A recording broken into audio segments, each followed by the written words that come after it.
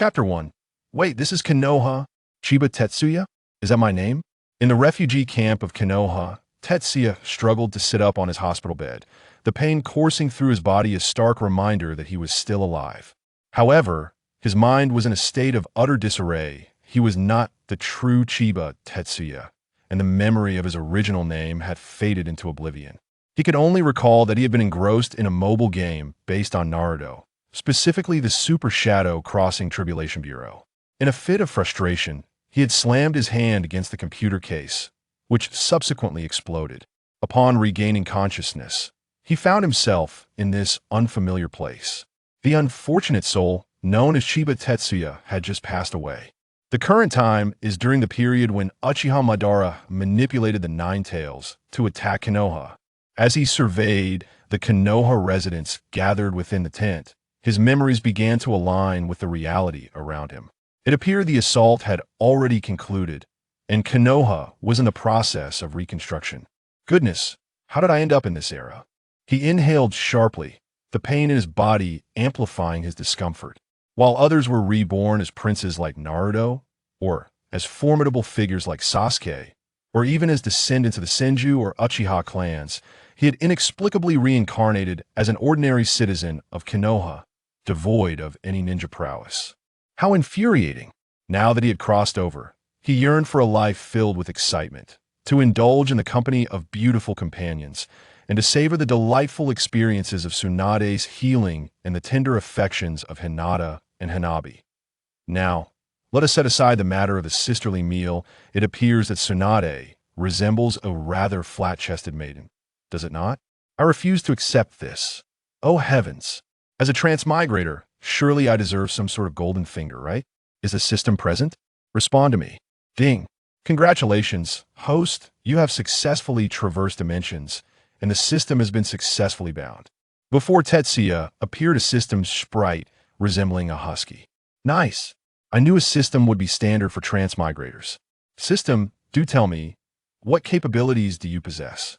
This system is fundamentally unadorned. One can grow stronger through monetary expenditure and summon cards with financial contributions.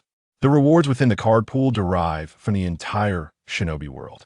What exists in the shinobi world, I possess as well. What is absent there, I also have. Impressive. So, are there any novice rewards? Dream on. This system never engages in unprofitable transactions. Novice rewards? Why not simply grant you the pinnacle of combat power in the shinobi world directly? The husky system, with a remarkably human-like demeanor, scratched its nose with its paw. There is no novice gift. However, I do have a first-time recharge bonus. Would you care to try a modest $6? First-time recharge of $6? Tetsuya raised an eyebrow. Don't you dare tell me that this dog system was produced by Tencent. Hey. Young man, watch your words. Allow me to correct you. This system is a husky. A dog is a dog, and a husky is a husky. Isn't a husky just a dog? Moreover, you have yet to refute your affiliation with Tencent. It appears you are indeed a product of Tencent.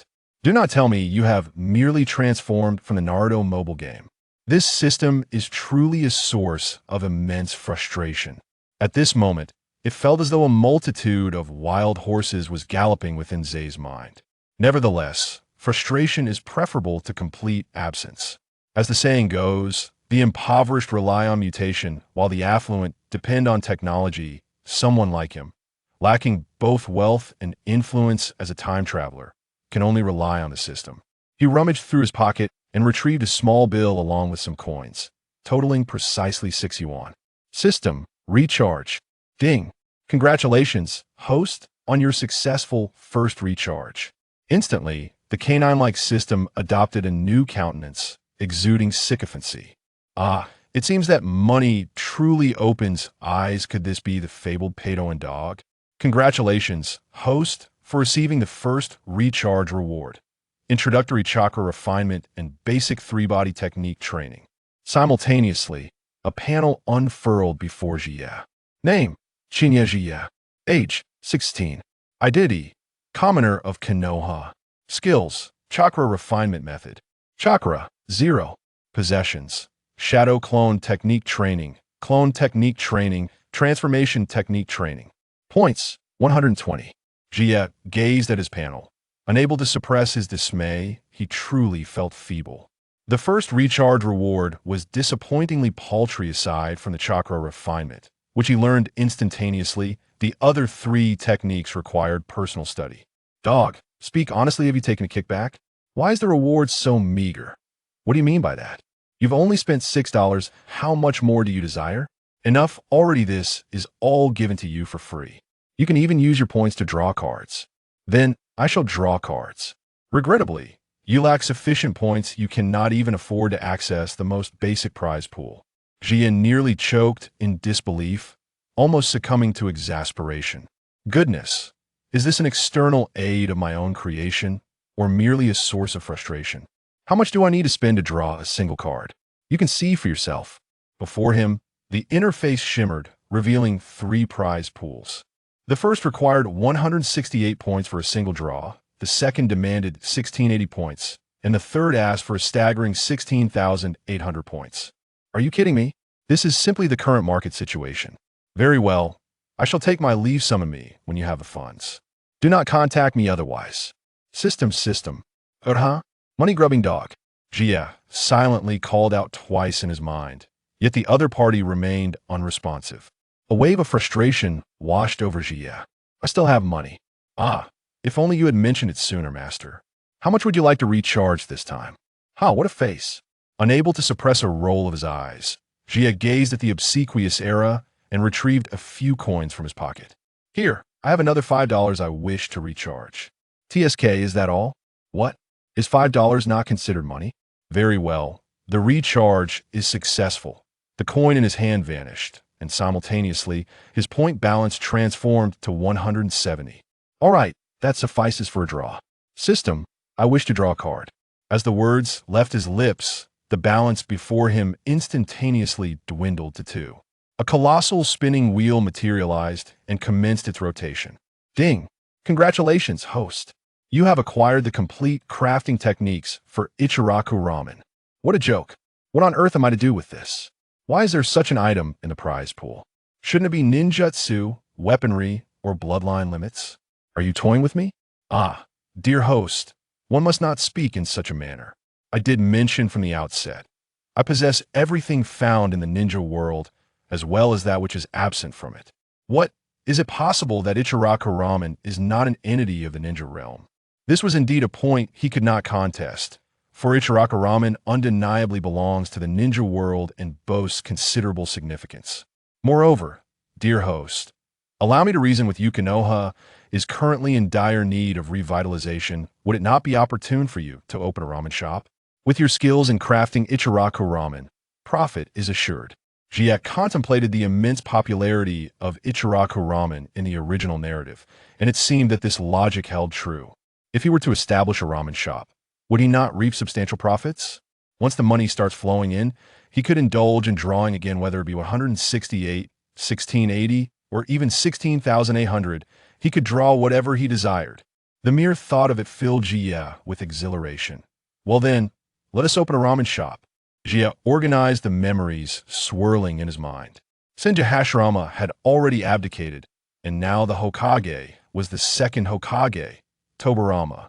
Not long ago, Uchihamadara had suddenly appeared and attacked the village, leading to the climactic battle at the Valley of the End, where Senju Hashirama emerged victorious over Uchihamadara, successfully reclaiming the Nine Tails.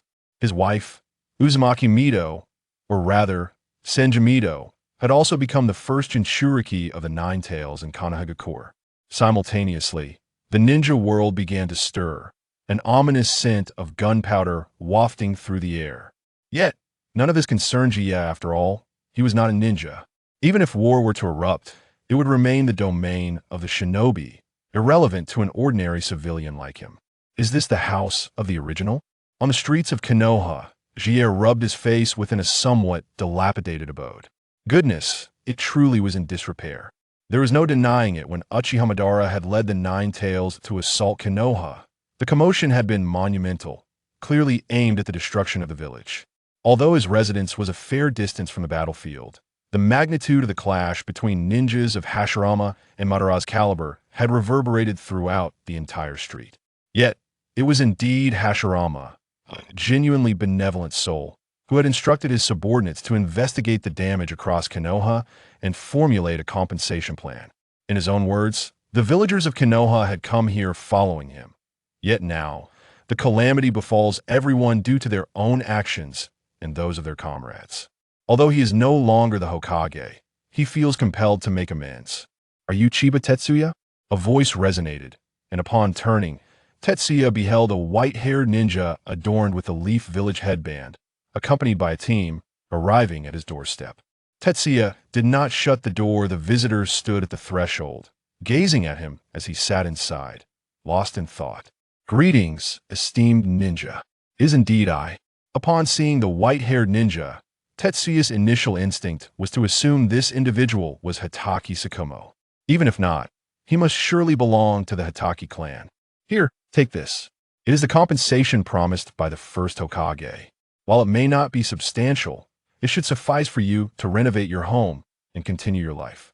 Tetsuya accepted the thick bundle of banknotes. "I am truly grateful. There is no need for thanks if gratitude is to be expressed, directed towards the first Hokage. Indeed, I am immensely thankful to the Hokage." Tetsuya reiterated his gratitude, genuinely moved. A brief glance revealed at least 5,000 ryo in the bundle. While this sum may appear modest, it is essential to remember that we are still in the early days of the Leaf Village's establishment, where prices have yet to inflate. It is noteworthy that in Naruto's era, a bowl of ramen costs around 60 to 70 ryo.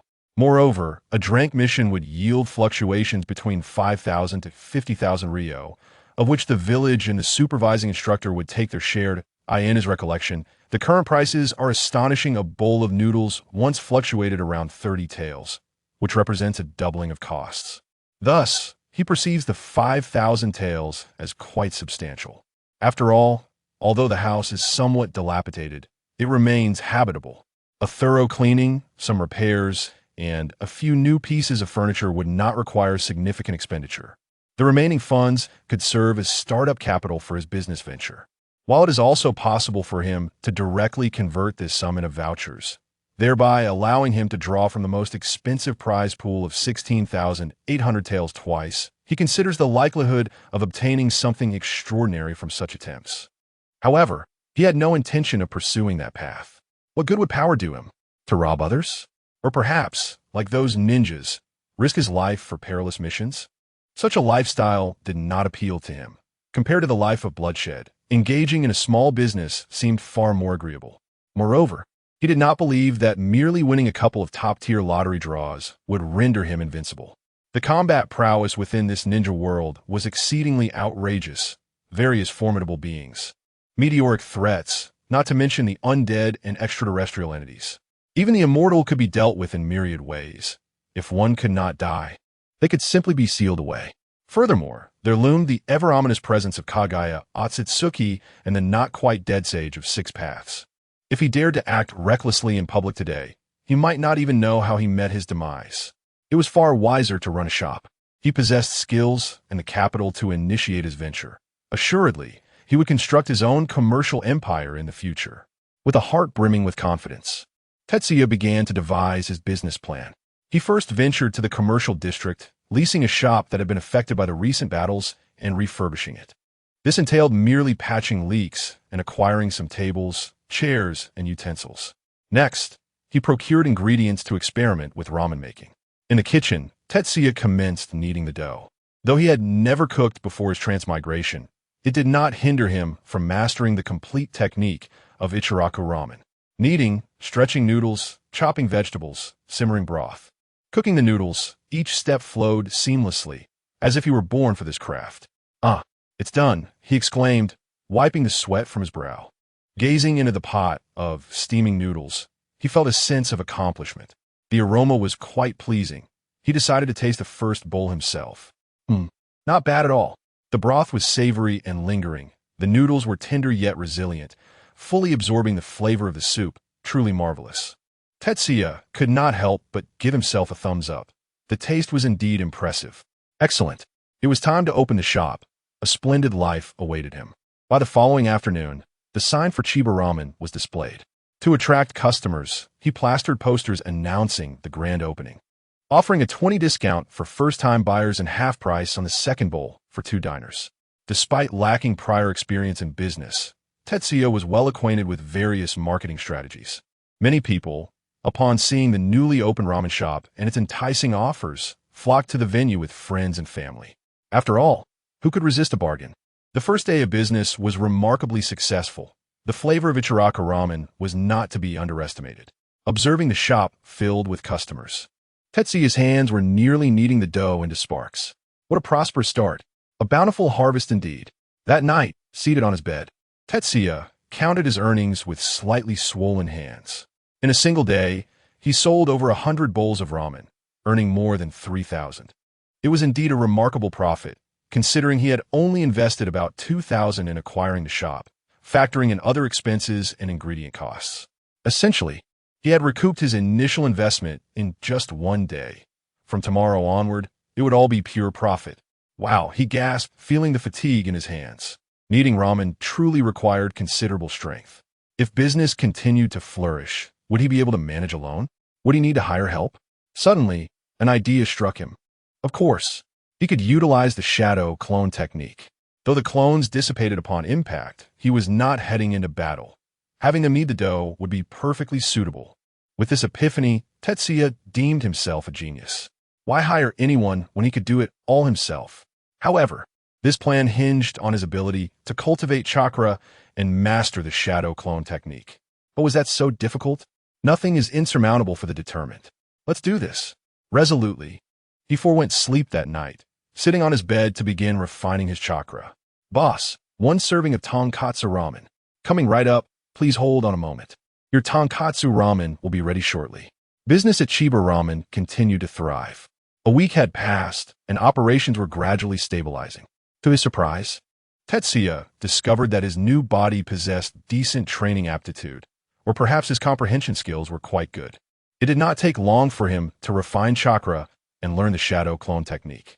After cultivating chakra, his stamina improved significantly, likely due to becoming accustomed to the work, making it far easier than at the shop's opening. Initially, he planned to use clones to assist with ramen preparation. However, the clones created by the technique were merely illusions and could not perform tasks, leaving him to work alone. The tonkatsu ramen is ready. Enjoy your meal. Tetsuya rubbed his hands together. During this period, he had saved quite a bit of money. The first 3 days yielded a daily income of 3,000, stabilizing at 2,000 by the 4th day. After deducting daily expenses, he had amassed over 17,000, just enough to splurge on 10 consecutive draws from the highest prize pool. He planned to indulge that very evening and wondered what treasures he might acquire. As business flourished, the reputation of Chiba Ramen grew, attracting numerous ninjas to dine at his establishment. Boss, 2 servings of assorted ramen, please. Certainly, coming right up, esteemed ninja. Upon lifting his gaze, Tetsuya spotted a familiar face, one of the ninjas from the Hitaki clan who had previously delivered funds to him. The ninja smiled and nodded at Tetsuya. You must be Tetsuya Chiba. I remember you.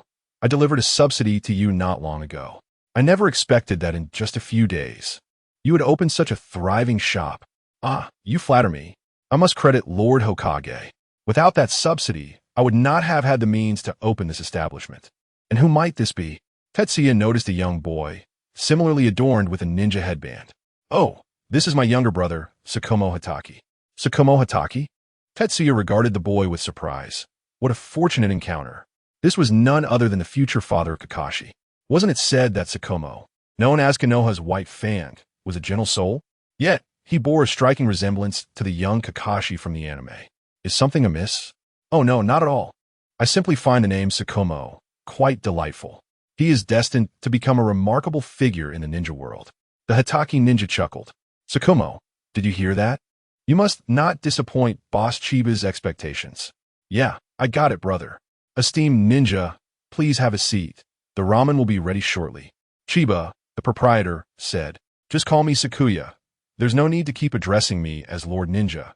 Very well, Mr. Sakuya, replied Tetsuya, gesturing for the two to take a seat before hastening to the kitchen.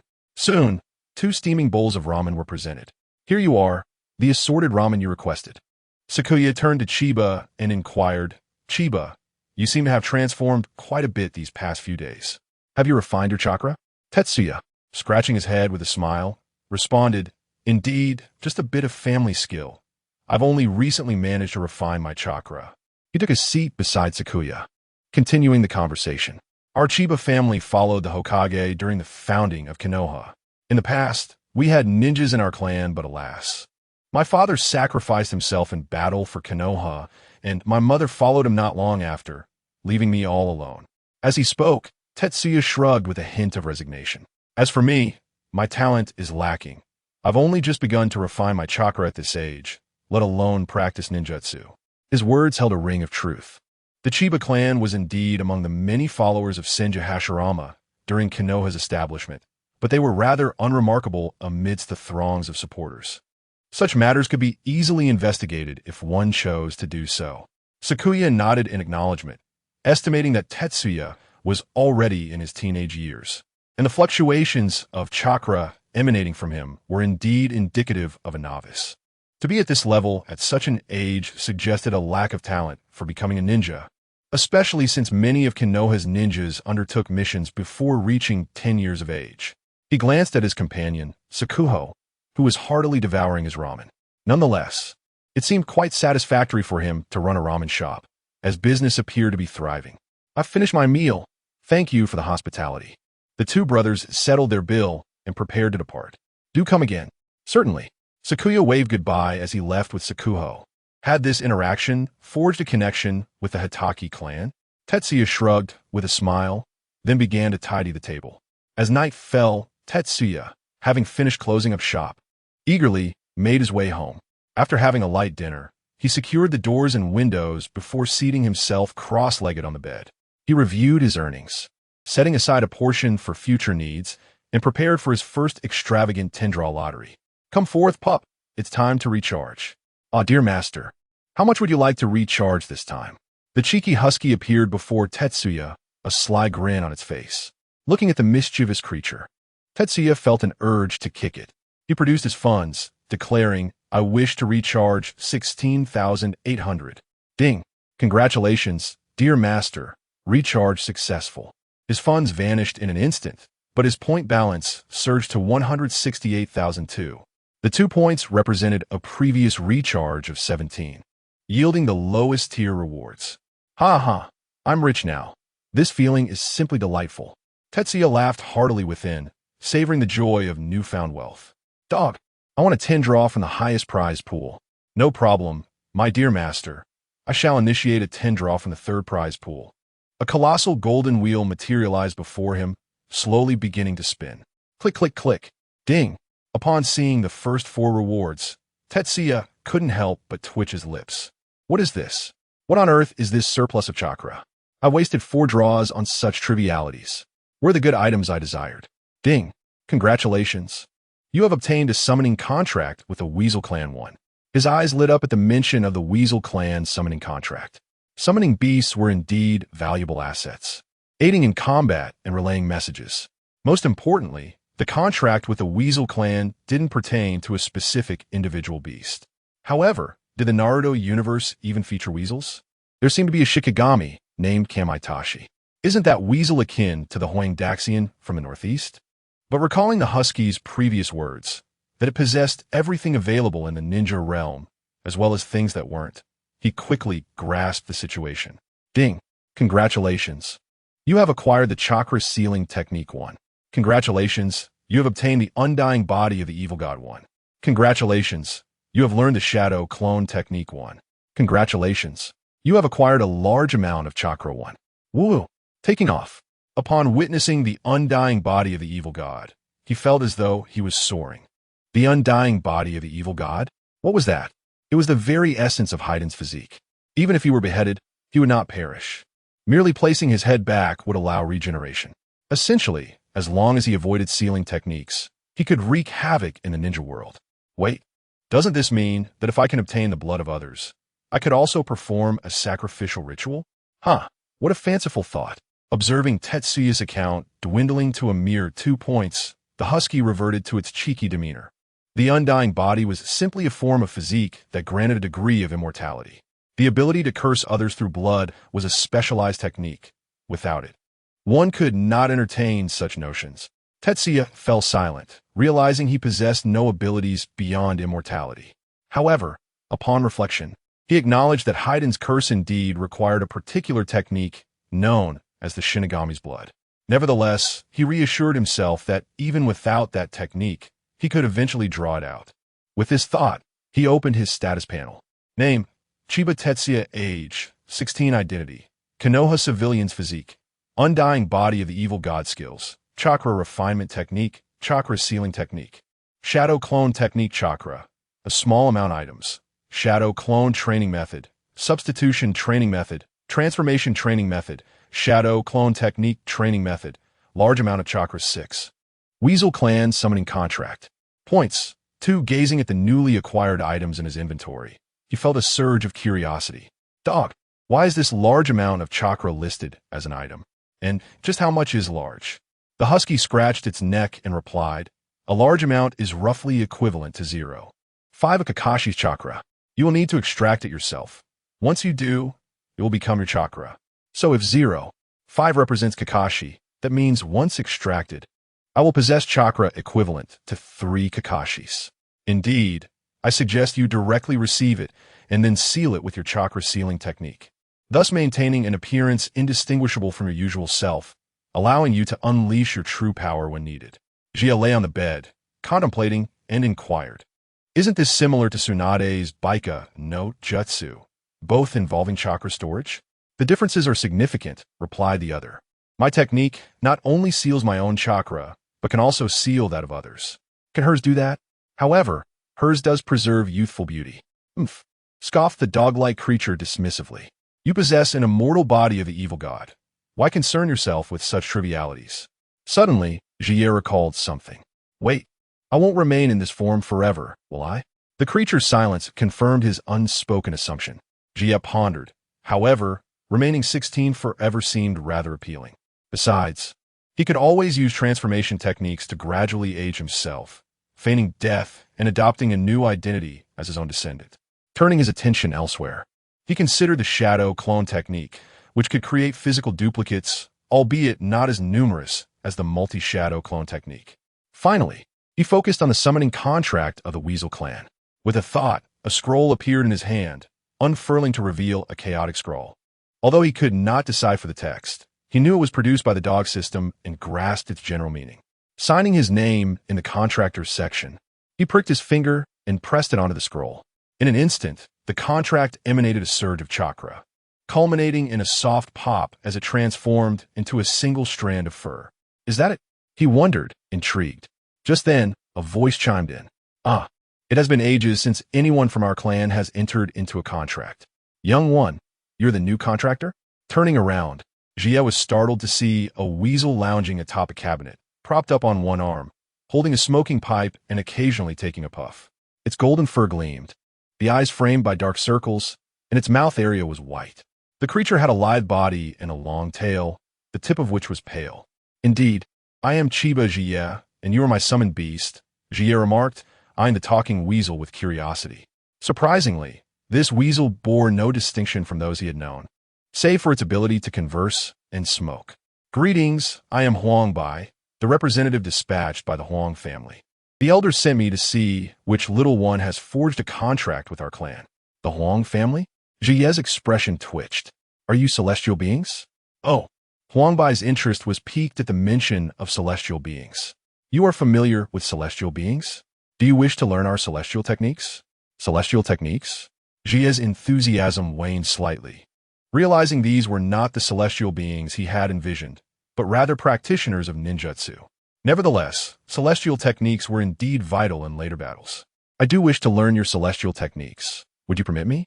With this thought, he dashed into the kitchen and retrieved the roast chicken he had purchased for celebration. My offerings may be modest, but I hope they suffice. Huang Bai's eyes lit up at the sight of the roast chicken. Ah, young one, you are quite thoughtful. Come closer. Let me examine you. Jie presented the chicken and approached the cabinet. Well, it's acceptable. Your talent may not be extraordinary, yet you possess a unique constitution. With diligent practice, you could indeed succeed. Really? Jie felt a surge of excitement at Huangbai's words. Celestial techniques were a rarity, even in later stages of training. However, I shall need to report back to the elder. You are the first to successfully forge a contract with us in many years. While you can learn, it may require considerable time. Without a century or so of perseverance, success is uncertain. Can you endure? Absolutely. Time is my greatest ally. With his immortal body of the evil god, he felt no burden of lifespan. Very well, I shall take my leave. In due time, it may be I or another clan member who returns to guide your studies in celestial techniques. Farewell. With that, Huangbai vanished in a puff of white smoke, taking the roast chicken and his pipe with him. How fortunate! A summoning scroll accompanied by a set of celestial techniques. Truly a remarkable bargain. Lying in bed, Jie tossed and turned, too exhilarated to sleep. He decided to claim the chakra he had received and began contemplating shadow clones, body substitution techniques, and transformation techniques. The sealing technique was indeed wondrous. In the kitchen of Chiba Ramen, Jie kneaded dough while sensing the chakra within him. He possessed at least 3 cards of chakra. Yet under the influence of the chakra sealing technique, it felt akin to the moment he first refined chakra. Even during the recent visits of Shikuya and Shikumo for ramen, they had failed to notice anything amiss. However, he had recently caught a whiff of something amiss. In the days he had gone grocery shopping, he noticed the prices of rice, flour, and other staples beginning to rise. Typically, such price hikes signified impending significant events, a war in the ninja world. Uchiha Madara had orchestrated the Nine Tails assault on Konoha, and rumor spread that Senja Hashirama had been injured in battle against Uchiha Madara. In no time, other ninja villages' martial factions arrived, akin to sharks sensing blood. The most critical point was that news of the first Hokage, Senja Hashirama, had diminished. His fate remained uncertain. Should Hashirama's demise be confirmed, it would likely herald the onset of war in the ninja world. The current peace in the ninja realm was largely upheld by Hashirama as presence. Once he was gone, this fragile tranquility would shatter. A significant portion of Jie's shop's revenue derived from ninjas. Although his ramen was reasonably priced, it was still a luxury for ordinary families to afford daily. Should a war erupt, a multitude of ninjas would be dispatched to the front lines, drastically diminishing his income. Ugh, how vexing. Hashirama, please hold out until I can accumulate enough wealth. As the freshly prepared ramen was placed into the pot, Tetsuya donned his signature smile and stepped outside with the steaming noodles. Esteemed guests, please enjoy your signature ramen. Suddenly, a voice, youthful yet boisterous, rang out. 3 figures entered the establishment. A carefree white-haired boy with a spiky hairstyle, a pale-skinned youth with long black hair, and a golden-haired girl with a single ponytail. Recognizing them instantly, Tetsuya realized these were none other than the future legendary Sannin of Konohagakure, Jiraiya, Orochimaru, and Tsunade. Welcome. What can I get for you today? Tetsuya inquired with a feigned ignorance, maintaining a cordial smile. Jiraiya thumped his chest with bravado, declaring, "Boss, I'd deal like a supersized serving of your signature ramen." Courtesy of him, he pushed Orochimaru forward as he spoke. Tsunade glanced at the menu and ordered, "I'll have a mixed ramen, please." "Certainly. And for you, sir?" Tetsuya asked Orochimaru, who was scrutinizing the menu with apparent dissatisfaction. Before Orochimaru could voice his preference, Jiraiya swung his arm around Orochimaru's shoulders, enthusiastically recommending, "Trust me, Orochimaru. You must try the signature ramen. It's undoubtedly the best dish this place has to offer." However, it was evident that Orochimaru was not inclined towards the signature ramen. Tetsuya, sensing this, inquired, "Is there a flavor you prefer that we might not have?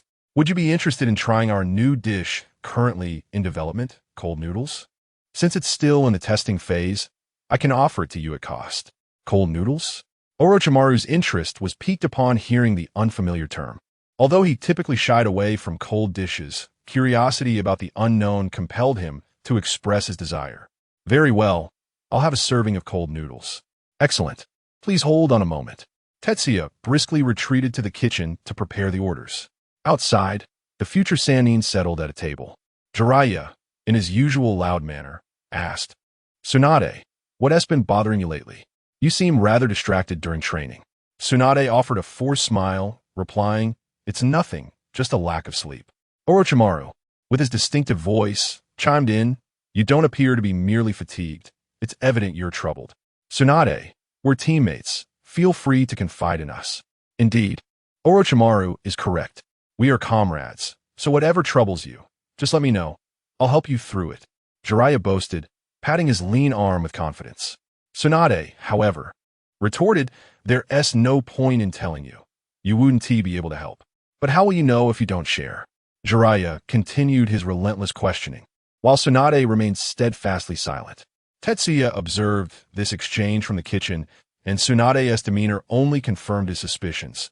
Something must have happened to her grandfather, Hashirama Senju. Your ramen is served. Please enjoy, Tetsuya announced as he presented the bowls to the trio. As he delivered Orochimaru's cold noodles, he added with a smile, this is a new product we are developing. I hope you will provide some feedback after tasting it. Orochimaru nodded, comparing his bowl of cold noodles with the steaming ramen of Jiraiya and Tsunade. Indeed, their bowls exuded warmth, while his noodles felt distinctly cool to the touch. Is this what cold noodles are like? May I have a taste, Orochimaru? Jiraiya, despite having a large bowl of signature tonkatsu ramen before him, was captivated by the cold noodles even before Orochimaru had taken his first bite. Unable to endure his friend's impatience, Tsunade smacked Jiraiya on the head. You fool. That is Orochimaru's dish. He hasn't even tasted it yet. Sure, Orochimaru replied, granting Jiraiya permission without hesitation. Huh, Orochimaru, how can you acquiesce to such rudeness? Jiraiya exclaimed in disbelief. Orochimaru smiled faintly, responding, as I mentioned before, we are teammates. Understanding his sentiment, Tsunade fell silent, recognizing that Orochimaru was implying that teammates should support one another. Yet, there were some matters she simply could not disclose. Delicious, Jiraiya exclaimed after his first bite of cold noodles.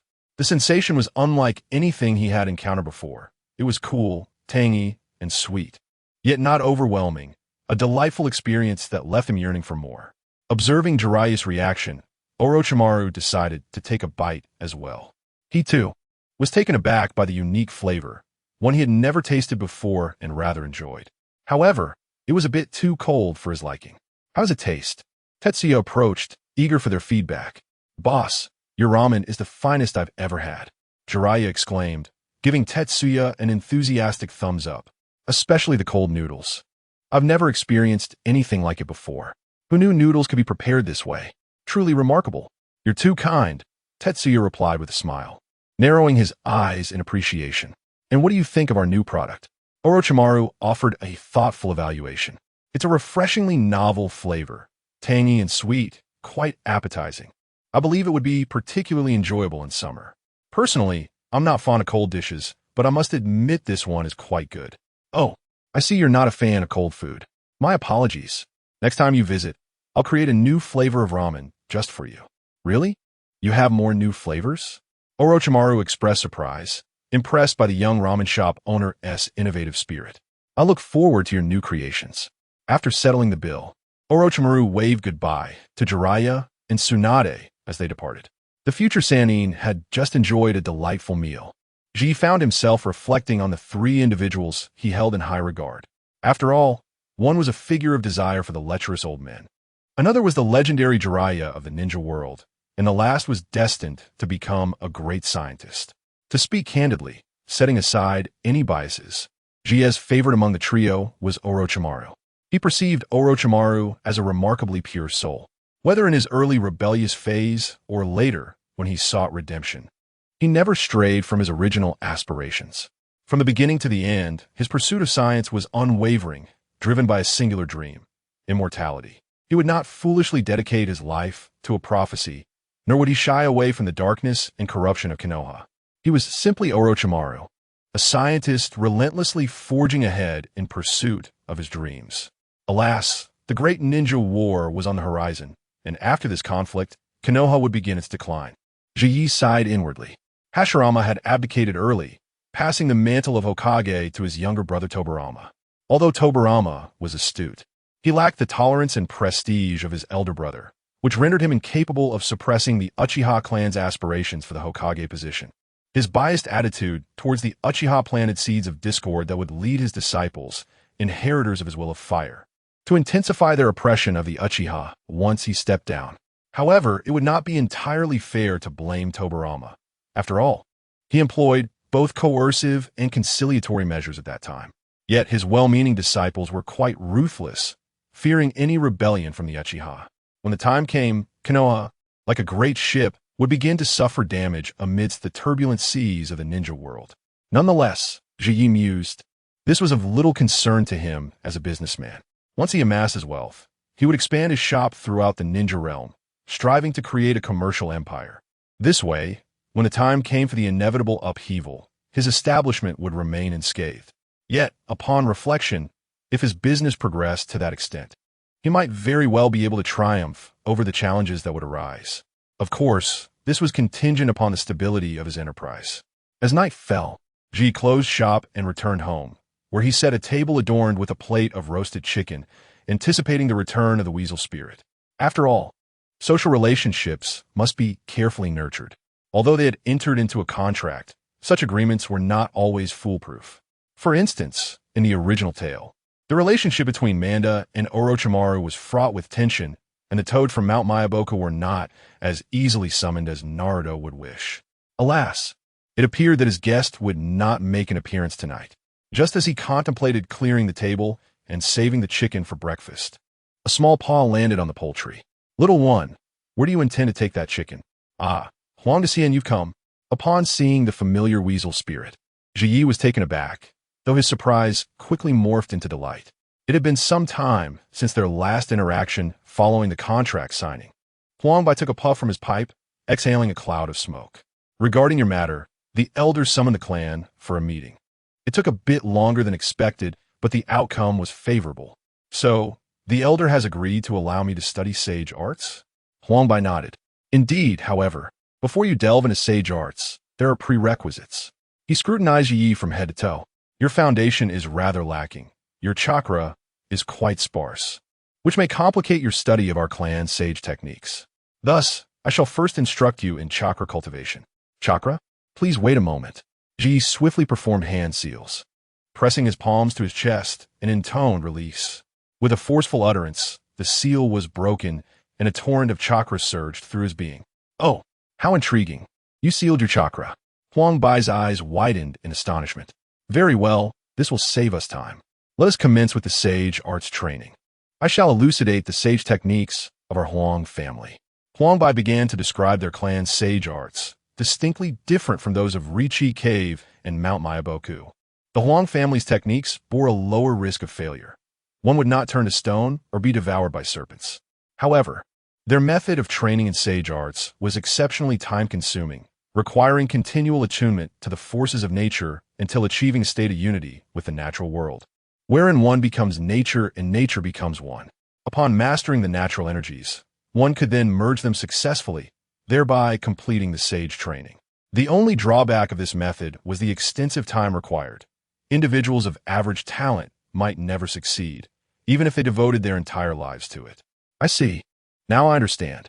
Ji nodded thoughtfully after Huang Bai's explanation. Do not fret, little one. I can discern that you possess a unique constitution. It is quite possible that you could achieve mastery before your lifespan wanes. Once you successfully learn the sage arts, extending your life by several decades should pose no issue. I understand. I implore you, Huang Dexian, to begin teaching me the ways of sage arts. Ji was unconcerned about lifespan, as he possessed an immortal body.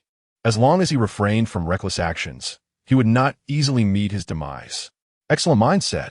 I am increasingly convinced of your potential for success. Let's begin. Huang Bai, while enjoying the roasted chicken, imparted the teachings of sage arts to Ji. Initially, Ji was somewhat bewildered and struggled to grasp the concepts, but gradually, he began to find his footing.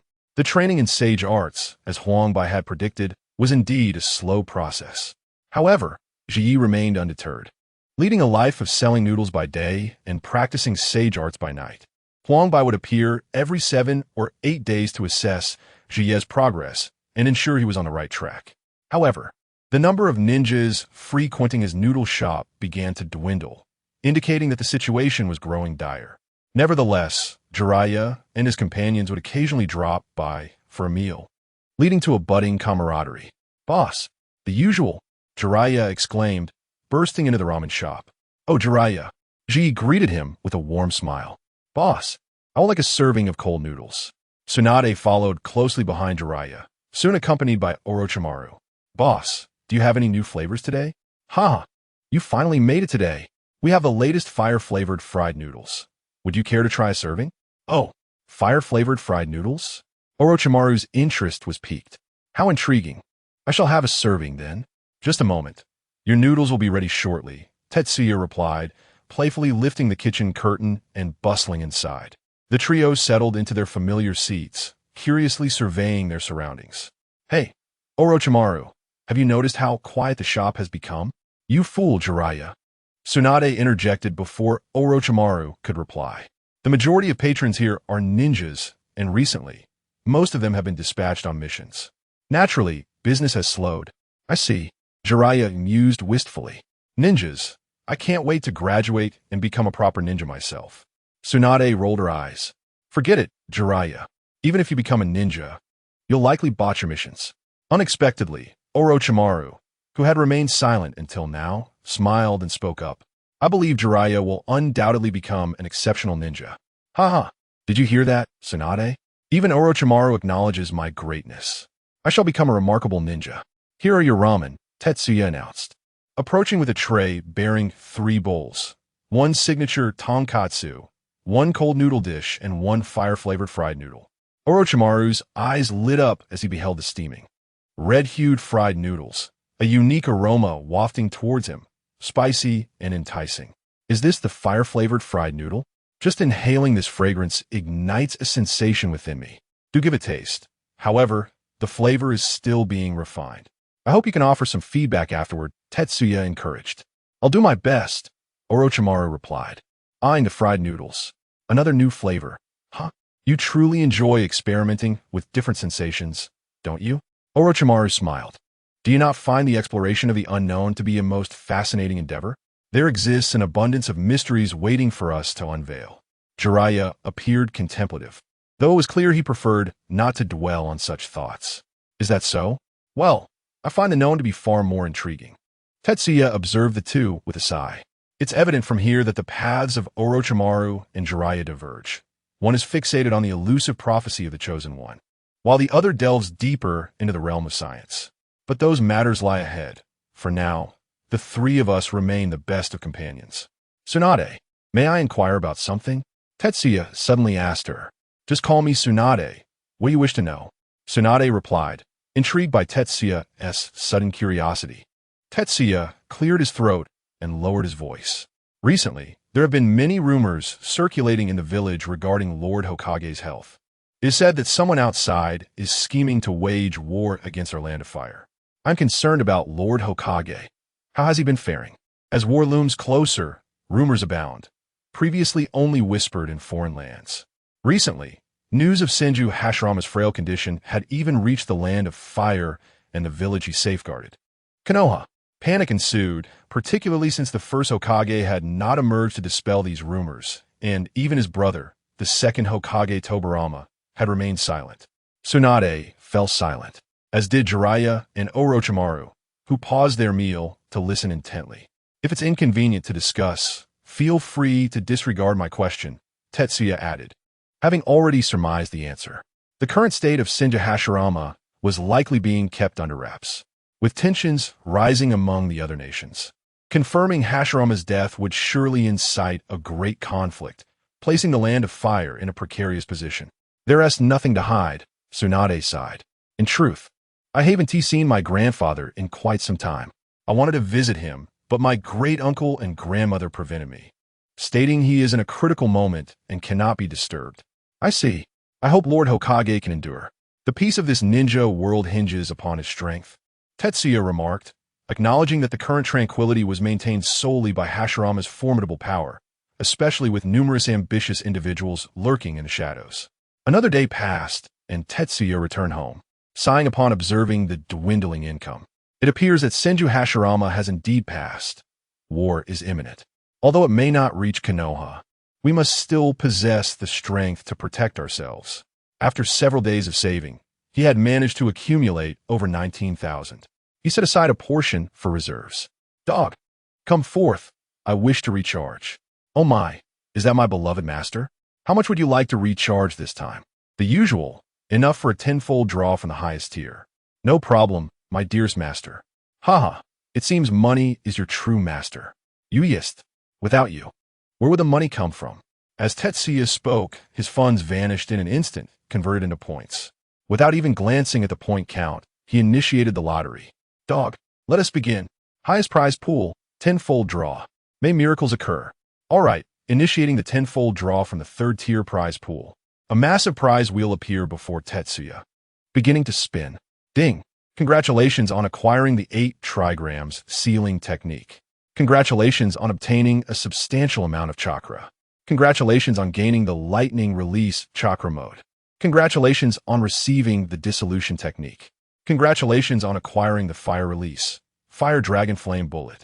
The lottery has concluded, and once again, the harvest is bountiful. The chakra amount of 3 cards goes without saying, and this time, I have drawn a sealing technique, namely, the 8 trigram sealing, which appears to be a signature skill of the Uzumaki clan. Furthermore, the lightning release chakra mode, invented by the second Reikage of the Cloud Village, has been further developed by subsequent generations of Reikage. As for the fire dragon flame bullet, it is a technique previously utilized by the third Hokage. Though still in his prime, seems to have mastered it as well. However, is this dissolution technique what I envision it to be? Is it the legitimate dissolution technique? In his recollection, it seems that this technique was used by Konohamaru in Boruto, when he was under control and managed to free himself by inscribing the technique on his body, thereby utilizing the dissolution technique to break free from the enemy's grip. Ah, what a statement. Techniques are techniques. What difference does it make if they are deemed legitimate or not? They merely serve to dispel negative effects on oneself and to eliminate enhancements on others. Indeed, it truly resembles that dissolution technique from the Naruto mobile game. You crafty system, claiming you are not derived from the Naruto mobile game. This service comes to an end here. It has been a pleasure serving you. Should you need assistance again, we shall meet next time. Farewell. The mischievous dog chuckled and promptly vanished before Jia. Jia gazed at his status panel in astonishment. Name, Jia Identity, Commoner of Konoha Physique, Undying Body of the Evil God Skills, Chakra Refinement Method, Chakra Sealing, Shadow Clone Technique, Substitution Technique, Transformation Technique, Summoning Technique Chakra, 6 cards, items, Shadow Clone Technique Training Method, Substitution Technique Training Method, Transformation Technique Training Method, Shadow Clone Technique Training Method, 8 trigrams Sealing Technique Training Method, Lightning Release Chakra Mode Training Method, Dissolution Technique Training Method, Fire Release, Fire Dragon Flame Bullet Training Method. With 6 cards of chakra, he felt he had at least reached the level of an elite jonin. However, he was acutely aware that aside from having a bit more chakra and being nearly indestructible, he was hardly impressive in other respects. It was imperative to swiftly digest the rewards from this lottery. Among them, his greatest interest lay in the Lightning Release Chakra mode.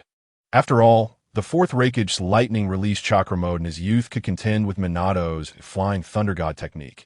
Its potency was indeed immeasurable. As for the sealing technique, it held great promise. Typically, one could not vanquish the old coin of Kaguya, but a sealing technique could achieve that. If he were to encounter the old coin, he could seal it away, preventing it from orchestrating schemes behind the scenes. However, barring unforeseen circumstances, that old coin would likely not reveal itself easily. In the following days, the atmosphere in the village shifted, growing increasingly somber, imbued with a sense of impending storm. Indeed, not long after, news of the first Hokage's passing spread throughout the village. Before the villagers had a chance to mourn, war erupted. To counter the attacks from other ninja villages, the second Hokage, Tobirama, led the ninjas to the battlefield. In the shop, observing the few remaining civilian customers, Jia sighed. War had ultimately broken out, and this time, the second Hokage likely would not return.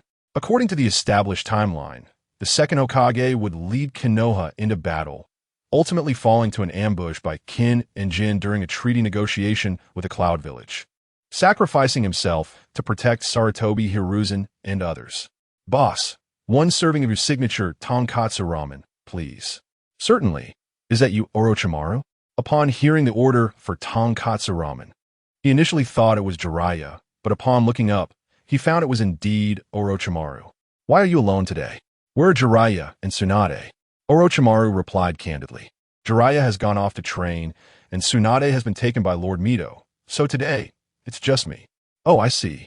Jia nodded, deducing that Jiraiya had likely gone to Mount Mayaboku, while Tsunade's absence was due to concerns about potential threats taking advantage of the Hokage's absence to capture her.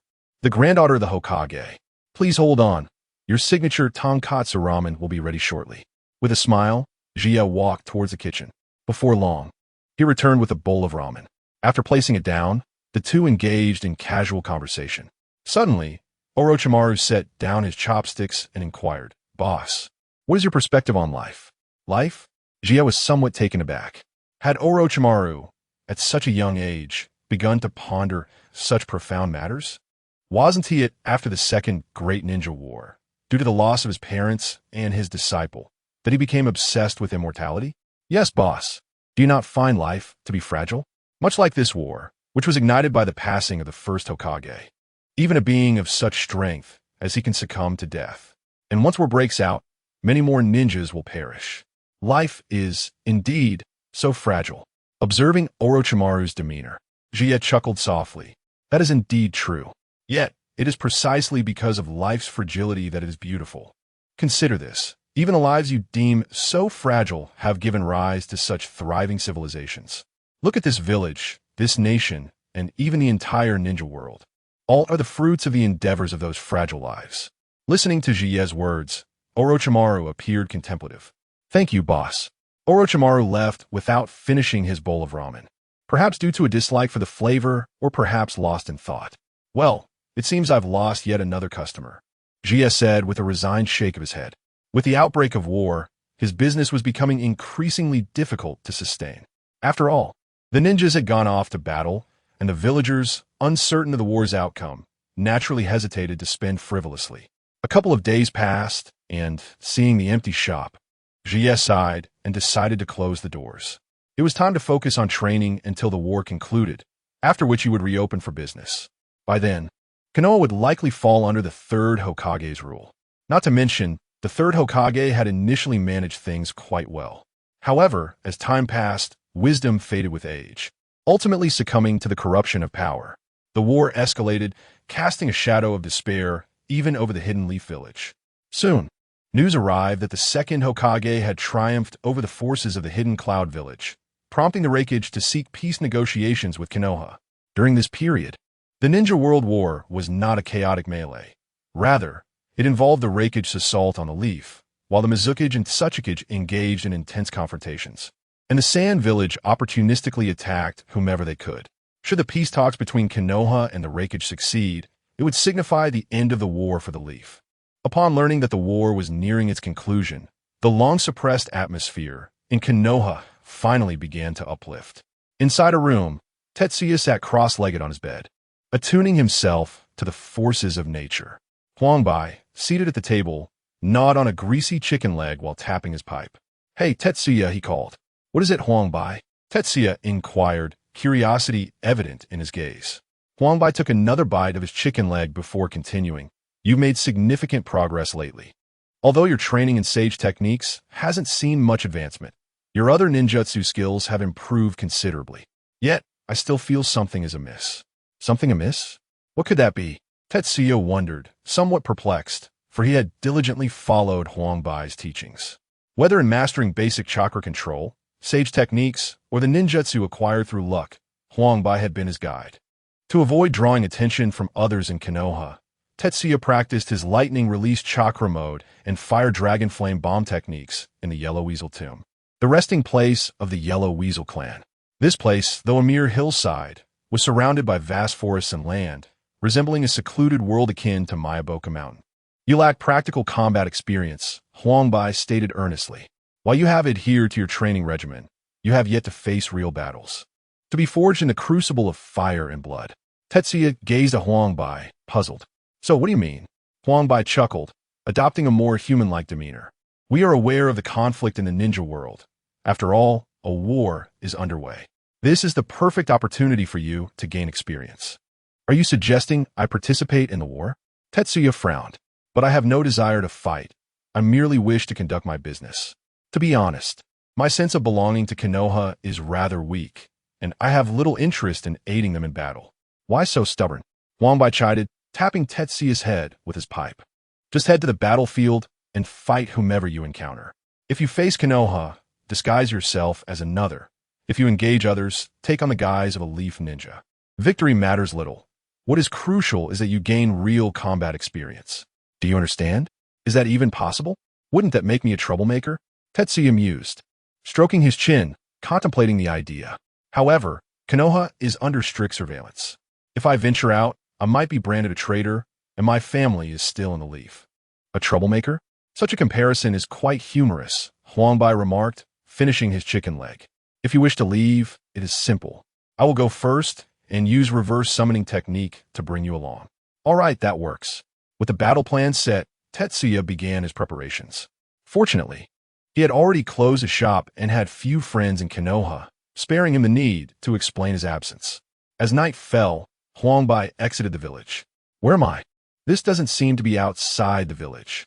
Tetsuya, having been summoned via reverse summoning, cautiously peered out of the tree hollow, excitement bubbling within him. He discovered he was in an entirely unfamiliar location, near the battlefield. Huangbai exhaled smoke, responding, I feared you would be discovered by the village patrols immediately upon exiting. So I brought you directly to the vicinity of the battlefield. Now I see. I have arrived at the battlefield. Tetsuya felt a rush of anxiety. After all, in his previous life, he was merely an ordinary person. Though he now possessed extraordinary powers, he remained an untested individual, untouched by the horrors of war. Look at you. I told you, you lack practical experience. With your current state, learning sage techniques will be quite the challenge. Huangbai shook his head. Strength is forged through battle, and individuals like Tetsuya, despite their talents, find it difficult to become powerful. Taking a deep breath, Tetsuya steadied his mindset. You are correct, Huangbai. I will adjust accordingly. Even though he possessed a system to aid him, he understood that mindset and experience were not things that could be granted. Thus, he acknowledged Huangbai's wisdom. He must step onto the battlefield. Good. You're adapting quickly. You aren't as hopeless as I thought. Huangbai shrank down and leaped onto Tetsuya's shoulder. Let us go. I can sense the presence of combat nearby. It is time for you to experience the realities of war firsthand. All right. Tetsuya utilized transformation technique to assume the appearance of Shikuya as he exited the tree hollow. Within the jungle, numerous figures darted and weaved through the chaos. Water release, water chaos wave. Earth release, earth spike. The water and earth techniques erupted simultaneously, crashing into one another, sending plumes of water and clumps of earth flying. Yet, before the debris could settle, a flurry of shuriken and kunai rained down upon the adversary. Observing the scene unfold, Tetsuya discerned the identities of the combatants. Huangbai, you have brought me to the battlefield between the mist and stone villages. Huangbai shrugged nonchalantly. I haven't visited the ninja world in years. How could I possibly know the way? Besides, they're all fighting. What does it matter who they are? That is a valid point. However, in that case, I must change my appearance. With that, he rubbed his face, swiftly transforming into a burly man of dark complexion, embodying the standard look of a hidden cloud ninja. If I remember correctly, this form belongs to someone from the land of lightning, does it not? Indeed. After all, the lightning release chakra mode was pioneered by their Reikage. It is only fitting that I fight in this guise. Huangbai couldn't help but give Tetsuya a thumbs up. Impressive kid. After speaking, he leaped from Jie's side to a nearby tree. From here on, you shall fight on your own. I will keep an eye on you. However, I will not intervene unless your life is in peril or you are on the brink of death. Jie nodded in acknowledgement. Rest assured, it is unlikely that you will need to intervene. Oh, you are quite confident, the elder remarked. Jie offered no reply. How could he? Should he bluntly state that he was invulnerable to death? Rather than waste words on explanations, he activated his lightning release chakra mode. A tempest of fierce blue lightning erupted, enveloping him, while the chakra within him surged with ferocity. Who goes there? The powerful fluctuations of chakra naturally drew the attention of the battling ninjas. Without hesitation, Jie surged forward. Take this elbow strike. Empowered by the lightning release chakra mode, his speed was astonishing. With a single elbow, he sent one ninja flying. A black-skinned, muscular man, crackling with blue lightning. He must be from the Cloud Village. Someone exclaimed in alarm, and instinctively, the others regarded Jie as a cloud ninja. After all, the lightning release chakra mode was developed by the second Reikage and had gained renown on the battlefield. Given the youthfulness of the figure before them, it was evident he could not be the second Reikage. Thus, he must be his disciple. They quickly shifted their focus to attack Jie, who had just been their adversary. Too slow, too slow. Jie moved like a flash of lightning through their assaults. Although he had mastered the lightning release chakra mode, he lacked accompanying ninjutsu, which forced him to rely solely on his fists and feet in combat. Perhaps it was the influence of the lightning release or his newfound appearance as a Cloud Village ninja, but he found himself particularly fond of elbow strikes, rushing forward to deliver devastating blows to his opponent's skulls. With each strike, his adversaries were either incapacitated or rendered unconscious. The thrill of battle exhilarated him. The adrenaline coursing through his veins brought him immense joy. Feel my Black Mamba elbow. In a flash, he appeared before another foe, delivering yet another elbow strike. This blow landed squarely on the enemy's temple, instantly knocking him out. This is madness. This fellow is a monster. Is this what the Reikage's disciple is like? This is terrifying. The surviving ninjas, realizing the gravity of the situation, decided to retreat. They needed to relay this crucial intelligence back home. Trying to escape? Do you think you can? Jie, charge forward. Watch out for my elbow. A chilling scream echoed through the forest. Phew! After dispatching the last ninja with an elbow strike, Jie deactivated his lightning release chakra mode and exhaled deeply. The exhilaration began to wane, replaced by a discomfort from the surrounding stench of blood. Yet, upon reflection, he realized that the scent was not dissimilar to that encountered at a butcher's shop, and he found it bearable. Observing his blood-stained sleeves, he decided to tear them off and incinerate them with a burst of fire release. Now I understand why the fourth Reikage preferred sleeveless shirts in his youth. When he grew older, he simply stopped wearing clothes altogether. What fabric can withstand such elbows? You're impressive, lad. Your combat style is remarkably clean and decisive. I must commend you, Huangbai said, descending from the tree to perch on Jie's shoulder. He expressed satisfaction with Jie's performance. However, your method of attack is rather one-dimensional. Why do you favor using your elbows to strike? You dispatch these foes solely with elbow strikes. While it suffices against ordinary ninjas, such a singular approach could easily be countered by a stronger opponent. Jie chuckled and shrugged. There's little I can do. I didn't acquire any supplementary taijutsu when I obtained this ninjutsu. Thus, I must resort to the simplest and most brutal methods in battle. I see. Well, I can't assist you there, as our clan is not particularly adept in taijutsu either.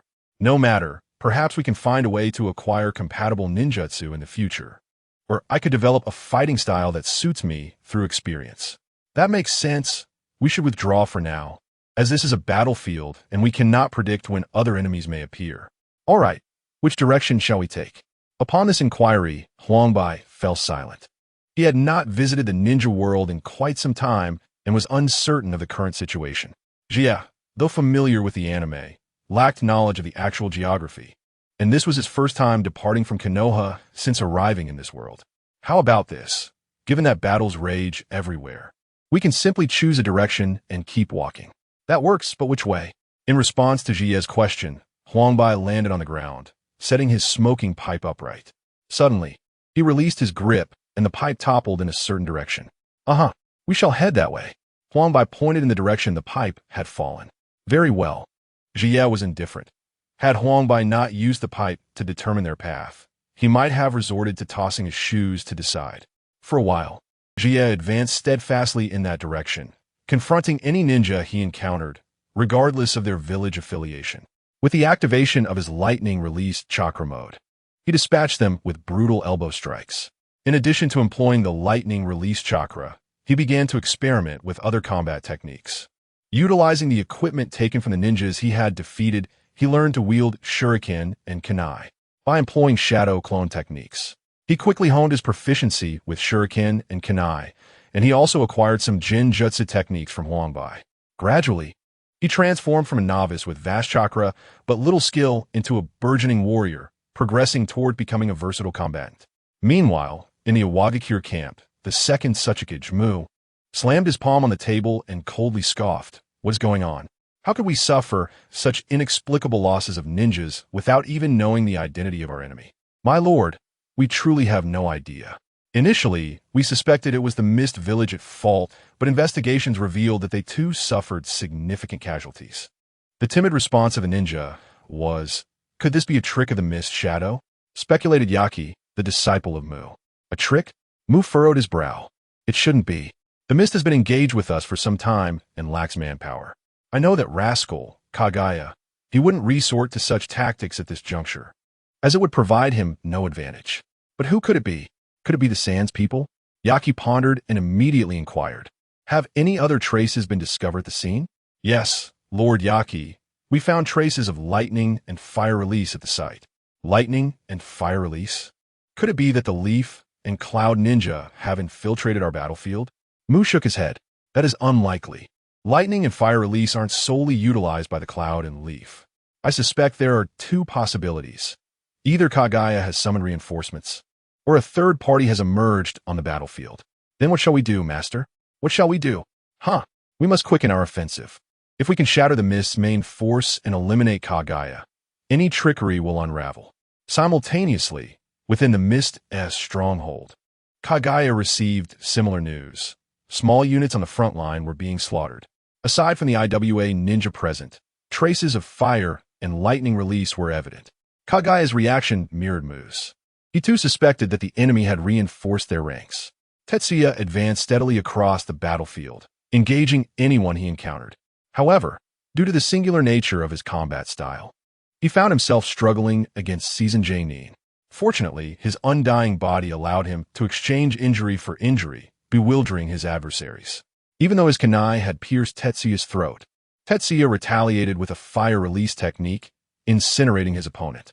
The adversary, upon reaching the Pure Land, would likely ponder why someone with a fatal wound could continue to fight. Pain! Pain! Perched atop a tree, Tetsuya pressed his hand against his wounded abdomen, meticulously stitching it up with thread and needle. Though this wound would eventually heal without stitching, the process would expedite his recovery. He was merely an undying body, not the likes of Hashirama Senju, who could rapidly mend injuries. Hey, how is it that you remain alive despite several near-fatal wounds? Huangbai inquired, perched on Tetsuya's shoulder, puffing on a cigarette, unable to comprehend Tetsuya's peculiar situation. There's nothing particularly strange about it. It's simply my unique physique, Tetsuya replied, cutting the thread once he finished stitching. As long as I'm not struck by an attack that vaporizes me on the spot, ordinary fatal injuries won't kill me. Moreover, barring unforeseen circumstances, my natural lifespan is significantly longer than that of an average person. Is that so? Quite intriguing, Huangbai chuckled. It seems your physical prowess aligns well with our Huang Weasel clan sage arts. As long as you live long enough, you shall inevitably master it. I believe so as well. Putting away his medical kit, Tetsuya stood up, gradually acclimatizing to the myriad aches coursing through his body. Perhaps the undying body not only granted him immortality, but also altered his perception of pain. While he was not a masochist like Haydn, his capacity to endure suffering far surpassed that of others. All right, let us proceed. Are you certain you can manage? Huangbai glanced at Tetsuya's numerous injuries. No problem. These injuries do not hinder my combat ability. Huangbai took another puff of his cigarette. I feel you have accumulated enough combat experience for now. Continuing might be counterproductive. Is that so? Shall we return? Very well, let us. Just as Huangbai was about to suggest retreating, he suddenly sensed something. His entire body tensing as he scanned the surroundings, ears perked like radar. What is it, Huangbai?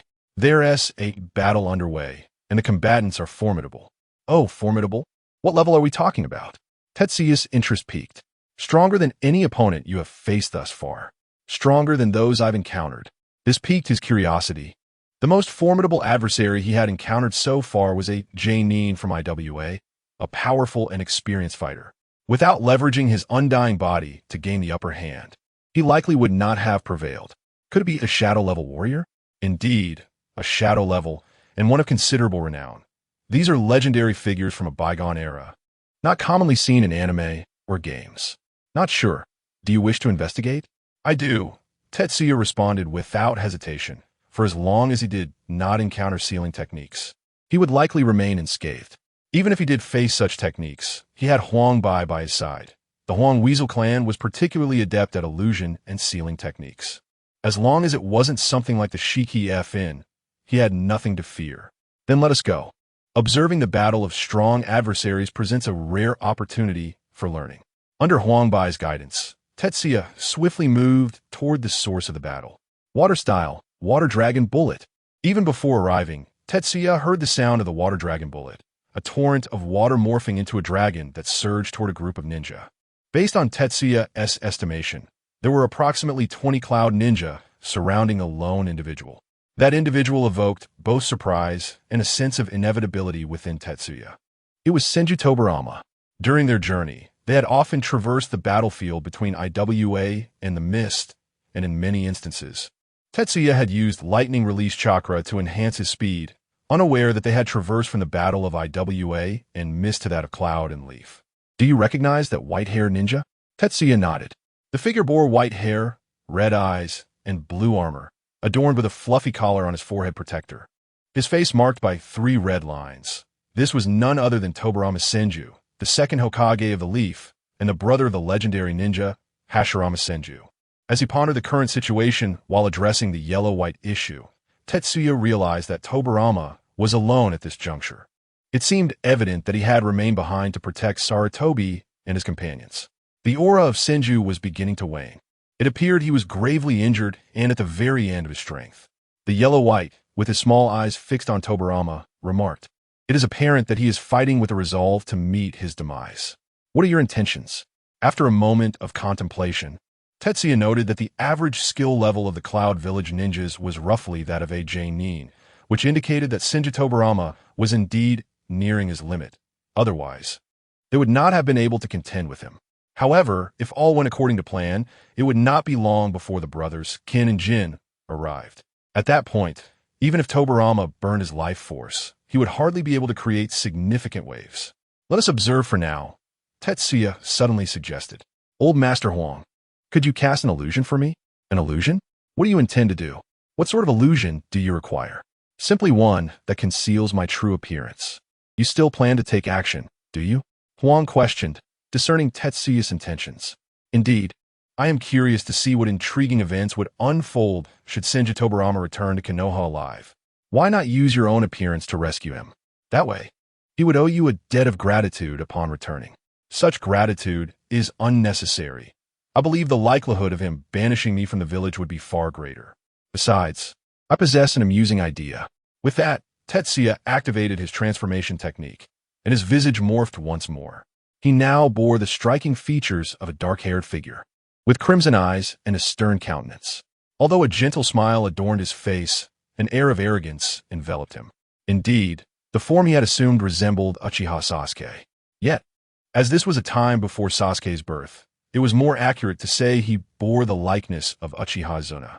Huang gazed curiously at Tetsuya's altered face. Those eyes, Uchiha clan? Who is this Uchiha? Why adopt this appearance? Tetsuya grinned mischievously. "Ah, merely a dead man.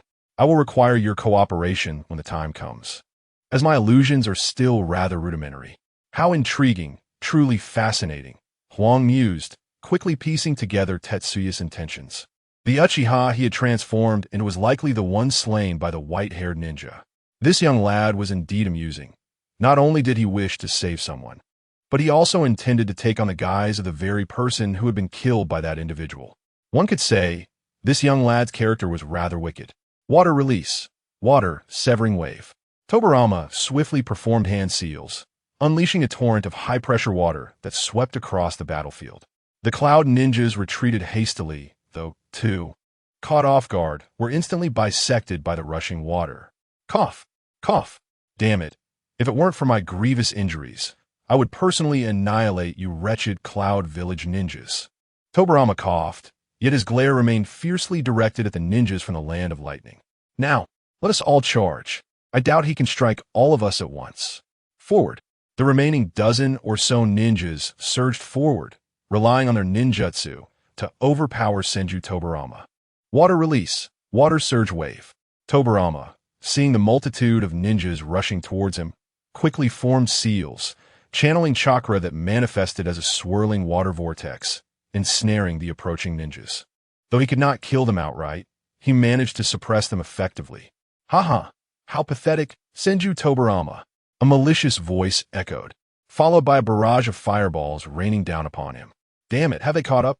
Tobarama thought, a sense of foreboding washing over him as he hastily performed hand seals. Water release, heavenly cry. In an instant, he expelled a multitude of water needles towards the fireballs, and upon impact, they erupted into steam in the air. Yah! A piercing shriek rang out, as a figure broke through the steam, brandishing a large sword aimed at Tobarama. Tobarama raised his weapon to defend himself, but was forced back by the strike. Well done, brother. Good job, brother. Damn it. Tobarama looked up, only to see two figures standing before him, nearly identical save for their differing hair colors. They were the brothers of the Cloud Village, Kin and Jin. One wielded a fan, while the other brandished a seven-star sword. Both wore sinister smiles as they regarded Senju Tobarama. Our second Raikage has perished. Now, isn't it time for you, the second Hokage, to meet your end? Hmph, you despicable fiends. If it weren't for your sudden ambush, do you think I would fear you? Ha ha ha, how amusing. This is war, and the victors are always the most vile, and that title belongs to us. What my brother says is true. We not only ambushed you, but also outnumbered you. Tobarama furrowed his brow, realizing that his fate was likely sealed today. Nevertheless, he resolved to severely injure these two, for they posed a significant threat to Konoha. Were you still pondering? Prepare to meet your end. Kin laughed heartily as he swung his fan, unleashing a tempest of thunder and fire that surged towards Tobarama. Water release, water barrier. Tobarama expelled a torrent of water that cascaded around him, forming an impenetrable defense.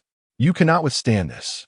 Jin cackled as he charged forward, striking with his seven-star sword, cleaving through the water barrier. In quick succession, he swung again at Tobarama. Water release, hard vortex water blade. Water enveloped Tobarama's blade and arm as he thrust forward to meet Jin's attack.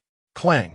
The sound resonated sharply, but Tobarama, drained of energy and chakra, was no match for Jin. Simultaneously, Kin conjured another tempest that surged towards Tobarama. Is this where it ends? No, I must be capable of more. Tobarama's mind raced as he sought a solution before the attack landed. At that moment, a low voice echoed, fire release, triple fire dragon flame. Roar! 3 fire dragons surged from a direction, intertwining to form a 3-headed dragon that collided with the tempest. Who is it? With a thunderous shout, Jin Jiao was taken aback. He could hardly fathom that in such dire straits, someone would dare to rescue Senju Tobarama. Were there still formidable warriors in Konoha? Wasn't Senju Hashirama and Uchiha Madara already deceased? Wasn't the Uchiha clan at odds with Tobarama? Who could possibly come to his aid? To his astonishment, he found himself in a predicament he had never anticipated. Nanny! Upon hearing that voice, Senju Tobarama felt as if a jolt of electricity coursed through him. Emerging was a figure clad in a black long robe, with crimson eyes and sharp short hair. A long blade was slung at his waist, and a playful smile graced his face. Uchiha Izuna, how could this be? How could you still be alive? Hadn't I already? Zatai interjected with a smile.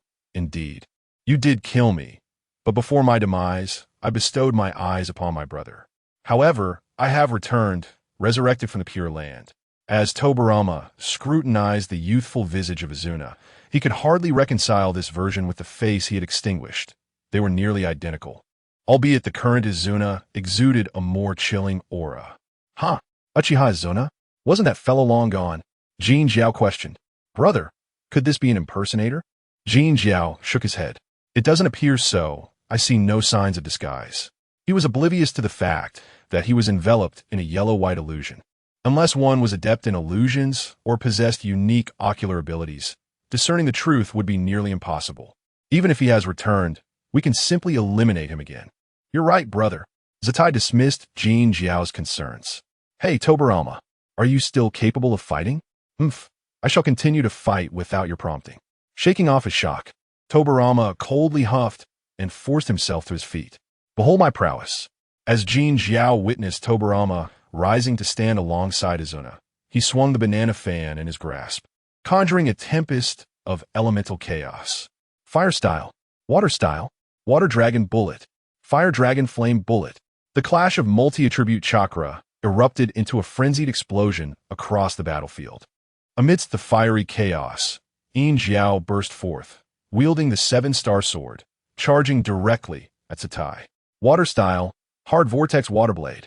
In an instant, Tobarama utilized the body flicker technique and appeared before Zatai, thrusting a blade forward. The Hard Vortex Water Blade collided once more with the seven-star sword. Zatai swiftly formed hand seals, flames swirling around him. Fire style, Fire Dragon Flame Bullet. Roar. The fire dragon erupted, soaring past Tobarama, aiming straight for Yin Jiao. Brother. A golden rope suddenly flew forth, ensnaring Yin Jiao and pulling him back, while he waved the banana fan, raising walls of earth. The roaring fire dragon pierced through several layers of earthen barriers before it finally came to a halt. Behold my might. Red gourd. Avoiding the attack, Yin Jiao produced a massive red gourd, its mouth agape. A powerful suction erupted, drawing Tobarama toward its location. Tobarama resisted the force, but his wounds began to tear open, his body growing weaker. Just as he felt he could no longer withstand it, a hand grasped him. Izuna. Turning, he saw Zatai, though it was merely Zatai's shadow clone. The real Zatai and his other two clones quickly completed their hand seals. Fire style, Triple Fire Dragon Flame Bullet. 3 roaring fire dragons surged forth, led by the primary dragon, merging into 3-headed infernal serpents that lunged toward Yin Jiao.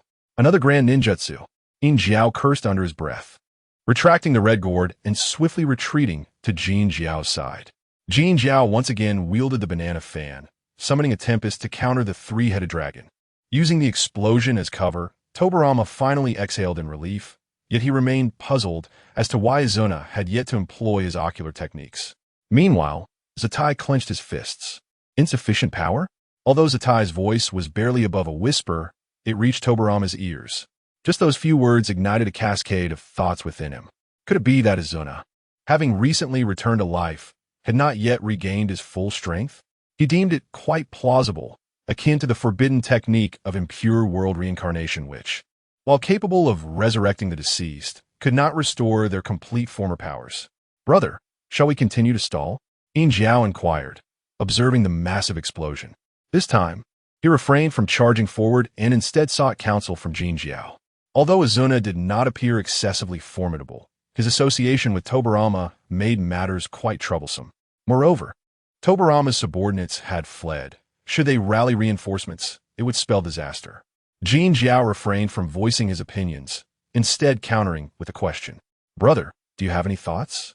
Typically, it was Yin Jiao who proposed ideas, leaving the decision-making to his elder brother. When Yin Jiao sought his opinion, it indicated that he had formulated a plan. Brother, let us unleash that power.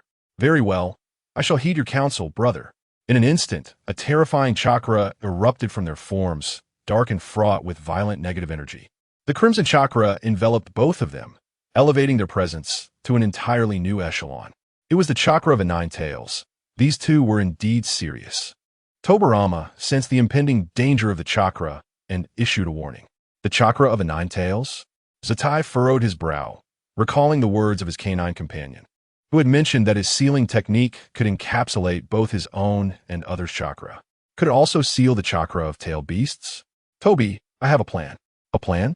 Tobarama recalled the days of conflict between their clans, when the leaders, whether it be Hashirama or Madara, were not known for their strategic prowess.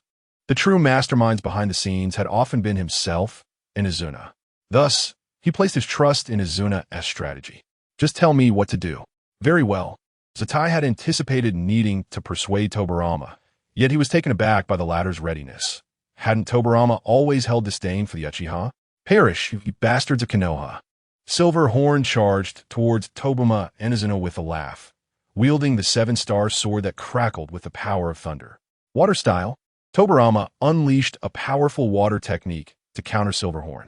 However, empowered by the chakra of the 9 tails, their confrontation was merely a stalemate before Silverhorn shattered Tobarama's water technique. Faced with a gleaming blade, Tobarama had no choice but to engage in combat. Meanwhile, Izuna faced Goldhorn, who swung the Kinjin rope towards him while preparing to unleash a fire attack with his banana fan. Fire style, fire dragon flame bullet. Izuna released a fireball once more. As he had little else in terms of ninjutsu, he resolved to reopen the ramen shop soon and learn more techniques. With style would release. Goldhorn cackled, easily dispelling the B-rank technique with a mere flick of his fan. The Kinjin rope ensnared Izuna's neck. Boom. Just as he exerted his strength, Izuna erupted into a cloud of smoke. What? A shadow clone. On the other side, Tobirama recognized that confronting Silverhorn, enhanced by the Nine-Tails chakra, head-on was not a wise strategy. Flying Thunder God Slash. Tobirama activated his technique, teleporting behind Silverhorn to strike. With style. Silverhorn deflected the attack with the 7-star sword, the blade clashing against the sword's body. Hmph. Failing to land a hit, Tobirama swiftly retreated, throwing several shuriken. Is that all? Just a child's toy? I could stand here, and you wouldn't even touch me. Under the influence of the Nine-Tails chakra, Goldhorn and Silverhorn's healing abilities were formidable. The wounds from shuriken and kunai would heal in no time. Oh really? What if it were me? What? Among the shuriken Tobirama threw, one suddenly exploded. Tetsuya appeared out of thin air. How could this be? A transformation technique. When did he do that?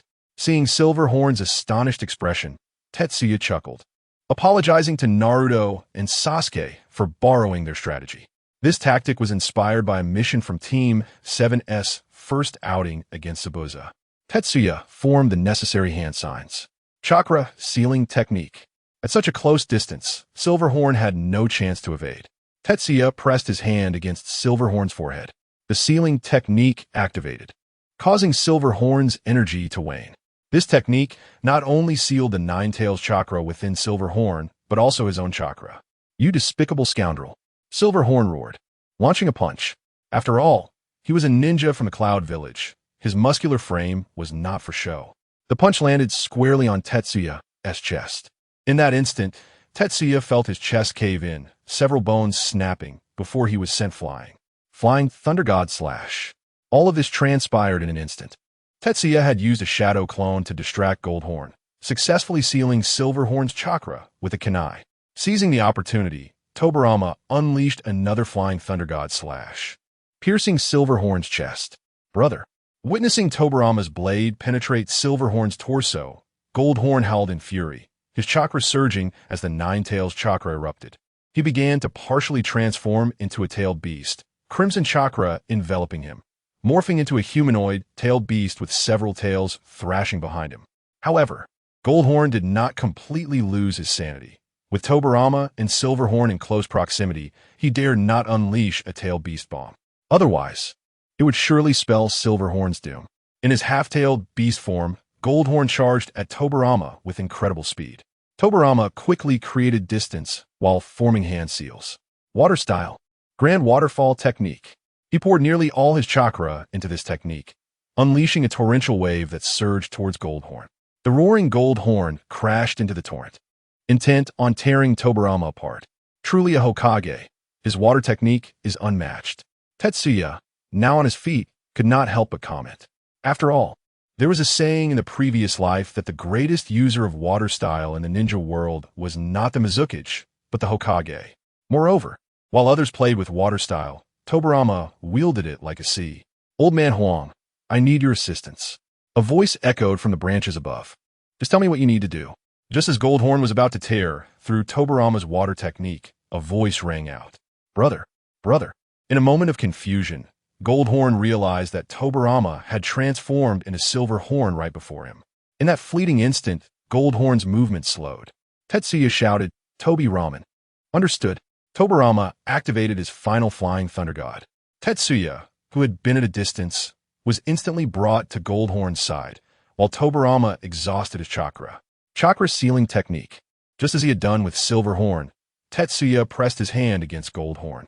In that moment, the beastly chakra surrounding Goldhorn dissipated significantly. Yet, the next moment, an unforeseen change occurred. The vanishing chakra began to coalesce again, and his sealing technique was shattered. Roar! Goldhorn bellowed, realizing Tetsuya was to blame for this. If it weren't for him, his brother wouldn't have been pierced through the chest. Enraged, Goldhorn lashed out, directly piercing Tetsuya's chest with his claw. Izuna. Tobirama, witnessing Izuna being impaled, gasped in horror. Damn it, those wretched gold and silver horns. Do they take pleasure in attacking my chest? I'm not a woman. Moreover, that blasted system didn't inform me that sufficiently powerful chakra could break through seals. What else could he do? He had to try again. Chakra sealing technique. This was not just a technique. As the chakra sealing technique fell, Tetsuya formed hand signs again, activating another sealing technique. 8 trigram seal. The 8 trigram seal initiated, with 2 4-symbol seals overlapping on Goldhorn. Unlike the chakra sealing technique, which targeted chakra, the 8 trigram seal. The 8 trigram seal was entirely aimed at the Ninetails chakra. In the future, Minato would rely on the 8 trigram seal to contain half of the Ninetails. With but a fraction of its power, did you truly believe you could escape? Indeed, as the 8 trigram seal descended, no matter how fiercely the golden-horned beast roared, it could not break free from the seal. How dare you stab me in the chest? Zetsu kicked the golden-horned beast away. In that moment, stripped of its chakra and the Ninetails chakra, the golden horn collapsed in weakness. As they witnessed both the golden and silver-horned beasts fall, the Cloud Village ninjas looked upon Zetsu with a palpable fear. Particularly, the sight of a gaping hole in his chest sent shivers down their spines. What sort of being could survive such a grievous wound? Iron Man had merely lost a plate from his chest. Retreat. That fellow is a monster. Quickly. Take Lord Goldenhorn and Lord Silverhorn away. It was unclear who shouted first, but the command to retreat was given. Run? Leave the goods behind. Zetsu bellowed. Damn it, these 2 scoundrels have pierced my chest. Surely I am owed some compensation for medical expenses. He found the 6 paths tools to be quite satisfactory. The ninjas of Cloud Village dared not resist, leaving behind the 7-star sword, the banana fan, the red gourd, and the paper bomb before departing. Although the 6 paths tools should also include an amber purification jar, they had not seen the golden and silver horns utilize it, so he was unaware of its whereabouts. Zetsu produced a scroll and sealed the 6 paths tools within it. Izuna. After catching his breath, Tobarama approached Zetsu. How on earth did you survive? And what of your injuries? Tobarama gazed at the gaping wound in Zetsu's chest, momentarily in disbelief. He chuckled, to think that even your wisdom cannot explain everything, Tobarama. Zetsu smiled. Truth be told, I am uncertain. Ever since I returned to life, my body seems to have undergone some transformation. He clenched his fist. Enough of this. My time is limited, and I must tend to my wounds. I hear you have established a village with my brother. Please extend my regards to him. We shall meet again. With that, Zetsu disregarded Tobarama's complex expression, tossing a pouch of military rations to him before turning to flee. Even if Tobarama wished to pursue, he lacked the strength to do so. Once away from the battlefield, Zetsu immediately shed his garments and incinerated them with a fire technique. He knew that Tobarama had likely left a flying thunder god seal on him, and it would not bode well if he were found later. Old sage, please check if there is anything amiss with me. Indeed, there is a peculiar mark on your arm. Ah, so it has been left on me? Zetsu smiled, showing no hesitation, and retrieved a kunai from his tool pouch, slicing away a piece of flesh from his arm, discarding it into the flames. Watching the vanishing silhouette of Uchiha Izuna, Tobarama's expression grew exceedingly complex. He began to analyze the current situation. Izuna had been resurrected by some unknown force and had acquired a unique physique. However, it appeared he had yet to regain his full power. Furthermore, he seemed oblivious to the current state of the ninja world, completely unaware that Uchiha Madara had perished. With this thought, Tobarama's demeanor turned grave. Should he discover that Uchiha Madara had been slain by his elder brother, the repercussions for Konoha would be dire. He understood the temperament of the Uchiha clan all too well. If Izuna were to learn of Madara's fate, he would undoubtedly go berserk. No, Uchiha Izuna, I cannot allow you to lay a hand on Konoha. If you insist on doing so, Tobarama clenched his fists. I was able to kill you once. I can do so a second time. Even if I cannot vanquish you, I will seal you away. He resolved that he could not afford to perish easily. He must protect Konoha and ensure that the village his elder brother had built would not be destroyed by Uchiha Izuna.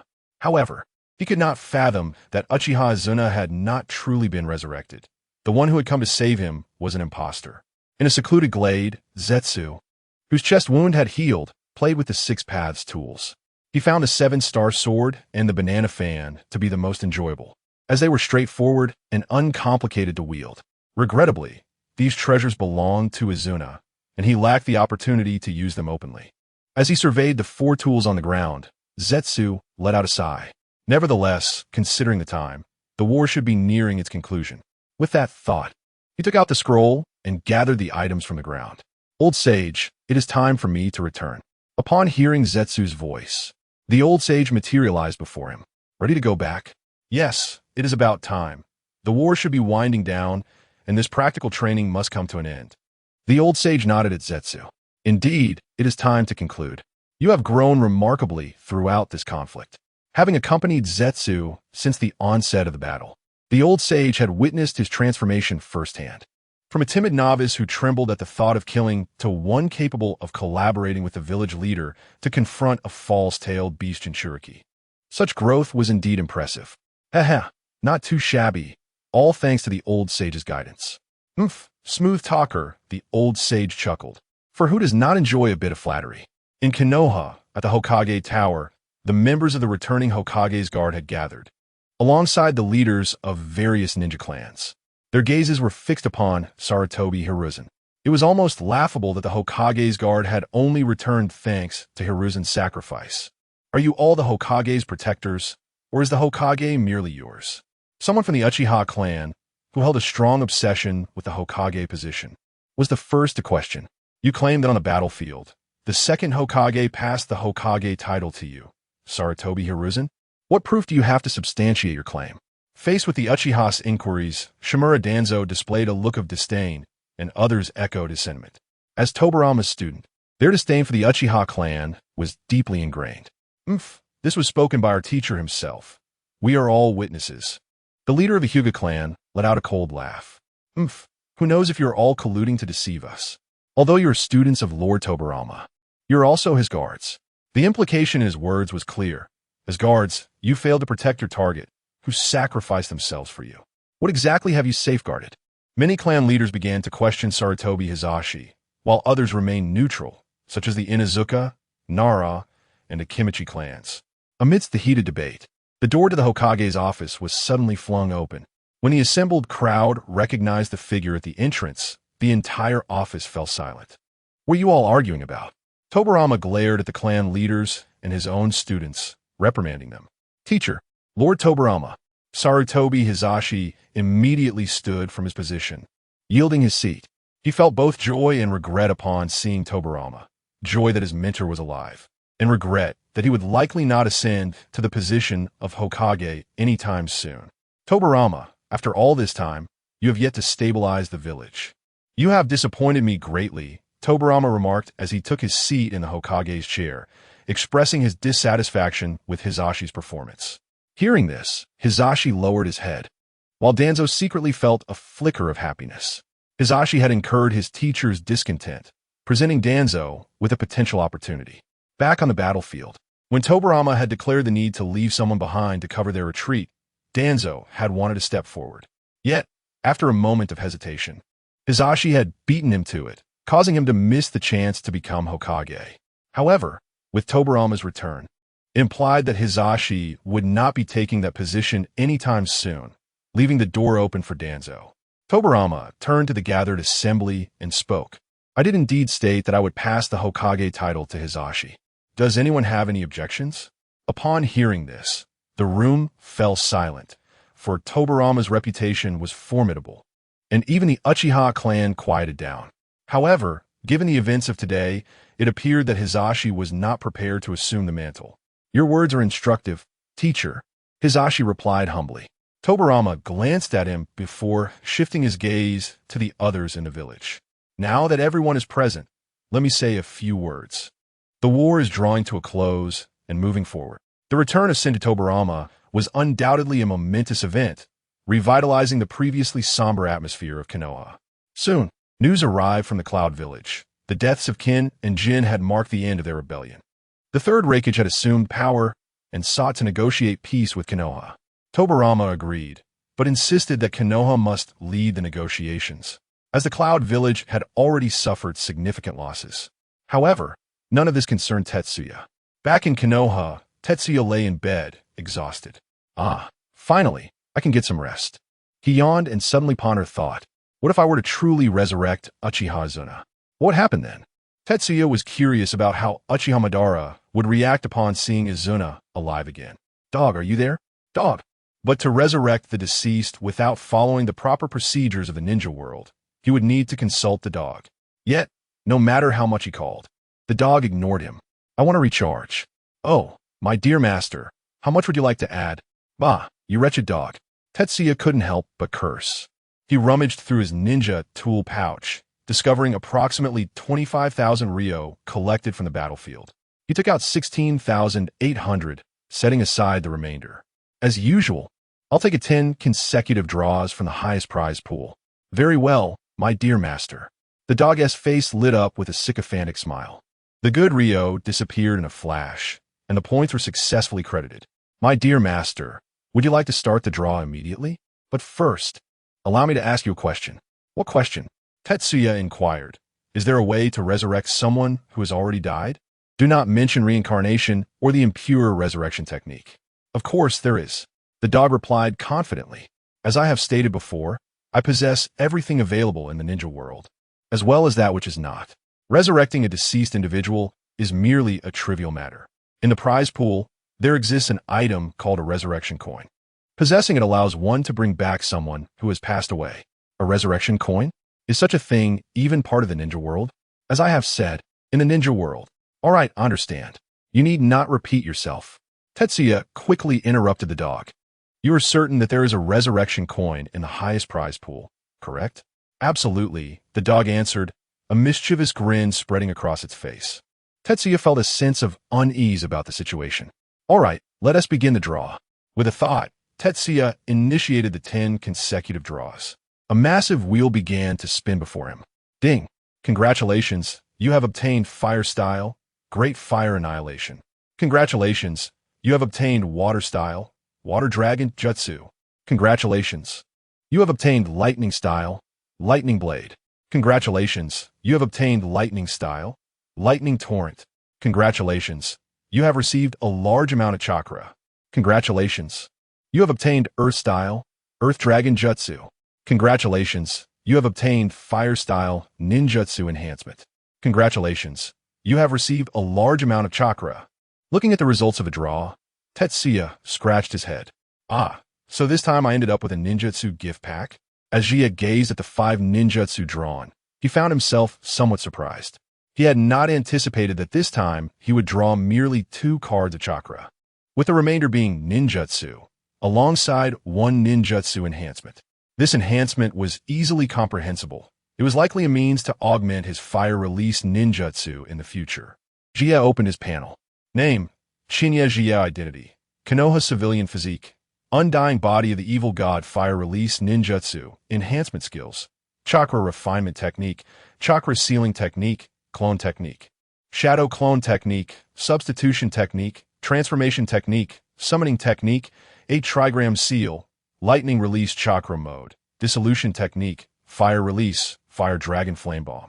Possessions, Clone Technique Training Method, Enhancement Technique Training Method, Transformation Technique Training Method, Shadow Clone Technique Training Method, 8 Trigram Seal Training Method, Lightning Release Chakra Mode Training Method, Dissolution Technique Training Method.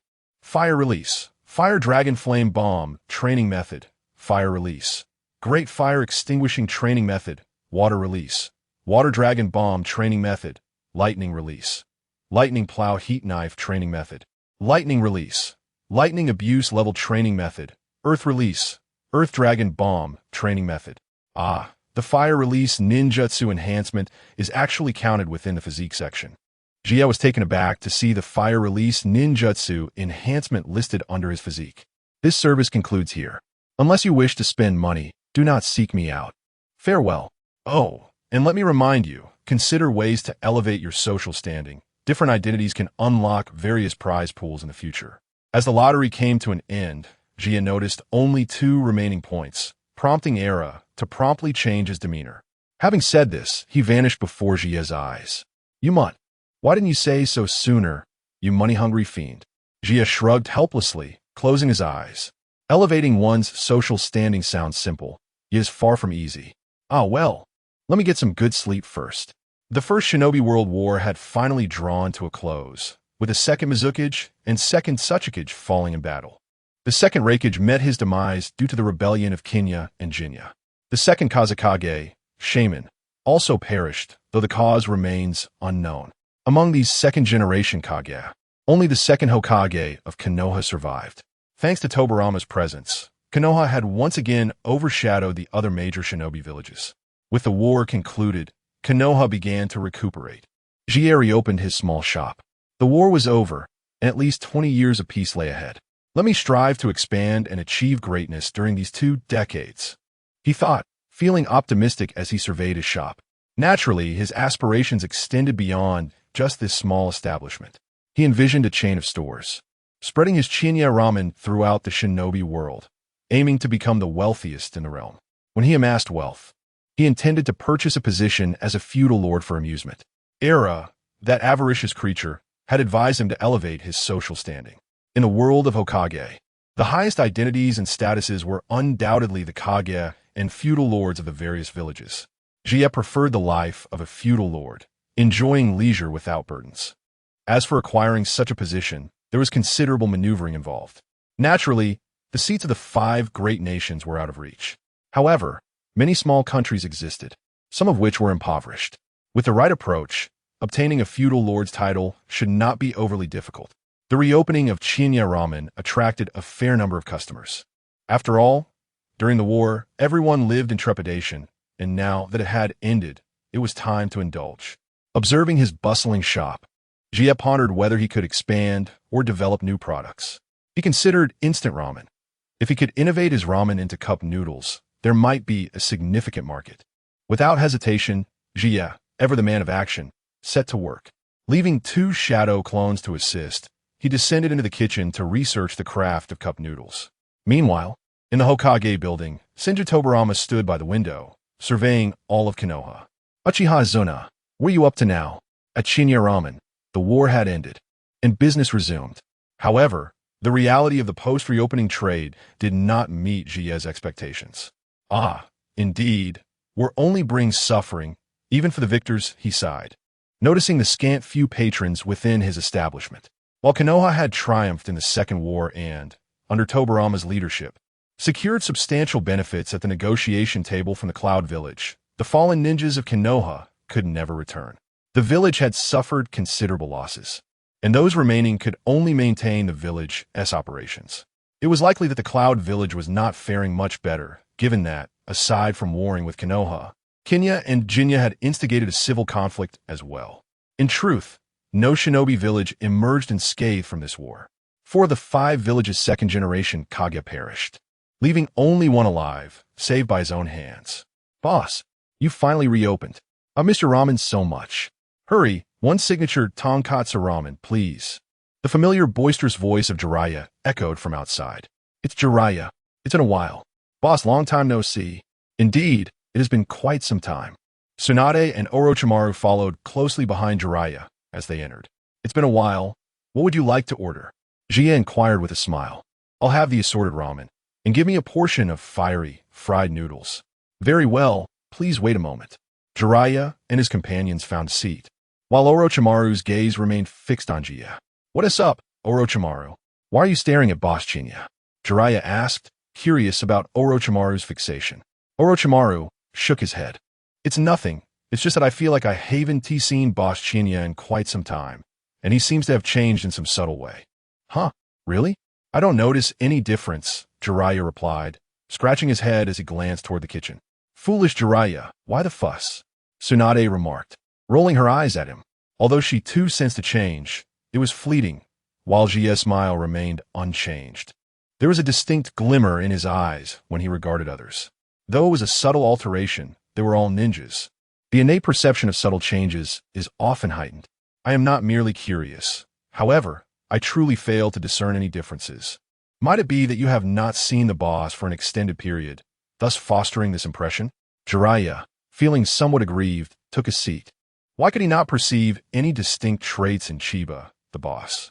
The feeling he had sensed was fleeting, and if it were solely his impression, it could have been an illusion.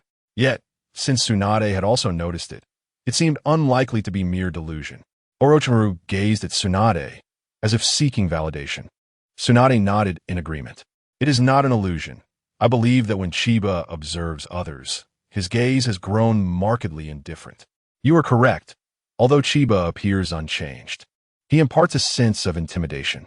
Orochimaru pondered before elaborating.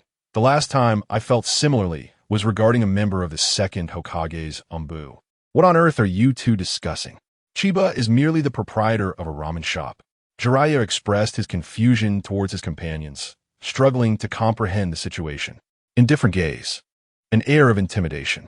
Could it be that Chiba's true identity is that of a ruthless and formidable ninja? Unthinkable. Chiba's chakra level is even below my own. 3 bowls of ramen are ready, Tetsu announced, emerging from the kitchen with a tray holding 3 bowls of distinct flavors. Tsunade immediately exchanged glances with Orochimaru, silently urging him to probe Chiba. Tetsu placed the bowls on the table, inviting them to enjoy their meal. Orochimaru casually picked up his chopsticks and inquired, "Boss, has something happened at home?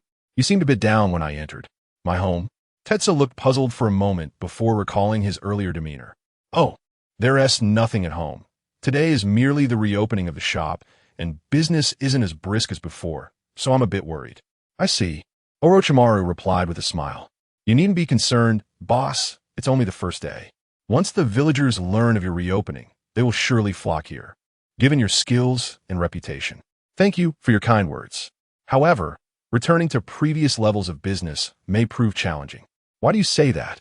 With Orochimaru's question, Tetsu settled beside them and explained, "Previously, my shop thrived primarily because many ninjas frequented it. Although my ramen is reasonably priced, it is not something an average household can indulge in regularly. Only ninjas possess the financial means to visit frequently." Yet, Tetsu sighed, gazing out at the few passers-by. War has claimed far too many lives. Upon hearing this, Orochimaru felt a deep resonance. Indeed, life is incredibly fragile. Tsunade interjected, "While many have sacrificed their lives, those sacrifices hold significance. It is precisely their sacrifices that have afforded us peace." Tetsu nodded, acknowledging Tsunade's statement. She is right.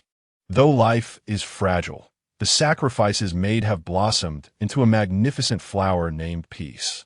Thus, we must cherish this hard-earned tranquility. "What are you all talking about? Aren't you going to eat?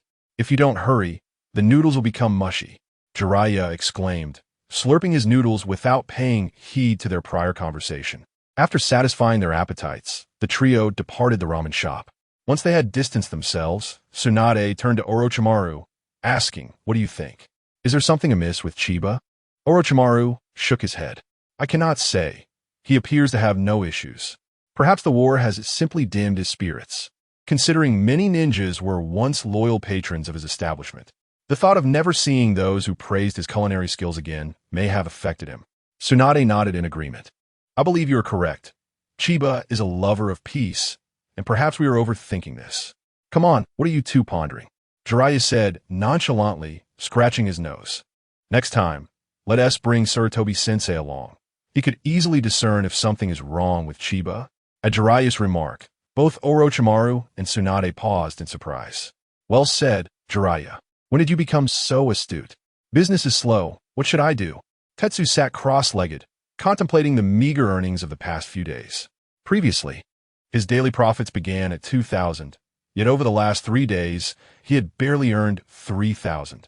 His income was even less than what he once earned in a single day during peak times.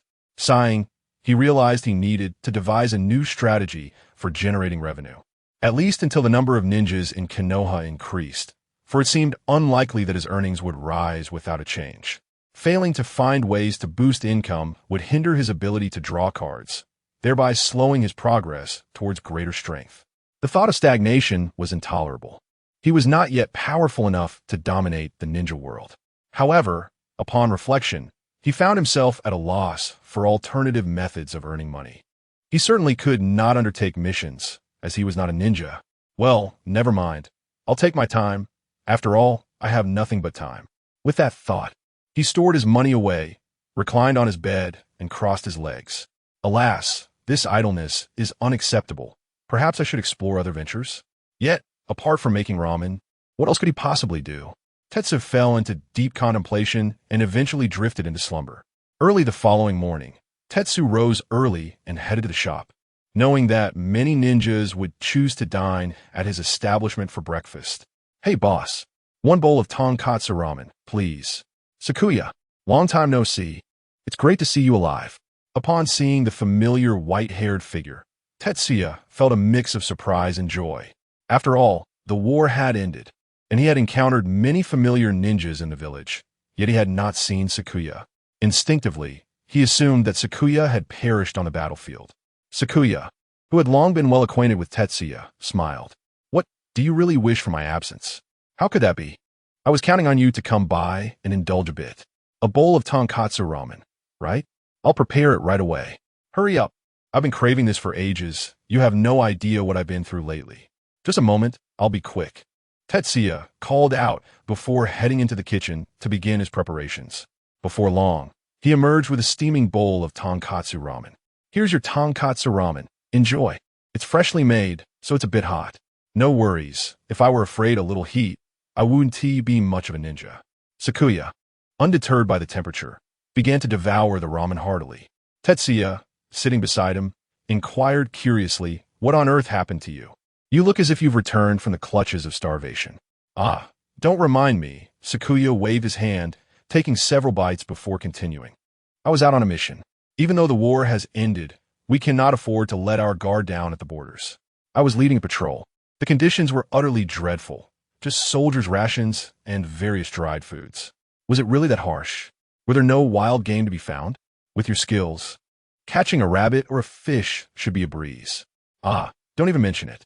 Even if we managed to catch something, without seasoning, do you really think it would taste any good if we just grilled it? Tetsuya chuckled at Sakuya's words. You have a point. While the flavor of raw barbecue has its charm, I wouldn't want to eat it that way all the time. With a deep sip of the hot broth, Sakuya sighed. If only I could enjoy a bowl of your ramen while on a mission. That would be heavenly. Haha, that's a lovely thought. But it's not as though I could deliver takeout while you're on duty. True enough, Sakuya slurped up another mouthful of noodles. It's a pity you're not a ninja. If you were, even as a low-ranking one, I would find a way to recruit you into my team. Let us not get ahead of ourselves. I could never be a ninja. Ah, I was just speaking whimsically. With your culinary skills, being a ninja would be a sheer waste. After satisfying his hunger, Sakuya let out a contented sigh. That was delightful. It's been far too long since I've had something so scrumptious. As Tetsuya tidied up the table, he remarked, now that you're back, you should stick around for a while. During this break for missions, come by and eat whenever you want. You're right. I should come by more frequently in the coming days, or I want to be able to enjoy this once I'm back on duty. After Sakuya departed, Tetsuya sat behind the counter, deep in thought. Why not explore the possibility of instant noodles? Perhaps I could create a cup noodle that would be a hit? In the original Naruto series, Naruto often indulged in cup noodles, yet Konoha still lacks such instant foods. Could he take the initiative to develop them? He felt there would be a substantial market for it, especially since today's ninjas didn't have the best meals while on missions. If he could successfully create cup noodles, the sales might exceed expectations. Resolute, Tetsuya turned and entered the kitchen to contemplate how to make instant noodles. With the aid of ninjutsu, crafting them wouldn't be overly challenging. However, the key was to ensure that the noodles were convenient while retaining their original flavor. In the following days, Tetsuya employed his shadow clones to assist in serving ramen to customers while he focused on researching instant noodles in the kitchen. Chia, Jiraiya, have arrived. A familiar voice called out. Tetsuya paused his work. Although most days he allowed his shadow clones to handle the customers, he still chose to personally attend to certain notable guests. Welcome, Lord Jiraiya.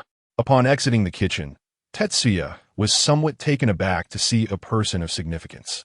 Jiraiya, the student and protector of the second Hokage and the future third Hokage, was indeed a prominent figure. Though nominally just a guard, Jiraiya often assisted Tobirama with various tasks, securing him a high status in Konoha. Jiraiya greeted him with a warm smile. Hello, Chia. I've heard from Jiraiya and the others that your ramen is quite delectable, so I thought I'd drop by. I hope I'm not imposing. Not at all. It's an honor to have you, Lord Jiraiya. While saying this, Tetsuya couldn't help but harbor some suspicions. Why had he come? Was he representing someone? Tobarama? Had someone noticed something? Surely, he had not revealed anything. His chakra seals were intact, and his shadow clones hadn't interacted excessively with others. Was it truly just a visit for ramen? Tetsuya warmly welcomed Jiraiya as he took a seat. I truly did not expect you to visit my humble establishment. It's quite an honor. So, what would you like to order? We have a variety of ramen flavors that are sure to open your eyes.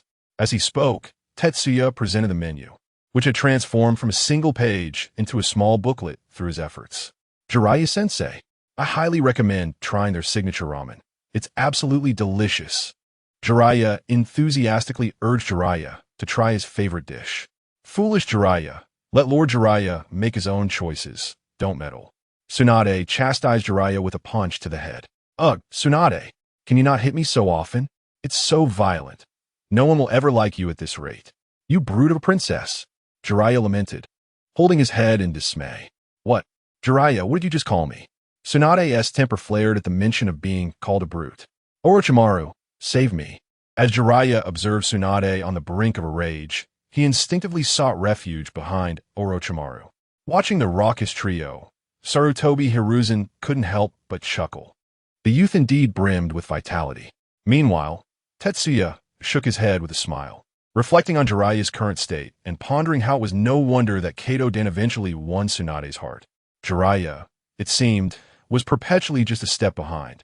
Thinking of Jiraiya's future misfortunes, Tetsuya sighed inwardly.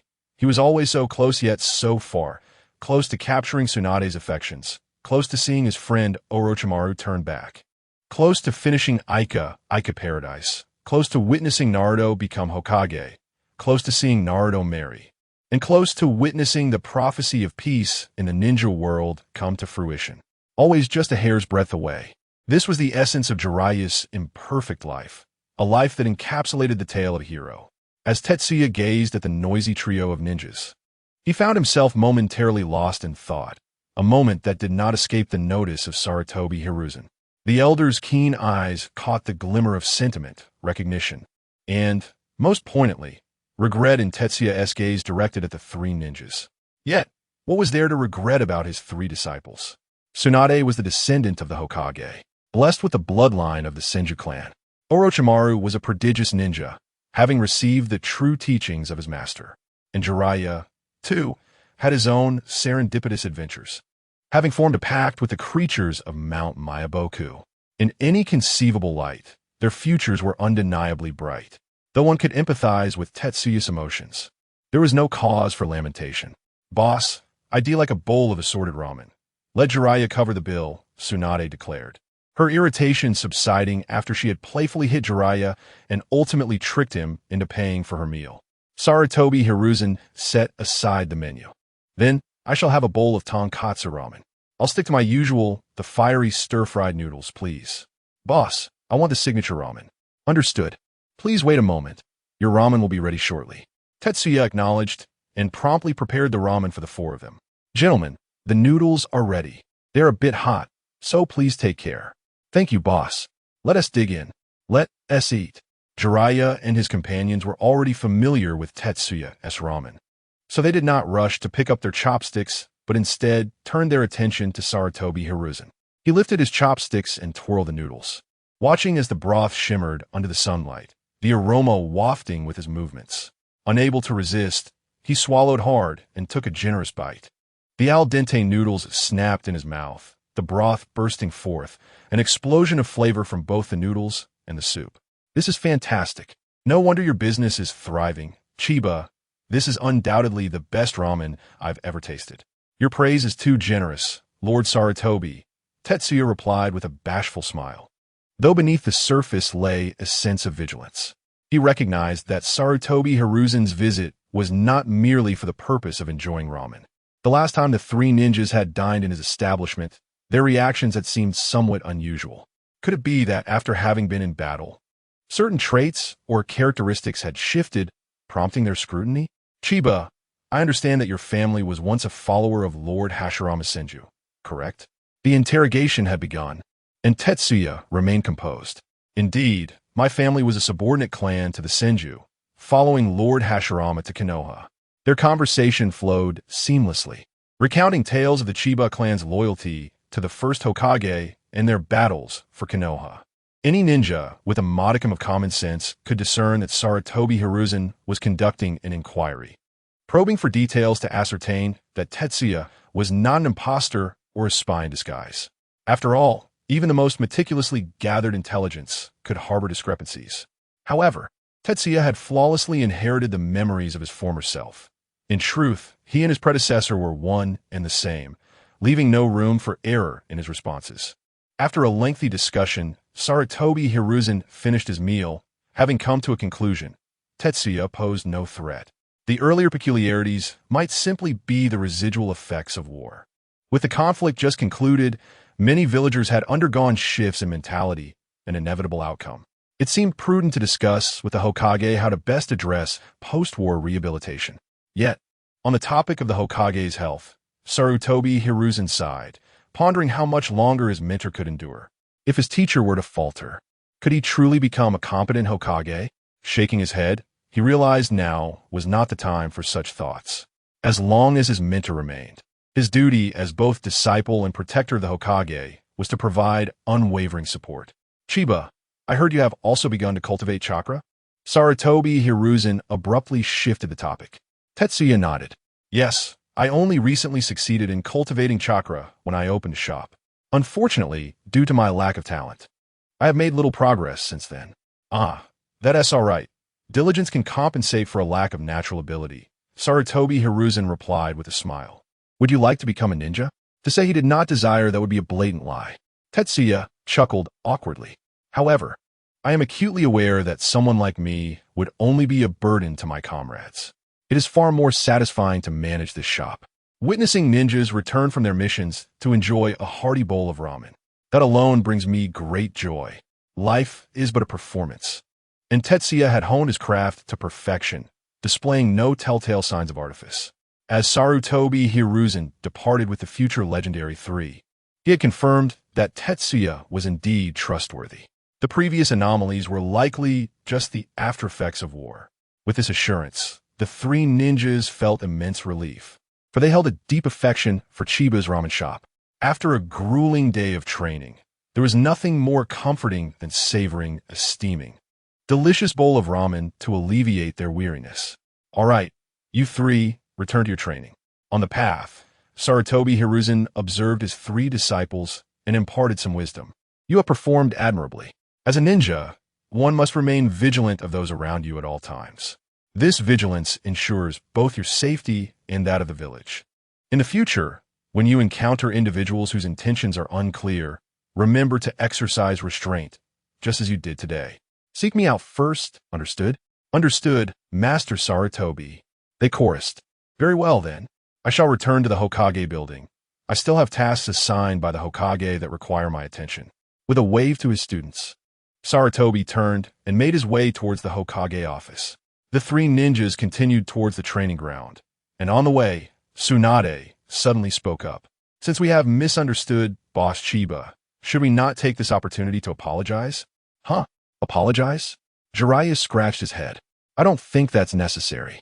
We didn't cause Boss Chiba any trouble, and we even took Master Sarutobi out for ramen. In fact, we helped attract customers to his shop. Tsunade shot Jiraiya a glare before turning to Orochimaru. Orochimaru, what do you think? Jiraiya also looked at Orochimaru, awaiting his response. I believe we should find an opportunity to express our apologies. After all, what Sarutobi-sensei said today did carry a tone of interrogation. If Boss Chiba interprets it that way, it's clear he might suspect us of doubting him. Our relationship with him may not remain as it is. Orochimaru's reasoning resonated with them, leading Jiraiya to concede to the majority. Though he thought little of it, merely an apology, Jiraiya, was adaptable enough to acknowledge his mistakes. At Chiba Ramen, after bidding farewell to Sarutobi and his disciples, Tetsuya returned to his kitchen. It seemed that the last visit from the 3 ninjas had led them to notice subtle changes in him, sparking their suspicions. Yet they were unsure, prompting them to call Sarutobi. However, it appeared that Sarutobi had not detected anything amiss. Tetsuya nodded in satisfaction. Clearly, his acting skills still required refinement to avoid being discerned by the astute trio. Yet, he mused, it was to be expected of seasoned ninjas. possessing the necessary caution and perceptiveness. Regardless, he would soon leave Konoha and the Land of Fire. As an immortal, should any complications arise, he could depart without anyone being able to stop him. Ultimately, it would merely be a matter of leaving Konoha and the Land of Fire a bit earlier than anticipated. With these thoughts, Tetsuya resumed his focus on perfecting instant noodles, for this endeavor was critical to his future financial aspirations. Back at the Hokage building, upon his return, Sarutobi Hiruzen headed straight to the Hokage's office. Senju Tobirama, visibly pale and aged, sat at the desk. "Ah, Sarutobi, what brings you here?" Tobirama inquired upon seeing Sarutobi enter. "Master, there are matters I wish to discuss with you regarding the post-war reassurance of the villagers," Sarutobi stated plainly, recounting the events at the ramen shop and sharing some of his thoughts on comforting the populace. After listening to Sarutobi, Tobirama nodded. "Your ideas are commendable. Proceed as you see fit. Ultimately, I intend to pass on the Hokage position to you." These words filled Sarutobi with a mixture of surprise and joy. It seemed that the esteemed position of the third Hokage was indeed destined for him, and this time was different. With Tobirama overseeing Konoha and presenting the Hokage title before the clan leaders, he felt confident that no one would dare oppose him. Tobirama then shared a reflective sentiment. "I am aware of Boss Chiba. His family was among the first to support the Senju clan during the Warring States period. The Chiba clan has been loyal vassals to us since the time of my brother, Hashirama, and Uchihamadara. Unlike other clans who submitted out of fear of Hashirama's power, the Chiba clan remained steadfastly by our side."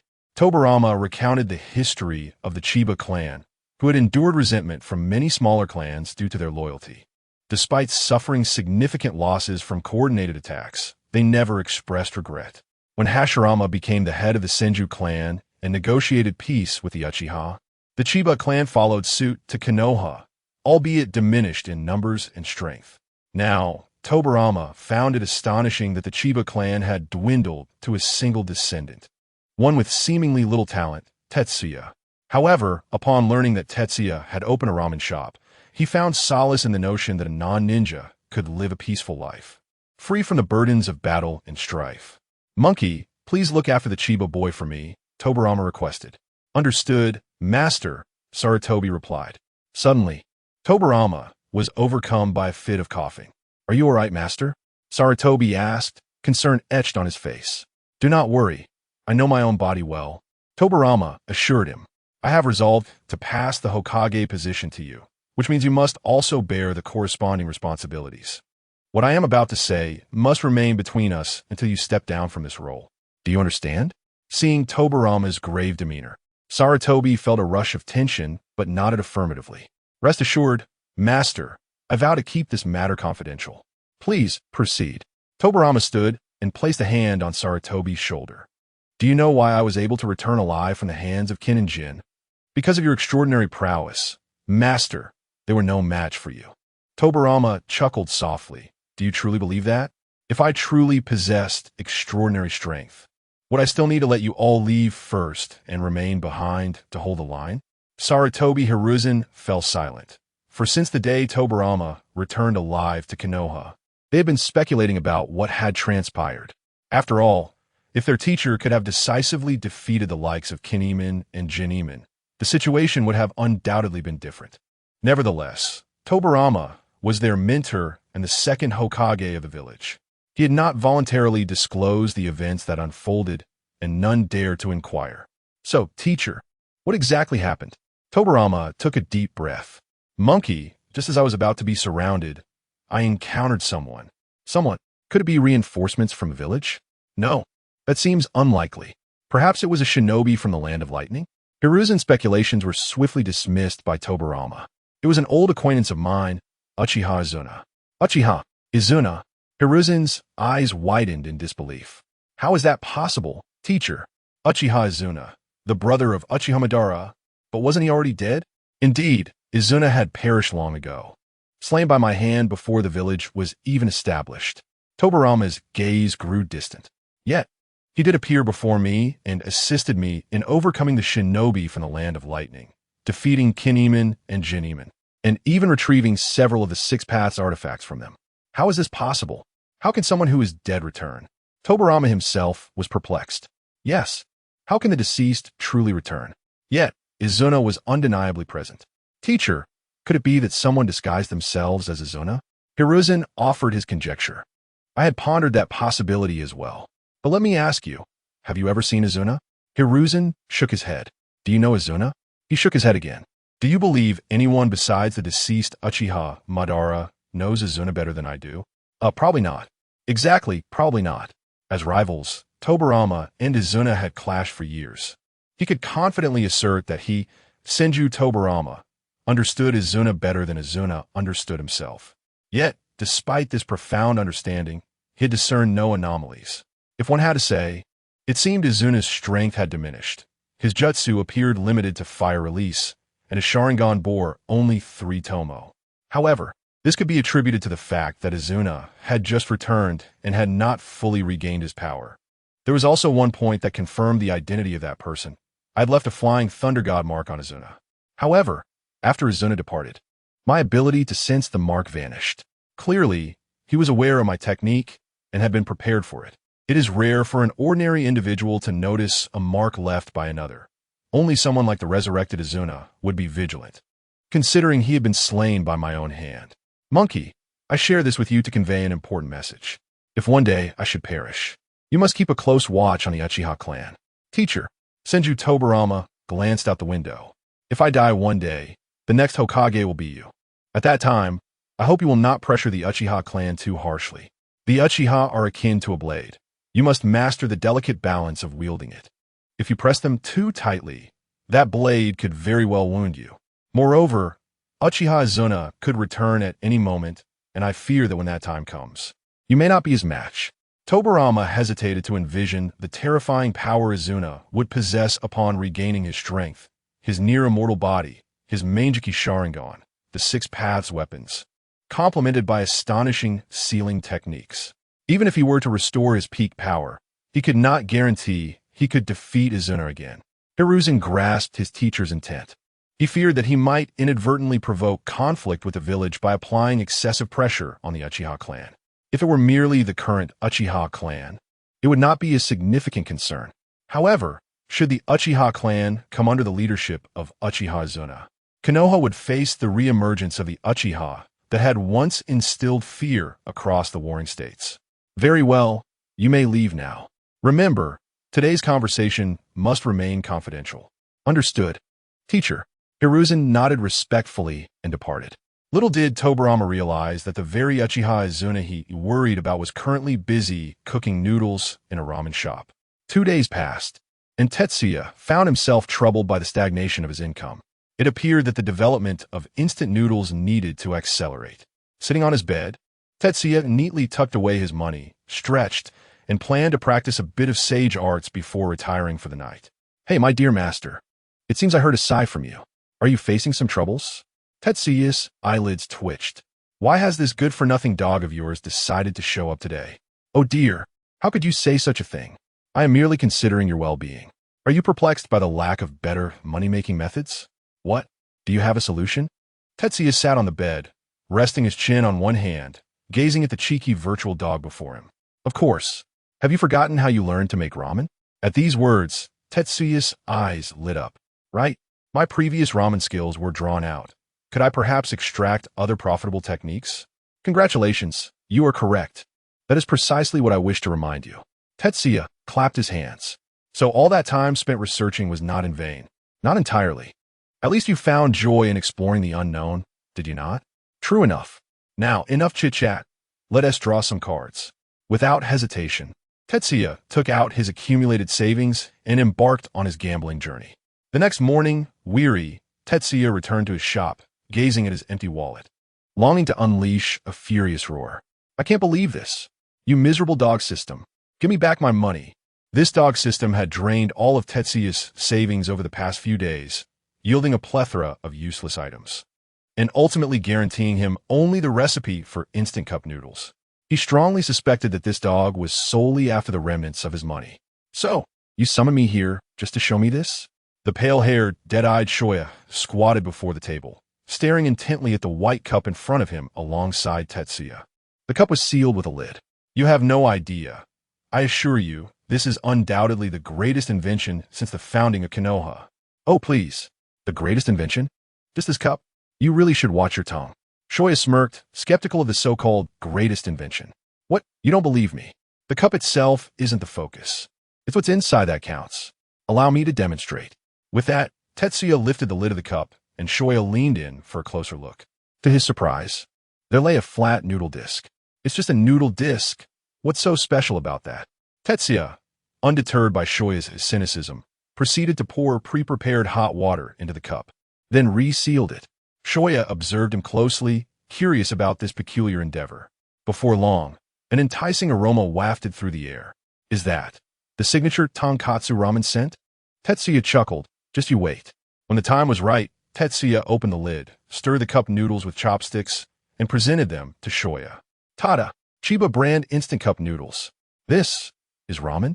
Shoya gazed in astonishment at the transformed noodles. The disc had indeed morphed into ramen. Try it. Let me know how it tastes. This one's on the house. Encouraged by Tetsuya, Shoya picked up the chopsticks and took a bite. The first mouthful was pleasant, reminiscent of the ramen served at restaurants. However, after a few more bites, he noticed a subtle difference. The portion was modest, akin to a medium bowl at a shop. And while the flavor was slightly inferior, it was still quite acceptable. Most importantly, the convenience was unparalleled. Just add hot water, wait a moment, and voil. Imagine, in the future, while on missions, you won't have to gnaw on bland rations or tasteless soldier pills. So what do you think? Shoya mused, the taste is decent. Yet it lacks the richness of restaurant ramen. Tetsuya smiled, that's to be expected. Ramen is best enjoyed hot and fresh. However, this instant cup ramen emphasizes convenience. Just pour in hot water and it's ready to eat. If there's no hot water, you can even eat it dry, though the taste will certainly suffer. With this, Shoya chuckled. I never expected you would actually create a portable ramen solution. You've truly outdone yourself. Tetsuya grinned. Oh, it wasn't solely for your benefit. I aim to profit, after all. Indeed, this idea has great potential for profit. I believe many ninjas would appreciate having a cup of noodles while on missions. Exactly. That's why I wanted your feedback. If there are no issues, I plan to begin mass production. Upon hearing this, Shoya contemplated seriously. I don't see any major problems. If I had to suggest something, perhaps consider offering more than just one flavor. Eating the same flavor repeatedly could become monotonous. Tetsuya responded, currently, I have only perfected this classic flavor, but I assure you, more varieties will come in the future. Well, I have no further objections. Great. I'll prepare for mass production. When the first batch is ready, I'll need your help with promotion. No problem. With Shoya's affirmation, Tetsuya officially commenced production of the cup noodles. What? You might wonder where the production tools came from? Naturally, they were extracted from the dog system. This fellow had cleverly used the noodle-making process as bait while continuously upping the ante, ultimately draining his wallet. Now it was time to recuperate those losses.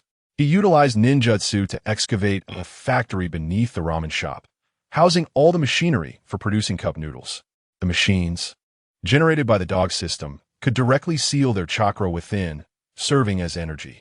As the machines whirred to life, a steady stream of cup noodles began to emerge. Chiba cup noodles were officially launched. With Chiba ramen already enjoying immense popularity among Konoha's ninjas, coupled with Shoya's promotional efforts, the first batch sold out instantly. Not only ninjas, but also many curious villagers flocked to join the excitement, especially since Tetsuya had set a reasonable price for the inaugural sale. Chiba boss, Jiraiya-sama has arrived. Do you still have any of those cup noodles? Jiraiya, having concluded a grueling day of training, burst into the shop. Ah, it's Jiraiya. I'm afraid you arrived too late. We sold out by noon. Sold out. Jiraiya's expression fell. He had hurried back after hearing about the instant ramen that could be prepared with just hot water. After all, during his training at Mayaboka Mountain, he had only been able to eat bugs, which was rather distressing. He had hoped to buy several cups for his stay at Mayaboka Mountain to avoid those unsavory insects. Could you tell me how you make those cup noodles? Foolish Jiraiya, how can you inquire about someone's trade secrets? A familiar voice chimed in as Tsunade entered the shop, delivering a playful punch to Jiraiya's head. Tsunade, why did you hit me? Because you're an idiot.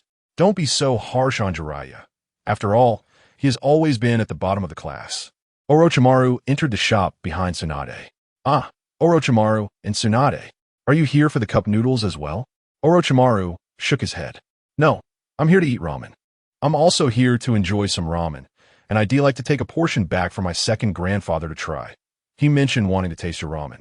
However, he's too busy to come himself. Ah, the second Hokage wishes to try my ramen? I will be genuinely honored. Please wait a moment. I'll prepare it right away. As night descends upon the world of ninjas, where evening entertainment is scarce, the streets lie deserted, save for the occasional patrolling ninja. Each household has extinguished its lights early, and the only remaining amusement is the crafting of dolls. In the Hokage office, the second Hokage, Tobirama, diligently reviews documents. After all, the myriad affairs of the village fall upon his shoulders as Hokage. Before his time comes to an end, he wishes to contribute as much as he can to the village.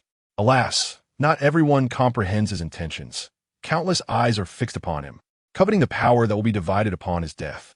Granduncle, a bright voice pierces the silence as Tsunade enters the Hokage office, carrying a food box. Oh, it's little Tsunade. What brings you here instead of resting? Tobirama chuckles. Did you not mention wanting to try the Chiba family's ramen? Tsunade grins. I brought you some ramen, Granduncle. Bringing me ramen? Ha ha ha. Tobirama laughs at Tsunade's thoughtfulness. Our little Tsunade is growing up, showing concern for her granduncle. I merely mentioned wanting to taste their ramen, yet you actually brought it to me. As a junior, it is only natural for her to care for her elders. Granduncle, let us eat while it's hot. Tsunade places the food box on Tobirama's desk. Their ramen is delicious. I just delivered some to Grandma, and she adored it too. Oh, did you bring a portion for Annie as well? You have indeed matured, Tsunade. Tsunade sits obediently beside Tobirama. Well, I only bought one portion. The other was a gift from the Chiba owner. He heard I wanted to bring some to you and gave me a discount, buy one, get one free, and insisted I take a portion for Grandma too. Tobirama opens the food box, and the aroma of ramen wafts through the Hokage office. He nods in approval. The Chiba family's younger generation has shown consideration. It seems they still think of our Senju clan.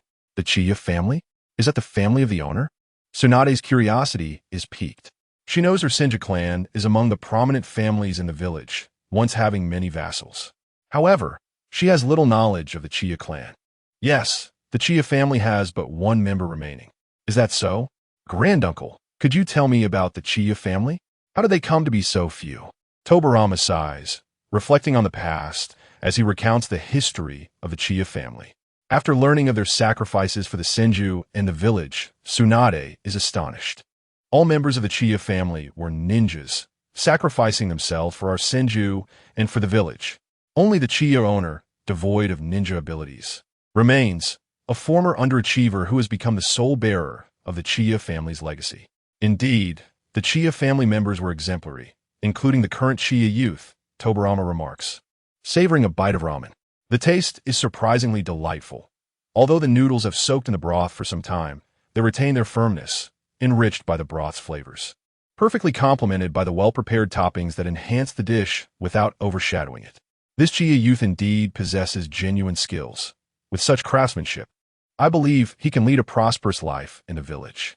Absolutely, Granduncle. You have no idea. The Chiba owner's business is unparalleled in the village, and he has even developed instant ramen, which can be prepared with just hot water. So convenient. Is that so? Upon hearing about instant ramen, Tobirama's mind races with possibilities, pondering its potential use for ninjas on missions. However, upon reflection, its practicality seems limited. It may serve well for patrol missions. Allowing ninjas to enjoy a warm meal when fire is impractical. Yet for those who dislike cooking or lack culinary skills, it indeed presents an appealing option. Long live instant ramen. Tsunade enthuses, transitioning the conversation from instant ramen to the foolish Jiraiya, and then onto their training and various topics. The two engage in lively banter, sharing many stories. Meanwhile, at Chiba Tetsuya's home, Tetsuya sits upon his bed, preparing to meditate and commune with the energies of the universe to cultivate his sage arts. My dear master, have you missed me these past few days? The sudden appearance of his canine system prompts a sardonic laugh from Tetsuya. Miss you? Of course. I've been dying to see you. Why don't you just disappear? Tetsuya scoffs, recalling how the last time the system drained his resources, leaving him with a pile of meaningless items. Oh dear, don't be upset, my beloved master. I wouldn't dream of causing you trouble. It's merely that your luck has been a tad unfortunate. Wouldn't you say? Go to hell. My luck may be poor. But why on earth did you divide a cup noodle production device into 5 parts? Were you trying to fragment ninja shards for me? Why not split it into 40 or even 100 pieces and create a high-tier card pool for me to draw from? Oh, come now, don't be angry. Wasn't that an entire production line I prepared for you? From the creation of the cup noodles to their final packaging, it's all seamlessly connected. Try to understand. It's been quite a challenge for me, too. If it weren't for the impossibility of reaching this insufferable canine, Tetsuya would genuinely consider throttling him. This wretched creature, particularly with that goofy face, incites a desire to hang him up and beat him. What do you want this time? I must inform you that I currently have no intention of drawing cards. I have enough to digest for a while. Oh, come now. You're my host, my beloved, my most esteemed master. Is it so wrong for me to check on you? Spare me your flattery, no matter how grand your praise. I won't be spending money on draws today. Tetsuya has come to recognize this creature's patterns. Whenever he possesses spare funds, it appears to lure him into spending, draining his resources, and then vanishing without a trace. How could you think of me in such a way? I am not that sort of being. You're not even human. You're a dog, an utterly unreliable one at that. Enough with the pleasantries. Speak plainly. What is it that you desire? Well, my dear master, you once expressed a wish to resurrect others, and I have prepared a special reward for you. As he speaks, a screen resembling the interface of the Naruto mobile game appears before Tetsuya's eyes. Behold, what do you think of this? No, you've truly outdone yourself. Ji was exceedingly frustrated, feeling once again ensnared by the wretched system. The system had drained him of all his funds, claiming that in order to activate the coveted feature, one must make 100 attempts. After exhausting those 100 attempts, he was rewarded with a mere 20 fragments of Quan Nai. To resurrect Quan Nai, he needed to collect a total of 100 fragments. System, you're truly despicable. 100 attempts yielding only 20 fragments is just a cruel safety net. Return my hard-earned money. Dear master, do expand your horizons. Money is but a transient entity. With effort, it shall always return to you. For one with the undying body of an evil god, time holds no significance. Acquiring wealth is merely a matter of diligence, is it not? Although Ji understood the system's reasoning, the notion of time being inconsequential did little to soothe his irritation. He had painstakingly accumulated a modest sum by selling ramen and instant noodles, only to have it siphoned away by the system. Sigh, what a disheartening mood. With a heavy heart, Ji opened his shop as usual. The days that followed seemed to settle into a monotonous rhythm. Watching customers come and go in the ramen shop, Jiraiya and his companions would occasionally drop by for a meal, while Tsunade frequently visited to bring ramen back for Fei Jian and Shuei Hu. This led to an increasingly familiar rapport between Ji and Tsunade. Each time he beheld her, he marveled at the thought that the once clumsy princess would eventually become a renowned figure in the shinobi world. Orochimaru also made regular appearances, always inquiring about new menu items. His curiosity about the latest offerings from Chinny Ramen was unwavering. Days turned into weeks, until one fateful day in the Hokage's office. Fei Jian was diligently attending to paperwork when suddenly his vision began to blur. What is happening? He set down his pen and gazed out the window, only to find the scenery had become indistinct. In an instant, a realization struck him. His time had come. It was time to return to the afterlife. To be precise, he should have departed long ago, had it not been for the circumstances at that moment. Struggling, Fei Jian staggered to the window, peering outside, but everything remained hazy. Quan Nai, I still could not witness your return to the village. I hope that when you do return, you will not act against the village. If I learn that you have harmed it after my passing, even if I were to rise from the afterlife, I would not spare you. As he spoke, he felt his body growing increasingly frail. Is this the end? But I have yet to accomplish more for the village. I cannot succumb just yet, at least. At the very least, with every ounce of strength, Fei Jian unleashed a secret technique. The blurred images before him sharpened into clarity once more. Summon the monkeys and the heads of the various clans to come here. Understood.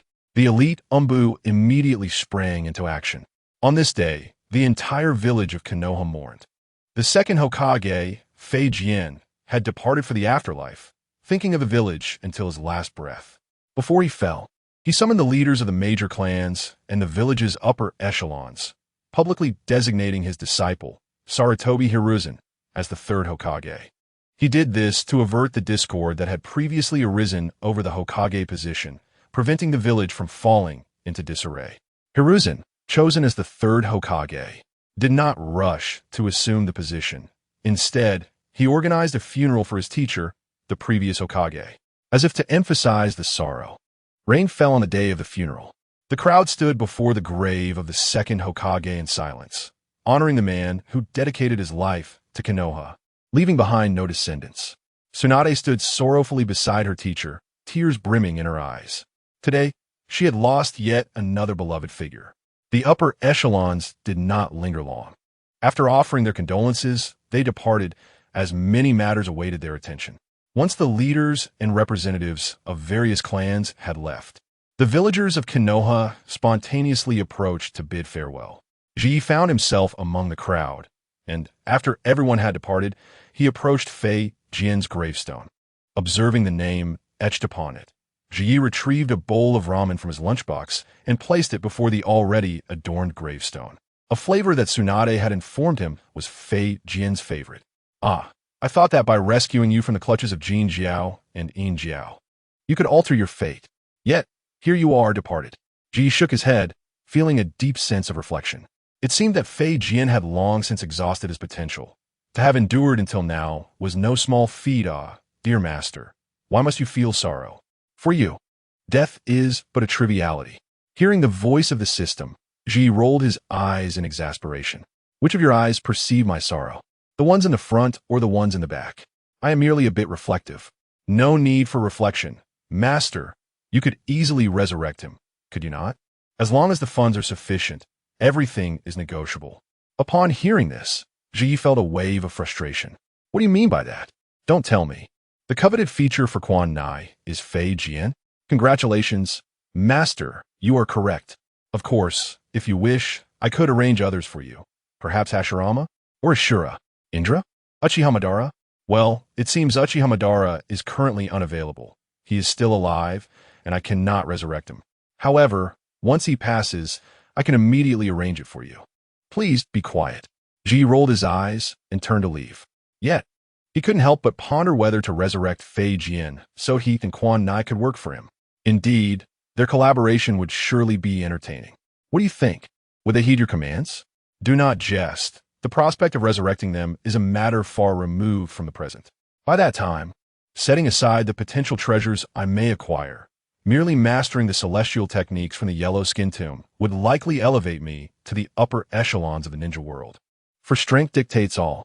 Moreover, as the two-headed dog has informed me from the outset, no matter how formidable the individuals I resurrect may have been in life, they cannot inflict harm upon me. This alone suffices. In Konoha, the third Hokage took office without implementing sweeping reforms or hastily enacting new policies. Instead, he led the village with measured steps, striving to mitigate the negative repercussions stemming from the demise of the second Hokage. It must be said that Konoha was fortunate. At the conclusion of the war, the second Hokage was still present, and the village did not experience the turbulence that accompanied leadership transitions in other ninja villages. It was precisely due to the second Hokage's efforts that the village was able to breathe a sigh of relief post-war, allowing the third Hokage to assume his role with considerably less strain than his counterparts in other villages. Within the Hokage's office, Sarutobi Hiruzen gazed at the documents scattered across his desk, a look of deep concern etched upon his face. Rubbing his temples, he retrieved his pipe from the drawer and lit it, inhaling deeply. As the smoke filled the office, the nicotine soothed his furrowed brow. Knock, knock, knock. Come in. The door swung open, revealing an unexpected visitor, Chiya, the owner of the ramen shop. What brings you here today? Is there something you require assistance with?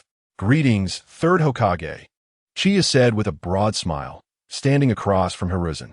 Oh, please, no need for formality. Have a seat. Is your ramen shop closed today? Aren't you usually tied to your establishment? Haha, not today. I've hired an apprentice, so now the shop is in good hands. With my shadow clone assisting, my presence is not strictly necessary.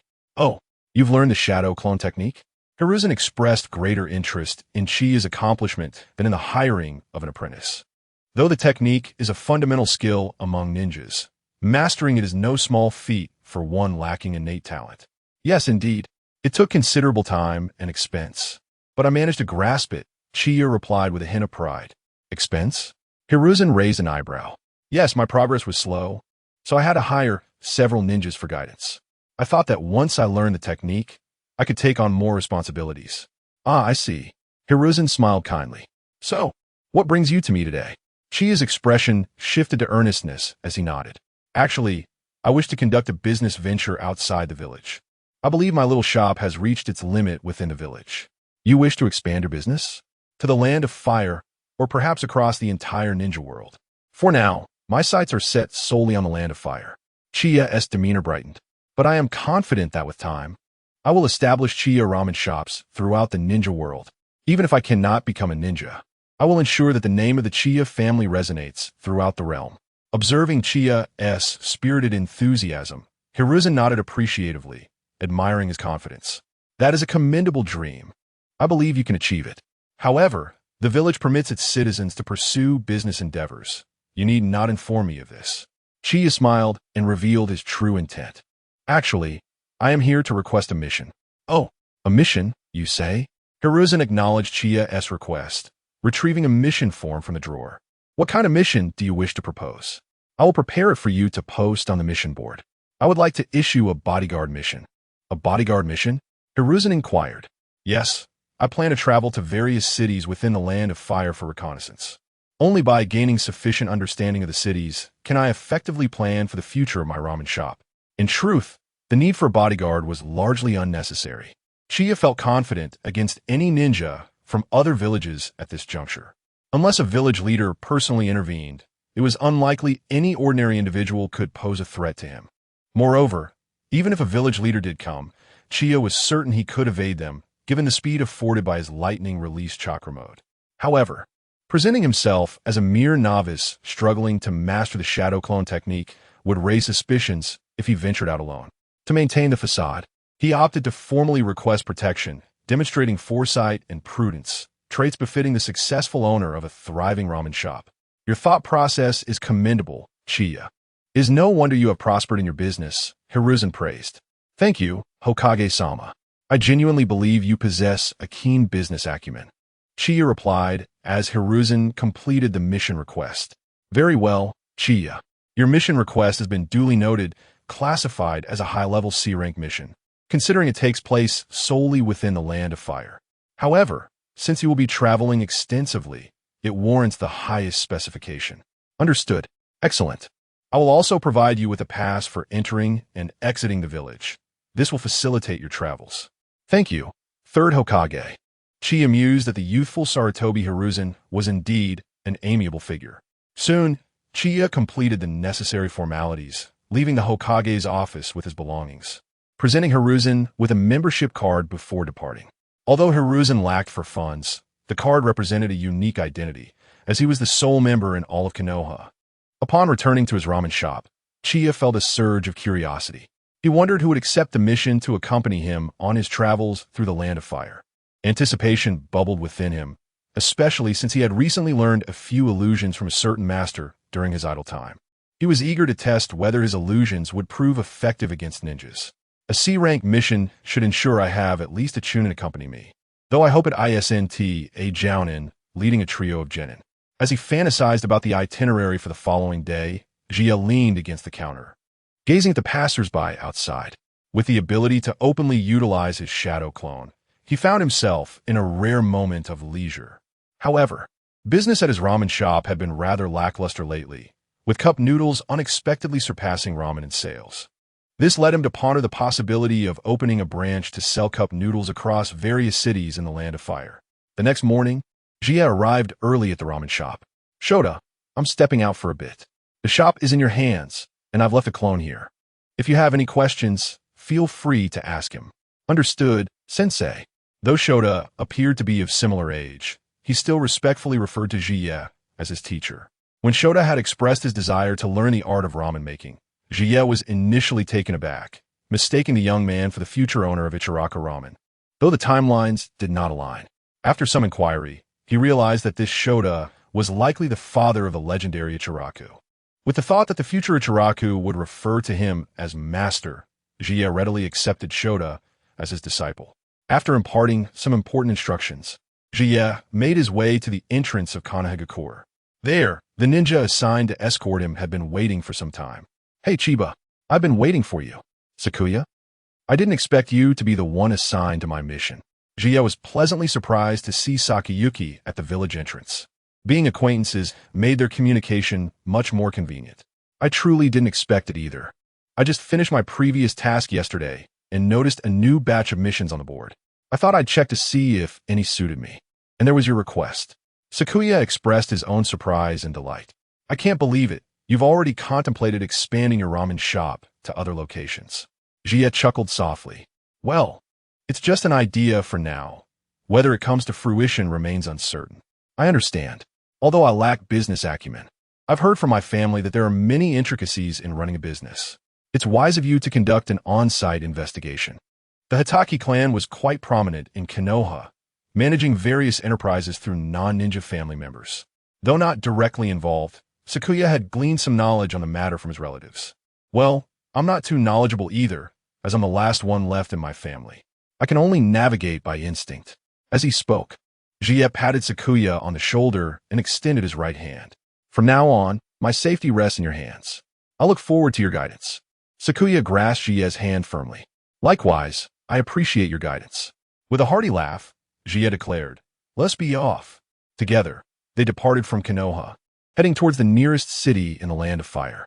The Land of Fire was vast, and given the nature of their expedition, numerous considerations loomed ahead. Jie was filled with anticipation. Though he had left Konoha before, it had primarily been for battle. This time marked his inaugural journey to a town outside of Konoha, and he was brimming with curiosity about the towns in the world of Naruto. After all, even in the anime and manga, the narratives predominantly revolved around the major ninja villages, with little depiction of other towns. However, the greater the hope, the more profound the disappointment. Upon arriving at the first town, Jie was taken aback by the dilapidated settlement before him. "Sakuya, is this truly our first stop?" "Yes. Is there a problem?" Jie remained silent for a moment, surveying the village. The winding, muddy paths and the low, thatched roof houses painted a grim picture. The inhabitants here were dressed in such a manner that simple would be an understatement. Had it not been for the occasional passerby engaging in conversation, he might have believed he had stumbled upon a gathering of uncivilized tribes. Yet, upon reflection, it made sense. The world of Naruto was relatively underdeveloped, not in the conventional sense, but rather it exhibited extreme developmental disparities. Moreover, the establishment of the ninja village system was a mere 2 decades old, and the First Shinobi World War had only recently concluded. With bandits ravaging the lands outside the villages, those without ninja protection were naturally left to languish in poverty. "Sakuya, it seems the world outside the ninja villages is in such a state of decay." Sakuya, however, did not seem overly affected by the scene, merely commenting in truth. "Most of the ninja world resembles what we see before us. The prosperity of Konoha is a rarity in this realm. We owe our current way of life to the benevolence of the first Hokage, who could not bear to see others living in distress. He gathered people to establish a village that allows us to live as we do now." Jie frowned. But the first Hokage had the capability to transform the entire ninja world. Why did he only establish a village rather than a nation with a comprehensive legal system? Sakuya was momentarily at a loss for words, unsure how to respond. To claim that the first Hokage lacked the ability? Yet, he and Uchiha Madara possessed the power to dominate the entire ninja world at that time. To assert that the plight of those outside the village was not the first Hokage's concern? Yet he had just acknowledged the Hokage's benevolence. Ultimately, Sakuya replied, "I don't know. I am merely a ninja, and my duty is to follow orders and complete my missions without overthinking the larger issues." Jie fell silent, his mind racing as he contemplated the nature of this world and the ninja realm. Chaos, exploitation, oppression, plunder, and slaughter. These words echoed throughout the corners of the ninja world. Despite Konoha's seemingly flourishing state, it was but a singular exception. He recalled the scenes depicted in the manga, where Jiraiya traveled through the ninja world, and how they mirrored the grim reality he now faced. Sakuya, let us move on. Are we leaving already? Yes, this place hardly seems suitable for opening a shop. Opening a shop? Purchasing goods? Huh. It would be a miracle if the people here could merely survive. Two individuals departed from this place, journeying towards the next town. As they traversed more and more locations, the smile on Jie's face gradually diminished. This was not due to a surge of compassion or an inability to witness others' suffering. Rather, Jie had always maintained a respectful distance from the destinies of others, never interfering in their lives. The reason for his waning smile stemmed from an increasing awareness that the prevailing hues of the entire shinobi world were those of oppression and despair. He suddenly began to comprehend why Jiraiya was so fervently devoted to the search for the prophesied child and savior. When one comes to a profound understanding of the world's sorrows, yet feels powerless to instigate change, how could one refrain from hoping for the emergence of a prophesied child or savior? Perhaps only a being imbued with the enigmatic essence of a prophesied child could alter such a world. Yet, had Naruto truly transformed the shinobi world? As half a year swiftly passed, their field research expedition was drawing to a close. Jie, what troubles you? On the road back to Konoha, Sakuya inquired, observing Jie's vacant demeanor.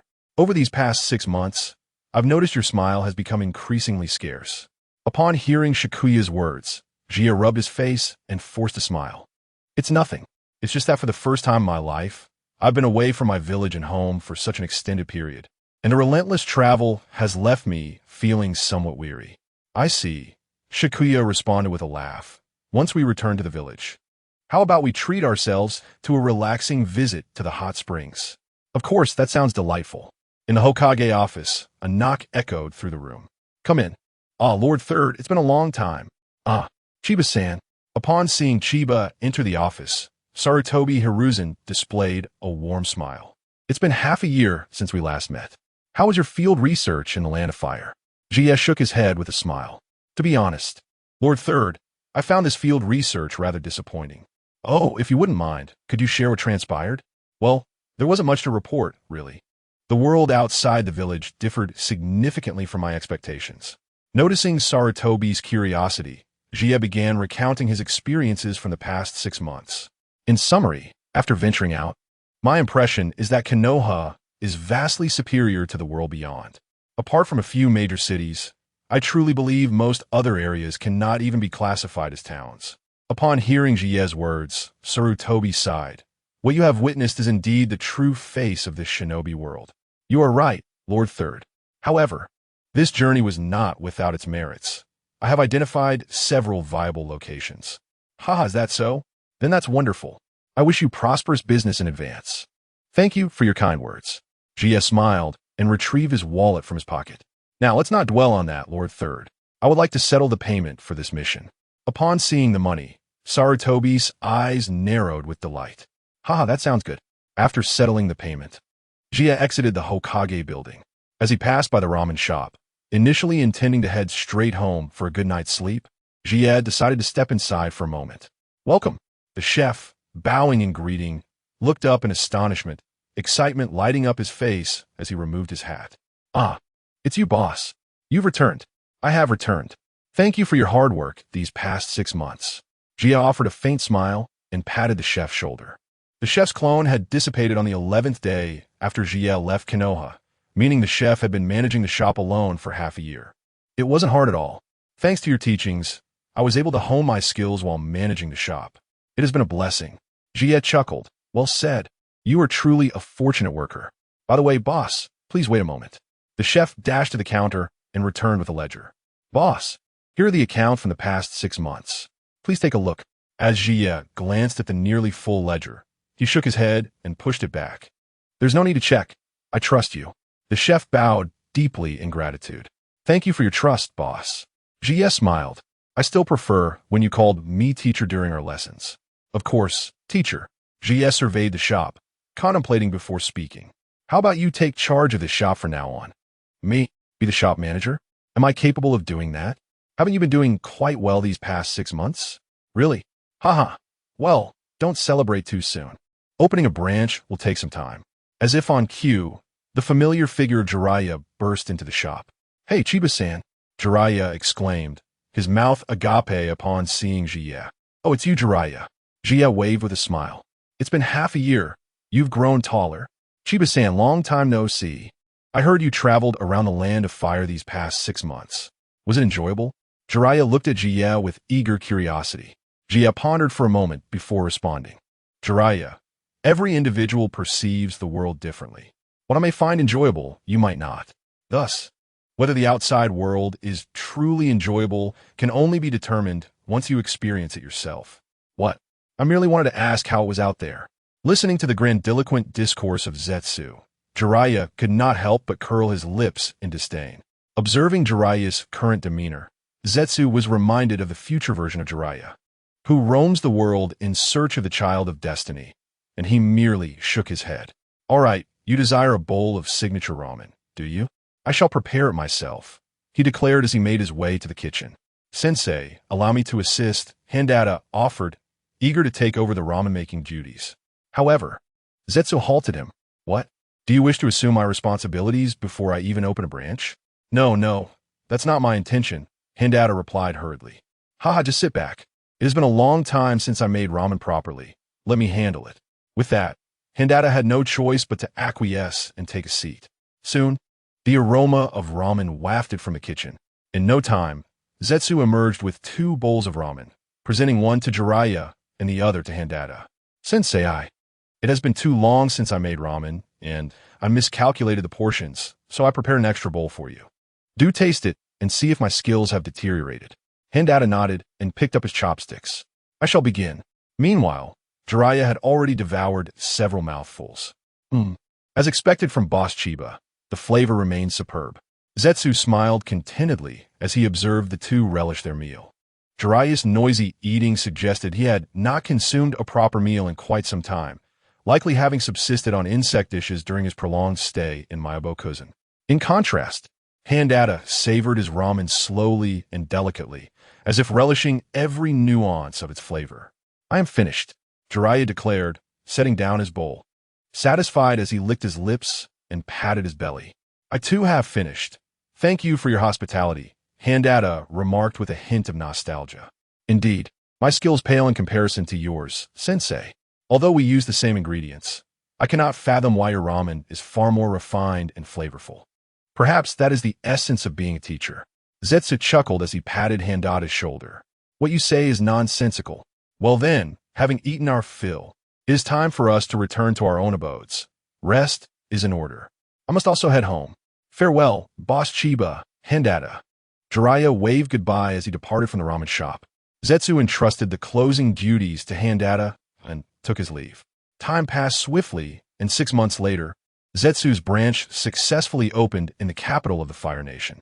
The grand opening was quite the spectacle, as Zetsu invited numerous ninjas from Konoha to lend their support. The presence of ninjas at the ramen shop immediately drew the attention of many in the capital. Coupled with his top-notch ramen-making skills, Chiba Ramen became an instant sensation. Naturally, as a time traveler, Zetsu was well-versed in social etiquette. The day after the opening, he distributed VIP cards to various nobles in the capital and introduced a line of luxurious ramen specifically tailored for them. While the taste may not have been significantly superior to ordinary ramen, the emphasis lay on opulence, uniqueness, and the hefty price tag. What were these nobles concerned about? Naturally, they coveted exclusivity and distinction. Initially, Zetsu had contemplated employing promotional strategies and discounts to boost visibility during the shop's opening phase, fully prepared for potential losses. However, to his surprise, several nobles ordered extravagant packages, resulting in immediate profits. As night fell, Zetsu sat in his residence, counting the stacks of cash in his hands, his eyes nearly transforming into dollar signs. Splendid. Truly, these nobles are excessively wealthy. Perhaps I should simply rob them. Why bother earning money when I could seize it directly? With my current prowess, robbing a few nobles would yield swifter rewards. Yet, after a fleeting moment of contemplation, he shook his head, dismissing the reckless notion. He could not act in such a manner. These nobles were parasitic leeches, draining the lifeblood of the common folk. If he were to steal from them, they would undoubtedly impose heavier taxes to recover their losses, ultimately causing further suffering to the very people he wished to protect. If he were to engage in such actions, how would he differ from those nobles who exploit the commoners? It would merely be a convoluted step, shifting from direct oppression to utilizing the nobility as instruments of exploitation. What would he become? A celestial dragon in the world of pirates? An aristocrat among aristocrats? Or perhaps he should simply eliminate all the nobles, cleanse the land entirely. Yet, that too was unfeasible. The shinobi world was already a desolate wasteland. If all the nobles were eradicated, the Fire Nation would likely plunge into chaos by the following dawn. Zetsu sighed deeply, aware that the ties between the nobility of the 5 great nations and the smaller states were intricate. Should he annihilate the nobility of the Fire Nation, other nations would surely seize the opportunity to invade under the guise of vengeance, ultimately carving up this bountiful territory. In such a scenario, flames of war would engulf the land, and once again, it would be the common people who bore the brunt of the suffering. Zetsu collapsed onto his bed. Hashirama, why did you and Tobarama not endeavor to transform the entire shinobi world back in the day? My dear master, do you wish to possess the power to change the shinobi world? A mocking voice interrupted Zetsu's musings, extinguishing any sentimentality or empathy he had for the suffering of the shinobi world, leaving only indignation towards the insufferable canine. What do you want, you wretched mutt? Are you here to swindle me again? I tell you, my new shop has just opened. There are expenses everywhere. Oh, master, money is merely a worldly possession. Do you not desire to reshape the entire shinobi world? Do you not find it immensely fulfilling to transform the shinobi realm into your envisioned ideal? Zetsu could not help but roll his eyes. Speak plainly, and spare me your grandiloquence. Oh, my beloved master, is it not simple to grow stronger? Just draw a card. Get lost. Please, dear master, money is merely a worldly possession. What purpose does it serve you? Can it even bear fruit? Ah, you inadvertently speak the truth. Money can indeed generate more money. Ultimately, under the relentless persuasion of the insufferable canine, Zetsu relinquished a portion of his funds. However, this time he did not indulge in the grand spinning wheel of fortune, but rather opted for ninja fragments. Zetsu understood that if he truly wished to effectuate any significant change or transformation within this shinobi world, relying solely on himself would prove insufficient. Pain is formidable, is it not? Yet, did he not require the formation of the Akatsuki? The 6 paths of pain and Kagaya Otsutsuki were indeed powerful, yet they too had faced defeat. Gazing at the 37% fragment collection progress for Izuna Uchiha, Zetsu sighed. Only 37%? There is no need for haste. I have ample time. If necessary, I can simply wait a little longer. The ramen shop has increasingly thrived, thanks to early promotions and a touch of social finesse. Chiba Ramen has gained a reputation in the capital, even attracting attention from outsiders. After all, it is frequented by the nobility, who have significantly contributed to its popularity. The aristocracy has drawn wealthy merchants, who in turn have spread the fame of Chiba Ramen to even more affluent clientele, transforming it into a luxury brand. Seiya seized this opportunity to expand the establishment, undertaking lavish renovations. As the shop grew, he also began to offer exquisite and luxurious dishes beyond just ramen. After all, when he secured the recipe and production machinery for instant noodles, he had also acquired various other resources. Exhausted, he wiped the sweat from his brow while gazing at the hotel before him. In just a year, he had transformed the ramen shop into the magnificent Chiba Grand Hotel. The opulent decor and the distinguished guests, including attendants clad in attire beyond the imagination of common folk, left him in awe. Chiba boss, you've been sitting here all morning. Can you really be tired? A young man beside him inquired, casting a helpless glance at Seiya before shaking his head. Hey, you can't say that, can I? Just sitting here is quite taxing, you know?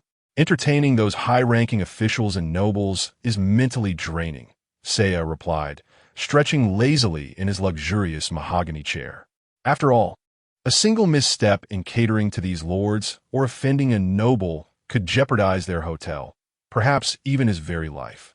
Kanai's eyes twitched at Seiya's words. Your life in jeopardy? Chiba boss, I can't help but wonder who in this ninja world could threaten your life. He shook his head in disbelief. It was evident that the Chiba boss who had pulled him from the Pure Land back to the ninja world, was exceedingly powerful. Yet he lacked the demeanor of a true strongman, often appearing avaricious and opportunistic. If he hadn't faced Seiya in combat over 10 times, each time narrowly defeated, Kanai might have thought him merely an ordinary businessman. The capability to defeat someone consecutively suggests mastery, akin to his brother, Uchiha Madara. Yet, even Madara could not guarantee a mere half-step advantage in every encounter. But Seiya managed to maintain that edge consistently. If it were a matter of luck, or if he were only slightly stronger, perhaps it could be dismissed. However, after being bested so many times, Kanai concluded that Seiya must be significantly more powerful, capable of defeating him with that half-step advantage time and again. Chiba boss, I have a question that's been bothering me. Oh dear, how many times must I tell you? Just call me Seiya, please. He waved his hand dismissively. Curiosity piqued as he regarded Kanai, who he had resurrected with great difficulty.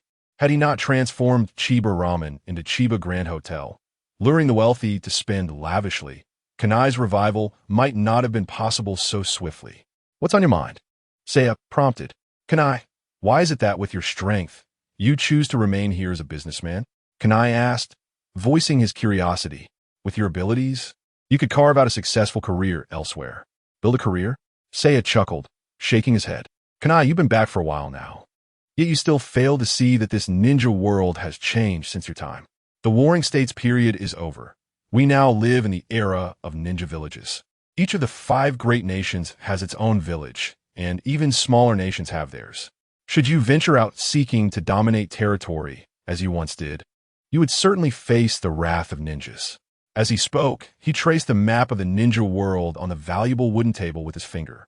Moreover, the daimyos of these great nations are often related. Even if you possess the strength to challenge one village, what about 2 or 3? Kanai remained silent, pondering the differences between the current era and his past. Observing Kanai's serious contemplation, Seiya smiled. So, times have changed. Tell me, what did your clans fight for back then? Was it not for wealth and resources? Look at me now. I possess both in abundance. But Chiba boss, you've already earned a considerable fortune, Kanai remarked. Who could ever have too much money? Besides, my situation is unique. Money serves a special purpose for me. Just as you were resurrected through my expenditure, Seiya retorted. Do you not wish to see your brother brought back to life? Or perhaps I could assist in reviving that fellow Tobirama, allowing you to teach him a lesson. Reviving my brother. Kanai's eyes widened at the prospect. If only Seiya had not mentioned that unfortunate name moments earlier. Can you truly bring my brother back? Of course. Why would I lie? You've already experienced resurrection yourself, Seiya affirmed. Kanai's excitement surged. If he could return, then so could his brother. The thought of reuniting with him filled Kanai with uncontainable joy. Yet amidst his enthusiasm, a question lingered. Seiya, if it's not too much trouble, could you share how you revived me? He glanced at Seiya, quickly adding, of course, if it's inconvenient, you needn't tea. There's nothing inconvenient about it. It's a natural ability of mine. With sufficient funds, I can achieve many feats deemed impossible by ordinary standards, such as resurrecting the deceased. Is there truly such a bloodline limit in this world? S. eyes widened in disbelief. As the former second-in-command of the Uchiha clan, he was well aware of the myriad special bloodline abilities that existed in the ninja world, inherited through lineage. However, hearing of acquiring such abilities or resurrecting the deceased through the expenditure of money was a revelation to him. Well, bloodlines are bloodlines. One could grasp their essence. While the two conversed, a cadre of samurai entered the establishment. Upon their arrival, instead of proceeding directly to the front desk, they formed a line at the entrance, where 2 individuals swiftly unfurled a crimson carpet. Understanding the pompous display, Tetsuya immediately realized who had arrived. He exchanged a knowing glance with, signaling him to retreat to the back, before personally approaching the entrance. A nobleman disembarked from a carriage, followed by a woman bedecked in a flamboyant kimono. The young nobleman displayed an expression of servility. Miss Yukiko, watch your step. The woman, referred to as Mikiko, sauntered gracefully down the red carpet into the hotel. The esteemed Nakamura has graced us with his presence. It is truly an honor. As the two entered the hotel, Tetsuya, the proprietor, approached to extend his welcome. Nakamura reciprocated with a smile. Chiba, I apologize for the intrusion. This is Miss Mikiko, the newly appointed courtesan from Hanamachi, whom I have persuaded to dine with me at considerable expense. I thought of you immediately, Chiba, and I implore you to make the necessary arrangements. Ah, the newly chosen courtesan. How remiss of me. Since you have both come here, I shall ensure you are treated with utmost hospitality. As he spoke, Tetsuya discreetly observed Mikiko with the corner of his eye. Indeed, Nakamura, the affluent heir, had a keen sense of aesthetics. Mikiko possessed both beauty and allure. With a slender waist, long legs, and a fair complexion, she exuded an enchanting charm. Please, follow me to a private room. Tetsuya gestured invitingly, discreetly giving Nakamura a thumbs up in a manner only he could see. Nakamura beamed with pride.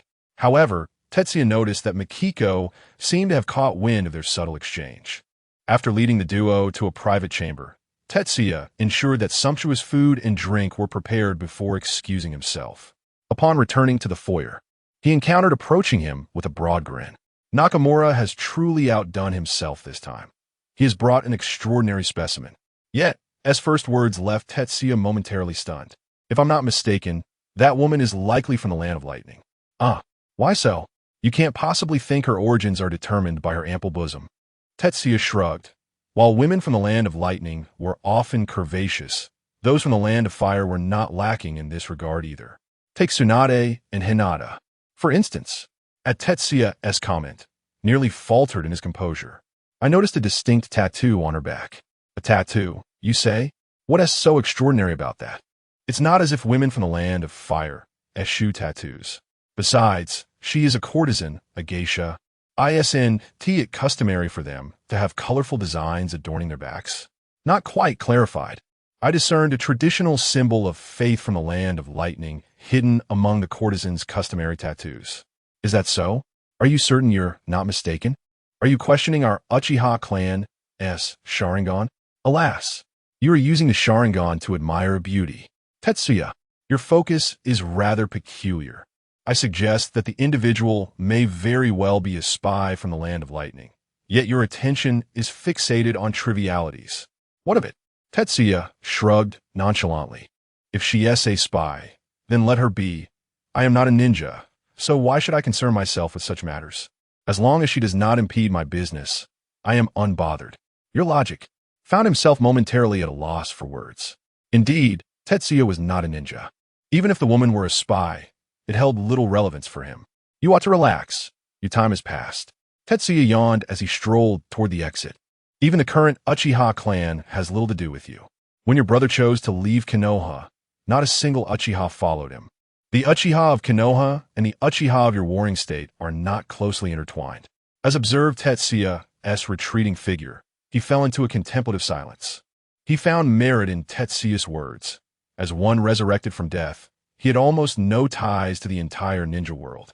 A village called Konoha that he scarcely understood. A clan that had betrayed his brother. Even the present land of fire held little sentiment for him. In a lavish suite, Nakamura had succumbed to the allure of romance. Unable to extricate himself from its depths. Nakamura-san. Hey, Miss Mikiko. Nakamura-san, do you truly love me? Of course, Miss Mikiko. From the moment I laid eyes upon you, I fell deeply in love. Then, Nakamura-san, are you willing to sacrifice for me? I would gladly give everything for you. Miss Mikiko. Nakamura-san. Mikiko nestled against Nakamura, raising her gaze with a look of longing. Gaze into my eyes, Miss Mikiko.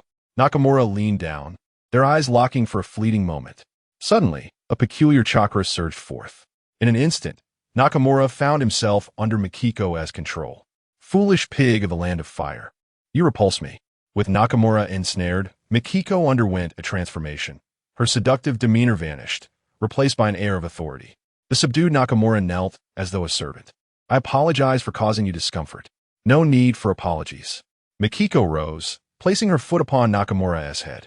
From this day forth, you shall serve me, and I shall ensure you secure your position as the head of the Nakamura family. You and your entire clan shall heed my commands. Yes, my mistress. Very well. From now on, in front of outsiders, maintain your composure. On the first floor, seated in his luxurious wooden chair, He suddenly lifted his gaze towards the opulent suite where Nakamura resided. His pupils abruptly transformed into a crimson hue, within which a swirling pattern emerged, ultimately coalescing into a distinctive design. Indeed, his eyes were the same kaleidoscopic Sharingan as Azuna's.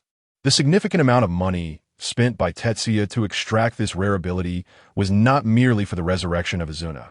Alongside this revival, he had also acquired Azuna as formidable skills: ninjutsu, swordsmanship, illusion techniques, and the illustrious Sharingan of the Uchiha clan. Considering the vast array of abilities gained, the expense seemed less burdensome, though it could hardly be deemed a substantial profit, given that Tetsuya was not lacking in ninjutsu. While the Sharingan's illusions were undeniably powerful, the techniques he learned from the old master were also commendable. The only truly beneficial acquisitions were the swordsmanship and the Sharingan. Through this kaleidoscopic Sharingan, Tetsuya perceived a surge of unique chakra fluctuations emanating from the luxurious private room. Ah, so they cannot resist taking action, can they? The people of the Land of Lightning are indeed quite impatient, he mused. Beside him, Izuna paid no heed to Tetsuya's identical Sharingan, though he couldn't help but inquire. Aren't you concerned? If war breaks out, it will affect your business, won't it? Tetsuya waved his hand dismissively. No need for concern. War is still a distant prospect, at least for the next few years. It is utterly unlikely. With that, he chuckled. Moreover, do you think the Land of Fire lacks spies from the Land of Lightning? Let's not forget, the current Hokage of Konohagakure is a favored disciple of Senju Tobirama. Do you believe Tobirama's student is a fool devoid of intellect? He scoffed. That cunning and inherently malevolent Senju Tobirama surely raised no virtuous disciple. Listening to Izuna's well-structured words, Tetsuya couldn't help but click his tongue, for it was clear that he and Tobirama were adversaries. Your rhetoric is no different from Tobirama's when he chastises the Uchiha clan. Thus, such matters do not require our worry. We are merchants. Regardless of who they are, as long as they can cater to our business, they are our customers. Are they not? As he spoke, Tetsuya pulled out a handful of sunflower seeds and began to crack them open. While munching, he continued, moreover, I am counting on Nakamura and that Miss Mikiko to take good care of my business. As their conversation transitioned from spies to other topics, Tetsuya, curious, began to inquire about some secrets from Izuna's past. With nothing else to do, he took it as an opportunity for amusement. However, the discussion soon drifted from the Warring States period to even more ancient times. As their enthusiasm grew, Tetsuya regaled Izuna with tales of historical anecdotes he had encountered online regarding the Hokage, such as the complex relationship between Yuhi and Hayamura, who were both brothers and lovers. Yet, Otsutsuki Kagaya disapproved of their bond, as no one would wish to witness their two robust offspring facing extinction. Tetsuya spoke animatedly, recounting the passionate saga of the two brothers, Yuhi and Hayamura, and the tumultuous love-hate dynamics between Ashura and Indra, traversing from a mythological era to the era of the shinobi. Perhaps Tetsuya's tales were so far-fetched that Izuna listened in a daze, failing to interject, simply absorbed in the narrative. Let me tell you, that old sage of the Six Paths was undeniably biased. When it came time to select a successor, he devised a test for his two sons. This assessment was clearly tailored for Ashura and Indra. Indra completed the task solo, adhering to the rules, while Ashura enlisted the help of others. Logically, Ashura should have been disqualified, yet the sage declared, Indra, you lack the understanding of love and unity, ultimately choosing Ashura. Tell me, how is that just? Isn't the sage being unreasonable? Even the usually calm and collected Izuna couldn't help but interject upon hearing Tetsuya's boastful claims. While you may not be a ninja, Tetsuya, you still cultivate chakra. Is it wise to speak ill of the sage of the Six Paths? Oh, what's that to me? Tetsuya waved his hand nonchalantly, took a sip of tea, and then spat out some tea leaves without a semblance of decorum. I'm merely speaking off the cuff. Besides, the sage has long departed. What is he going to do? Emerge from the Pure Land to confront me? The sage truly resides in the Pure Land. As a soul returned from there, while I have not encountered him, I have heard from other souls that he indeed exists. Relax, yes, you. It's a no consequence. If he truly were to confront me, wouldn't that mean I was right and he was agitated? If I were wrong, why would he even care? As the two continued their idle chatter, Nakamura and Mikiko descended the stairs, supporting each other. Nakamura appeared slightly inebriated, yet otherwise seemed untroubled. In contrast, Mikiko's makeup was somewhat disheveled, with faint red marks on her neck, as though the entire village had taken liberties with her. Tetsuya and Izuna immediately recognized that Nakamura had fallen victim to an illusion. Despite its subtlety, no illusion could withstand the scrutiny of the Sharingan. The marks on Mikiko were merely a facade. After all, it would be strange if nothing had transpired during their private time together. Nevertheless, Tetsuya remained unfazed. Greeting them with a smile, "How was your meal? Did you enjoy your drinks?" Mikiko remained silent, while a tipsy Nakamura chimed in, "Ahaha. The food and drinks from Boss Chiba were splendid, truly a reward." Upon uttering this, a guard stationed at the entrance swiftly approached, presenting a silver note that was placed on the table. Tetsuya's smile widened as he glanced at the amount on the note. "Ah, thank you, young Master Nakamura. Ha ha, much appreciated. It's a well-deserved reward." Nakamura laughed heartily, exuding an air of extravagance, for all his expenditures were covered by the Nakamura family. "Young Master Nakamura has had quite enough to drink. It is time for him to rest." Mikiko interjected appropriately, signaling that it was time for Nakamura to depart. Tetsuya smiled and said, "Safe travels to you both. Do come again. Rest assured, I am well aware of the decorum. What transpires in the room shall remain confidential." As he spoke, Tetsuya cast a glance at the red marks on Mikiko's neck, while the guards lowered their heads in understanding. As a guardian, adhering to the principle of not observing what one should not is fundamental. However, Miyako sensed something amiss, a fleeting glimmer of unusual emotion flickering in her eyes, which she quickly masked before departing with Nakamura. "What a showy display," Tetsuya remarked, shaking his head as he watched them leave. Izuna crossed her arms and spoke. "It appears they intend to manipulate the heir of the Nakamura family to gain control over the clan. I suspect their next move will be to support him in ascending to the position of family head." "No matter," Tetsuya replied, retrieving an abacus from behind the counter to toy with. Although the Nakamura family holds a certain status in the capital, at the end of the day, they are merely a second-rate clan. Clack! As all the beads returned to their rightful places, Tetsuya turned to Izuna. "This is the capital of the Land of Fire, a place abundant in nobility and wealth. A second-rate family can only assist the Land of Lightning or Konoha in amassing some money or resources. They cannot alter the grand scheme, for true power in the Land of Fire lies with the daimyo and the first-rate nobles close to him. A second-rate family amounts to little." In the illustrious Kabukicho of the capital, at that moment, two masked ninjas materialized before Miyako. Tall and imposing, they did not appear to be from the Land of Fire. Although they did not wear headbands, it was evident they hailed from the Land of Lightning. "Have you investigated the background of the hotel owner?" "Yes, my lord. We have gathered information." "Speak." "The hotel's owner is named Chiba Tetsuya, the sole heir of the Chiba clan of Konoha. Lacking the aptitude to become a ninja, he chose the path of commerce. Initially, he opened a ramen shop in Konoha, which prospered, prompting him to establish a branch in the capital. The ninjas had conducted a thorough investigation, uncovering how Tetsuya had transformed from a modest ramen shop owner in Konoha to the proprietor of the largest tavern in the capital. After all, such matters are hardly secrets. Any elder resident of the capital could provide the information.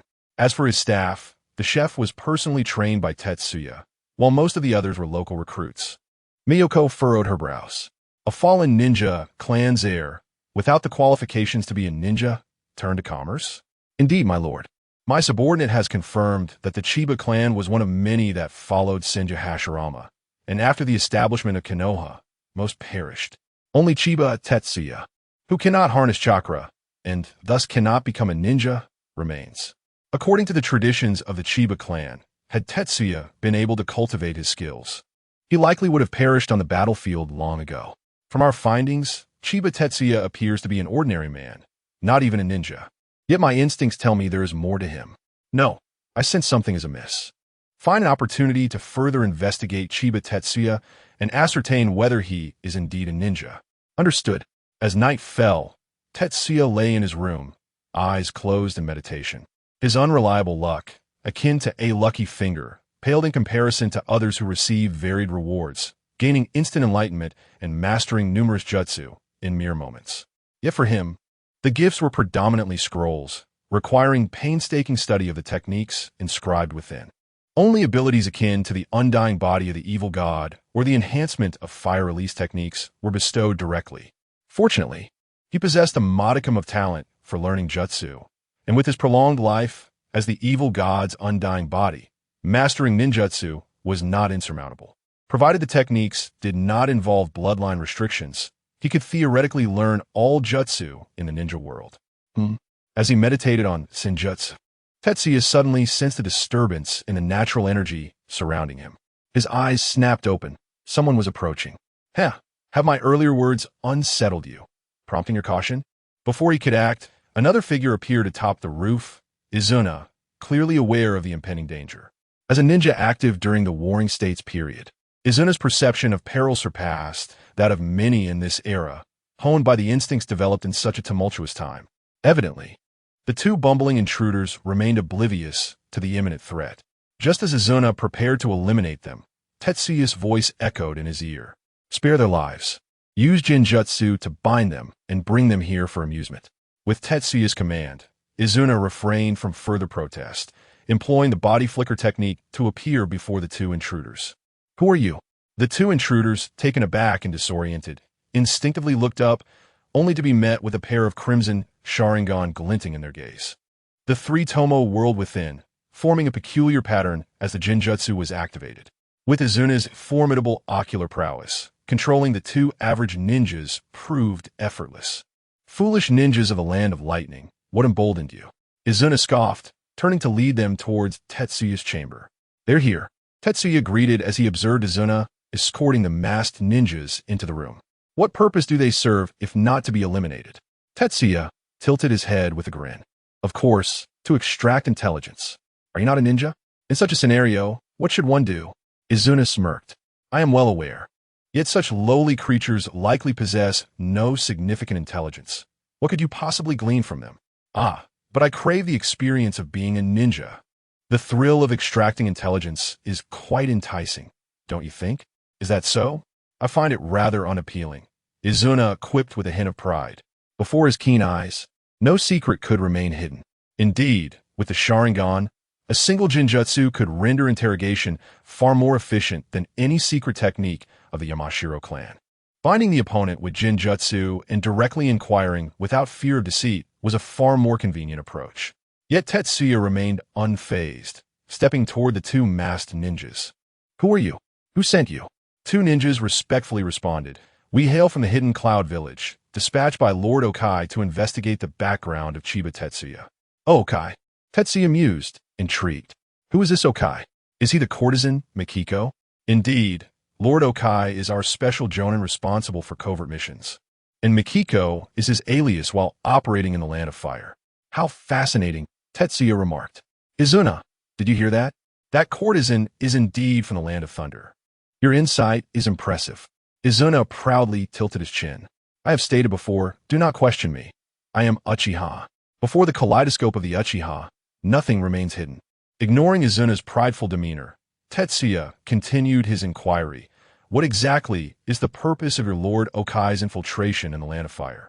We are not entirely certain, they replied. All we know is that the village has devised a series of detailed plans concerning the development and future of our Hidden Cloud Village. Following the conclusion of the Great Ninja War, the demise of the Second Raikage, and the incident involving the Second Hokage, the latter forcefully demanded a substantial compensation from us, which severely impacted our village's growth. Consequently, the higher-ups of our village established a series of plans, including embedding spies in various nations.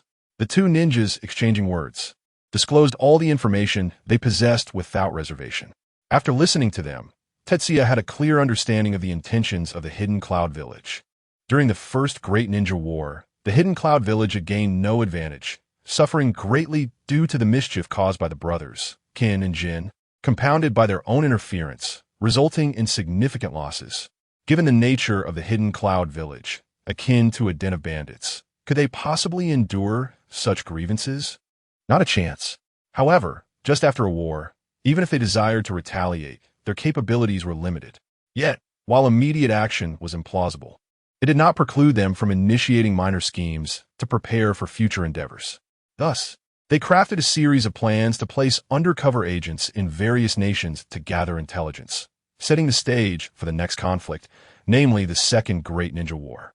The brash individuals from the Land of Thunder seemed unable to remain peaceful, always seeking to instigate trouble.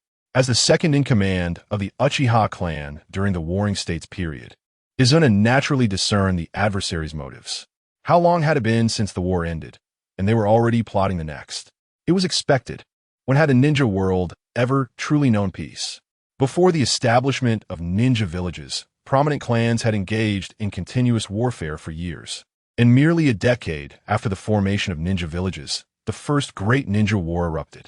20 years after that conflict, the Second War followed, and just a decade later, the Third World War ensued. After the Third War, the ninja world appeared to stabilize, though this tranquility was merely superficial, concealing the undercurrents of tension. It was not until the emergence of Prince Naruto that the Fourth Great Ninja War commenced. How do you intend to deal with these two? Izuna inquired. Observing Tetsuya using Jinjutsu to toy with the two ninjas from the Land of Thunder, somewhat perplexed by Tetsuya's intentions. Having acquired the necessary intelligence from them, why not eliminate the two? Deal with them? Certainly. We shall send them back, Tetsuya replied. Send them back. Izuna instinctively questioned. Are you suggesting we let them return as double agents? Indeed. Do you not find this approach rather amusing? Tetsuya gazed at the two ninjas, suddenly perceiving them as endearing. Their presence might inject some much-needed amusement into his otherwise mundane life. As he spoke, a thought struck him, and he turned to Izuna. By the way, if we were to control them with Jinjutsu, would they be able to discern it? Do you underestimate the Jinjutsu of our Uchiha clan? Izuna retorted with a standard Uchiha smirk. Our Jinjutsu is undetectable by all but those well-versed in the art. As far as I know, the ninjas of the Hidden Cloud Village lack such expertise. Is that so? Then please cast a suggestion on these two, instructing them that they have uncovered the truth, that I am merely an ordinary person incapable of causing harm.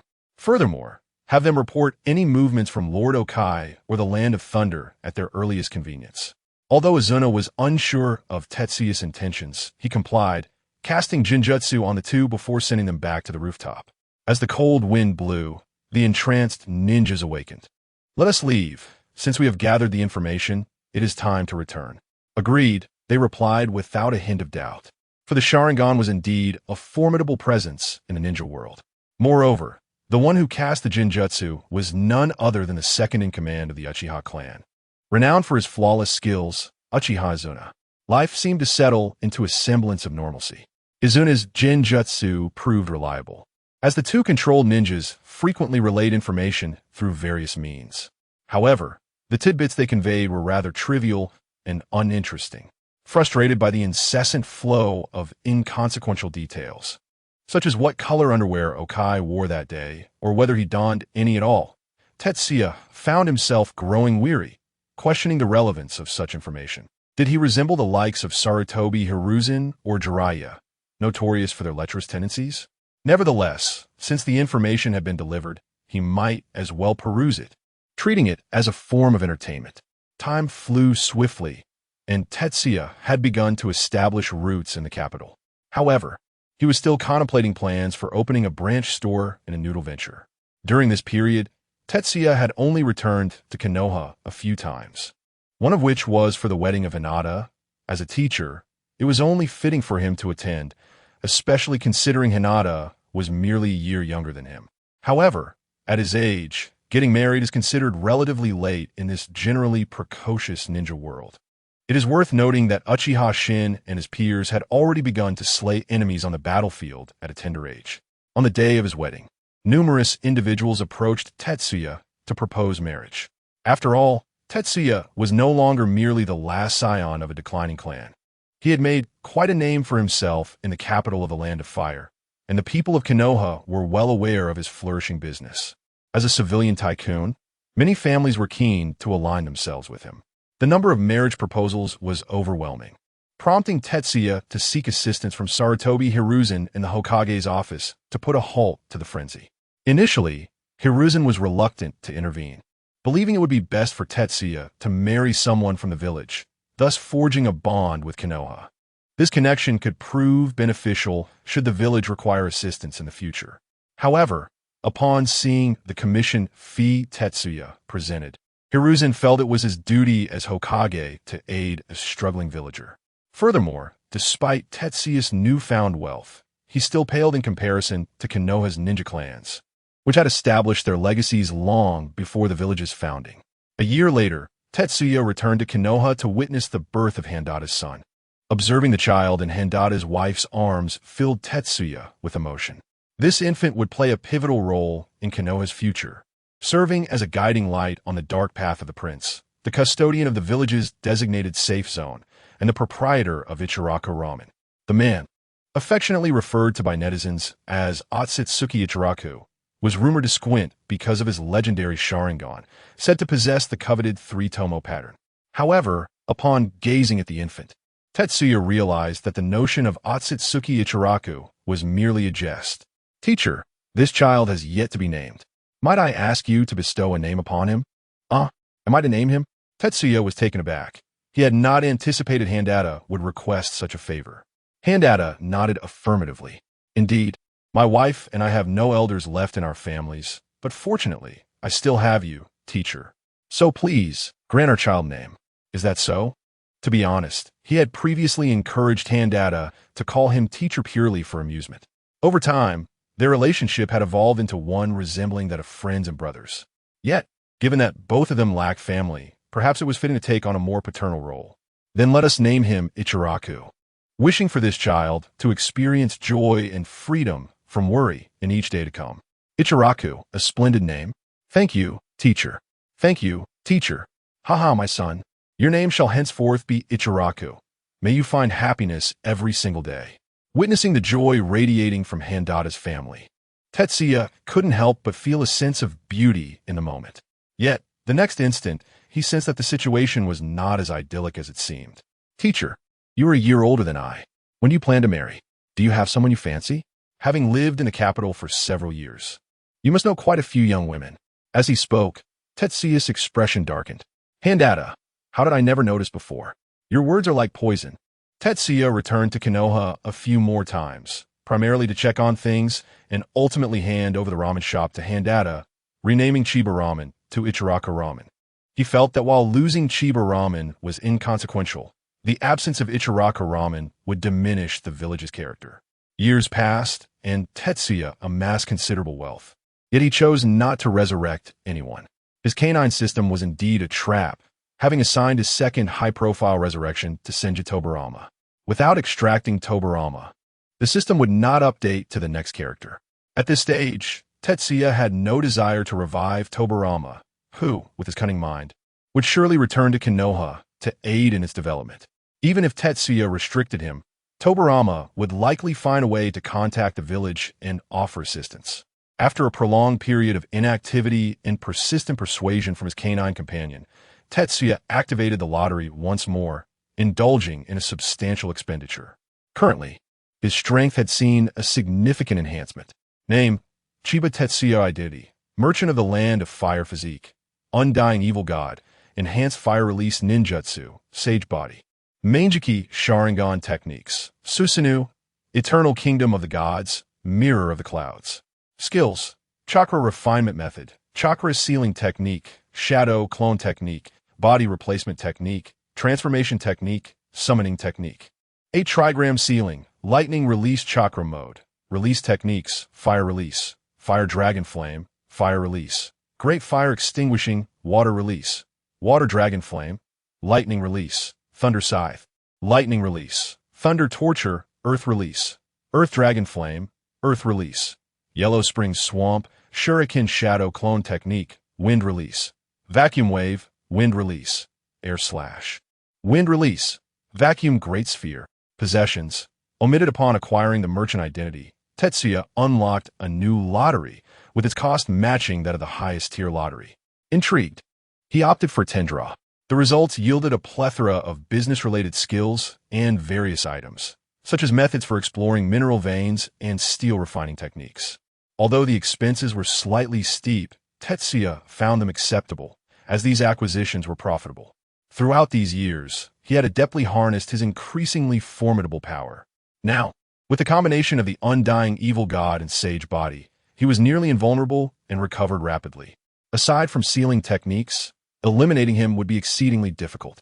The vast chakra provided by the sage body, augmented by the chakra obtained from his lottery draws, had reached a level that likely rivaled Senju Hashirama. However, beyond the gains from ninjutsu and chakra, he cherished the Sharingan he had received from Izuna even more. It is said that the Sharingan reflects the soul, and although he had obtained Izuna's Manjiki, its abilities were unlike anything even Izuna had ever known. The left eye's power, known as the Eternal Kingdom of the Gods, translates to the realm of everlasting existence, a title that resonates with grandeur. Upon realizing the effectiveness of his abilities, Jie preferred to refer to himself as Iron Man in the arena of duels. In simple terms, as long as he could perceive his opponent, he could invoke his ocular technique to draw them into a realm of his own divine creation. Within this sacred domain, he could incessantly siphon off the opponent's chakra and physical stamina. This was an unparalleled technique for one-on-one combat, considerably more formidable than Obito's Kamui space. However, Kamui did possess its own advantages, allowing for the transference of virtually anything into its dimension. Conversely, his constant divine realm could only ensnare individuals, necessitating a target for activation, although items held by individuals could also be drawn in. Unlike Obito, who could freely navigate his Kamui space, evading damage and utilizing it as a personal dimension. Alas, upon closer examination, Jie found his own abilities somewhat lacking compared to Kamui. Although he could continuously drain chakra and stamina within his divine realm, he was not short on chakra himself, being a sage with an immense reservoir. Unless his opponent was a reanimated body with infinite chakra, who could possibly compete with him in terms of chakra? Moreover, his future self would only grow stronger, rendering this ability seemingly unnecessary. Yet, there was another ocular technique at play, his right eye's Yunyuan mirror, which held intrigue. As long as he had seen a person, the Yunyuan mirror could create an exact replica of them, complete with all of their capabilities, obedient to Jie's mental command.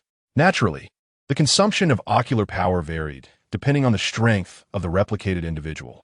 Currently, he felt confident in replicating a shadow-level powerhouse, such as Sarutobi Hiruzen. However, attempting to replicate the peak prowess of Hashirama would likely prove difficult with his current Manjiki Sharingan's power. He might find himself overwhelmed before he could fully utilize any jutsu. Fortunately, ocular power could be enhanced. Ever since he resurrected Izuna, Guzi had thoughtfully incorporated ocular power as a reward in the Grand Wheel of Fortune. What was once a mere 0.5 card of chakra had transformed into 0.5 units of ocular power. And who was this 0.5 unit? It was none other than the future Sasuke. Truth be told, Jie felt that Sasuke during the Manjiki phase did not possess significant ocular power. After a few uses of Amaterasu, he was nearly blind. However, it mattered little to Jie, as he consistently drew multiple 0.5 units in each lottery. As time passed, Jie ultimately abandoned his idea of replicating the current model of expanding his ramen shop. He had realized that imitating the success of the Chinya Grand Hotel in other cities of the Land of Fire would prove challenging. Even in the second largest city of the Land of Fire, there were not nearly as many nobles and wealthy individuals as in the capital. Continuing to operate branches at the scale of the capital's Chinya Grand Hotel would likely lead to inevitable losses. Ultimately, he chose to compromise and proceed with his original plan to open ramen shops in several larger cities. However, he decided not to involve himself directly, delegating the task to his shadow clones. At his current level, even his shadow clones possessed considerable combat prowess. Time flew by, and the people of Konoha had nearly forgotten the existence of Chinya. The handcrafted ramen shop had replaced his place in their memories. Only a few individuals who had maintained frequent contact with him, like Handcrafted and Kakashi, still remembered Jie. Even Jiraiya and his companions had relegated Jie to the recesses of their memories. After all, they had matured, no longer ordinary ninja students, but had begun undertaking missions in their roles as ninja. More stories had woven into their lives, causing the mundane and once insignificant events of the past to be gradually forgotten. In the Land of Fire, amid a primordial forest, two figures darted between towering trees, occasionally colliding, engaging in close combat or jutsu clashes, locked in a fierce struggle. Interestingly, the jutsu, physical techniques, and even subtle movements and habits of these two combatants were nearly identical. A closer look would reveal that these two fighters seemed to have been carved from the same mold. One might even think someone was amusingly sparring with their own clone. It is time to conclude. Uchiha Izuna leapt into the air, hands swiftly forming seals, chakra surging. Fire release, dragon flame, song technique. In an instant, a torrent of fierce flames erupted from Izuna's mouth, forming 4 fire dragons that surged towards the other Izuna from all directions. The other Izuna, too, swiftly formed seals. Unleashing an identical jutsu, the 8 fire dragons collided, resulting in an explosive pillar of fire that erupted within the forest. However, from a higher vantage point, it was evident that the entire forest had been enveloped in a barrier, rendering the events within invisible to the outside world. With a thud, Izuna descended from the treetops, sheathing his long blade and glancing back at the ravaged battlefield before making his way to the riverbank. By a small river, a young man sat leisurely on a chair, fishing with a rod. "Ah, you're back. This time, you are 5 minutes faster than last," he remarked with a tone of mock celebration. Izuna approached the campfire and began to eat a string of grilled fish. "There's nothing to celebrate. According to my plan, I should have been able to finish the battle 15 minutes earlier this time. Your Yunyuan mirror has grown stronger. Ha ha, perhaps there has been a slight improvement. More importantly, Izuna, you have become even more powerful, hence the replica I created has become more formidable. TSK, to be able to replicate the abilities of anyone you have seen. How can there be such a monstrous ocular technique in this world? Your Mangeki originates from my own. Yet my abilities merely enhance myself," Izuna complained, acutely aware that Jiye had acquired all of his abilities upon resurrecting him, including the Uchiha clan's pride, the Sharingan. Yet, that was undeniably his own. How could the awakened ocular techniques surpass his own? "Come now, don't be upset." Jiye chuckled lightly, abruptly yanking the fishing rod as he caught a plump fish, removing the hook and tossing it into a nearby bucket. "No matter how powerful my ocular techniques may be, they still stem from the Uchiha clan's Sharingan. This signifies that the true strength lies within your clan's eyes. As for why our ocular techniques differ, that is easily explained. The Sharingan reflects the soul. You are a proud Uchiha, focused on becoming stronger, while I am merely a pitiable merchant, hoping for protection, which has led to the awakening of such techniques." Listening to Tetsuya's words, Izuna suddenly found the grilled fish in his hand unappetizing. "What nonsense are you spouting? Are you, Chiba Tetsuya, truly so weak and pitiable? And what does that make me, who you have always suppressed?" "Hee, I was merely speaking casually. No need to take it to heart." Cluck, cluck. Just as the two were engaged in their idle chatter over grilled fish, a messenger pigeon flew over and landed on Tetsuya's shoulder. Tetsuya extracted a note from the bird's chirps and began to read. Upon viewing the contents of the note, a broader smile spread across his face. "What is this? Did those 2 foolish Cloud Village ninjas send you some amusing intel?" Ever since they had managed to control those 2 bumbling Cloud ninjas, tidbits of information have been occasionally relayed to them. Most of this intel was trivial, and Tetsuya often regarded it as mere entertainment. Well, those 2 idiots have reported that a remnant of the Uzumaki clan from the land of whirlpools has set off for Konoha, and the Cloud Ninjas are keen on infiltrating Konoha to abduct this Uzumaki heir. Tetsuya did not need to guess. He was certain the Uzumaki heir referred to in the intel was Kushina. Calculating the time, it seemed that Uzumaki Mido was likely nearing her limit. To ensure the Ninetales remained in Konoha, they intended to bring Kushina to Konoha to become the next Jinchuriki. Hmph, those brutes from the Cloud Village. Always with their thieving ways.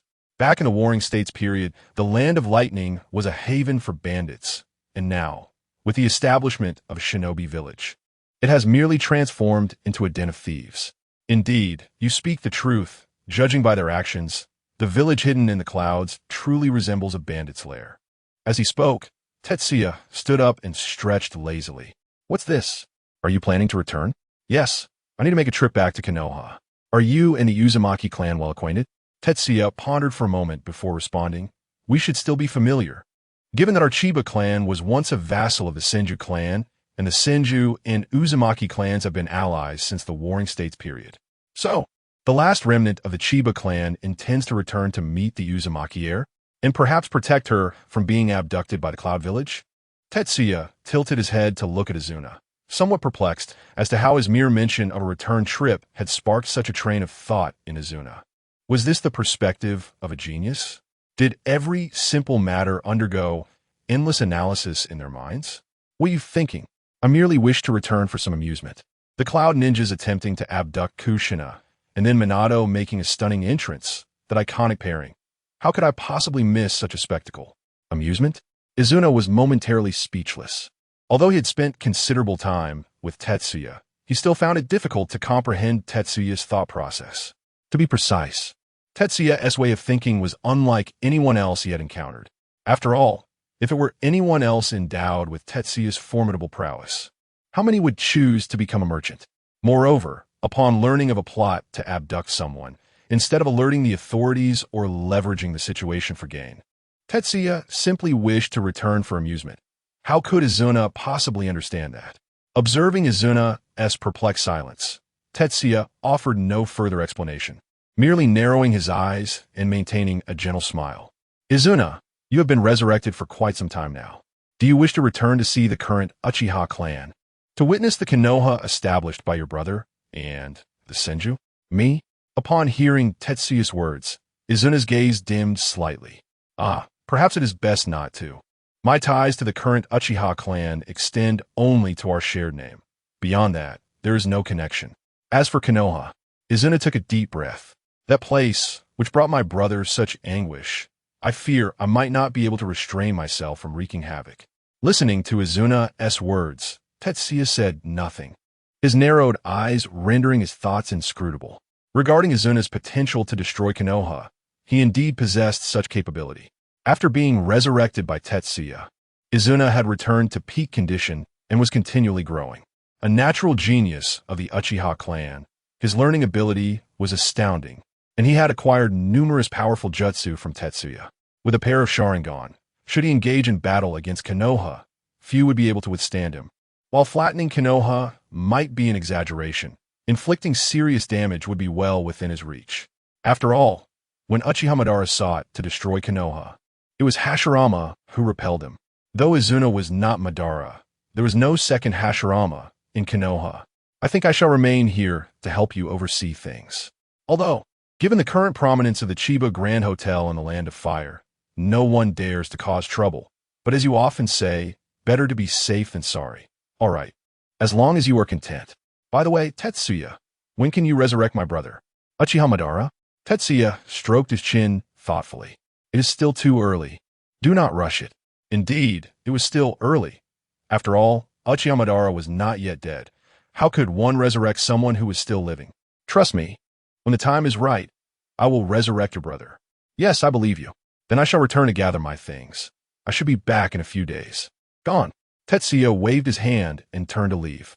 Izuna watched Tetsuya's departing figure, contemplating for a long while before returning to his previous spot. Picking up his fishing rod to resume fishing. After severing ties with his family, he found his current life quite agreeable.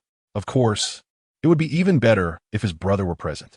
Yes, I must assist Tetsuya in managing the business and expedite my brother's resurrection. Upon returning to the Chiba Grand Hotel, Tetsuya symbolically tidied up a few items in preparation for his return to Konoha. Not to mention, he could now be considered a wealthy merchant. After all, the Chiba Grand Hotel had gained considerable renown in the Land of Fire. What was it they said?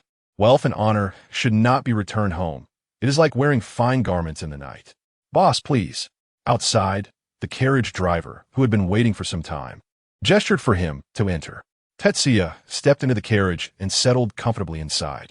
As the sound of hooves echoed, the two white horses began to pull the carriage slowly away from the capital of the Land of Fire. Enjoyment. Now that he had acquired wealth, he must learn to savor life. Although, with his current strength, he could swiftly return to Konoha on foot, there was no comparison to the comfort of a carriage ride. This luxurious lifestyle truly leads one to decadence. Sitting on the soft cushions of the carriage, indulging in exquisite pastries, and sipping fine wine, Tetsuya relished the moment. a lifestyle he had never experienced even in his previous life. Setting aside the wine jug, Jie suddenly opened his narrowed eyes, his black pupils transforming into a vibrant red. How intriguing. I have only been out for half a day, and someone cannot contain themselves. He sensed a malevolent chakra approaching, clearly indicating that someone was coming for him. Over the years, he had encountered individuals harboring ill intentions toward him. However, while in the capital, Jie had cultivated relationships with influential nobles, and they would not permit anyone to act against him on their territory.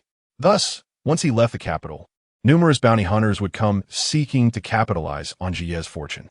Unfortunately for them, these miscreants would never even have the opportunity to confront Jie. The moment they displayed their malevolence, Quan Nai would sever their heads. This time, Quan Nai did not accompany Jie, and it appeared that someone could not restrain themselves just half a day after leaving the capital. Swish! A shuriken pierced through the carriage, hurtling straight toward Jie's head. Whoosh! In the blink of an eye, the shuriken flew out from the other side of the carriage, embedding itself into a large tree. The carriage driver gasped, startled by the sudden attack, causing the horses to whinny in fright. Boss! The driver exclaimed, but in the next moment, he regained his composure, his eyes revealing a crimson hue. The next instant, he leapt from the carriage and bolted away. Clearly, the ninjas targeting Jie had no interest in the carriage driver. Jie exited the carriage and, with a swift slap to the horse's rear, urged it to chase after the fleeing driver. Now, it was imperative to protect the carriage he had purchased. If it were damaged, it would be quite unfortunate. With that, Jie stretched lazily. What? Are you still not planning to show yourself? Whoosh, whoosh, whoosh. Before he could finish his sentence, several sharp sounds pierced the air. 6 shurikens, like venomous serpents, aimed straight for Jie's throat. In response, Jie swiftly sidestepped, the shurikens grazing his neck without causing a single scratch. Still not planning to reveal yourself? With such trivial skills, you shall not claim my head. The information was incorrect. Was it not said that the owner of the Chiba Hotel was an ordinary person, and it was his accompanying ninjas that had allowed him to evade the bounty hunter's assassination? It seems you're not so simple after all. A figure appeared atop the treetops, clad in a black vest and masked, with only a pair of green eyes visible beneath the tightly wrapped fabric. The seams on his arms were conspicuous, making it appear as though his hands were stitched together from a collection of fragments. He wore a metal forehead protector, emblazoned with the symbol of the Takigakure village, though it bore a slash, indicating his status as a rogue ninja. The unmistakable emblem allowed Jie to identify him at once. I had thought it would be someone else coming for my life. I never expected it to be you, the infamous bounty hunter, Lord Kakuzu of Takigakure. Upon seeing Kakuzu, Jie felt no fear. Instead, he was invigorated. Why? Because he greatly admired Kakuzu's talents. Not for the monstrous techniques he employed to transform himself, but for his remarkable ability to amass wealth. What did Jie require most? Was it not money? One could say that he and Kakuzu shared a kindred spirit. Kakuzu's green eyes flickered with surprise. Oh, I did not expect a wealthy merchant from the Land of Fire to be aware of my existence. Of course, after all, who does not know the top bounty hunter, Kakuzu? Jie regarded Kakuzu with calmness, even engaging in casual conversation. I have heard that you once accepted a mission to assassinate the first Hokage of our Leaf Village, only to throw a shuriken from 800 miles away and flee. Is that true? At these words, Kakuzu's anger flared. Are you jesting? Do you have any idea how far 800 miles is? I genuinely faced Senju Hashirama back then. Indeed, you make a valid point. If you could throw a shuriken from 800 miles and hit your target, then aside from that skill, I suspect very few could match you in direct confrontation. Enough chatter, surrender, and accept your fate. This way, you shall suffer less pain, and I can claim your head for a handsome reward. With these words, Kakuzu leapt down from the tree, charging toward Jie. He swung a punch, his fist detaching from his arm, connected by dark threads resembling silk. Is this the Earth Grudge fear? How grotesque! Though he spoke of disgust, Jie was nonetheless intrigued by Kakuzu's secret technique. The extending punch allowed him to release his fist, controlling it with the thread-like extensions of the Earth Grudge fear, thereby achieving surprise and increasing his attack range. Kakuzu's physical prowess was commendable, yet unfortunately, GS saw through all his movements. With effortless evasions, Kakuzu could not even graze GS's clothing. Such clean and decisive agility. Indeed, the information was flawed. Seeing GS easily evade his attacks, Kakuzu's gaze sharpened. He was already prepared to return and extract the heart of the informant who had provided him with such misleading intelligence.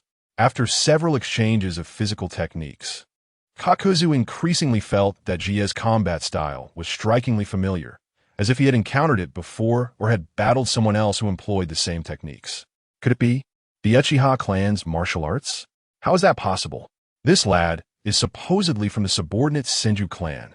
Kakuzu was astonished, yet he hesitated to confirm his suspicions. However, GS spoke once more. Mr. Kakuzu, I believe there is no need for such hostility. In truth, I hold you in high regard. What? Afraid of death? Planning to buy me off? I merely feel that there is no necessity for this conflict. Do you not love money, Mr. Kakuzu?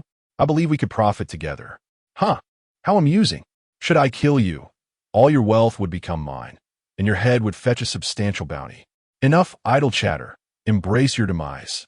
Finding that his physical techniques were ineffective against Jie, Kakuzu shifted his approach, deciding to rely on numbers. After all, no matter how formidable Jie's martial skills, Kakuzu perceived no chakra fluctuations emanating from him. Lightning release, false darkness. The sealing technique was completed, and the threads of the earth grudge fear within Kakuzu surged, manifesting a mask that resembled a visage emerging from a mass of black seaweed. Instantly, a powerful bolt of lightning erupted from the mouth of the thunder release earth grudge fear mask, shooting towards Tetsuya with astonishing speed. Alas, it seems I must teach you a lesson before you can properly heed my words, Tetsuya sighed, yet his tone brimmed with excitement. Since the end of the ninja war, he had not engaged in combat with anyone aside from Izuna, and encountering Kakuzu stirred a long-dormant itch for battle within him. Chakra sealing technique, release. Tetsuya proclaimed as he undid the chakra seal he had placed upon himself. In the next moment, a tremendous surge of chakra erupted forth, enveloping him in a radiant blue glow, a manifestation of his chakra's explosive release. With his chakra freed, he executed a body flicker technique, deftly evading Kakuzu's assault. What is this chakra? This intelligence was misleading. Damned informants, I shall rip out your heart and sever your head. Kakuzu felt a chill run down his spine, as the pressure emanating from Tetsuya in that instant gave him the illusion of battling Hashirama Senju himself. Despite his shock, his greater desire was to eliminate the informant who had provided him with this faulty information. Was this Tetsuya Chiba truly an ordinary person? However, years of combat experience told Kakuzu he had no time to waste in contemplation. Swiftly forming hand seals, he declared water release, water wall technique. Another mask appeared, unleashing a ferocious column of water. Tetsuya, inspired by the sight, responded with water release, water dragon bullet technique. The seals completed, a massive dragon of water coiled around Tetsuya, surging directly toward Kakuzu's water column. Splash! As the two forces collided, the resulting spray was powerful enough to sever several large trees. Such formidable water release! Tetsuya exclaimed, recognizing that Kakuzu's prowess was nearly on par with the legendary second Hokage, Tobirama Senju, renowned for his mastery of water release. What? You wonder why a Hokage is known as a master of water release instead of a Mizukage? Itsayist. Even the Mizukage would not dare claim such a title in the presence of the second Hokage. Realizing his water release was ineffective, Kakuzu quickly retracted his two masks, switching to wind release. It was important to note that thanks to the Earth Grudge Fear technique, he possessed 5 hearts, each capable of providing a different elemental chakra, enabling him to wield 5 distinct elemental techniques. Thus, Kakuzu was a master of the 5 natures, having gained fame even before the third Hokage, Hiruzen Sarutobi. However, it was unfortunate for Kakuzu that Tetsuya had an abundance of ninjutsu at his disposal. After all, he had accumulated countless ninjutsu scrolls over the years. Wind release, vacuum great sphere. Tetsuya inhaled deeply and unleashed a powerful attack bolstered by his chakra. The vacuum sphere collided with Kakuzu's wind release, resulting in a devastating explosion that tore the ground asunder and toppled trees. I won't back down. Kakuzu had not anticipated that Tetsuya, so young, would master two different elemental techniques.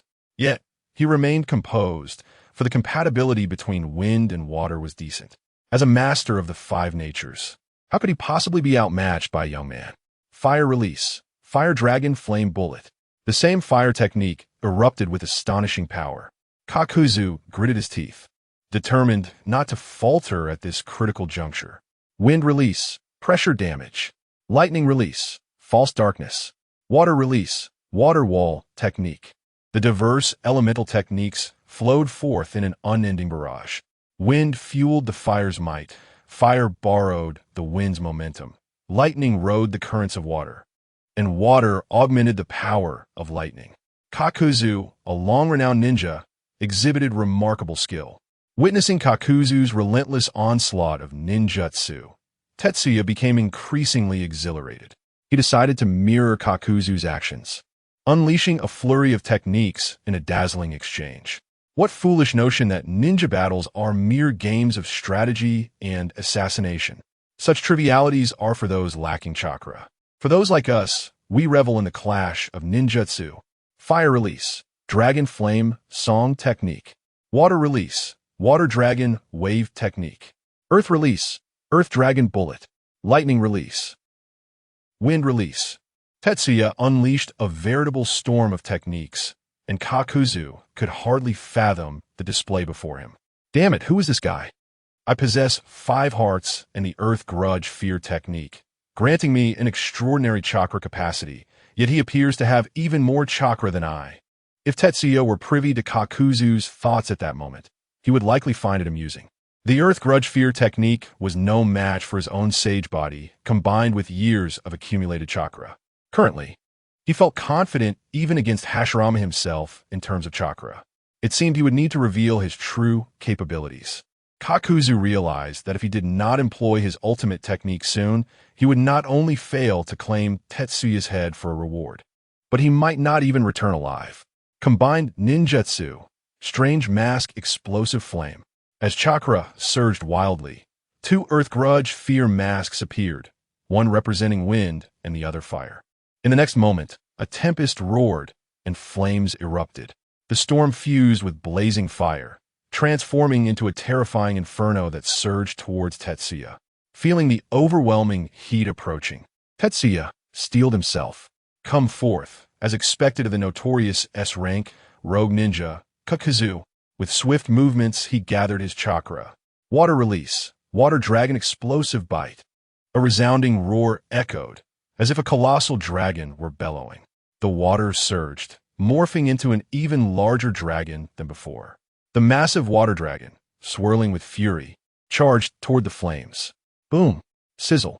Water and fire clashed with a thunderous roar, while scalding steam erupted throughout the forest, scorching the flora and fauna alike. Even the ground became saturated with the intense heat. At that moment, Kakuzu was drenched in cold sweat. Facing such a level of water release, it felt as though he were battling the second Hokage, Tobirama Senju himself. This is utterly absurd. Meanwhile, Kengo began to think rapidly. He realized it was time to make a hasty retreat, or he would surely meet his doom here.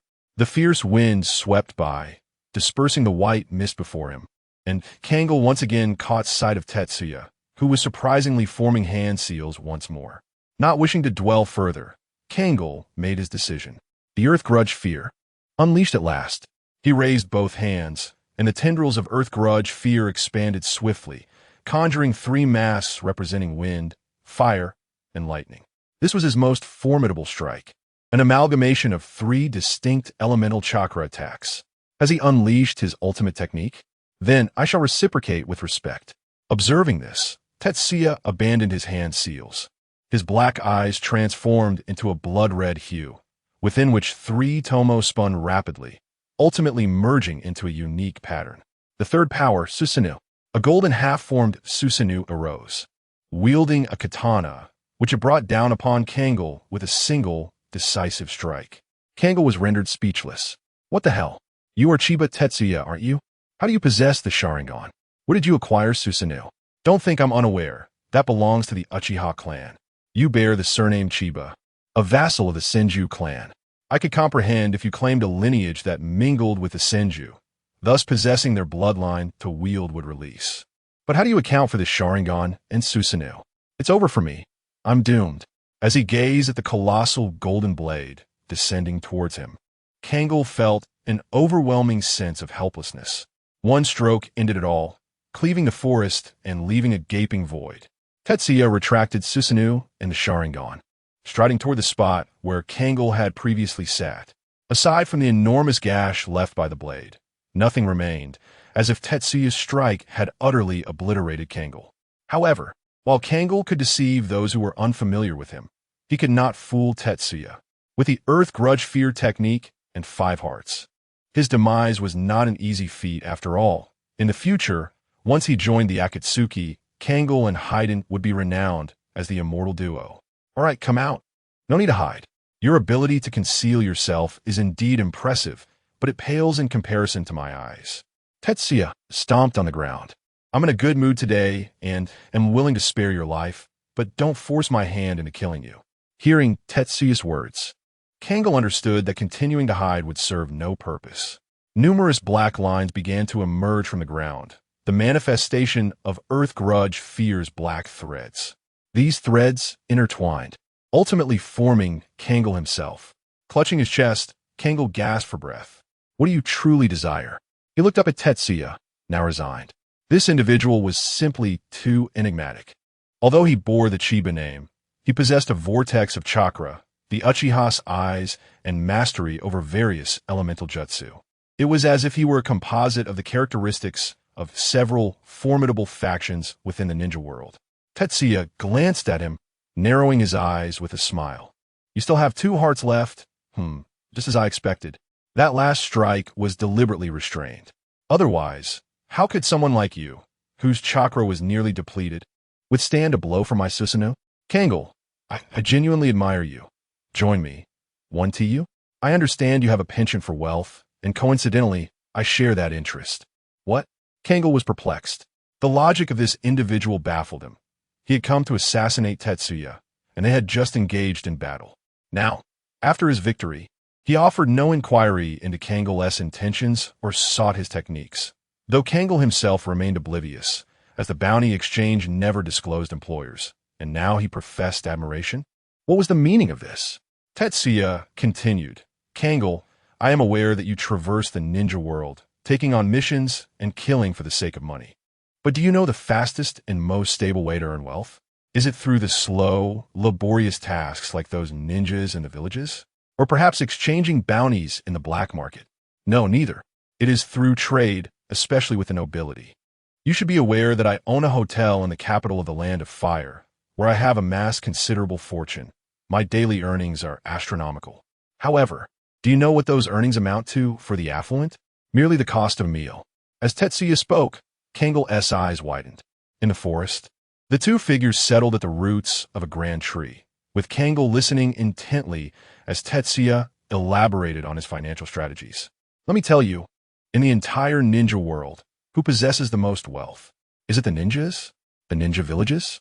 No, it is the nobles and feudal lords. Are the ninja villages truly formidable? Indeed, those ninjas are powerful, but at pivotal moments, they still rely on the funding from the feudal lords. As Tetsuya spoke, Kangle pondered thoughtfully, occasionally nodding in agreement. Thus, while ninjas cannot amass great wealth, those engaged in trade can, particularly with the aristocracy. Tetsuya continued to weave his enticing narrative. Concepts of market monopolization, capital accumulation, money-power transactions, land production, financial market control, and capital's stranglehold on the ninja world flowed forth, almost overwhelming Kangle with excitement. Enthralled, Kangle stood and bowed deeply to Tetsuya. Having wandered aimlessly for a lifetime, believing myself the most astute in the art of wealth accumulation, today, upon meeting you, I realize I am but a frog at the bottom of a well, gazing up at the vast sky. In comparison to you, I am like a firefly eclipsed by the brilliance of the moon. listening to your insights. My admiration for you flows as ceaselessly as the rivers. In the future, I shall serve as your loyal follower, ever attentive to your lead. Tetsuya found amusement in Kangle's words, astonished that this shadowy figure could articulate so well. After all, even if one were not eloquent, living for so long and encountering numerous individuals would impart some knowledge. Ah, Kangle, such flattery is unnecessary. You and I share a mutual passion, or perhaps an ideal. We are kindred spirits. How about we pursue wealth together? Then I shall humbly comply, Kangle replied. Having bested this fellow, and now presenting him with something of interest, Tetsuya felt assured Kangle would willingly devote himself to his cause. Very well, from now on, we shall be friends and partners. There is no need for tension. Tetsuya patted Kangle on the shoulder. After our earlier skirmish, you have lost 4 of your 5 hearts. Go and replenish them to restore your strength. Once you are ready, you can await me at the Chiba Grand Hotel in the capital of the Land of Fire. Here, take this. With that, Tetsuya produced a key from his pocket. This is a key? Kangle's excitement was palpable. Could it be the key to a treasure vault? This is the key to the entrance of Chiba Grand Hotel, which also serves as a token. With this in hand, you shall find that those who remain there will not trouble you. Upon hearing this, Kakuzu suddenly recalled previous intelligence, which indicated that a powerful ninja was protecting Chiba Tetsuya. After engaging in battle with Tetsuya, Kakuzu had initially thought the information was erroneous, believing himself to be the true powerhouse. However, it now appeared that the intelligence had been accurate. The presence of a ninja guard had prevented anyone from forcing Tetsuya to act, leading the informants to perceive him as merely a protected ordinary individual. Upon reflection, it became evident that accompanying Tetsuya meant at least 2 formidable experts were present, including Tetsuya himself. 2 S-rank rogue ninjas, this was no trivial matter. Coupled with Tetsuya's earlier words, Kakuzu felt a jolt of realization. Tetsuya was poised for something significant, possessing both wealth and skilled allies. To associate with them would surely pave Kakuzu's path to success.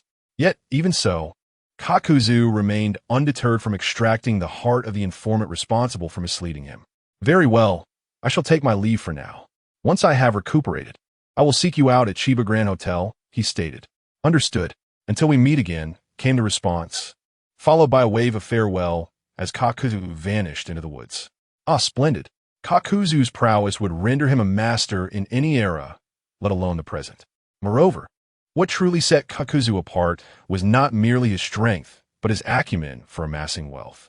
His affinity for money and his skill in financial ventures, combined with the path I have illuminated for him, made Kakuzu's prospects appear bright. As he indulged in these thoughts, a sudden fluctuation of chakra caught Tetsuya's attention. It seemed that the Leaf Village ninjas had noticed the commotion of battle. TSK, I wonder if they saw the Susanoo. Yet it mattered not, for I still have Izuna as a safeguard, having previously saved Tobarama under the guise of Izuna. Tetsuya was confident that Tobarama had relayed the news of Izuna's survival to the 3rd Hokage and the others. With that in mind, Tetsuya swiftly withdrew from the scene, leaving Izuna to bear the brunt of any fallout. Shortly after Tetsuya's departure, several leaf ninjas adorned with animal masks arrived at the site. This must be the place, the lead masked ninja remarked, observing the signs of battle with trepidation. The scale of destruction suggested that it could not have been wrought by an ordinary individual, especially considering the golden giant they had witnessed. Conduct a thorough investigation. Leave no stone unturned, he ordered. Understood. The masked ninjas commenced their examination of the area, searching for any traces left behind. Soon, a report found its way to the desk of the Hokage.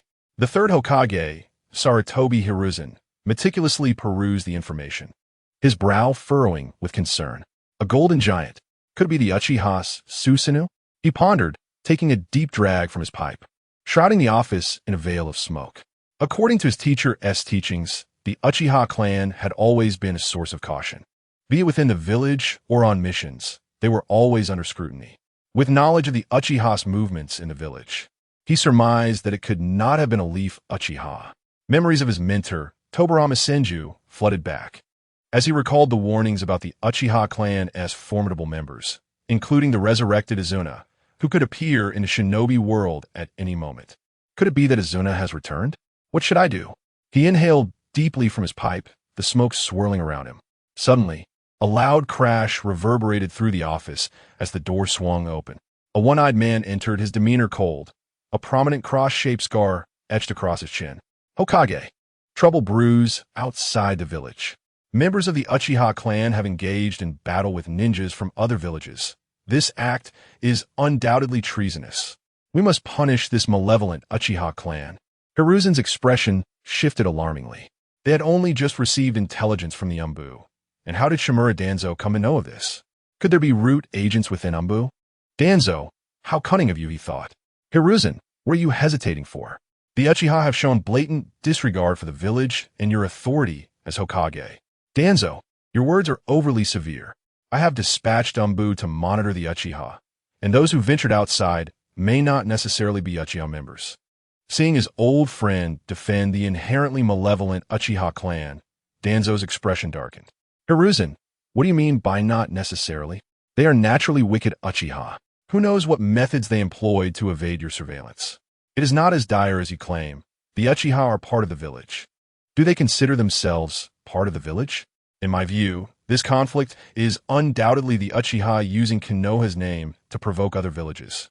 If they incite an attack on Konoha, they will seize the opportunity to revolt. We must act decisively against the Uchiha clan before they have the chance. Danzo, you have gone too far. Hiruzen, have you forgotten what our teacher taught us? The Uchiha are an inherently evil clan. Have you forgotten about Kagami? He died to save you. At the mention of Uchiha Kagami, Danzo felt a sharp pain in his right eye.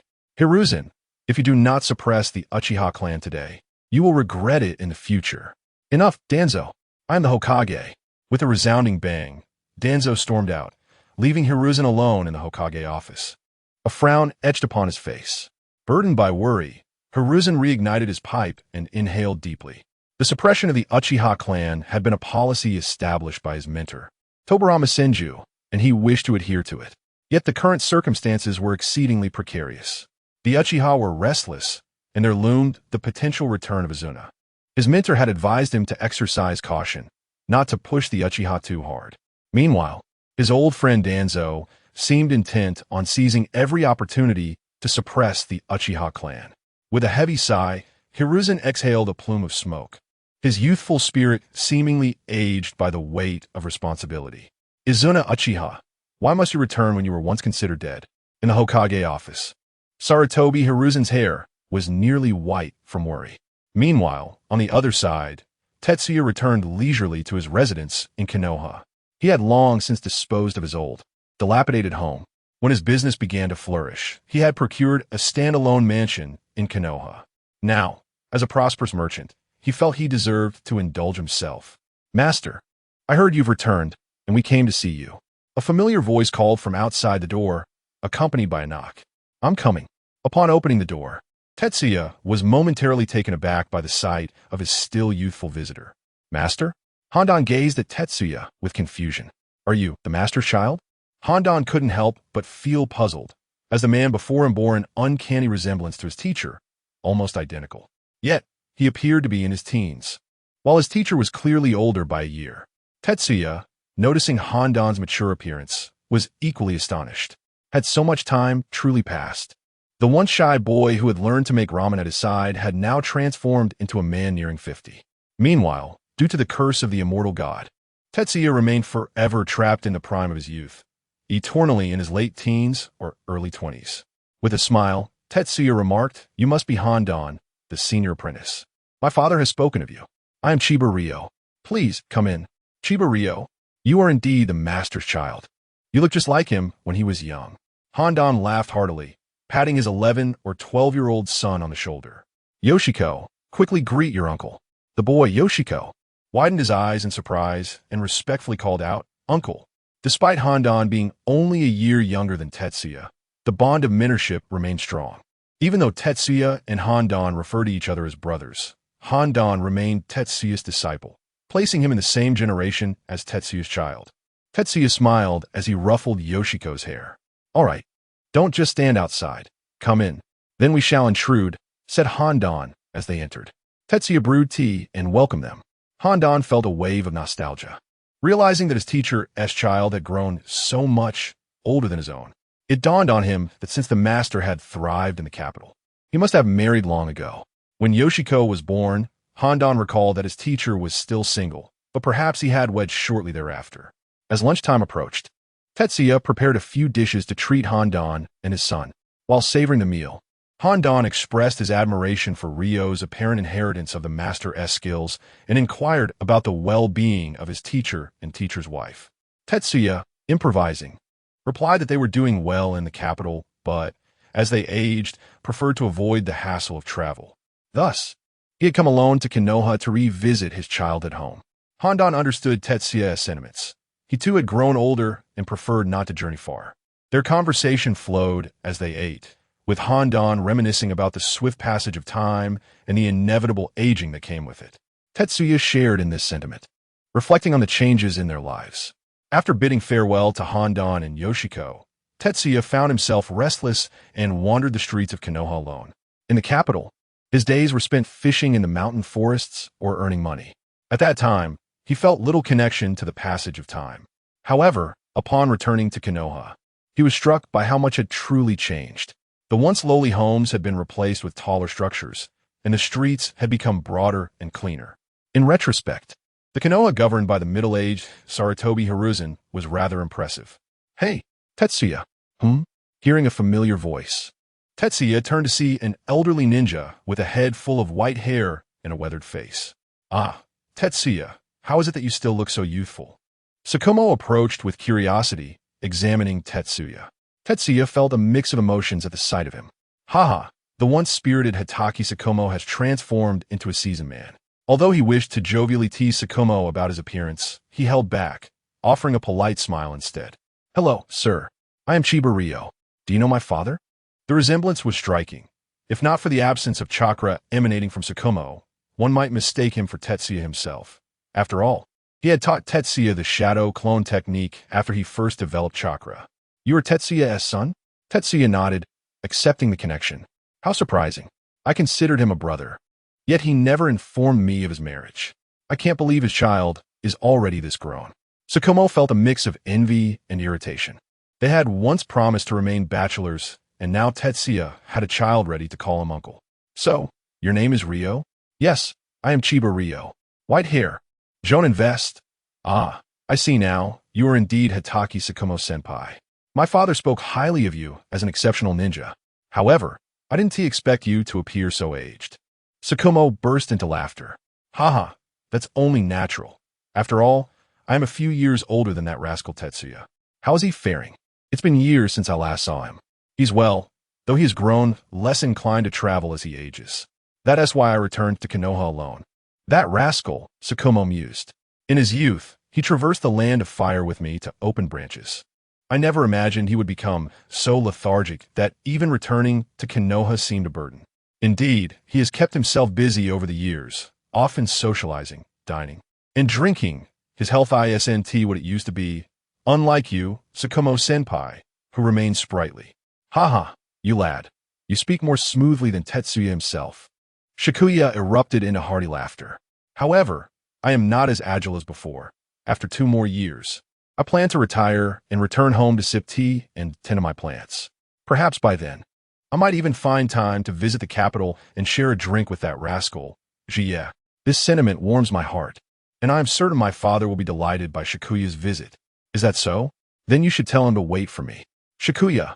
Just as the two were engaged in casual conversation, a group of young ninjas dashed toward Shikuya, evidently all chunin. "Well, my young friend, our idle chatter must cease. As you can see, I have a mission to attend to." Jie observed the elite Jonin accompanied by several chunin and couldn't help but feel intrigued. With so many people, is Shikuya leading a B-rank mission? Shikuya smiled with pride. "You are mistaken, my young friend. This is an A-rank mission. In recent years, the borders of the Land of Fire have grown increasingly unstable. As for the ninja code, I cannot divulge more. Farewell." With that, Shikuya waved goodbye to Jie and led his team towards the village exit. Jie contemplated the departing figures. Has the border of the Land of Fire begun to destabilize? Let me calculate the time. Ah, the 20 years of peace are drawing to a close. This means the second great ninja war is imminent, and the martial factions of the villages are beginning to rise. With these thoughts, Jie turned to head back. It seemed he had returned too early. The kidnapping of Little Chili occurred after the Second Ninja War. As the Second Great Ninja War approached, he wondered if there was something he could plan. During his days in Konoha, Jie had kept a low profile. Apart from Shikuya, who was busy with his own missions, few were aware of his presence. For Jie, Konoha held little allure. Hitaki Shm was merely Shikuya's brother to him, and their relationship was not particularly close. The legendary Sannin were just former clients, and their connections were shallow. Among the Sannin, the only one with whom he shared a slightly better rapport was Orochimaru.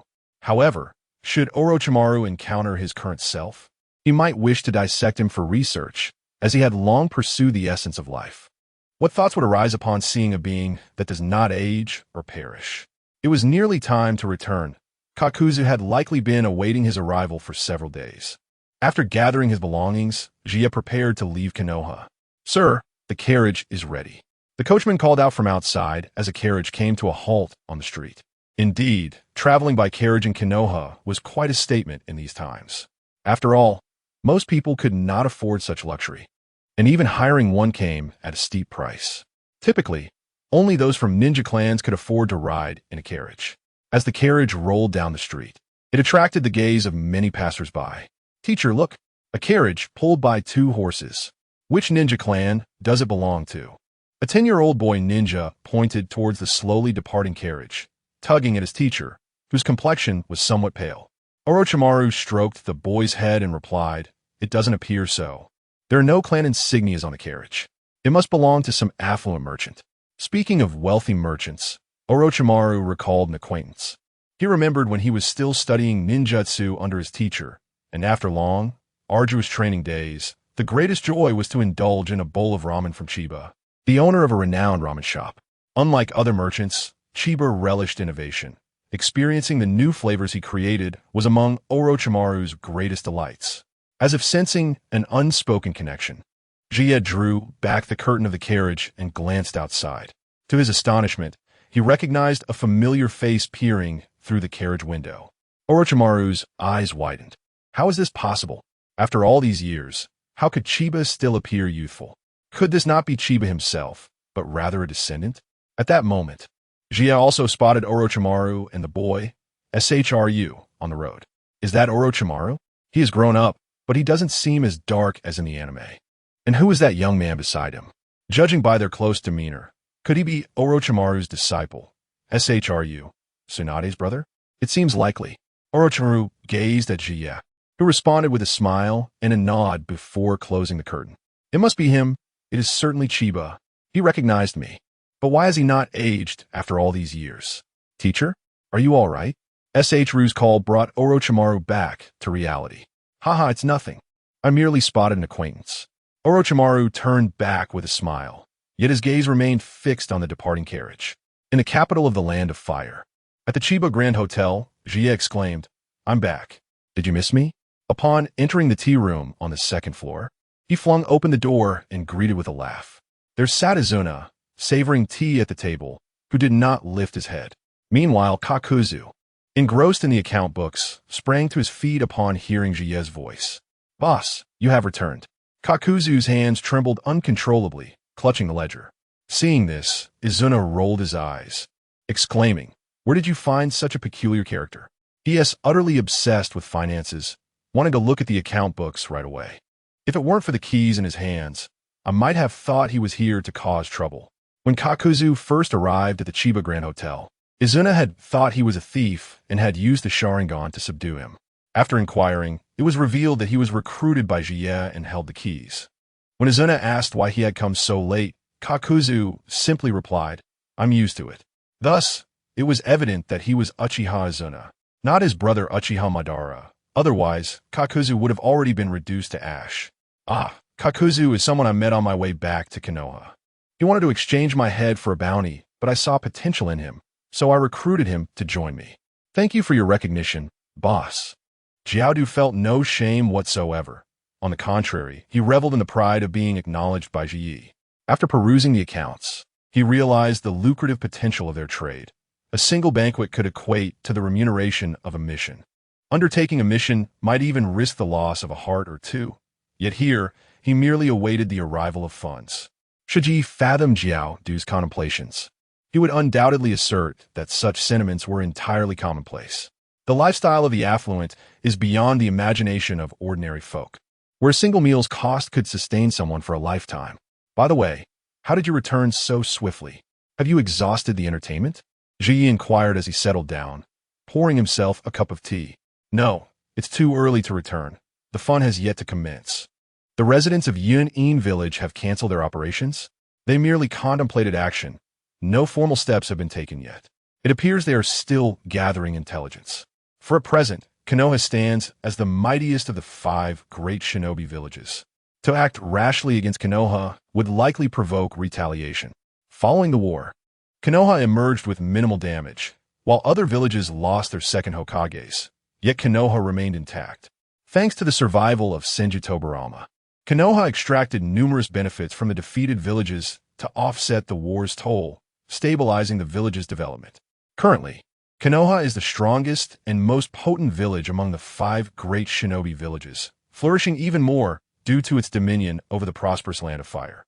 However, this prosperity has incited jealousy and coveting from other shinobi villages. Nevertheless, I have not returned from Konoha empty-handed. I have acquired quite explosive news. What news? Izuna cast a curious glance, having spent his time since resurrection either managing Jie's business or idling away, leading a life akin to that of sloth. As a proud Uchiha, a formidable shinobi, he found such a mundane existence rather tedious. Ji grinned widely. The next great shinobi war is likely on the horizon. I sense it will commence within 3 years. In 3 years, the shinobi world shall be engulfed in a tempest of bloodshed. Upon hearing Great Shinobi War, both Izuna and Jiao Du's expression shifted. Jiao Du's demeanor turned serious, for as a witness to the first Great Shinobi War, he understood its brutality. Izuna, however, felt excitement. Although he did not possess the same fervor for battle as his brother, Uchiha Madara, he remained innately drawn to the thrill of combat. He had experienced the chaos of the Warring States period, but back then, their conflicts were family-centered. He was keen to observe how the current village-based shinobi wars differed from those of his era. A great shinobi war? How intriguing. Do we need to participate? In what capacity shall we engage? Which side shall we align with?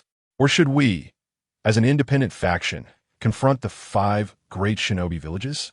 Both Shiyi and Jiao Du turned their gazes toward Uchiha Izuna. Jiao Du couldn't help but wipe the sweat from his brow, reflecting, is this truly the brother of Uchiha Madara? He is indeed his sibling, a madman in his own right. Ji, however, slammed his hand on the table and bellowed.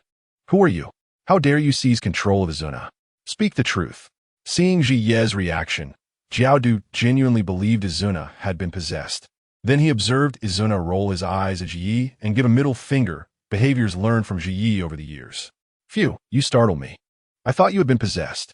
Just the 3 of us participating in the shinobi war against the 5 great shinobi villages? Do you think you are your brother, Uchiha Madara, and I am Senju Hashirama? What a joke. I have no desire to combat the entire shinobi world. Jiao Du nodded in agreement. He had no wish to follow Chiba's boss only to meet his demise. What do you mean? Izuna inquired with curiosity. This fellow had just enthusiastically proclaimed that the great shinobi war was imminent. Did he not intend to insert himself into this conflict and achieve renown within the shinobi world? Ji chuckled. We are businessmen. Mindless violence holds little appeal. What I desire is to leverage the war to secure a handsome profit. As he spoke, he rubbed his thumb against his index and middle fingers. Jiao Du's eyes gleamed. Boss, you are wise. Aside from engaging in business with the elite, what other ventures yield quick and substantial profits? Naturally, profiting from war. Hey, let us keep it low-key. He waved his hand dismissively. The pressing question now is, since we have learned ahead of others that war is impending, how shall we exploit this information gap to our advantage? Jiao Du clapped his hands and declared, Boss, I have a plan. Oh, you have a scheme? Pray, share it, Ji urged. With unwavering confidence, Jiao Du stated, stockpiling grain. When war breaks out, food prices will soar.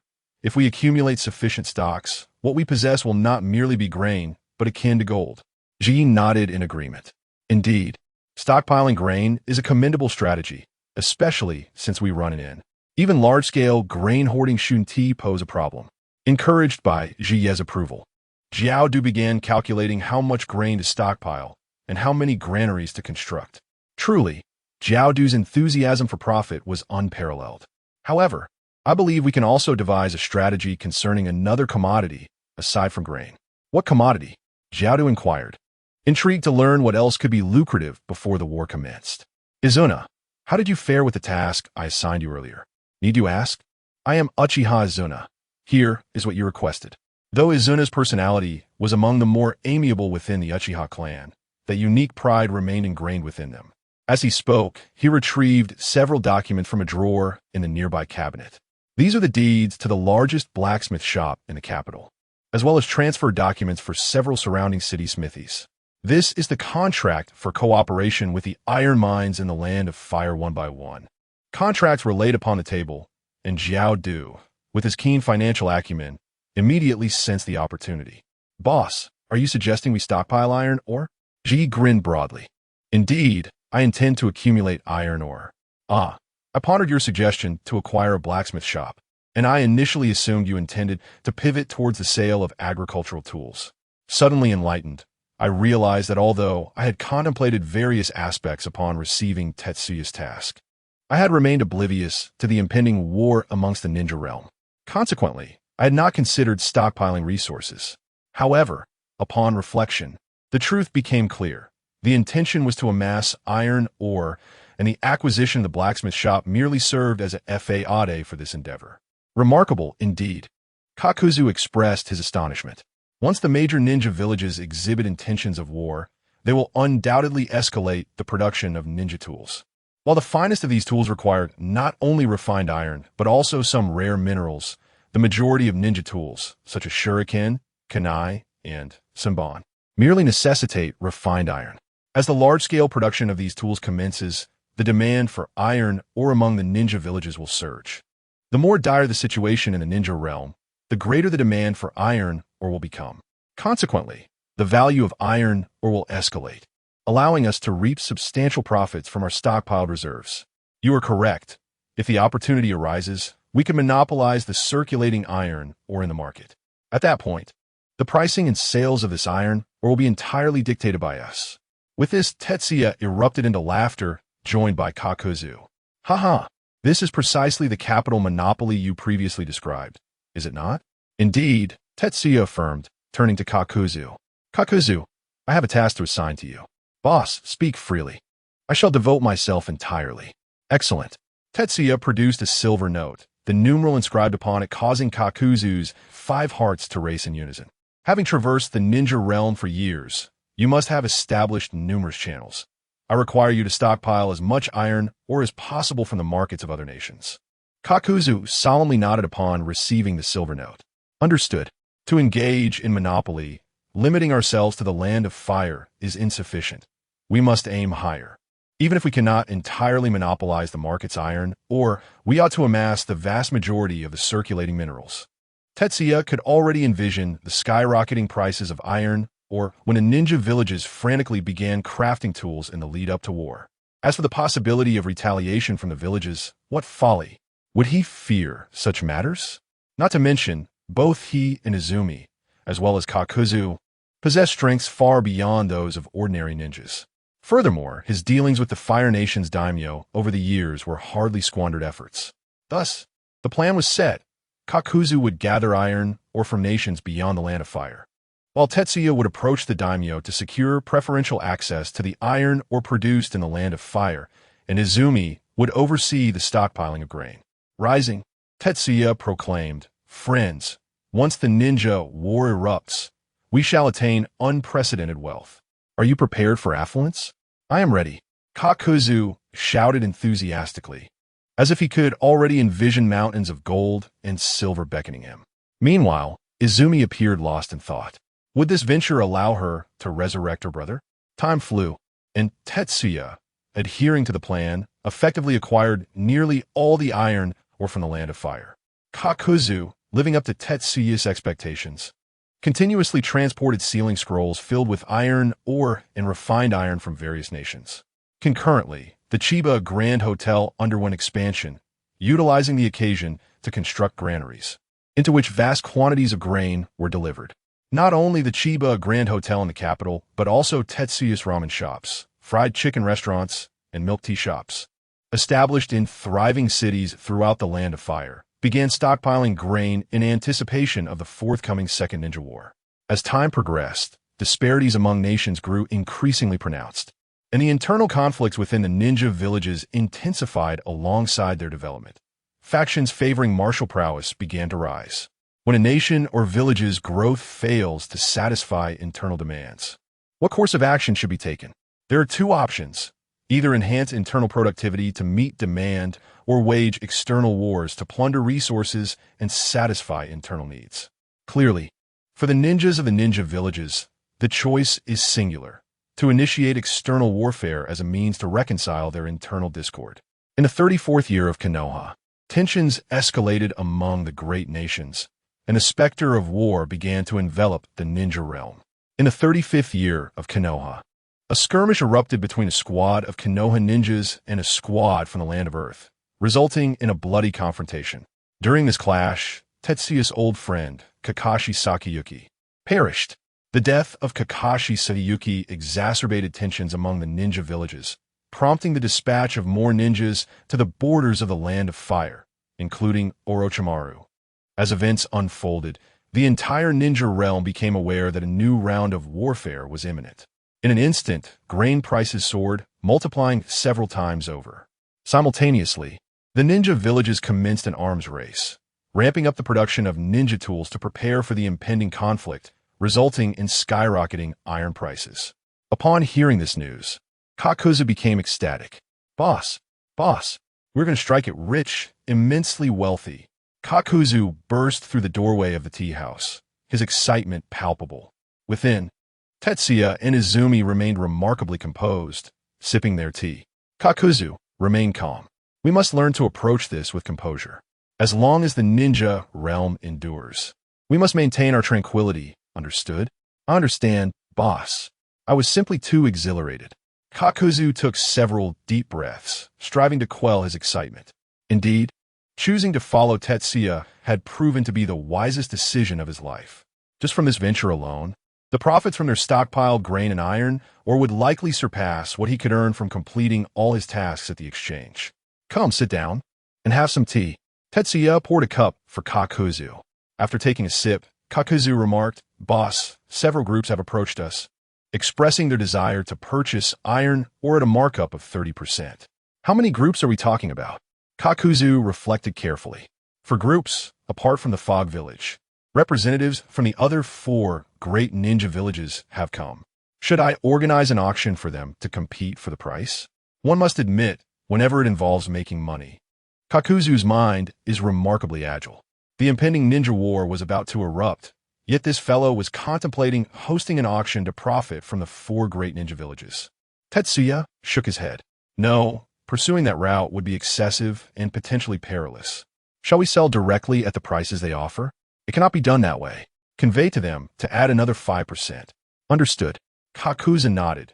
Even an additional 5%, given their current inventory, would amount to a substantial sum. By the way, ensure that these 4 households receive similar goods. Do not sell exclusively to one or shortchange another. Do you understand? I comprehend. With that, Kakuzu left, brimming with enthusiasm. Izuna inquired, "Why sell similar goods to 4 different households? Can't we sell exclusively to one?" Tetsuya smiled. "This is what we call balance. With our current stock of iron ore and the prices we've established, no single entity can absorb all the iron we possess. Moreover, if one were capable of monopolizing our inventory, think of the vast number of ninja tools that could be forged. Should such a multitude of tools enter the battlefield, the impact on the war could be significant. I do not wish to see one side gain overwhelming dominance. After all, the longer they fight, the more profit we stand to make, do we not?" Hearing Tetsuya's words, Izuna could only marvel. "You truly are a fearsome individual. The great ninja war has cost countless lives and shed rivers of blood, yet here you are, treating it as a mere business opportunity. If the others were to discover this, they might very well come for your life without a second thought. Ah, your reasoning is flawed. Did I instigate the Great Ninja War? Tetsuya spread his hands and shrugged. No, they initiated the conflict themselves. I too desire peace in the ninja world, for it would allow me to conduct my business more effectively. Yet, they are unwilling. They chose to wage war. I merely seized the opportunity to profit modestly from this turmoil. After all, I am a merchant. Who among us does not seek profit? Izuna remained silent, lifting his teacup for a sip, and after a lengthy pause, finally spoke. You may not wish to hear this, but reviving Uchiha Madara is beyond my current capabilities. Upon hearing this, Izuna furrowed his brow. My ability to resurrect is limited. I adhere to a specific order of resurrection and can only bring back individuals in that designated sequence. And who can you revive at present? Tetsuya grinned. Someone you are quite familiar with, Senju Tobarama. The inherently malevolent Senju Tobarama. How could it be him? Izuna's rage surged at the mention of the name. The detestable, white-haired figure. How could he forget the betrayal he had suffered at his hands? That was a true enmity, one rooted in death itself. Why him? Can't you resurrect someone else first? Tetsuya shrugged his shoulders. I cannot. This is precisely why I had amassed enough funds previously, yet refrained from reviving a second individual. Once I resurrect Senju Tobarama, he would likely return to Konoha and aid its development. Uchiha Izuna clenched his fists and began pacing. How about this? You resurrect him, and then we join forces to eliminate him. Hearing this, Tetsuya could only express his disbelief. This line of reasoning was quite peculiar. First resurrecting an opponent only to then kill them. That seems implausible. You are revived by me, and as long as I remain alive, you shall not perish. Tetsuya refrained from voicing the latter part of his thought, that possessing the undying body of the evil god, he theoretically could not die. Then, what if we sealed him away? Perhaps it is best to wait until the Great Ninja War concludes. Very well. Izuna sighed. It seemed that sealing him was also unfeasible. Given the inherently malevolent nature of Senju Tobarama, there was likely no seal that could contain him, though he was reluctant to admit it. That individual possessed a mind far more astute than the average person. Given enough time, who knew what kind of techniques he might devise? After all, he had even developed the insidious flying thunder god technique. Tetsuya chuckled, recognizing Izuna's strong sentiments against Tobarama. What would he think if he learned that Tetsuya had once saved Tobarama's life using his name? After some contemplation, Tetsuya decided it best to keep that information to himself. The conflicts within the ninja world were intensifying, particularly with the influx of iron, ore, and grain. Each ninja village was ramping up its investments on the front lines. With provisions and equipment at hand, what reason did they have not to increase their investment? Yet, what they failed to realize was that they were not the only village acquiring grain and iron ore, nor did they comprehend that all their purchases originated from the same source. The wealth of the four major ninja villages flowed simultaneously toward one individual, and Kakuzu, receiving the payments, was nearly beside himself with joy. Boss, we are truly striking it rich. All the funds from the four ninja villages are now in our hands. This is beyond my wildest dreams. Kakuzu placed the sealing scroll on the coffee table, grinning broadly, his smile nearly reaching his ears. Tetsuya chuckled, unrolling the scroll to check its contents, revealing an abundance of money. Even he could not suppress his excitement at the sight of such wealth. Setting the scroll aside, he cautiously inquired, "You performed admirably. You didn't leave any traces that might lead them back to you, did you? Rest assured, boss, they will never uncover that the one supplying them is the same individual." Kakuzu's mischievous grin revealed his confidence. Excellent. Kakuzu, I knew I did not misjudge you. Tetsuya nodded in approval, producing a key and tossing it to Kakuzu. This is the key to the vault. From now on, you will retrieve the funds as needed, keeping a record of how much you take. Receiving the key, Kakuzu was momentarily dumbfounded, his mind reeling. The vault key. He had not anticipated Tetsuya would entrust him with such a responsibility. Did he truly have that much faith in him? The sensation was exhilarating. Thank you for your trust. Boss, Kakuzu exclaimed as he knelt before Tetsuya. Hey, none of that. I made it clear from the start that we are partners, not master and servant. Get up. Tetsuya quickly helped Kakuzu to his feet. Kakuzu, filled with gratitude, proclaimed, "Boss, I am willing to dedicate my life to you, serving you wholeheartedly until my last breath." A true warrior dies for one who understands them. A woman beautifies herself for one who appreciates her. Kakuzu had previously thought it commendable that Tetsuya was willing to share his profits. He never imagined he would be handed the key to the vault. For someone so avaricious, this was a monumental acknowledgement. "Enough. I do not wish for your demise. I want you to thrive. There is still much time ahead, and countless opportunities for us to profit." "You're right, boss. I must live well and earn even more." Upon hearing Ji Yi mention the prospect of making a fortune, Jiao Dou's eyes sparkled with excitement. Observing Jiao Dou's enthusiasm, Ji Yi felt a sense of satisfaction. The reason he dared to entrust the key to the treasury to Jiao Dou was quite simple. He was a miser, an exceedingly frugal one at that. Accumulating wealth was his greatest passion, yet spending money was not.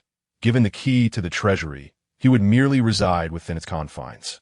However, when it came to expenditure, he would not readily part with his riches. "Jiao Dou, you've been out and about lately. You should be aware of the current situation, right? To what extent has the war among the nations escalated?" Jiao Dou pondered for a moment before replying. "The conflict is intense, with friction among all parties involved. It must be said that Konoha, as the victor of the First Shinobi World War, has indeed grown formidable over the years, engaging on 3 fronts. Nevertheless, the other major shinobi villages are not to be underestimated, and we currently find ourselves in a stalemate, uncertain which side will first disrupt the balance." Suddenly struck by a thought, Jiao Dou chuckled. "Boss, I've recalled a rather intriguing piece of intelligence. What information could elicit such mirth?" Ji Yi inquired, curiosity piqued.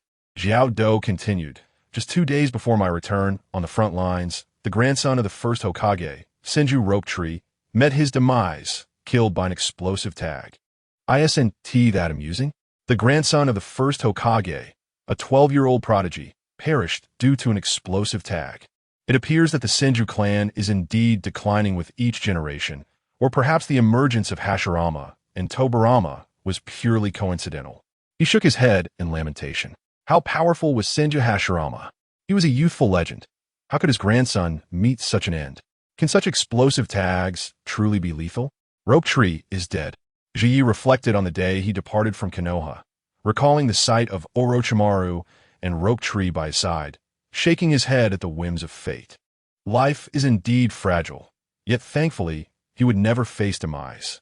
Not even explosive tags could extinguish his existence. Not even a combined assault of explosive tags could bring about his end. Upon hearing the name Senju, Izuna, who had been quietly sipping tea, raised his head. The grandson of Senju Hashirama? Indeed, it seems Hashirama had but one grandson and one granddaughter, the latter being one of the disciples of the third Hokage, currently engaged on another battlefield. Serves him right. Izuna scoffed. "Neither my brother nor I have left a bloodline, yet the inherently malevolent Senju has a grandson. Rope Tree's death, regardless of the cause, will undoubtedly incite public outrage in Konoha. Their offensive will likely become even more ferocious." Indeed, Jiao Dou nodded. "Before I returned, I noticed that Konoha had dispatched a large number of shinobi to the front lines. I heard that Jiraiya, the third Hokage's disciple, has been summoned and sent to the battlefield. If all goes as expected, the 3 esteemed disciples of the third Hokage will gather at the front, heightening the intensity of the conflict. Let them fight. Regardless, no matter how fierce the battle rages, the flames of war will not reach the capital," Ji Yi remarked, taking a sip of tea. "What about the situation in the Rain Village? Have you made contact?" "Indeed, as expected of the boss, everything aligns with your thoughts. The leader of the Rain Village, Hanzo of the Salamander, is willing to purchase the weapons we forge. They plan to intervene as well." "Quite normal." Ji Yi smiled with satisfaction upon hearing Hanzo's willingness to procure their equipment. He was an ambitious individual, yearning to become the leader of the 6th great shinobi village. Moreover, the 3 major nations had turned the land of Rain into a battlefield, causing its citizens to suffer greatly. Not just Hanzo, but any leader worth their salt would choose to fight for their homeland. However, no matter how hard Hanzo struggled, he could not change the course of events. Izuna nodded in agreement.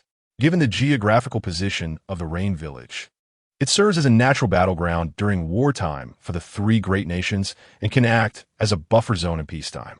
To alter the situation, it would take a person capable of overpowering the three nations. As she spoke, Izuna cast a probing glance at Ji. In her view, apart from her brother Uchiha Madara and Senju Hashirama, Chiba Ji might also have the potential to achieve this. Ji, however, paid little heed to Izuna's gaze and instead unfolded a map on the coffee table. However, let us consider this. If managed effectively, the Rain Village's position could facilitate rapid development.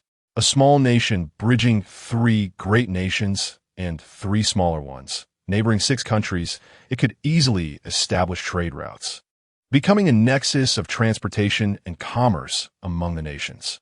By opening trade avenues, the Land of Rain could thrive economically, profiting handsomely from tariffs and commercial taxes. Jiao Dou examined the map closely, realizing the truth in Ji's words. Each of the three great nations possessed unique specialties and demands. Merely acting as a middleman to procure goods from each nation and resell them would yield substantial profits. As this realization dawned on him, Jiao Dou's eyes gleamed with excitement. "Boss, let's conquer the Land of Rain." Ji coughed twice, unable to suppress his reaction. "Do you comprehend what you're suggesting? Conquering the Rain Village? Just the 3 of us? Indeed, I believe with your strength, along with Mr. Izuna's support, eliminating Hanzo and taking control of the Rain Village would be no challenge at all. Ruling a nation?" Izuna pondered, realizing it was not entirely implausible. During the Warring States period, when various shinobi clans were locked in conflict, she had considered leveraging the unparalleled power of the Uchiha clan to conquer a nation. By her estimation, with her brother's strength and her own assistance, it should be feasible. However, her brother had ultimately been swayed by that detestable Senju Hashirama. Despite possessing the power to conquer a nation, chose instead to establish a shinobi village, truly laughable. Yet, discussing such matters now was futile. She had perished before the village was founded, and shortly thereafter, her brother had also met his end. Hey, you two aren't serious, are you?" Ji exclaimed, face-palming at their reactions. "You both can't be joking with me. Things aren't that simple. There is still a war ongoing, with shinobi from the 3 great nations converging in the Land of Rain. Even with Hanzo leading the Rain Village, should we decide to attack, it would be prudent at this moment. Consider this. If we were to push through, eliminate Hanzo, and take control of the Rain Village, how would the 3 great nations perceive us? What do the other ninja villages think? What will the daimyos think? Do you believe they will permit the existence of individuals as irrational as us?" Listening to Tetsuya's words, Kakuzu sighed, expressing some regret. Indeed, if we proceed in such a manner, it would undoubtedly provoke the entire ninja world, and we would become public enemies in the ninja realm. Being a public enemy is hardly a commendable title. We are merchants, and the most vital aspect for merchants is profit, is it not? If we act as you suggest, how can we possibly earn? Kakuzu nodded again, realizing that becoming public enemies in the ninja world would render profit-making impossible. After all, one cannot exchange their life for gold. Seeing that the two had abandoned the idea of invading the Land of Rain at present, Tetsuya felt a sense of relief. To venture into the Land of Rain now would be madness. Uchiha Madara is still alive, and he has likely just entrusted his Rinnegan to Nagato. If he were to go to the Land of Rain, he would probably attract Uchiha Madara's attention. Accompanying Madara is the old and cunning Kagaya, a being who, despite lacking significant power, is nearly impossible to eliminate. Moreover, prematurely revealing their existence could very well draw the attention of another formidable figure, Otsutsuki Ishiki, who is constantly on the lookout for suitable vessels. It is entirely possible that this old fiend would take an interest in me. Consider my current body is perhaps one of the strongest in the ninja world, until I discover a means to counter the Otsutsuki's insidious abilities. I certainly do not wish to fall under Ishiki's scrutiny. After all, I am already strong enough. I do not require an ancient mentor to guide me toward greater strength. Furthermore, having a troublesome companion is already burdensome enough. "Oh, my dear master, were you thinking of me?" A cheeky voice chimed, as a virtual canine appeared before Tetsuya. His expression momentarily froze. All right, Kakuzu, you've worked hard traversing the ninja world. Take a couple of days to rest. If you desire any delicacies, instruct the kitchen to prepare them. I shall retire to my quarters. With that, Tetsuya departed from the tea room. In the tea room, only Izuna and Kakuzu remained. Kakuzu glanced at Izuna, who then pulled out a Go board. Do you know how to play Go? Kakuzu looked at the board and replied, I have a rudimentary understanding. Upon returning to his chamber, Tetsuya's expression soured immediately. Dog system, are you eavesdropping on my thoughts? The virtual canine displayed a look of confusion. Oh, my dear master, what are you saying? How could I engage in such behavior? Then why did you summon me the moment I heard you curse me in your mind? Master, how could you say such a thing? I assist you in growing stronger in the ninja world, and yet you insult me in your heart. Boo-hoo. The canine feigned sadness, appearing quite pitiful. Enough. Can you explain why you suddenly appeared? Realizing that his act of grievance was futile, the canine abandoned the pretense and wore a mischievous grin. Well, I caught a whiff of money, master. It seems you've struck it rich lately. Allow me to congratulate you. How about a lottery? So, it seems the canine was drawn by the allure of wealth. Tetsuya plopped down onto the bed, leaning against the soft mattress. Listen, canine, we've been together for over a decade or two. In the highest tier of the prize pool, I've already drawn nearly everything of value. Just considering ninjutsu, the techniques I possess likely encompass all styles from the ninja realm. What more could I possibly draw? Perhaps a mere 0, 5 chakra, or a 0, 5 Jujitsu? The canine, brimming with confidence, rubbed its paws together. Oh, my dear master, your vision is limited. Expand your horizons, look further ahead, and do not confine your gaze to this trifling ninja world. I've always maintained that I possess everything from the ninja realm, and even things that do not exist in the ninja realm. Tetsuya raised an eyebrow. Then all these years, why have you only provided me with ninjutsu and ninja-related items?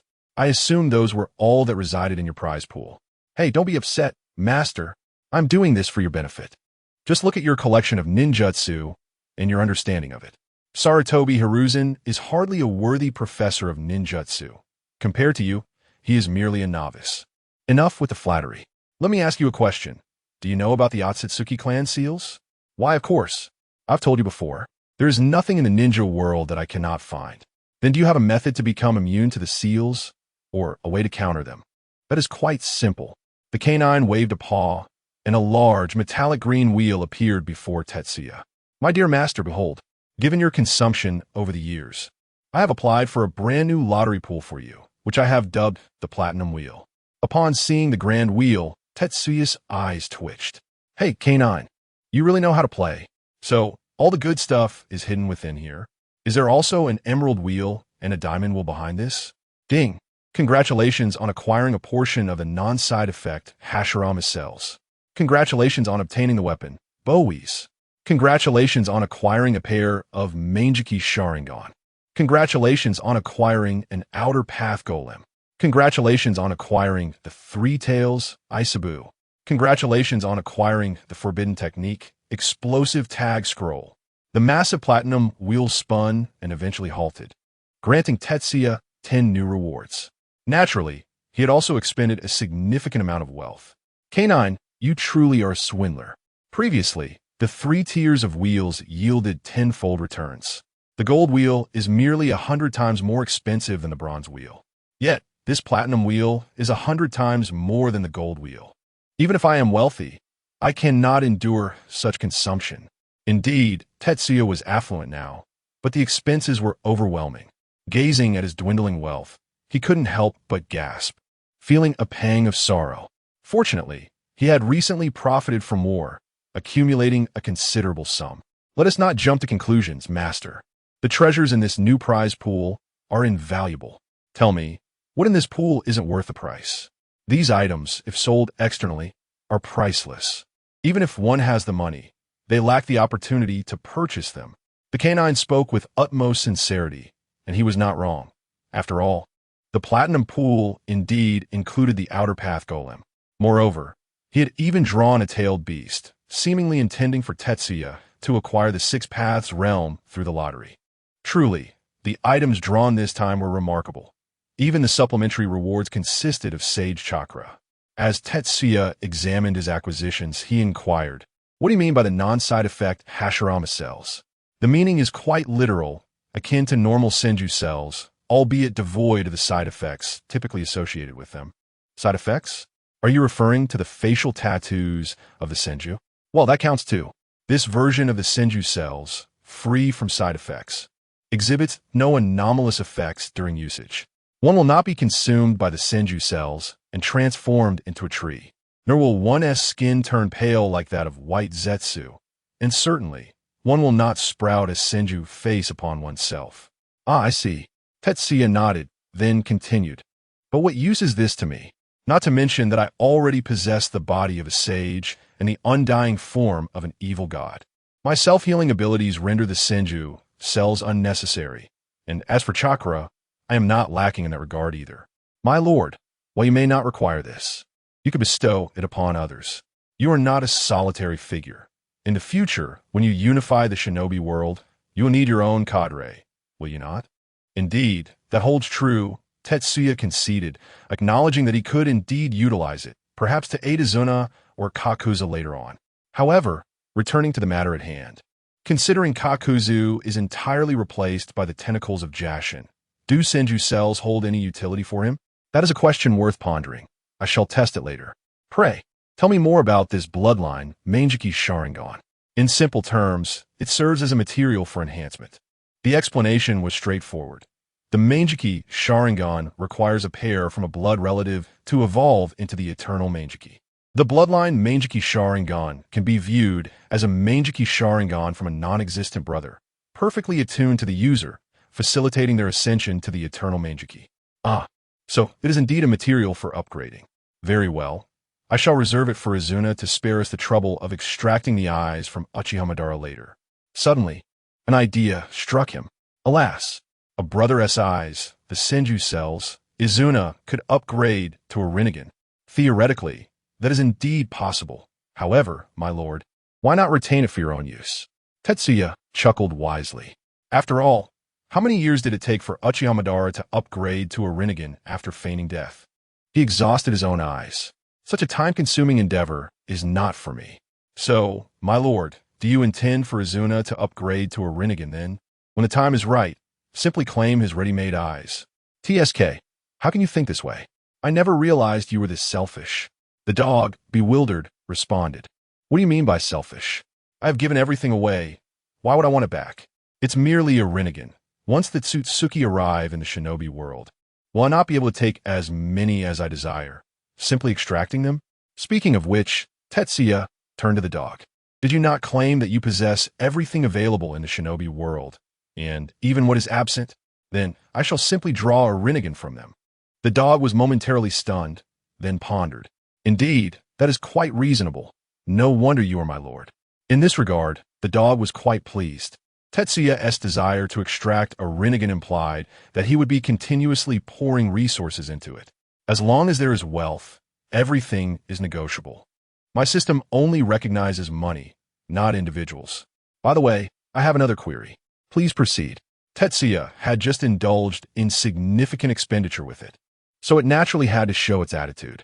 If I draw the outer path golem and the three tails, Isabu, does that mean the shinobi world loses a three tails and an outer path golem? Not at all. The outer path golem and the three tails Isabu produced by me come from elsewhere, not the original tailed beasts or outer path golem of the shinobi world. Oh, I see. I thought the outer path golem was from the shinobi world. If the outer path golem were to perish, wouldn't old Madara meet his end prematurely? Sasuke might even be born before Naruto. Not only that, but if the outer path golem were gone, would the 5 great nations not be rendered impotent? Well, they might not even last through the 3rd Great Ninja War. My dear lord, are there any further inquiries? If not, this service will conclude. The dog's demeanor resembled that of a heartless rogue, ready to depart without acknowledgement. Begone, begone. I have no more questions. Farewell, until our next engagement. Without the slightest hesitation, the dog vanished from Tetsuya's presence. Truly a creature that only recognizes wealth. What a dog indeed. In a land of rain, within Amage-Cure, heavy rain enveloped the entire village. In the highest edifice of Amage-Cure, Hanzo of the Salamander, alongside his trusted confidants, scrutinized the map of the Land of Rain, discussing the current state of affairs. Chief, this is the latest report on the disaster. The ninja forces of the Land of Fire and the puppet army of the Land of Wind have clashed in the frontline village, which has been devastated by the ensuing conflict. Our people could only manage to evacuate a small number of villagers. The ninja clenched his fists, his eyes filled with rage and resentment. Why must their small nation suffer when it is merely a conflict between two great powers? Is it their fate to become a battlefield simply because they lie between these giants? Another ninja stepped forward to report. Chief, we have made contact with black market buyers. They are willing to supply us with ninja tools and equipment, and they have already provided us with 10% of the goods, with more to come. Several trusted ninjas continued to relay the latest intelligence, while Hanzo remained seated in silence, absorbing the information. With his mask on, Hanzo exhaled deeply. This shinobi world is merciless. Our Land of Rain, caught between three great powers, is destined to become their battleground. These great nations, in pursuit of their own interests, plunge the small nations into suffering. However, from this day forth, I, Hanzo of the Salamander, shall not permit this to continue. I will return all the pain inflicted upon us by these great nations tenfold. Relay my orders. All ninjas of Amigakure must prepare for war. Once the equipment arrives, we shall declare war on these great nations. Even if Amigakure falls, we shall make them feel our anguish. Yes, the crowd was incensed. They had endured too much suffering already. In the past, even when they bore pain, they had no outlet for their grievances. However, the situation has now transformed. The emergence of the enigmatic Hanzo of the Salamander has unveiled an unprecedented potential. The war rages on. Yet the three factions embroiled in conflict within the Land of Rain remain oblivious to the impending arrival of a fourth force. In the outskirts of the Fire Nation's capital, amidst the tranquility of the forest where Tetsuya enjoys his leave, two colossal Susanoo figures, one azure and the other golden, collide with cataclysmic force. The mere impact unleashes an astounding power, devastating the surrounding woodland, leaving it in utter disarray, a testament to the ferocity of their battle. In the next moment, both Susanoo giants draw forth their massive swords, cleaving toward one another. The instant their blades meet, an explosive sound reverberates. Yet it's as if the noise transcends the limits of human perception. Hey, Izuna, how do you feel? Have your eyes undergone any changes? As the Susanoo dissipates, Tetsuya leaps with urgency to Izuna's side. Standing there, Izuna radiates an aura distinct from his former self. Where once he was as calm as water and as proud as ice, he now embodies an ominous presence akin to a dying star. Especially striking are his eyes. His formerly kaleidoscopic Sharingan has transformed. The once black and blood-red pupils, characterized by a smooth black ring and three pillar-like extensions, have evolved into a triad of interlinked hollow magatama within the crimson iris. Should Uchiha Madara witness this transformation, he would undoubtedly express astonishment. For Izuna's eternal Mangeki Sharingan mirrors his own. This resemblance is inevitable, given that Uchiha Madara and Uchiha Izuna are brothers, with Madara's eternal Mangeki having been enhanced using Izuna's eyes. Still nothing? The cells you injected into me. Can they truly evolve my eternal Mangeki into the legendary Rinnegan? That would be the eye of the sage. Oh, what is the Rinnegan or the sage I compare to my sage body? Tetsuya muses, scrutinizing Izuna's eyes with deliberation. Is there truly no change? Not entirely devoid of transformation. Izuna covers his right eye with his hand. Ikan sensaite. The potency of my eyes increases by the moment. This feeling is unlike the recovery one experiences after exhausting chakra. It feels as though the cap on my ocular power is continually rising. Though subtle, this change is undeniably real. Precisely, Tetsuya replies, nodding with satisfaction as he pats Izuna on the shoulder. Perhaps when your ocular power reaches a certain threshold, it will incite a qualitative shift. At that point, you may well evolve into the Rinnegan. You may be right. Perhaps the eternal Mangeki can indeed evolve into the Rinnegan, but it requires time. As Tetsuya and Izuna delve into their analysis of the eternal Mangeki, The ground beneath them suddenly stirs. A weasel, known as 1 against 7, emerges from the earth. Well, how is it going? Hungry? The weasel shakes its head. Boss, that tentacled creature sent me with a message for you. Oh, a letter from Kakuzu? Did something happen over in the land of rain? Tetsuya inquires as he accepts the letter and tosses a sealing scroll to 1 against 7. Much appreciated, boss.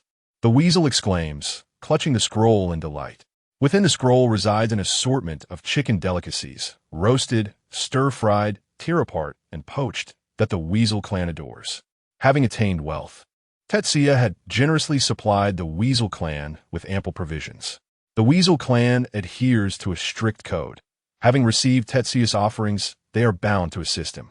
Presently, Tetsuya has no need for their combat prowess, so Elder Weasel dispatches younger members to aid Tetsuya with errands.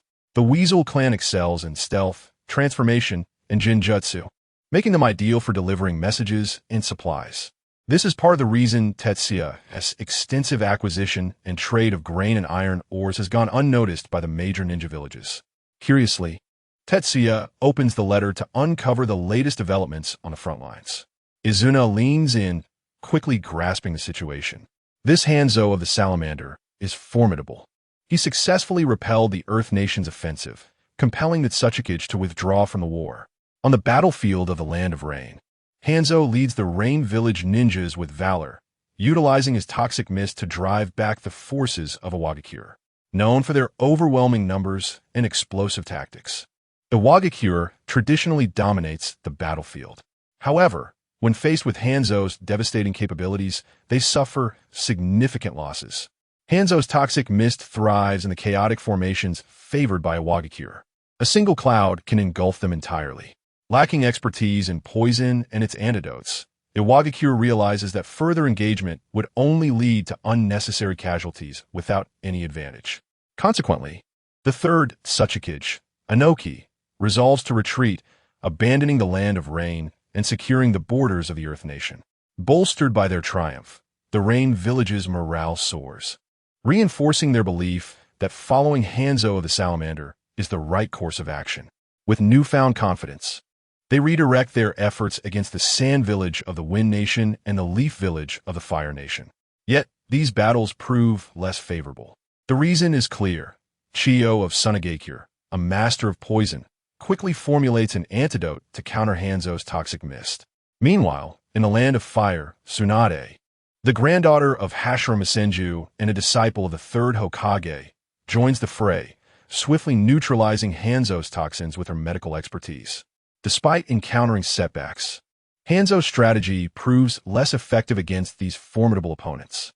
Nevertheless, united under Hanzo's leadership, the ninjas of the Land of Rain resolve to defend their homeland, unleashing remarkable combat prowess against the invading forces from the great nations. Even when confronted with the elite forces of Konoha and Sunagakure, the tenacity of Hanzo of the Salamander remained unparalleled. Furthermore, given the ongoing conflict between Sunagakure and Konoha, it appeared for a moment that Hanzo had the upper hand, even against two adversaries. As he scrutinized the intelligence reports from various angles, Tetsuya gained a renewed understanding of the developments in the Second Great Ninja War. Suddenly, a spark of insight illuminated his expression. He raised an eyebrow and turned to Izuna, inquiring, "Izuna, considering the current situation, how do you believe the dynamics of this war will evolve?" Upon hearing Tetsuya's question, Izuna fell into deep contemplation. While it seems that Hanzo of the Salamander from the Land of Rain holds the upper hand, it is indeed remarkable for a small nation to contend against two great powers. However, the inherent disadvantages of a small nation are apparent. I fear that Hanzo's advantage will not endure for long. The Land of Rain lacks the resources to sustain prolonged warfare, as its capabilities are limited. Moreover, the only reason they currently seem to have the upper hand is due to the extensive depletion of manpower and resources resulting from the prolonged battles between the Wind, Fire, and Earth nations. Once Sunagakure and Konoha recuperate and reach a consensus to eliminate this interloper, the two major powers will ultimately determine the victor on the territory of the Land of Rain. After all, the continuation of this war benefits no one. Swiftly determining the victor is the most prudent course of action. Izuna's analysis was astute, given that during the Warring States period, he served as a strategist for the Uchiha clan, providing counsel and formulating overarching strategies. While Uchiha Madara was tasked with leading the clan with his formidable strength and executing Izuna's tactical directives. You have provided an excellent analysis. But have you considered the possibility that Konoha and Sunagakure may not cooperate? Tetsuya posed. Why are you so certain that Konoha and Sunagakure would not collaborate? Izuna queried, perplexed. Tetsuya elucidated. As a disruptor, Hanzo of the Salamander's existence poses a conflict of interest for both Konoha and Sunagakure. These great nations have a tendency to overlook small countries. Even if Hanzo initially defeated the Earth Nation and currently hold an advantage on the battlefield against both countries, they will still regard him with disdain. To them, Hanzo is merely a scavenger trailing behind a lion, seeking scraps. Even if it appears that Hanzo has gained the upper hand, they remain indifferent. It is akin to the Warring States period when the Uchiha and Senju clans would care little for a small ninja clan struggling for survival in the crevices between large clans. A small ninja clan has but one option, to become a vassal of a larger clan, similar to how our Chiba clan became a vassal of the Senju clan. In their view, these small nations have only one choice, to serve as vassals to the great powers. Izuna gazed at Tetsuya and suddenly remarked, had you been in our era, I believe the Chiba clan would not have become a vassal of any clan. Such a statement is devoid of meaning, Tetsuya chuckled, shaking his head before continuing. Let's return to the topic of the Ninja World War. In the eyes of both Konoha and Sunagakure, their primary concern is each other. Both perceive one another as their true rivals. After all, the conflicts and battle lines against the Rain Village are situated within the Land of Rain, while their battle lines against each other extend across multiple territories. The losses inflicted by each side upon the other are substantial. It is unlikely that they would consider a temporary truce or alliance before the war concludes. The Rain Village is merely an obstacle that can be easily overcome once either side emerges victorious. There is no need for excessive concern. Then, according to your reasoning, the final outcome of this war should see Sunagakure and Konoha determining the victor first, followed by the ultimate winner dealing with the Rain Village, correct?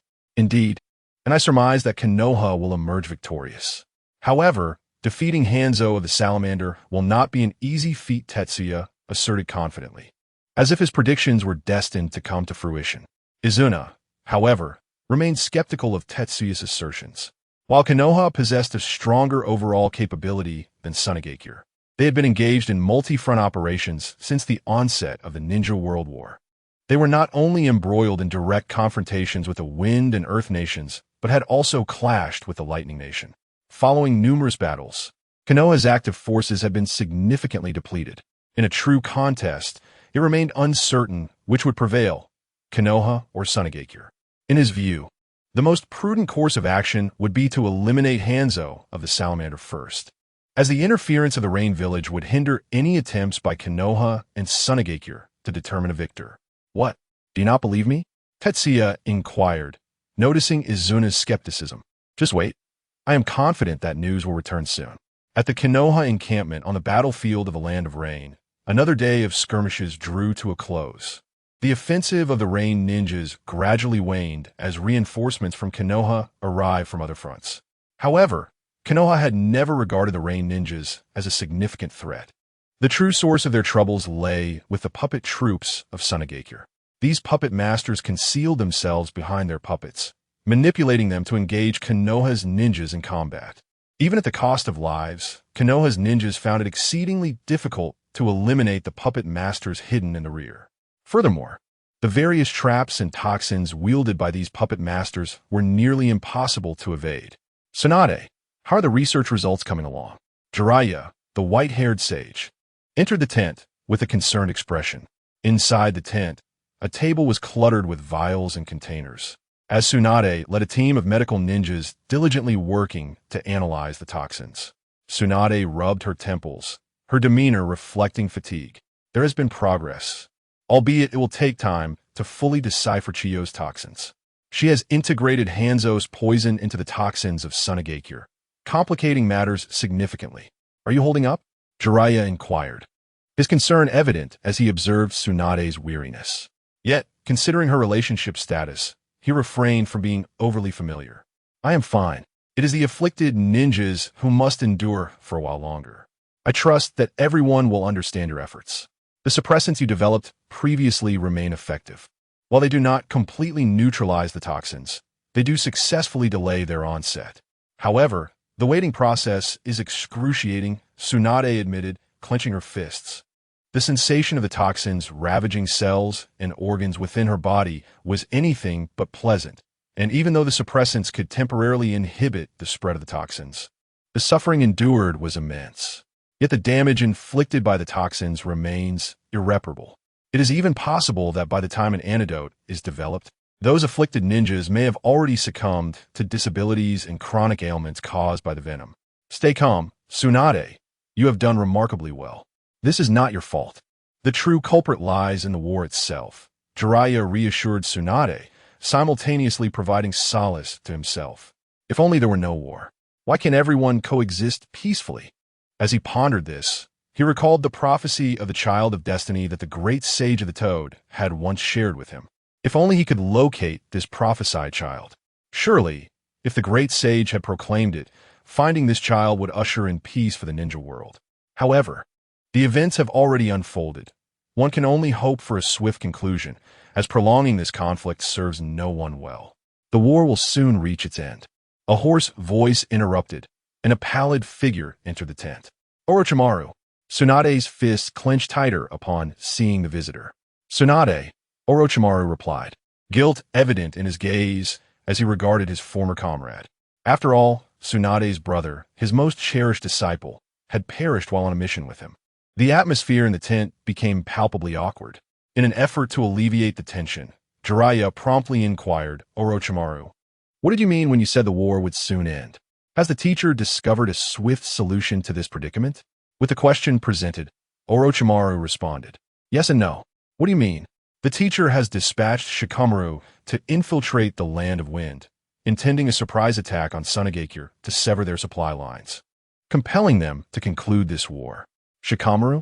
You mean the Shikamaru from the Hatake clan? How many people did he bring with him to Sunagakure? Orochimaru paused before answering one. What? One person? Has the old man lost his mind? This is not sending Shikamaru on a mission. It's akin to sending him to his demise. Jiraiya's eyes widened in disbelief. No, I must speak to the old man. How could he allow Shikamaru to venture alone into enemy territory? This is tantamount to suicide. It was not the teacher's decision. It was Shikamaru's own request. His own request. Why? Jiraiya pondered, perplexed. Normally, such a mission would require at least 1 or 2 ninja squads. Tsunade, who had remained silent, answered Jiraiya's question because of Senior Shikuya. Senior Shikuya? Is that the same Shikuya I often encountered at the Chiba ramen shop? Upon hearing the familiar name, Jiraiya recalled that Senior Shikuya was indeed Shikamaru's older brother, who had fallen to Sunagakure's hands just before the war began. Tsunade sighed, releasing her tightly clenched fists. I believe Shikamaru's decision to go alone stems from a desire to return only after avenging Senior Shikuya, as well as to sever Sunagakure supply lines. At that moment, a commotion erupted outside. Enemy attack. It's an enemy assault. The madmen from Amagakure have arrived. The 3 rushed out without hesitation. Outside, heavy rain poured as the ninjas from Amagakure surged into Konoha's camp amidst the downpour. Tsunade, Orochimaru, let us join forces. All right, understood. Together, the trio charged at the ninjas from Amagakure. Ninjutsu, Needle Jizo, Shadow of the Snake Hand, Painful Heaven's Foot. The trio unleashed their respective techniques against the rain ninjas. It was clear that those attacking Konoha's camp were no match for them. Nevertheless, the Amagakure ninjas, fully aware of their disadvantage, charged bravely, shouting, "You wicked Konoha ninjas! Leave our homeland! Evil Konoha ninjas, vacate our land! Everyone, fight against the vile invaders! For the land of rain!"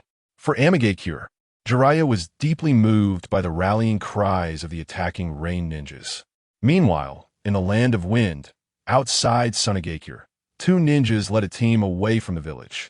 However, amidst the swirling sands of the desert, a striking white figure stood out. What could that be? Be cautious, everyone. In the vast desert, Shikamaru fixed his gaze on the target, drawing his short blade from his waist, its edge gleaming with a chilling light. The white fang of Konoha was destined to make a name for himself in the ninja world today. As the rain clouds dispersed in the sky, Jiraiya and his companions witnessed the sun's first rays illuminating this seldom-seen land.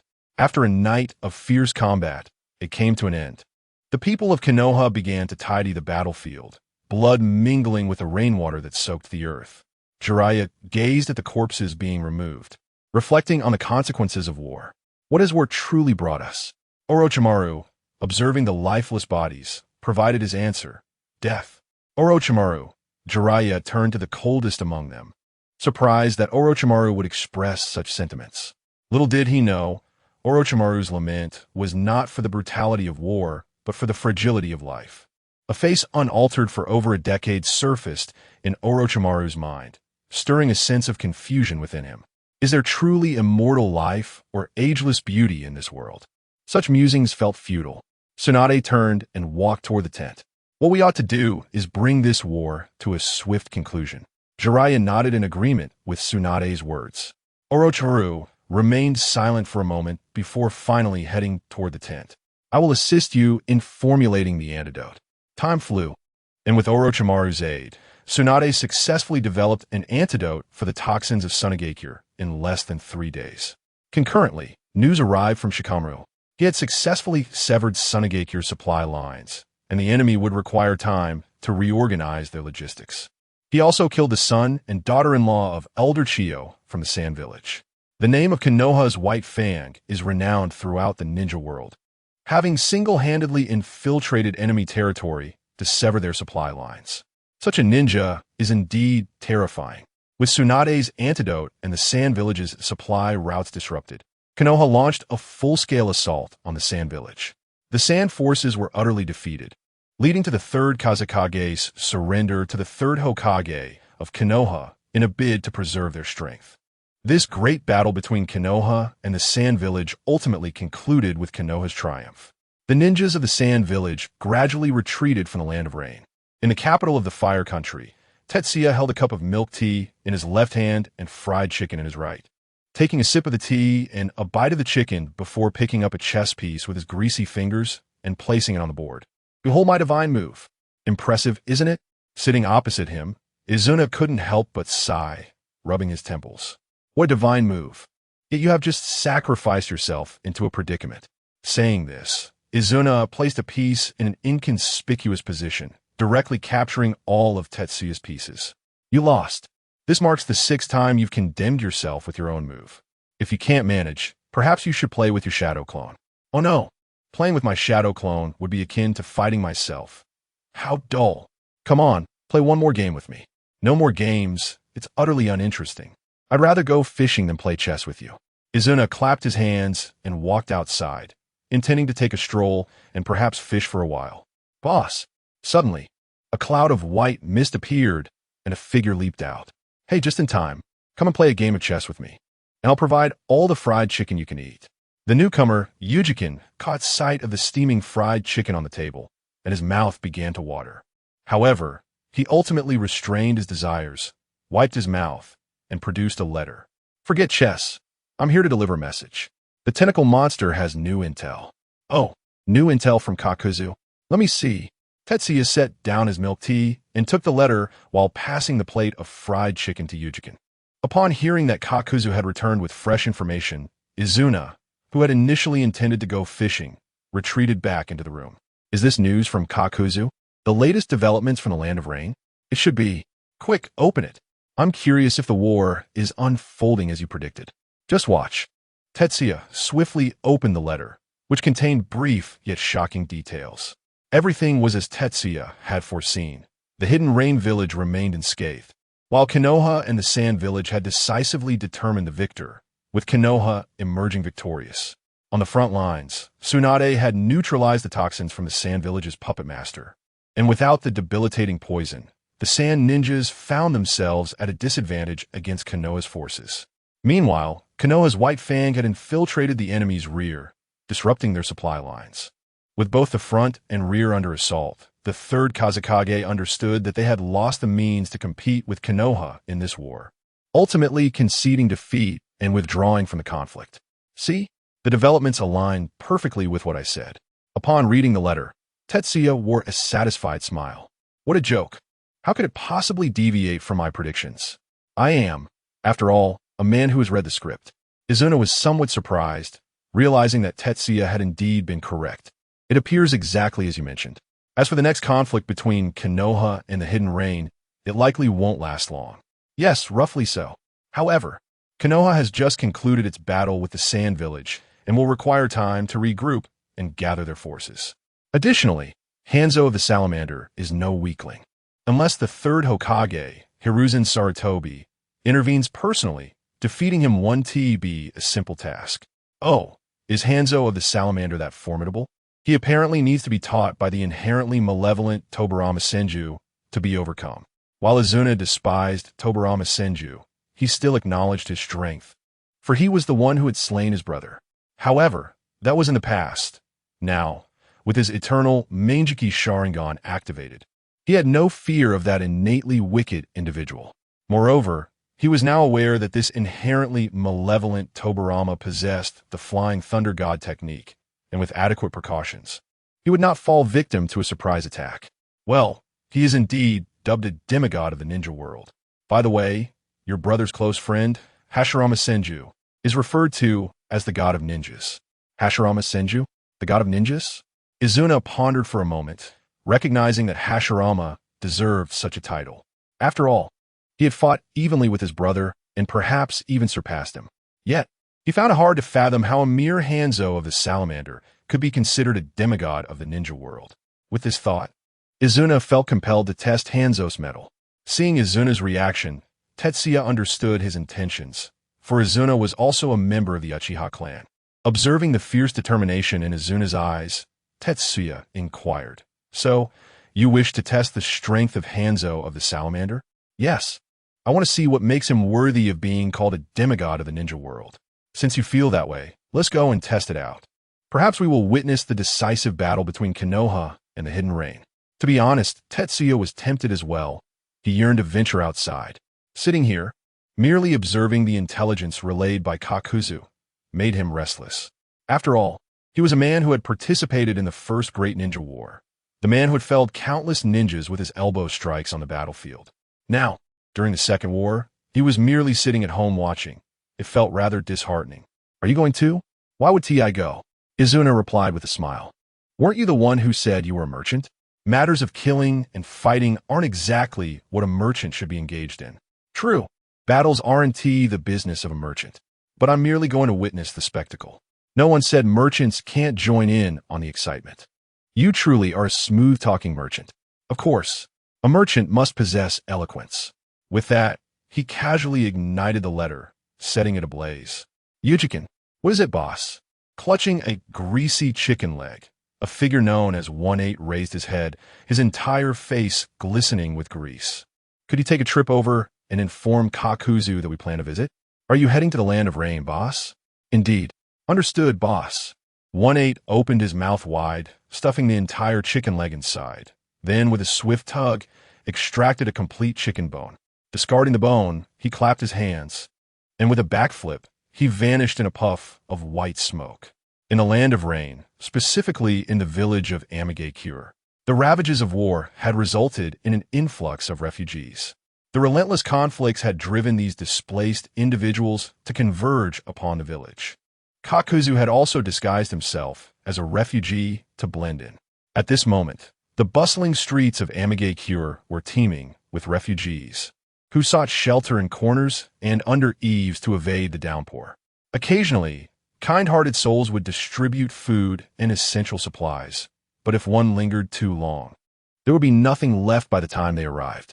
In a secluded corner of Amigakure, Kakuzu, cloaked as a refugee, returned from gathering intelligence only to find 3 children waiting outside his makeshift hideout. The trio consisted of 2 boys and a girl, one with orange hair and a silly grin, another with red hair obscuring his eyes, and a little girl with blue hair. Kakuzu had encountered them shortly after infiltrating the village and had bartered food for information. Since then, the children had periodically visited him. "Uncle," began the orange-haired boy, but Kakuzu swiftly pulled several loaves of bread from his sleeve and handed them over. "Take this and leave quickly. We didn't come for food," protested the boy, but just then, the red-haired child's stomach audibly growled. "Sorry, Yahiko, I couldn't hold back. Enough. Just take the bread and go," Kakuzu insisted, pushing the loaves into their hands before turning to re-enter his hideout. However, as he reached for the door, rain began to pour outside, intensifying with each passing moment. Sighing, he relented. "All right, you three, come inside."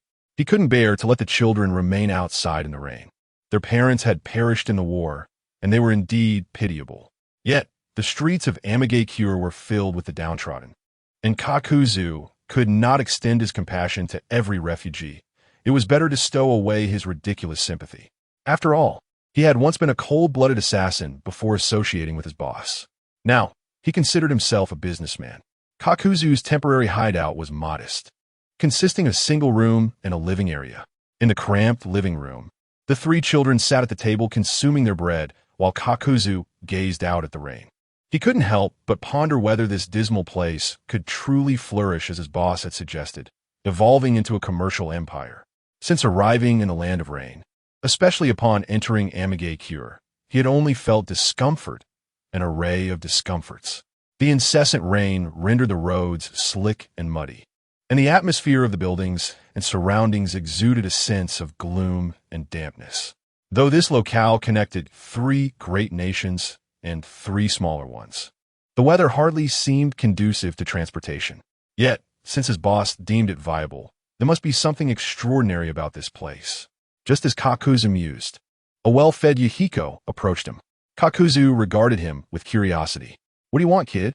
"Uncle, we are truly grateful for the food you've given us, and in return, I shall share the latest intelligence we've gathered." Kakuzu chuckled at the boy's declaration. "What kind of intelligence could a child like you possibly possess?" "Don't underestimate me, uncle. I aspire to be a formidable ninja like Lord Hanzo." In an attempt to prove himself, Yahiko began recounting the information he and his companions had gathered. What he termed intelligence was merely gossip about events occurring within Amagakure, which held little significance for Kakuzu. Sensing Kakuzu's indifference, Yahiko, annoyed, placed his hands on his hips and began to spill more substantial news. He spoke of reports from the battlefield, how the Leaf's white fang had penetrated the wind country, severing the sand supply lines, and how the sand had been defeated by the Leaf on the front line. He further mentioned how Hanzo of the Salamander had launched attacks on the scattered Leaf outposts throughout the land of rain. Kakuzu noted the glimmer of admiration in Yahiko's eyes when he spoke of Hanzo. "Hey kid, do you idolize that Hanzo fellow?" "Of course." Yahiko nodded vigorously. "Lord Hanzo is the most powerful ninja in the world. He is a hero in our land of rain, and I believe he will drive all the villains out of our country. I, too, want to become a strong ninja like Lord Hanzo, so I can protect everyone, especially Nagato and Conan, the most powerful ninja in the world." The title conjured an image in Kakuzu's mind of a perpetually smiling figure and a golden giant resembling a deity. Listening to little Yahiko's adulation for Hanzo, Kakuzu smiled wryly. Children are naive, often believing that what they see is the pinnacle of existence. Nonetheless, Hanzo was indeed a formidable figure in the current ninja world. "Why do you wish to become a ninja?" Kakuzu sought to redirect the conversation, weary of the child's praises for his idol. "Do you realize that being a ninja is perilous? It could lead to death. Just as in the current war, countless lives are lost on the battlefield, many of whom are ninja." "I know, but I'm not afraid of death," Yahiko declared defiantly, his head held high. At that moment, Nagato, who had been quietly seated, trembled slightly. Though his long bangs obscured his eyes, Kakuzu could sense his agitation. "Not all the dead are ninja. There are also civilians. My parents weren't ninja, so why? Why do they have to kill my mom and dad? It's all right, Nagato. I will protect you." Seeing Nagato trembling all over, Yahiko stepped forward and embraced his shoulders. Conan also approached Nagato's side, comforting him together. "And I will protect everyone as well." Yahiko looked at Kakuzu and said, "I am not afraid of death. I only fear that I cannot protect you and Conan. I want to become a ninja the strongest ninja. Only then can I protect everyone and change this country, change this ninja world. I want to ensure that no one in this country, in this world, suffers anymore. Gazing at Yahiko's lofty aspirations, Kakuzu was momentarily taken aback. He noticed that as Yahiko spoke, there seemed to be a glimmer in his eyes. No, it was as if his entire being was radiating light, illuminating the other two children beside him. Ha! Kakuzu chuckled. Here is just a child, spouting grandiose claims. It's not boasting. I will definitely become a ninja in the future. Yahiko insisted. Kakuzu shook his head. Being a ninja does not guarantee you can change everything you wish to. Alas, Yahiko's eyes widened. In his view, being a ninja meant nothing was impossible. In a ninja world, everyone admired those who could become ninjas. Why would this uncle say such things? But aren't ninjas the most powerful beings? Kakuzu looked at the Navi, Yahiko, and the other two children. Annoyed by their incessant pestering, he decided to teach them a lesson and shatter their beautiful illusions. Children are just children. They know nothing yet love to boast. This world is not as simple as you perceive, little ones. Even if one becomes a ninja, they can achieve nothing without a strong foundation. The world is complex, and to some, a ninja is merely a tool, a blade that is polished when needed and cast aside when not. How dare you speak of ninjas like that? Yahiko retorted furiously. Lord Hanzo and his comrades are heroes of the Land of Rain. They are not mere blades to be discarded. Yahiko vehemently countered, while Nagato seemed lost in thought. Kakuzu's mischievous nature emerged, and he intended to enlighten these children about the true essence of a ninja and the harsh realities of the world. To crush the innocence of children, oh, how wicked I truly am. Listen closely, little ones. To the wealthy and powerful, ninjas are merely servants. With a bit of money, they can have ninjas running errands for them. Kakuzu began to elaborate on the harsh truths of the world, shattering their idyllic fantasies about ninjas and illustrating the cruelty of life. The expressions of the three shifted from confusion to shock, and finally to numbness. Among them, the only girl, Konan, was on the verge of tears, for children still filled with dreams about the future. Being abruptly thrust into the harsh realities of adulthood was an unbearable shattering of their dreams and aspirations. Thus, even if you become a ninja, unless you possess the strength to change the rules or to disregard them entirely, you will achieve nothing. You will merely toil under the rules set by others, bowing your head like mere cattle, scrambling for meager rewards. After completing a life-threatening mission, the compensation you earn will be partly taken by your village. Money, money, money. Rewards, rewards. In Kakuzu's eyes, there was only money and compensation. You are an evil adult. Konan turned away, struggling to hold back her tears, her entire demeanor brimming with indignation. Seeing her anger, Kakuzu felt a peculiar delight. For some reason, he found joy in tormenting these three children, especially in riling up the blue-haired girl. Hmph, you wicked uncle.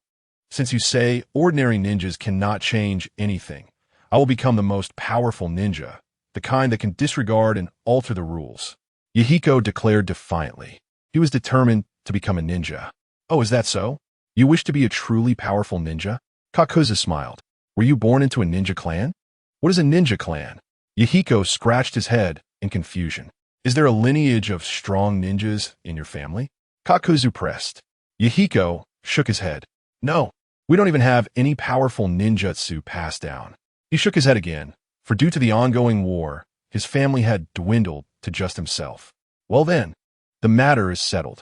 Unless you encounter some extraordinary fate, you will never become that absolute powerhouse in your lifetime. How could this be? This is the truth. Countless ninjas exist in the ninja world, but looking back, how many Senju Hashiramas have appeared? How many Uchiha Madaras? How many Hanzo the Salamanders? Without lineage, without a bloodline, without extraordinary encounters, how can one become stronger? Dream on. Everything exists in dreams. Yahiko felt deeply disheartened by these words. As he fell silent, Nagato seized the moment to ask, then what if I become a powerful person with wealth and influence? If I become someone who can define the rules, can I change this world? Kakuzu found himself intrigued. It seemed this red-haired child was more interesting than the Navi Yahiko.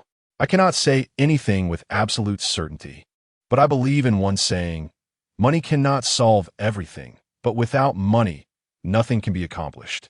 Seeing Nagato's skepticism, Kakuzu asked, "You don't believe me?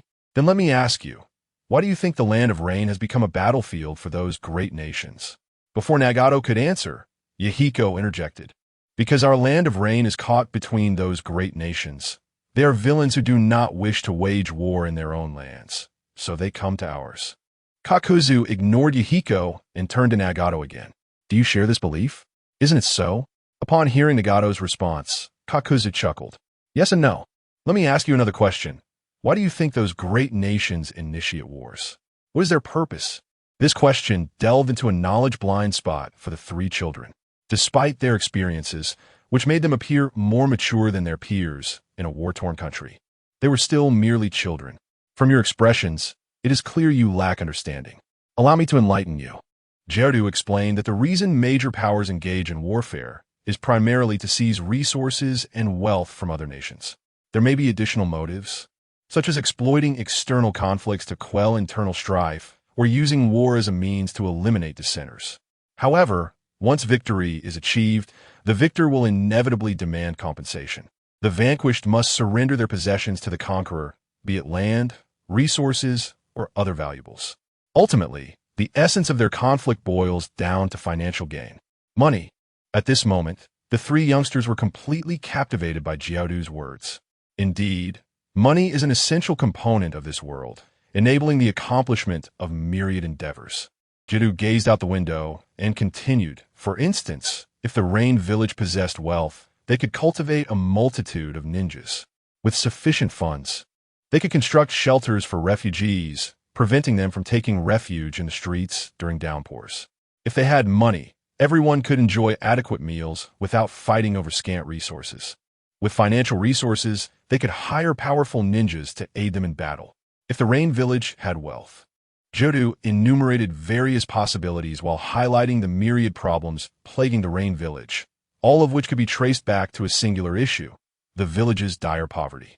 Yet Yahiko, the stubborn one, remained unconvinced. "But, Uncle, what does it matter if you're wealthy?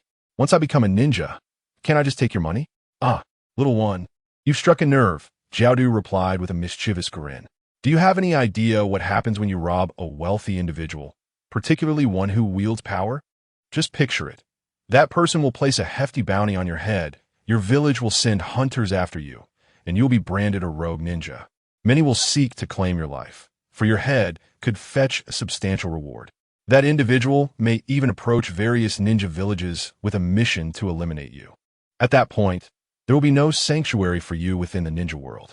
"Ah, please don't take my head for money," Yahiko screamed, curling up in a corner and clutching his head. "Ha ha, little one. What are you afraid of? Your head is worth nothing at present. No one would come for it." After a hearty laugh, Gerudo added, "Moreover, why do you think that being wealthy and powerful precludes one from being formidable? Strength and wealth can coexist quite harmoniously. Imagine if you were not only strong, but also exceedingly wealthy enough to own every shop in the Land of Rain, enough to ensure that everyone must purchase their food and clothing from you, and powerful enough that even Hanzo the Salamander would be no match for you. Wouldn't you then have the freedom to do as you please?" Listening to Gerudo's words, Nagato felt a surge of ambition. Yahiko, too, began to see the merit in Gerudo's argument. "So, Uncle, what must we do to become wealthy?" "What? You wish to earn money?" Yahiko nodded. "With money, can we not transform this nation, perhaps even the world?" "Ha ha, you are quite the daydreamers. Perhaps you should go to sleep, where anything is possible." Yahiko, incensed by Gerudo's mockery, jumped up in anger. "You despicable uncle. We will undoubtedly become wealthy and powerful in the future, and we will change the Land of Rain." Noticing the rain had ceased, Gerudo remarked, "All right, little ones, the rain has stopped. You may leave." Nagato stood up and tugged at Yahiko's sleeve. "Thank you, uncle. We are leaving." Yahiko complied and expressed his gratitude. Despite Gerudo's sharp tongue, he had provided them with food and shelter from the rain. He was, in essence, a good person. As he watched the three youngsters depart, Gerudo shook his head. "Ah, little ones, strive to survive in this harsh ninja world. If you truly manage to endure, perhaps I can speak with the boss about allowing you to work with him to earn money." He then gazed toward the direction of the rain village, pondering when his boss would arrive. He had received a message from Shichibi stating that the boss and Izuna were en route. Yet he found it perplexing why they would come to this damn place, especially when the war was still ongoing and devastation was rife. It hardly seemed an opportune time for business, yet he was acutely aware of his boss's capabilities. Even if the rain village was insignificant, what if he were to learn that they were coming to join the fray? Izuna had expressed dissatisfaction with Hanzo and intended to teach them a lesson. Suddenly, Jiaodu felt as though he had stumbled upon a revelation. "What? You think that is absurd?" "It's not absurd at all. While Izuna may appear unassuming, indulging in chess and fishing, he is acutely aware of his lineage. He is a Uchiha, the brother of the infamous Madara Uchiha, a true warrior of the ninja world. It is well known that the Uchiha yearn for battle, especially to challenge formidable opponents. In the makeshift stronghold of Jiaodu within the Rain Village, he scolded, "Foolish child. If you can't even grasp arithmetic, how do you expect to talk about making money? Ah, you villainous uncle. I aspire to be the strongest ninja. Why should I concern myself with such matters?" Yahiko gazed at the dizzying array of numbers before him, feeling a throbbing headache.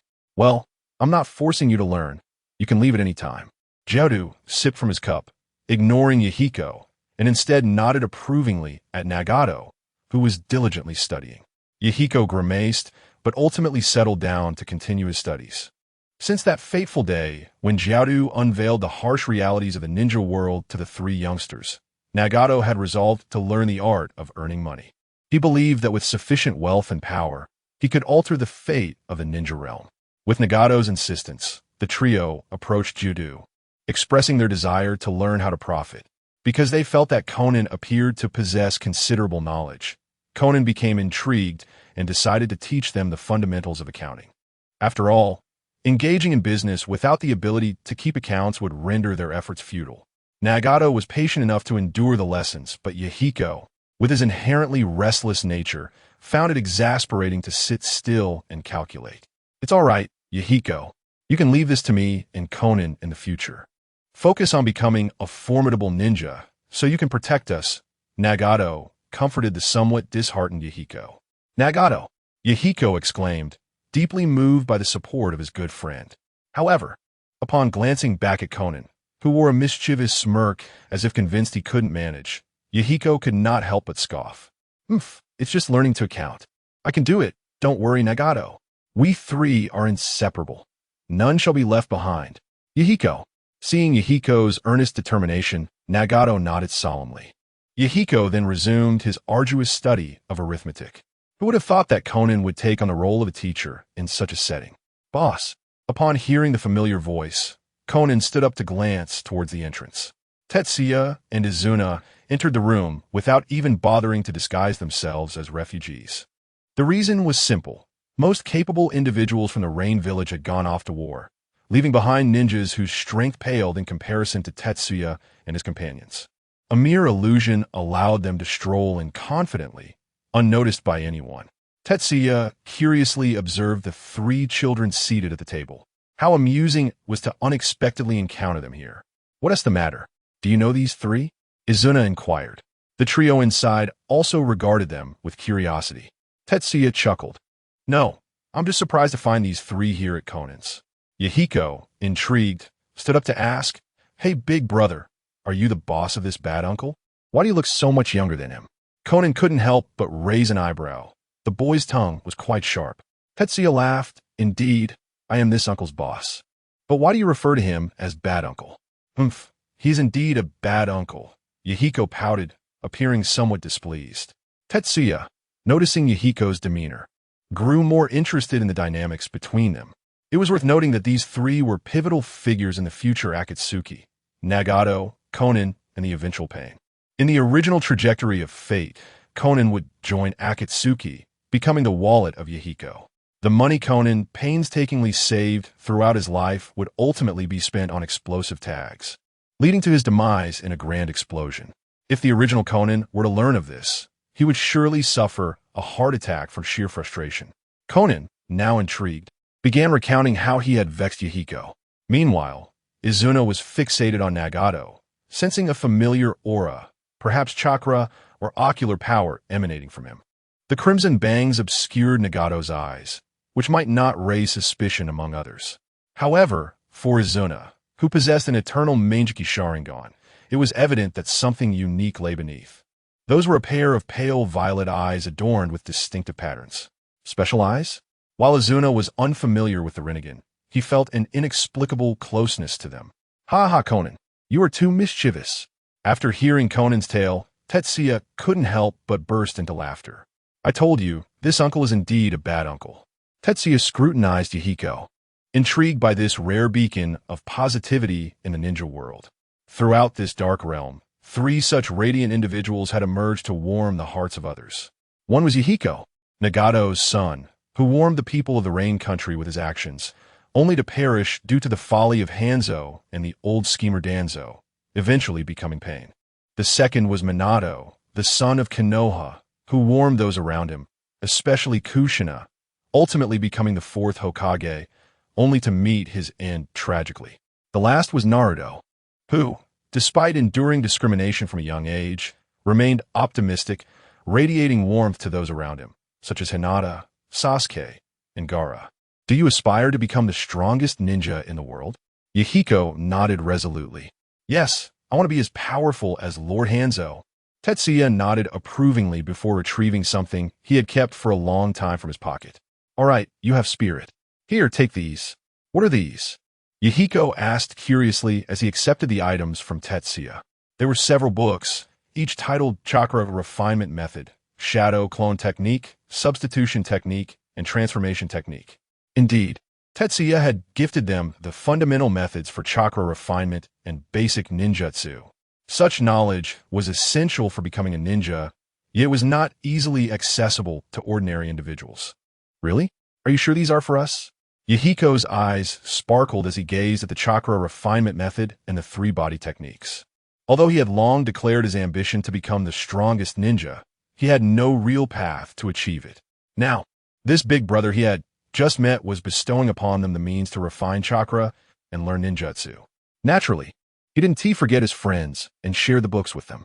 Receiving the books from Yahiko, both Nagato and Conan were equally excited. As Nagato accepted the books, Tetsuya carefully observed him for any signs of abnormality before smiling and affirming, "Of course, I never go back on my word." Izuna approached Tetsuya and whispered in a tone only they could hear, "Did you notice? That boy named Nagato, there is something unusual about his eyes. I have observed that, barring any unforeseen circumstances, those eyes should indeed be the ultimate evolution of your gaze, the Rinnegan." Rinnegan. Even the typically composed Izuna could not suppress a shift in expression upon hearing this name, though he swiftly regained his composure. "Are you certain?" "Certain. I can resurrect the dead. What could be unclear about a pair of eyes? This child, is he one of our Uchiha clan?" In Izuna's understanding, only the Sharingan of the Uchiha could evolve into the Rinnegan. If this child possesses the Rinnegan, does that not imply he belongs to our Uchiha lineage? No. Something seems amiss. This child is far too young. Based on my own experience, it would take several years for my own eyes to evolve into the Rinnegan. Not to mention, prior to that, one would require an eternal Mangeki Sharingan, which necessitates 2 pairs of Mangeki Sharingan. The child is so young. At his age, merely awakening a 3-tomo Sharingan would designate him as a prodigy, one who would be meticulously protected and nurtured by the Uchiha clan. Furthermore, sacrificing a Mangeki to achieve the eternal Mangeki is out of the question. No, these eyes should not belong to him. Rather, he appears more akin to a member of the Uzumaki clan. During the Warring States period, the Senju clan had once allied with the Uzumaki clan to confront the Uchiha, which is why I recall this striking red hair so vividly. Indeed, Izuna, I share your sentiment. Such an explanation is only reasonable, is it not? However, Izuna quickly began to contemplate further. The Uchiha had not seen an eternal Mangeki in quite some time. He had previously investigated, and it seemed that the strongest among Konoha's Uchiha was merely the 3-tomo. Thus, the sole individual capable of successfully evolving into the Rinnegan from an eternal Mangeki could only be one person, his own brother, the Shura of the ninja world, Uchiha Madara? At this realization, Izuna's heart raced. Those are my brother's eyes. That is indeed the reason why I feel an inexplicable familiarity with this child. If his eyes are those of my brother Uchiha Madara, it makes perfect sense. But why will my brother's eyes be in the possession of this child? Upon further reflection, Izuna arrived at a conclusion. Perhaps, as his lifespan neared its end, his brother finally completed the evolution into the Rinnegan. Yet by that time, he was no longer able to wield those eyes. Therefore, he sought out this child, who must possess some special quality capable of sustaining the eyes. Thus, before his demise, he entrusted his eyes to him. Reasonable, exceedingly reasonable, it must be so. Izuna spoke again. Tetsuya, these eyes likely belong to my brother Uchiha Madara. In that instant, Tetsuya's eyes widened in disbelief as he gazed at Uchiha Izuna. No way. How could you, a person who has been resurrected after many years, possibly know where these eyes came from? Have you read the script too? Or did the Sage of Six Paths spoil it for you in the Pure Land? Seeing Tetsuya's expression, Izuna assumed he was skeptical of his words. Thus, he recounted the process of his reasoning. After listening, Tetsuya was left speechless.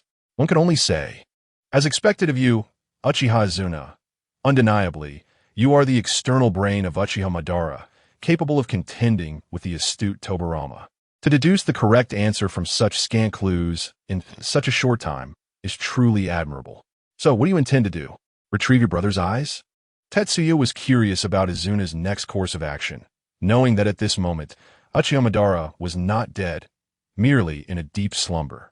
Furthermore, he had undoubtedly dispatched White Zetsu to monitor Nagato and the others. However, they were likely not attached to Nagato, for he had infused the 3 scrolls handed to Yahiko with Senjutsu Chakra. If there were White Zetsu spores monitoring them, the power of Senjutsu Chakra would force them out, revealing their true forms. If Izuna chose to seize the Rinnegan at this juncture, it would certainly stir up quite a commotion. I wish to take him as my disciple. What? Izuna's decision was indeed surprising. Tetsuya had anticipated he would claim Nagato's Rinnegan. After all, if one were to assess the situation, he too had a stake in those eyes. Uchiha Madara awakened his eternal Mangeki Sharingan through the fusion of Izuna's Mangeki. Hence, even if Izuna sought to take the Rinnegan, Tetsuya would support him. Moreover, the Rinnegan is akin to a light bulb that can be utilized at will. Yet, the unexpected proclamation of Izuna wishing to take Nagato as a disciple? Was he attempting to usurp Jiraiya's role? What is the situation? I state that I wish to take this child named Nagato as my disciple. Boss, do you have any objections? Izuna gazed earnestly at Tetsuya, addressing him as boss, signifying his resolute stance. With such determination, Tetsuya found himself at a loss for words. You may decide for yourself, but what if they refuse? No, he will agree. As the 3 children eagerly perused the books in their hands, Izuna stepped forward, crouched down, and addressed Nagato. You're Nagato, correct? Nagato, somewhat perplexed, did not understand the intentions of this older brother before him, yet he nodded nonetheless. Yes, big brother. Do you have a question? Izuna glanced at the book on ninjutsu in Nagato's hands. Do you wish to learn ninjutsu? Do you aspire to become a ninja? Nagato nodded earnestly. Then I wish to take you as my apprentice. I can teach you and help you become an outstanding ninja. So, do you wish to become my disciple? Before Nagato could respond, Yahiko leaned in excitedly, inquiring, Really? Are you a ninja too, big brother? Having been bested by Izuna on several occasions, Kaka felt quite moved. Of course, Boss Izuna is undoubtedly one of the strongest in the world. Is that true? I want to hear you say it, big brother. I won't listen to what the old man says. You little brat, believe what you want. Izuna simply nodded, offering a brief reply. I am strong. Really? Yahiko was curious about the extent of Izuna's strength.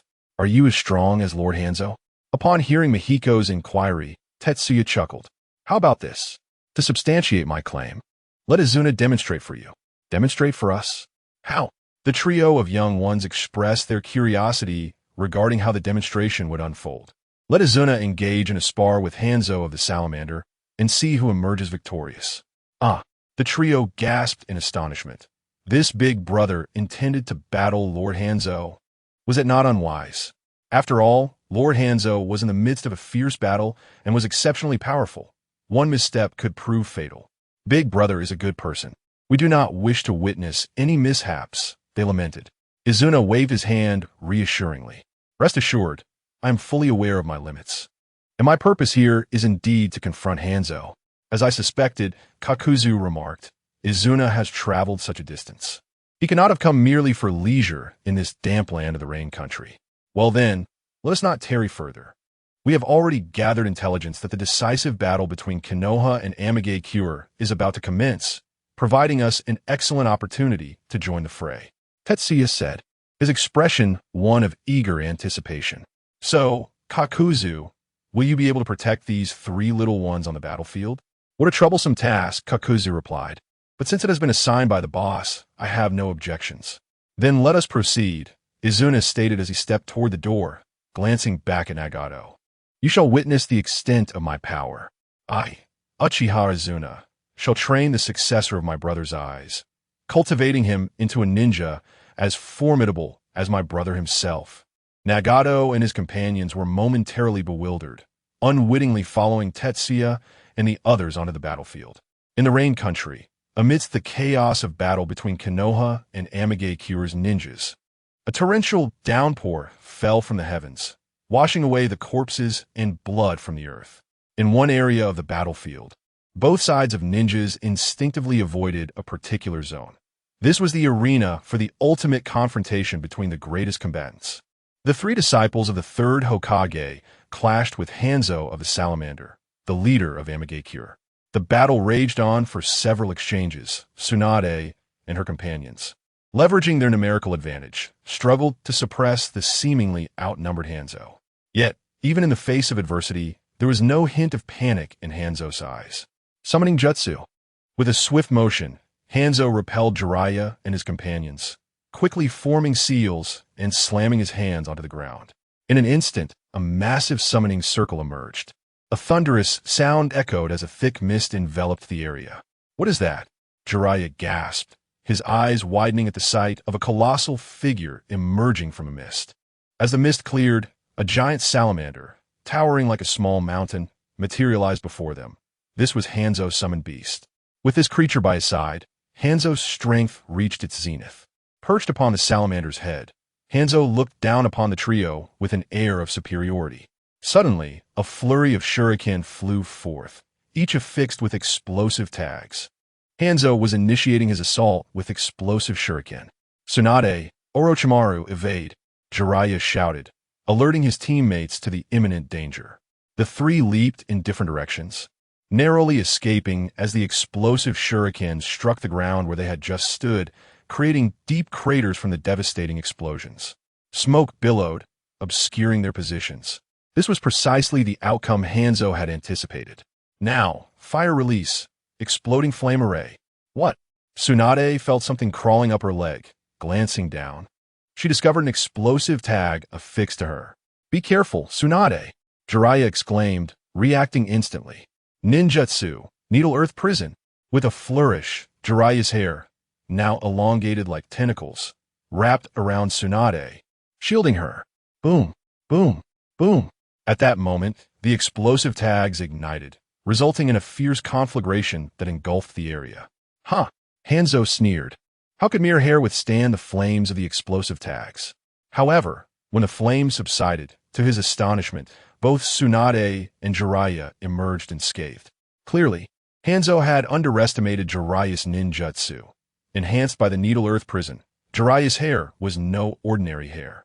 Nanny, Hidden Shadow, Snake Hands. Just as Hanzo was taken aback, Orochimaru, who had been lying in wait, sprang into action. Several serpents, adorned with white scales, lunged at Hanzo, ensnaring him. Now, Jiraiya, Orochimaru commanded. Understanding his cue, Jiraiya responded. I know. Ninjutsu. Hair needle, 1,000 strands. In an instant, Jiraiya's white hair erupted, shooting forth like a barrage of quills, aiming at the bound Hanzo. Yet, Hanzo remained composed, silently activating his jutsu. Water body technique. With a splash, Hanzo and his colossal salamander dissolved into water, swiftly reappearing in a different location. What? Orochimaru exclaimed, momentarily taken aback, retreating to regroup with Tsunade and Jiraiya. As Jiraiya dismissed the needle earth prison technique, a wave of fatigue washed over him. "Are you all right, Jiraiya?" Tsunade inquired. "I'm fine. These burns are nothing serious. Just a bit taxing from the previous skirmish," Jiraiya reassured her. After all, it had taken considerable effort for the trio to force Hanzo to summon his powerful beast. "This guy is incredibly strong. Even our combined techniques cannot overcome him," Orochimaru remarked, reflecting on their current state. The trio had not yet reached their peak. Tsunade had yet to unlock the strength of 100. Jiraiya had not mastered Sage Mode. And Orochimaru had yet to begin his various enhancements. Facing the formidable Hanzo, they found themselves at a significant disadvantage, nearing their limits. While Hanzo appeared more than capable of continuing the fight, could this truly be the end? Jiraiya gazed with reluctance at Hanzo of the Salamander and his colossal summoned beast. The three of them were panting heavily. If they failed to overcome Hanzo, what would become of this war? The overall situation seemed to favor Konoha. However, at that moment, Hanzo spoke up. "If this war is to end in victory for Konoha, I shall grant you a path to survival." Hearing such taunting words, the impetuous Jiraiya shouted defiantly, "We do not require your pity. We are still capable of fighting. Bring it on." "Enough, Jiraiya," Tsunade interjected, surprised by Hanzo's unexpected willingness to spare them. Noticing Jiraiya's eagerness to engage, she quickly called for him to cease. Hanzo disregarded Jiraiya and continued, "You three are formidable, managing to endure in such dire circumstances. From this day forth, I shall refer to you as the legendary Three Ninjas of Konoha. You may henceforth bear this title earned with your lives." Damn it! Jiraiya clenched his teeth, unwilling to accept defeat, yet he recognized the immense strength of his adversary. Just then, two figures descended from the sky, landing in the center of the battlefield. "Hello, who goes there?" At that moment, both Hanzo and Jiraiya's group felt an overwhelming tension. This situation could have concluded. Yet two individuals had suddenly appeared, clad in black robes with red lining. One wore a yellow whirlpool mask revealing only one eye, while the other donned a white mask adorned with swirling patterns and three tomo, exposing a pair of eyes beneath the two lower tomo. "Ah, are you inquiring about my name? I'm called Akatsuki," Toby exclaimed theatrically, raising his hands as if participating in a fan meeting. "As for the person behind me, his name should be quite familiar to you. He is Uchiha Madara." "Uchiha Madara?" Tsunade gasped in disbelief. "This cannot be. He was slain by my grandfather long ago at the Valley of the End." However, upon hearing Tsunade's claim, Izuna, who had been focused on Hanzo, turned sharply to her. His crimson eternal Mangeki Sharingan fixated on Tsunade. In that instant, she felt a chilling threat of death. The raw killing intent emanating from him was as sharp as a blade. "Tsunade, what is wrong?" Jiraiya asked, noticing her hand tremble. "Jiraiya, those eyes. They belong to Uchiha Madara," Tsunade exclaimed. As disciples of the third Hokage, Sarutobi Hiruzen, they recognized the eternal Mangeki Sharingan immediately, regarded as ominous by the Senju clan. Could it be that Madara was indeed alive? This seemed improbable. There had to be something amiss. "Oh dear, Uchiha Madara, you are a legendary figure in the shinobi world. How could you squabble with the younger generation? Let us focus on more pressing matters," Toby remarked, sensing the sudden surge of killing intent from Izuna, who was evidently incited by Tsunade's words. Fortunately, Izuna retained some semblance of reason and redirected his focus. However, when he turned his gaze back to Hanzo, his eyes were filled with even more intensity. "Hanzo, you dare to call yourself a demigod? Today, I have come to test your claim." Hanzo's temper flared. He had intended to conclude the battle, yet here was this insolent individual questioning his authority. "Hmph, you cowardly rat, hiding your true form. Well, why do you have to challenge me?" "Hmph, you will learn the truth through experience," Izuna retorted, swiftly forming hand seals. Fire release. Great fire annihilation. A terrifying wave of flames erupted, instantly evaporating the surrounding rainwater, transforming the area into a sea of fire as it surged toward Hanzo. "Impossible. Such a level of fire jutsu cannot exist," Hanzo exclaimed, eyes wide in shock, but he could only resort to using the body flicker technique to evade the inferno, transforming into a stream of water. The onlookers witnessed the aftermath. The once-soaked ground was now scorched and cracked. Seeing that Hanzo had narrowly escaped his jutsu, Izuna would not let this opportunity slip by. He activated the body flicker technique once more, appearing directly above Hanzo, drawing a kunai from his sleeve and launching an attack.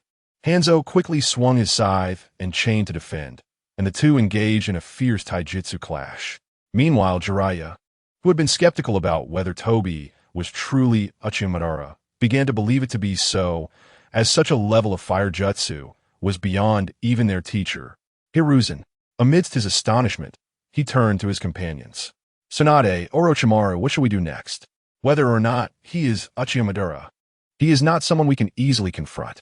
Orochimaru, fixated on the figure of Uchiha, replied with his characteristic raspy voice, perhaps we should wait and see.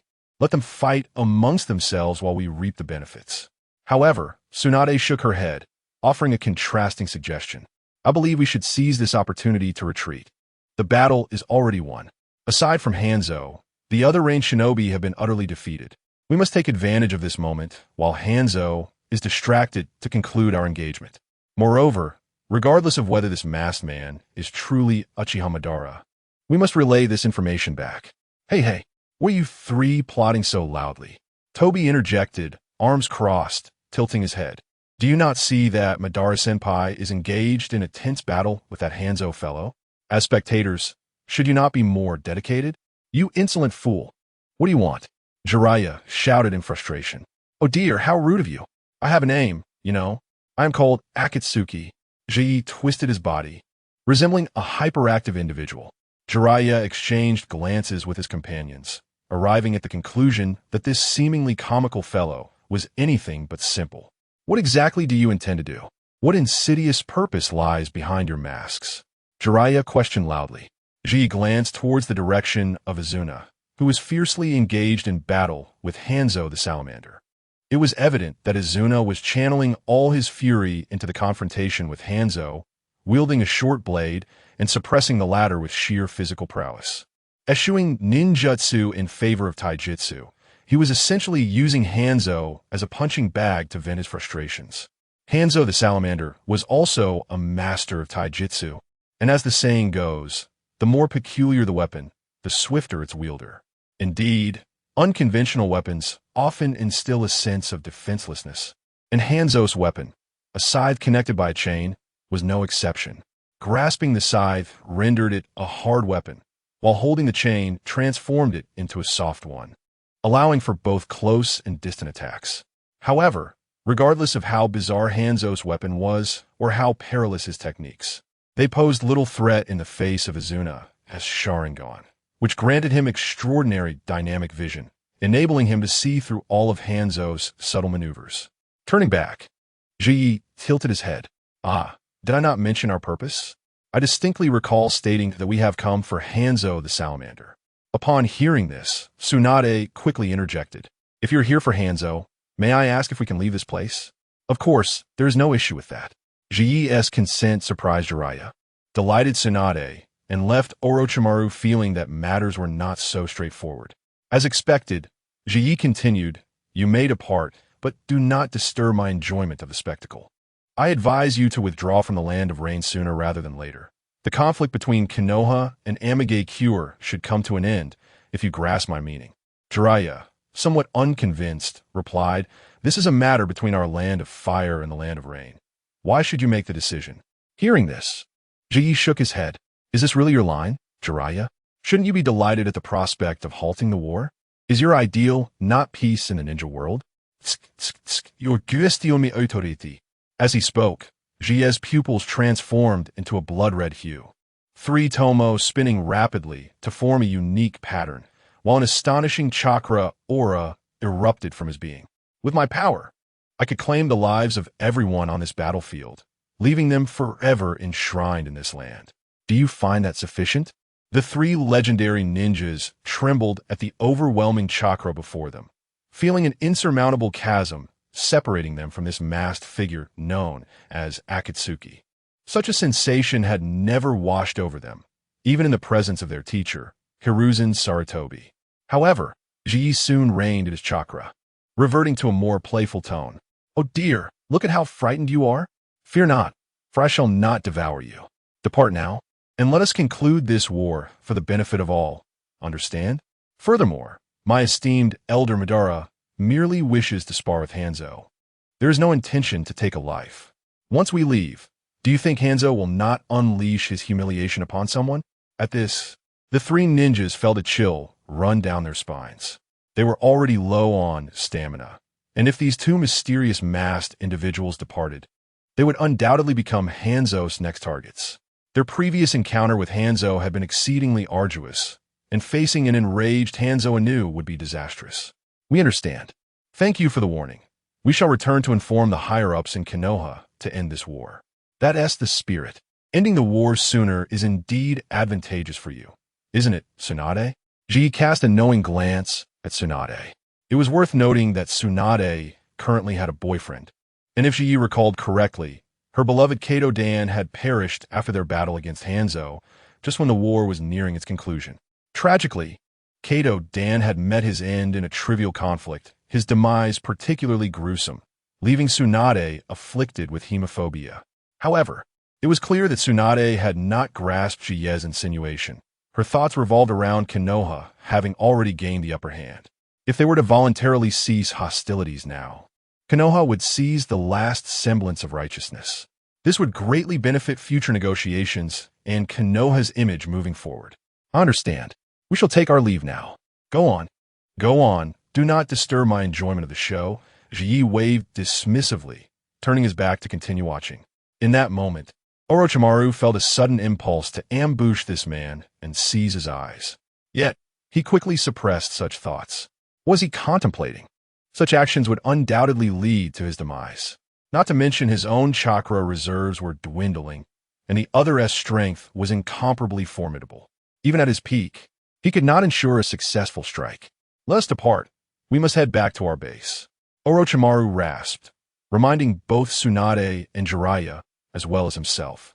The three legendary ninjas hastily retreated, notifying other Konoha ninjas to evacuate. Fire release. Great fire annihilation. Izuna, having sufficiently vented his fury, resolved to no longer squander time.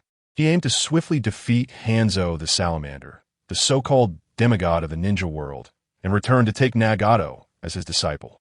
However, it seemed Nagato favored the company of the other two children. Perhaps he would take all three as his apprentices. In a fleeting moment, the ferocious fire release ninjutsu erupted forth. Observing this, Hanzo also unleashed his ninjutsu. Water release, great waterfall technique. Hanzo summoned his ninjutsu to counter Izuna's fire release. A torrent of water converged, forming a colossal pillar that surged towards the searing flames. With a resounding hiss, the flames collided with the water column, instantly generating vast quantities of steam that enveloped the battlefield in an instant. This steam, scalding hot, would instantly cook any unprotected individual who came into contact with it. Oh dear, what a grand spectacle! Tetsuya adeptly executed the body flicker technique, retreating to a safe distance beyond the reach of the steam. Although he harbored no fear of the vapor, he was averse to becoming damp. Fire release, dragon flame, song technique. Water release, water chaos wave. Another exchange of ninjutsu ensued, their chakra seemingly inexhaustible. Damn, how can this guy be so formidable? Could he truly be the legendary Uchiha Madara? Hanzo of the Salamander, feeling fatigued, reflected on his previous battle with the legendary three. Despite his victory, it had drained some of his chakra. However, the opponent before him was evidently of an entirely different caliber. It is widely acknowledged that under normal circumstances, water release can suppress fire release. After all, the second Hokage of Konohagakure trained himself to master water release specifically to counter the Uchiha clan, renowned for their prowess in fire release. Yet, this masked figure was capable of using fire release to overpower his water release. I cannot allow this to continue, Hanzo declared. Ibiu, unleash the toxic mist. With a commanding shout, Hanzo summoned his familiar, salamander Ibiu, who opened its gaping maw, releasing a torrent of purple toxic mist into the air. Upon witnessing this, Izuna swiftly evaded. Where do you think you're going? Hanzo executed the water body flicker technique, appearing directly before Izuna, ensnaring her with chains. Clang! With his other hand, he brandished a scythe and swung it toward her. Ha! In response to Hanzo's assault, Izuna let out a derisive chuckle. Susanoo! Crack! A blue Susanoo skeleton materialized, shattering Hanzo's chains. The Susanoo quickly expanded, transforming into a half-formed Susanoo, which then cleaved toward Hanzo. What in the world is this? Hanzo's eyes widened. But as a seasoned ninja, he promptly activated the water body flicker technique to evade the strike from Izuna's Susanoo. Having escaped the attack, Hanzo found himself above Salamander Ibiu. Was this the divine power spoken of in legends, residing within the Uchiha clan's Sharingan? Gazing at the blue Susanoo, Hanzo felt an immense pressure. The towering blue giant stood resolute against the toxic mist expelled by Ibiu, utterly unfazed. Is this truly the extent of your prowess, Hanzo of the Salamander? How dare you claim the title of demigod in the shinobi world? Izuna spread her arms wide, her eyes glowing crimson. Allow me to demonstrate the true essence of divine power. Complete Susanoo, activate. Boom. The half-formed Susanoo underwent a transformation, rising like a colossal giant, shaking the very earth beneath it. The complete Susanoo emerged, a massive blue figure clad in armor, with twin wings sprouting from its back. Its visage adorned with a Tengu mask, wielding a colossal katana that radiated overwhelming pressure. The retreating members of Konohagakure beheld the immense Susanoo, and the older among them were reminded of the terror they once faced, a terror that bore the name Uchiha Madara. How imposing. The blue Susanoo is magnificent. Why is mine merely golden, appearing so mundane? Tetsuya mused. It must be that avaricious pup's doing, thinking gold symbolizes wealth, hence crafting a golden Susanoo for himself. Hanzo of the Salamander, prepare to receive my strike. Should you survive this, I shall acknowledge your claim to demigod status in the shinobi realm. As the words left his lips, the colossal complete Susanoo swung its blade towards Hanzo and his summoned beast, Salamander Ibiu. This strike would transform mountains into plains and valleys into gorges, destined to incite even greater turmoil in the already tumultuous shinobi world. I wonder if Izuna will truly slay Hanzo with this blow? Now is not the opportune moment to seize control of the Land of Rain. As the Susanoo dissipated, Izuna swiftly crossed over to Tetsuya's side. It is finished. Let us return. You didn't, by any chance, kill Hanzo, did you? No. I tempered the force of my strike. That fellow possesses some skill. At a critical moment, he utilized his summoned beast to absorb the impact. I see. As long as he is not dead, we're not ready to take the Land of Rain yet. I understand. Let us find my disciples. TSK, look at you. Referring to them as your disciples before they have even pledged allegiance. Tetsuya chuckled, following Izuna toward the location of Kakuzu and the others. Meanwhile, not far from the battlefield, in a secure corner, Kakuzu observed the fierce battle between Hanzo and Izuna alongside 3 young companions. The trio was so enthralled they could scarcely utter a word. Especially at the moment the blue giant appeared, Yahiko had fully succumbed to being Izuna's fervent admirer. What could be done? It was simply too awe-inspiring. What young boy could resist such a striking giant? Not only magnificent, but also immensely powerful. Even the formidable Hanzo was merely a casualty of a single strike.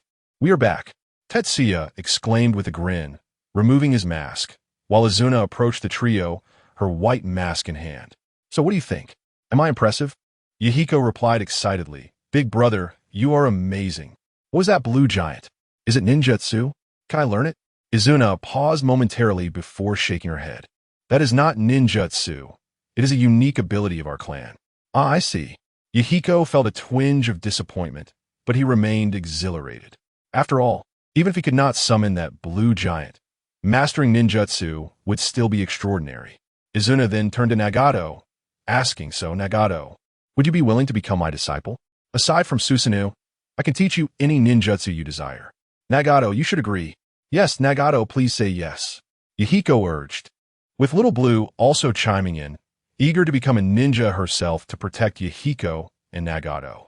Yet, Nagato spoke up, Izuna, if I study ninjutsu with you, will I still be able to learn how to make money? Upon hearing this, Izuna paused for a moment, then glanced at Kakuzu. Kakuzu turned his head away, unable to meet Izuna's gaze. Ha ha, of course. Why wouldn't you be able to? Ji could not contain his laughter. It was simply too amusing. He never expected Nagato, having spent much time with the Akatsuki, would develop an affinity for wealth. No, it was not merely a liking for riches. Rather, he grasped that to effect change in the land of rain and the ninja world, mere martial prowess would not suffice. One must also possess financial resources and an understanding of economics. How about this, Nagato? From now on, the three of you shall follow us. Izuna will instruct you in ninjutsu, while I shall teach you the art of making money. Really? Although the battlefield of the Rain Ninja Village had encountered a slight interruption due to the involvement of two masked men, it did not alter the outcome of the war. Konoha emerged victorious across multiple battlefronts, and the overall momentum of the Great Ninja War had decidedly tilted in favor of Konoha. Concurrently, with the eruption of this battle, the name Uchiha Madara resonated once more throughout the ninja realm, eliciting considerable excitement. In the Hokage Tower's conference room, the Konoha F4 gathered, facing the legendary three ninjas who had gained notoriety during this Great Ninja War. To relay intelligence back to Konoha, the trio had detached from the main force and returned ahead with crucial information. This encapsulated all the events that transpired in the Rain Ninja battlefield. At this moment, the atmosphere in the conference room felt particularly oppressive. Uchiha Madara and Uchiha Obito, Sarutobi Hiruzen muttered these names, though he paid little heed to the latter. Despite Jiraiya and others asserting that Obito possessed formidable strength and the Mangeki Sharingan, Sarutobi Hiruzen did not feel the weight of that threat, as he had never personally encountered that suffocating presence. He simply believed his three students were still too young. However, Uchiha Madara was an entirely different matter. The significance of that name was immense. The Shura of the ninja world, a founding elder of Konoha, the leader of the Uchiha clan, and the most powerful rogue ninja since Konoha's inception. Sarutobi Hiruzen felt an overwhelming pressure and yearned for a smoke, only to discover his pipe was not at hand. He turned to his old companions. Danzo, Koharu, Hamura, what are your thoughts? Danzo Shimura, ever the cynic, scoffed. What are you still looking at? Uchiha Madara has long perished, dealt with by the first Hokage himself. Do you dare to question the first Hokage's actions? It is undoubtedly the malevolent Uchiha clan pulling the strings, openly marching with the village to the land of rain, while secretly sending someone to impersonate Uchiha Madara. Hiruzen, the ambitions of the Uchiha clan are glaringly obvious. They seek to create the illusion that Madara is alive, hoping to seize the Hokage position and dominate Konoha. We must take action against the Uchiha clan. Danzo spoke with unwavering conviction, as if the truth of the matter were solely as he described. There was no Uchiha Madara. It was all a conspiracy by the Uchiha clan with the singular aim of obtaining the Hokage title. Sarutobi Hiruzen refrained from immediately responding to Danzo, well aware of his friend's character. Regardless of whether the Uchiha clan was culpable or not, Danzo would first attribute blame without hesitation. It was ironic, for in the past, he had the closest relationship with Uchiha Kagami among the teacher's disciples. Yet after Kagami's death, Danzo had begun to target the Uchiha clan with fervor. Although targeting the Uchiha was a strategy left by their teacher, Danzo's approach was excessively extreme. Koharu, Hamura, what do you think? The elderly Mito Gate Hamura spoke up. Hiruzen, I also find Danzo's reasoning compelling. Uchiha Madara is indeed dead. Koharu agreed with a nod. They had not witnessed the events firsthand. They only heard the account from the three ninjas and saw some intelligence relayed from the front lines. Seeing that they doubted their encounter with Uchiha Madara, Jiraiya slammed his hands on the table and stood up eagerly. But old man, we are not lying. That individual is truly Uchiha Madara. He summoned the complete Susanoo and defeated Hanzo the Salamander with a single strike. What we say is true. Others on the battlefield witnessed it. This colossal blue figure. Like a deity. All right, Jiraiya, I understand. You three have worked hard. Go rest for now. Konoha still needs you. Sarutobi Hiruzen finally interjected, allowing the trio to depart for some respite. Jiraiya wished to say more, but was restrained by Tsunade. Let us go, Jiraiya. We should rest. The old man will make the necessary decisions. With Tsunade's words, Jiraiya relented. Then we shall take our leave. Farewell, teacher, Orochimaru said, as he stood up to bid farewell, leaving with the other two. As the conference room door closed, Sarutobi Hiruzen remained silent for a moment before letting out a heavy sigh. Alas, there are matters I had not intended to disclose, but it appears I must reveal them now. The trio looked on in confusion, uncertain of Sarutobi Hiruzen's intentions. Danzo spoke candidly. Monkey, just say what you need to say. Is there something you cannot tell us? The duo nodded in agreement. They were old acquaintances, believing there should be no secrets among them, even knowing that the monkey had a penchant for peeping into the women's bathhouse using a crystal ball. Sarutobi Hiruzen took a deep breath and continued. In truth, when the teacher was still alive, he once sought me out to discuss certain matters. At that time, he specifically requested that I keep it from everyone, including you. Upon hearing this, the duo displayed little reaction. However, a flicker of envy, jealousy, and resentment crossed Danzo's eyes. It seems the teacher favors the monkey. What difference does it make that I stood up a bit late? Am I truly inferior to him? Though his thoughts were tumultuous, his face betrayed nothing. Sarutobi Hiruzen remained oblivious to the fleeting emotion in his old friend's eyes and continued. Do you know how the teacher managed to escape back then? Koharu replied matter-of-factly. Wasn't it because our teacher was powerful enough to severely injure the Gold and Silver brothers using the Flying Thunder God technique, and then escape? This was the narrative that Tobarama had initially shared, as he had not intended to reveal the existence of Uchiha Izuna at that time. However, today, Sarutobi Hiruzen felt it necessary to disclose the truth. It was quite possible that what Jiraiya and the others claimed about Uchiha Madara was indeed accurate, and the likelihood was substantial. Monkey, what nonsense are you spouting? Has your disciple's head been muddled from battle, or have you lost your senses? Upon hearing this, Danzo immediately stood up, vociferously questioning Sarutobi Hiruzen. Yet Sarutobi Hiruzen maintained a serious demeanor. Danzo, allow me to finish. Indeed, Danzo, do not be so agitated. Let Hiruzen speak fully. Indeed, we are all old friends here, and there is nothing that cannot be discussed gradually. Is there? The duo of lazy individuals immediately intervened, acting as mediators to help everyone regain their composure. Sarutobi Hiruzen continued, recounting the conversation he had with the teacher, which revealed the truth behind the teacher's escape from the battlefield. The truth. Now, the expressions of Mito, Kamen, and Tsunade were no longer calm. They had indeed harbored doubts about how their teacher could have survived such a perilous battlefield, suspecting that there were events unbeknownst to them. After all, if their teacher had the ability to effortlessly defeat his pursuers and escape, he would not have needed to let them leave first while he stayed behind to hold them off. Of course, it was also possible that after they had departed, their teacher employed some kind of secret technique, one that wielded great power yet was uncontrollable. This notion had seemed to them the most reasonable explanation, especially considering that upon his return, the teacher's condition was quite poor, aligning with the symptoms of someone suffering from the after-effects of using such a technique. Monkey, are you suggesting that there was another reason for our teacher's survival? Sarutobi Hiruzen nodded, revealing the truth that Tobarama had asked him to conceal. During the battle, the teacher had intercepted the pursuing forces of the Cloud Village. Although these pursuers were elite ninjas, they were still no match for the teacher. At that moment, Jinchuriki and Ginkaku arrived, forcing the teacher into a corner. Just then, Uchiha Izuna, whom the teacher had killed years prior, appeared. Uchiha Izuna saved the teacher and assisted in defeating Jinchuriki and Ginkaku. However, after that, Uchiha Izuna vanished with the seized Rinnegan tools. Upon hearing this, the entire meeting room fell into silence. Ultimately, it was Danzo, still in disbelief, who broke the silence by slamming his hand on the table and standing up. Impossible. This cannot be. How can someone who has died come back to life? Sarutobi Hiruzen, looking at the incredulous Danzo, retorted sharply, What?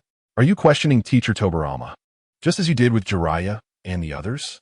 Do you think Teacher Tobarama was deceiving me? Or do you believe I am deceiving you all? You. What about me? Answer me, Danzo. All right.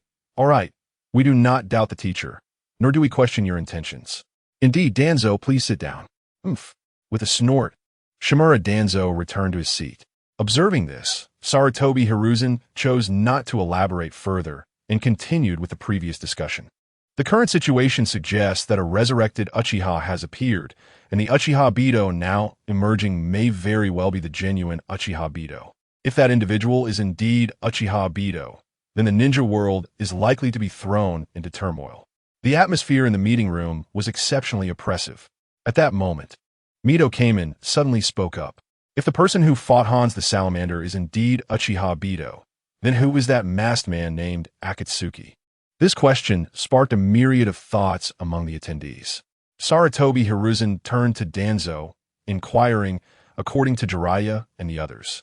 That masked man named Akatsuki wears a mask that covers only one eye, implying he possesses a single Sharingan. Who do you think that person could be, Danzo? The mention of a single eye being a Sharingan made Danzo's expression uncomfortable, and he felt a sharp pain in his bandaged right eye. Meanwhile, in the graveyard of the mountain, within a cave, an elderly man with white hair and a frail physique lay on a stone bed, connected to tubes to sustain his life signs. At that moment, a pure white entity and a half-black, half-white entity approached. Had Tetsuya been present, he would have immediately recognized that the elderly man was none other than the once mighty Uchiha Bido, while the white entity was White Zetsu and the half-black, half-white entity was Black Zetsu possessing White Zetsu. Black Zetsu stepped forward to awaken the slumbering Uchiha Bido. The aging Uchiha Bido opened his eyes. What time is it?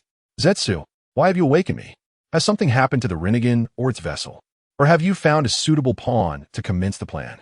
As Uchiha Bido sat up, he gazed at Black Zetsu and White Zetsu standing before him, feeling as though he had only just fallen asleep.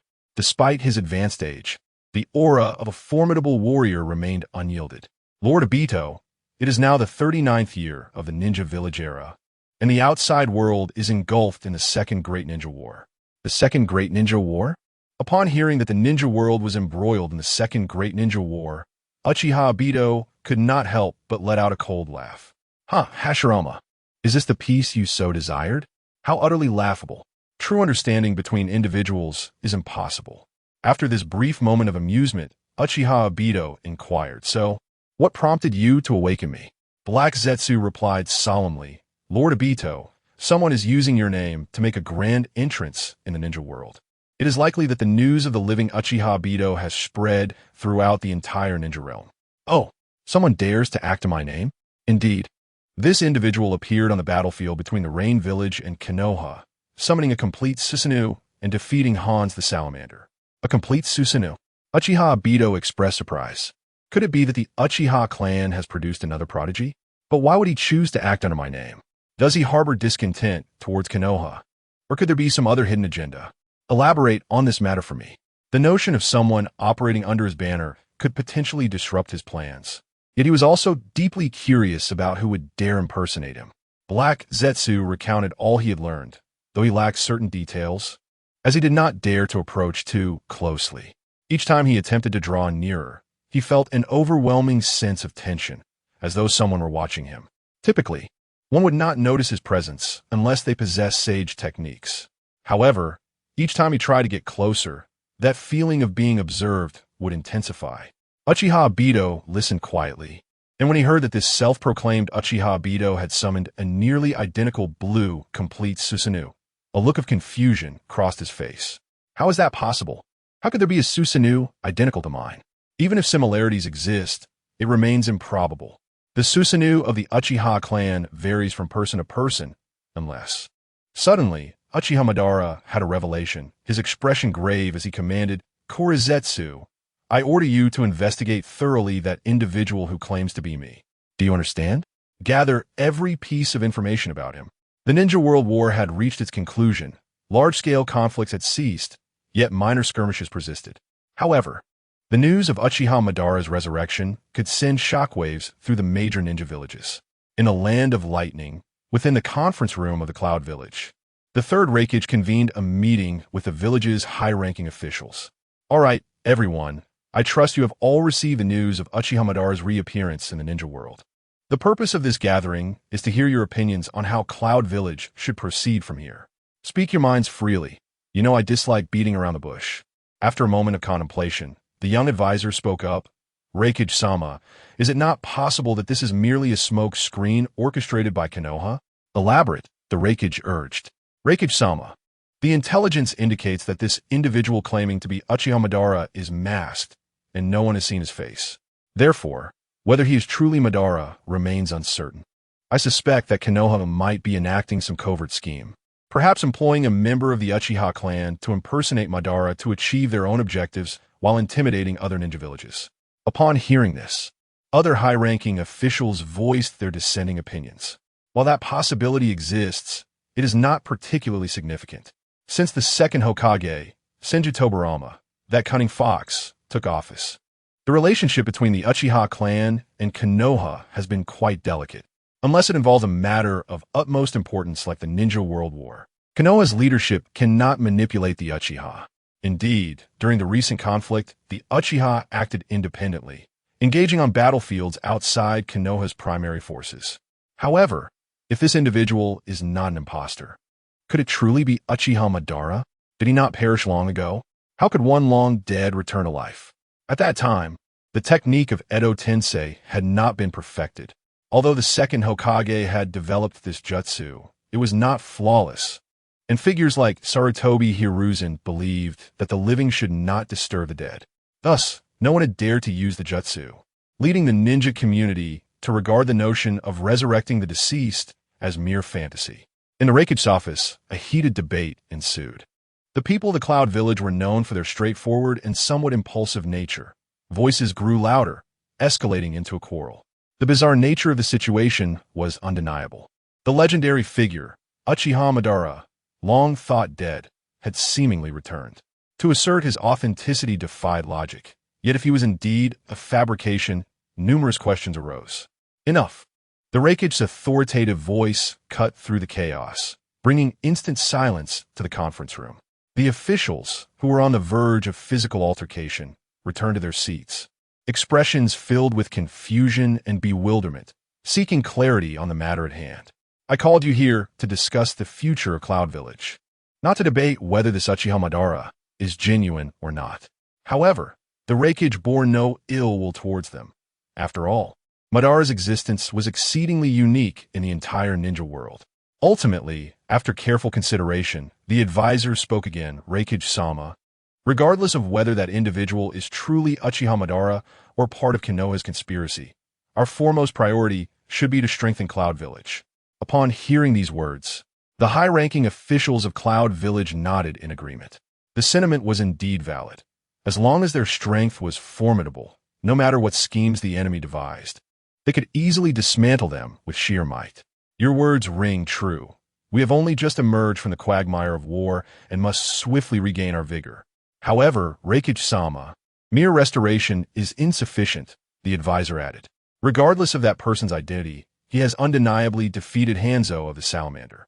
In the face of such an adversary, deploying our mid-tier and lower-tier forces would be futile. We must focus on enhancing our elite combat capabilities. I propose we explore ways to utilize the power of the tailed beasts for military purposes. Imagine if, when the next Ninja World War erupts, we could deploy tailed beasts in a battle. What a formidable sight that would be. The might of the tailed beasts was widely acknowledged in the ninja world. When unleashed, they could effortlessly obliterate entire cities. If the power of the tailed beasts could be harnessed for warfare, Cloud Village would gain an incredibly powerful ally. The third Reikage fell into contemplation, ultimately making a decision as he turned to his partner and nephew, the current Buru. Buru, the village needs you to contribute. Are you willing? Buru nodded. For the village, I will do my utmost, Reikage-sama. Thank you, Buru. Not only in Cloud Village, but across the ninja world, similar scenarios unfolded. Whether for self-preservation or other motives, ninja villages and organizations were actively seeking methods to enhance their strength, be it through tailed beasts, secret techniques, or other means of power augmentation, all aimed at acquiring the necessary capital to confront potential upheavals in the future. Meanwhile, the orchestrators of this turmoil were returning to the capital of the Land of Fire, accompanied by 3 children who served as mementos of their journey.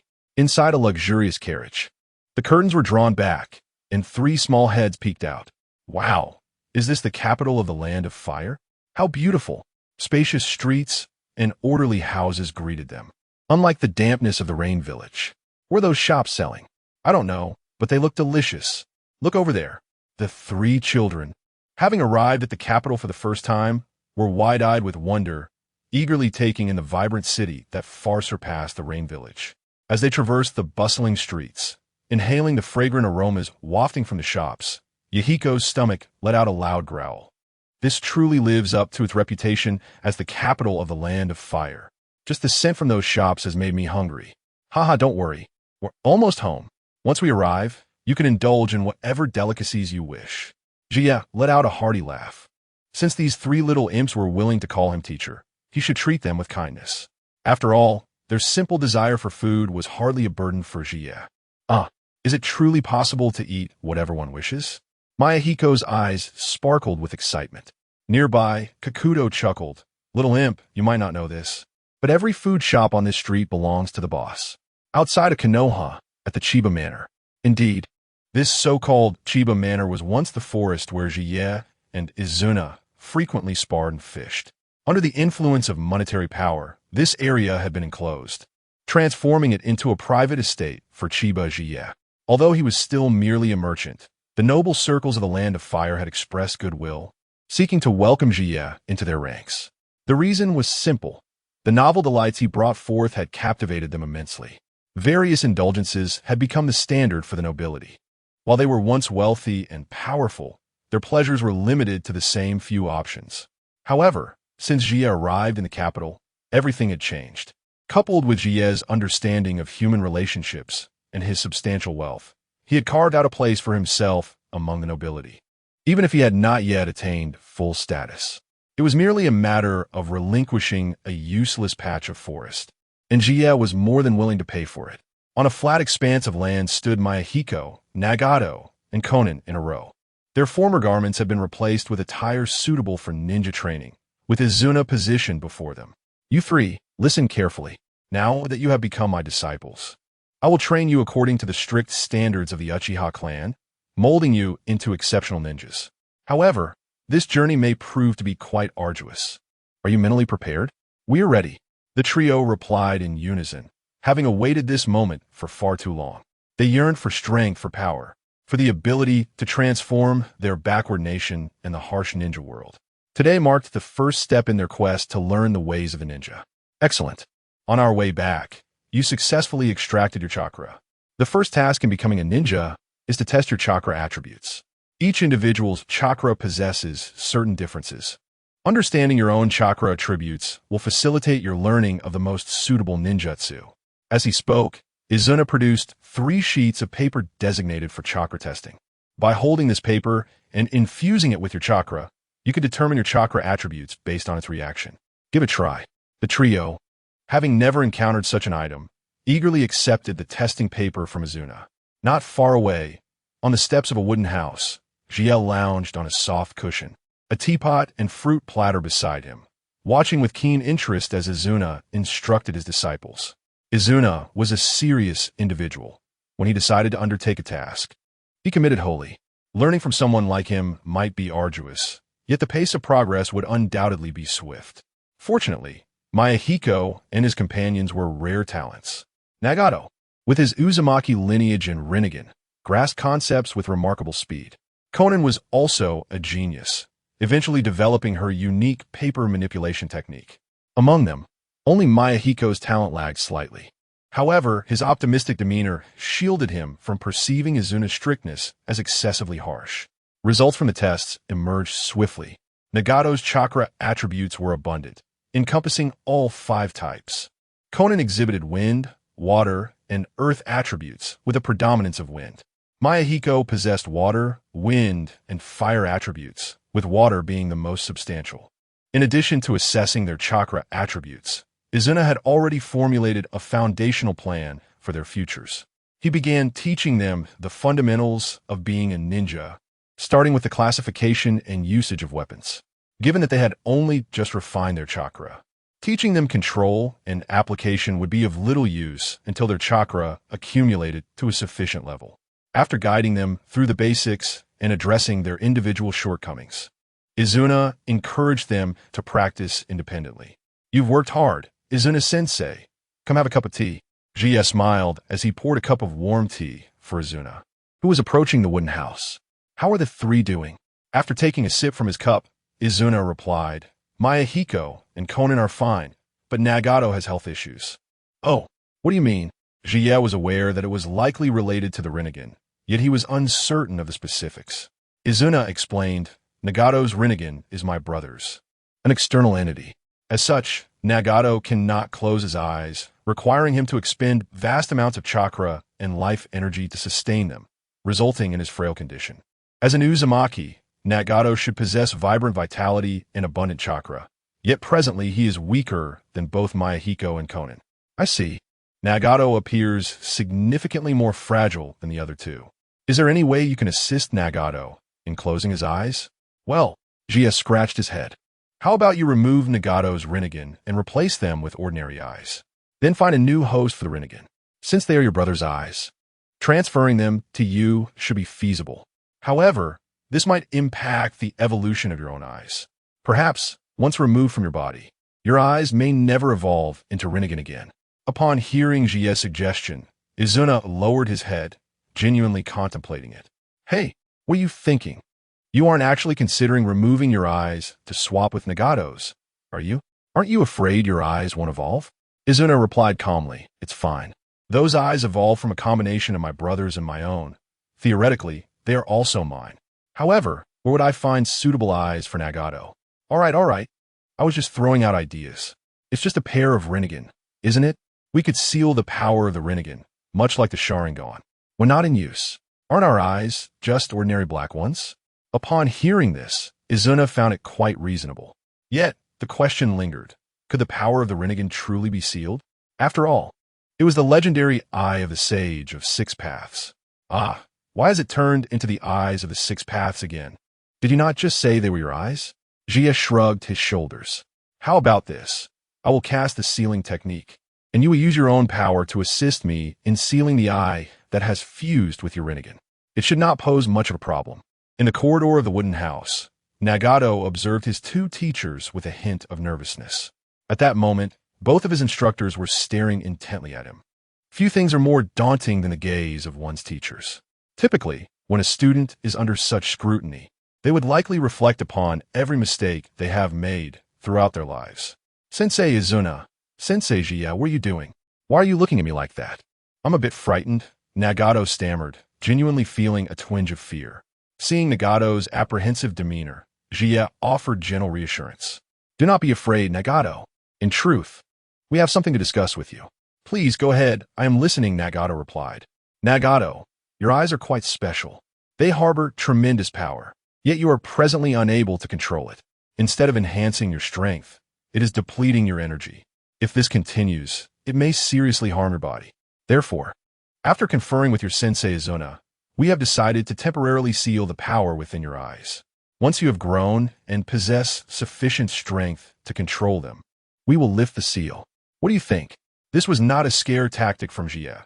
He genuinely believed that the Rinnegan was hindering Nagato's development. As a member of the Uzumaki clan, before the Outer Path statue drained his energy, Nagato appeared quite frail, and his abilities were notably lacking. Is it truly possible to seal the power within my eyes? Nagato pondered, feeling a bit surreal. He was aware of the immense power his eyes contained, yet he found himself unable to harness it, and it was even exhausting his body. Of course, why should it be impossible? Sealing techniques in this world are remarkably wondrous. Even beings like tailed beasts can be sealed within an infant. A mere pair of Rinnegan should not be an obstacle. All right, I trust you both. Please proceed with sealing the power of my eyes. How can I assist you? Excellent. Just prepare yourself. The rest is up to us. With that, he glanced at Izuna. Understanding the cue, Izuna stepped forward. Nagato, extend your hand. Nagato complied, extending his right hand, which Izuna grasped firmly. Let us begin, Jie. Understood. Jie nodded and commenced the sealing technique. As the ritual began, Izuna channeled his chakra into Nagato's body. At that moment, Izuna realized just how frail Nagato truly was. To put it plainly, had Nagato not been an Uzumaki, his youth would have already been drained by the Rinnegan. As the other owner of the Rinnegan, Izuna's chakra quickly reacted with the Rinnegan. He immediately gestured to Jie, signaling that he could proceed. Jie began to cast the sealing technique. Do not worry, Nagato. It will be over soon. Special characters descended upon Nagato's forehead, and he felt the power within his eyes gradually being drawn in. The sensation was akin to a burdened individual having the weight of their load gradually lifted. In this comforting feeling, Nagato succumbed to slumber. It's done. Jie clapped his hands, and a unique mark materialized upon Nagato's forehead. This was a sealing technique Jie had developed, combining his chakra extraction with an improved version of the 8-trigram sealing technique. Over the years, he had not merely indulged in leisure. With an abundance of ninjutsu and sealing techniques available, studying their connections and unique aspects while learning was his greatest joy. Sensei Jie, Sensei Izuna, what has happened to Nagato? Is he all right? Yahiko and Conan approached with concern, observing Nagato sprawled in the corridor. He's fine. He's just a bit tired and has fallen asleep. Given the weather and the sunlight, it's quite nice for him to catch some rest here, Jie replied, casting a suddenly kind smile towards Yahiko and Conan. So, have you two finished your training? Yahiko patted his chest. Of course. I not only completed the training task assigned by Sensei Izuna, but I also added 2 extra sets of exercises. Is that so? Then you must be quite impressive, Jie responded. Indeed, I am a best. I aspire to become a powerful ninja like Sensei Izuna. Yahiko beamed with pride, while Jie smiled approvingly. However, an ominous premonition stirred within Conan. She sensed that Yahiko was in for a rough time. Very well, since your ninjutsu training is complete, you can tackle this now. Jie produced 2 practice books from his wide sleeves and handed them to Yahiko and Conan. I knew it would be like this. Conan shook her head at the sight of the exercises. These tasks were manageable for her, but for Yahiko, it was as if the sky had fallen. Yahiko's entire expression stiffened. Please no. Ha ha ha. You little rascal. Are you still laughing? Are you still feeling proud? Jie's expression gleamed with a mischievous smile. Ah, young ones. Feel the terror of being governed by homework. Do not dawdle. Quickly go and complete your assignments, or you shall go hungry. Suddenly, an idea struck Yahiko, and he retreated 2 steps before plopping down onto the ground. Oh no, Sensei Jie. I trained too hard and got injured. Can I skip the homework? Jie narrowed his eyes, a smile creeping onto his lips. What do you think? I have heard that electric shocks can help tired individuals relax. Why not give it a try? Upon seeing the sparks dancing on Jie's right hand, Yahiko leapt to his feet. Sensei, please don't. I'm fine now. I'll go do my homework right away. He turned and grabbed Conan, fleeing in haste, fearing that Jie's fist might land on his head. Yahiko, why are you dragging me along? Conan asked, somewhat exasperated. Of course. Would I abandon my companions? Yahiko retorted. But the teacher only wants to punish you. Conan, you cannot be so disloyal. As he watched the 2 figures recede into the distance, Jie chuckled and shook his head. Remember, no homework means no meals. After issuing this reminder, he settled back onto his mat, pondering the amusing nature of the little rascal. Observing Yahiko sprinting away, Jie contemplated how to address the matter concerning Hanzo of the salamander. Regardless of whether it was Yahiko, Nagato, or Conan, they were all individuals driven by ideals. Although he had previously persuaded them to come to the land of fire, it was inevitable that they would return to the land of rain upon completing their training. That was their birthplace, and their aspirations were to transform the land of rain. However, once they returned, a confrontation with Hanzo would be unavoidable. Hanzo of the salamander. What if I simply eliminated him? Just as this thought crossed his mind, Jie shook his head, dismissing the notion. No. I've spent too much time with that guy Izuna. My head is filled with thoughts of killing. I'm a merchant, after all, and a good merchant does not resort to violence. He took a bite of fruit from the platter beside him.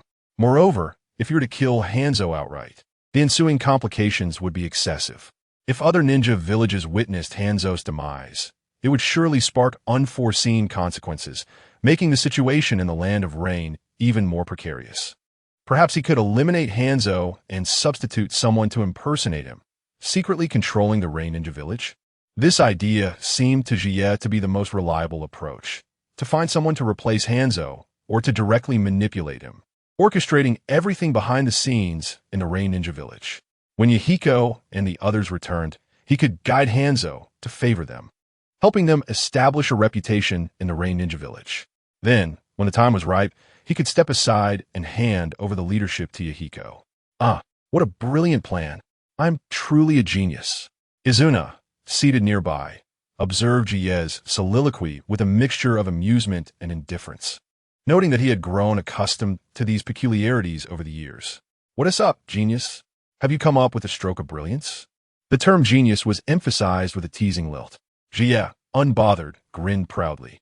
Hee, I have discovered a promising path for Yahiko and the others. Oh, for their future? At this, Izuna's interest piqued. Jie recounted his plan, and Izuna, once the strategist of the Uchiha clan, found the idea highly feasible. However, many details required refinement, and the two engaged in a spirited discussion about it. Their enthusiasm grew, and they even began to map out the future of the Land of Rain. As the sun dipped lower, casting a warm orange hue, Nagato gradually awoke from his slumber. What time is it? How long have I been asleep? You've been sleeping for an entire day. Yeah, seated nearby, sipping tea and perusing a scroll of ninjutsu, replied to Nagato's inquiry. Ah, a whole day. I haven't finished the training that Izuna-sensei assigned me. No need to fret about that. You've finally shed the burdens of your body. A little extra rest will benefit your journey ahead. Jie set the scroll aside to regard Nagato. After completing the sealing, Nagato's eyes had reverted from the Rinnegan to normalcy, his dark pupils radiating an intense sharpness and dominance. They conveyed a sense of superiority that seemed almost beyond Nagato's years, imbuing him with an air of authority. Let me check your recovery. Oh, Nagato obediently extended his right hand, and Jie grasped his wrist, releasing chakra to examine his condition. After a brief assessment, he couldn't help but exclaim, truly, the bloodline of the Uzumaki clan is remarkable. The vitality that had been drained by the Rinnegan now surged through Nagato's being. Yet, this was not his optimal state. With more time for recovery, he could grow even stronger. You're recovering well, but it will take some time. I'll ask the chefs at the inn to prepare more nourishing dishes for you. Thank you, sensei. No need for thanks. Nagato noticed the ninjutsu scroll beside Jie and inquired curiously, Are you researching ninjutsu, sensei? Jie smiled as he replied, Indeed, unlike Izuna-sensei, who possesses enviable innate talent, I must dedicate time to study and research. Nagato, intrigued, examined the ninjutsu scroll further. He recognized the characters, but struggled to comprehend the meanings when combined. Nonetheless, he discovered an interesting fact. This scroll employed multiple chakra types. Sensei, why do the techniques in this scroll require both wind and fire chakra? Seeing Nagato's curiosity, Jie beamed with pride. This is something I developed myself. I haven't yet thought of a name for it. The technique is quite fascinating, allowing a ninjutsu to incorporate effects from other chakra types. For example, a wind-based attack typically harms an enemy through rotation, cutting, or compression. However, if infused with fire chakra, the wind technique can also produce flames. That's amazing. Although Nagato did not fully grasp the underlying principles, he instinctively recognized its brilliance. Right? Watch closely as I demonstrate. Jie leaped gracefully to a nearby tree. Observe Nagato. Fire style, fireball jutsu. With a flick of his wrist, a fireball erupted forth, intentionally aimed slightly off target. Upon striking the ground, it exploded outward, creating a remarkable shockwave while the flames spread, causing significant burn damage. Following this, Jie executed a swift palm strike. Wind style, gale palm. The fierce wind compressed within his palm surged forth, manifesting a tempest that carried flames along with it. Boom! The palm struck the tree with force, causing its sturdy trunk to snap and collapse, igniting in flames that rapidly consumed the wood. See that, Nagato? This is the effect of the technique I devised, adding a new layer of complexity to ninjutsu, making it difficult for your enemies to predict your moves. Impressive, Teacher Tetsuya. May I learn this? One glance at Nagato's excited demeanor reveals his deep affinity for this ninjutsu. This enthusiasm is entirely understandable. After all, upon maturing, before being drained by the outer path, he was the king of the 5 elements. This ninjutsu, was developed based on the skills of the youthful king of the five elements, Nagato. I eagerly anticipate the sight of Nagato unleashing lightning to pursue his foes on the battlefield of the ninja world. Of course, if you wish to learn, I shall teach you once I complete my research on the full version of the ninjutsu. Grow well, young one. I look forward to the day you become the king of the five elements. Outside the Rain Ninja village, a solitary aloe plant emerged from the ground. Damn it. Why has this happened? How could it have disappeared? At that moment, the schemer who had plotted for a millennium, the old shadow, was rarely enraged. He turned to the white Zetsu who accompanied him and unleashed a torrent of curses. How could you let a mere individual slip away? Useless. You are all a bunch of worthless fools. It was impossible for Black Zetsu not to be furious, for Nagato had vanished, such a large living being simply gone. Yet, the most critical aspect was that Nagato was merely a vessel, a pawn. What truly mattered was the Rinnegan that resided within him. That was the key to rescuing his mother, a pair of Rinnegan he had painstakingly acquired over the years in the ninja world. In the face of Black Zetsu's wrath, most white Zetsu hung their heads low, except for one who, somewhat displeased, dared to voice a complaint. It was unavoidable, Black Zetsu. The situation at that time was far too chaotic, with battles erupting everywhere. We had to disperse to monitor various fronts, leaving us unable to keep track of everything. Furthermore, wasn't that little brat under your orders? If we were to assign blame, it lies primarily with you. You insolent fool. How dare you retort? Black Zetsu was furious. So what?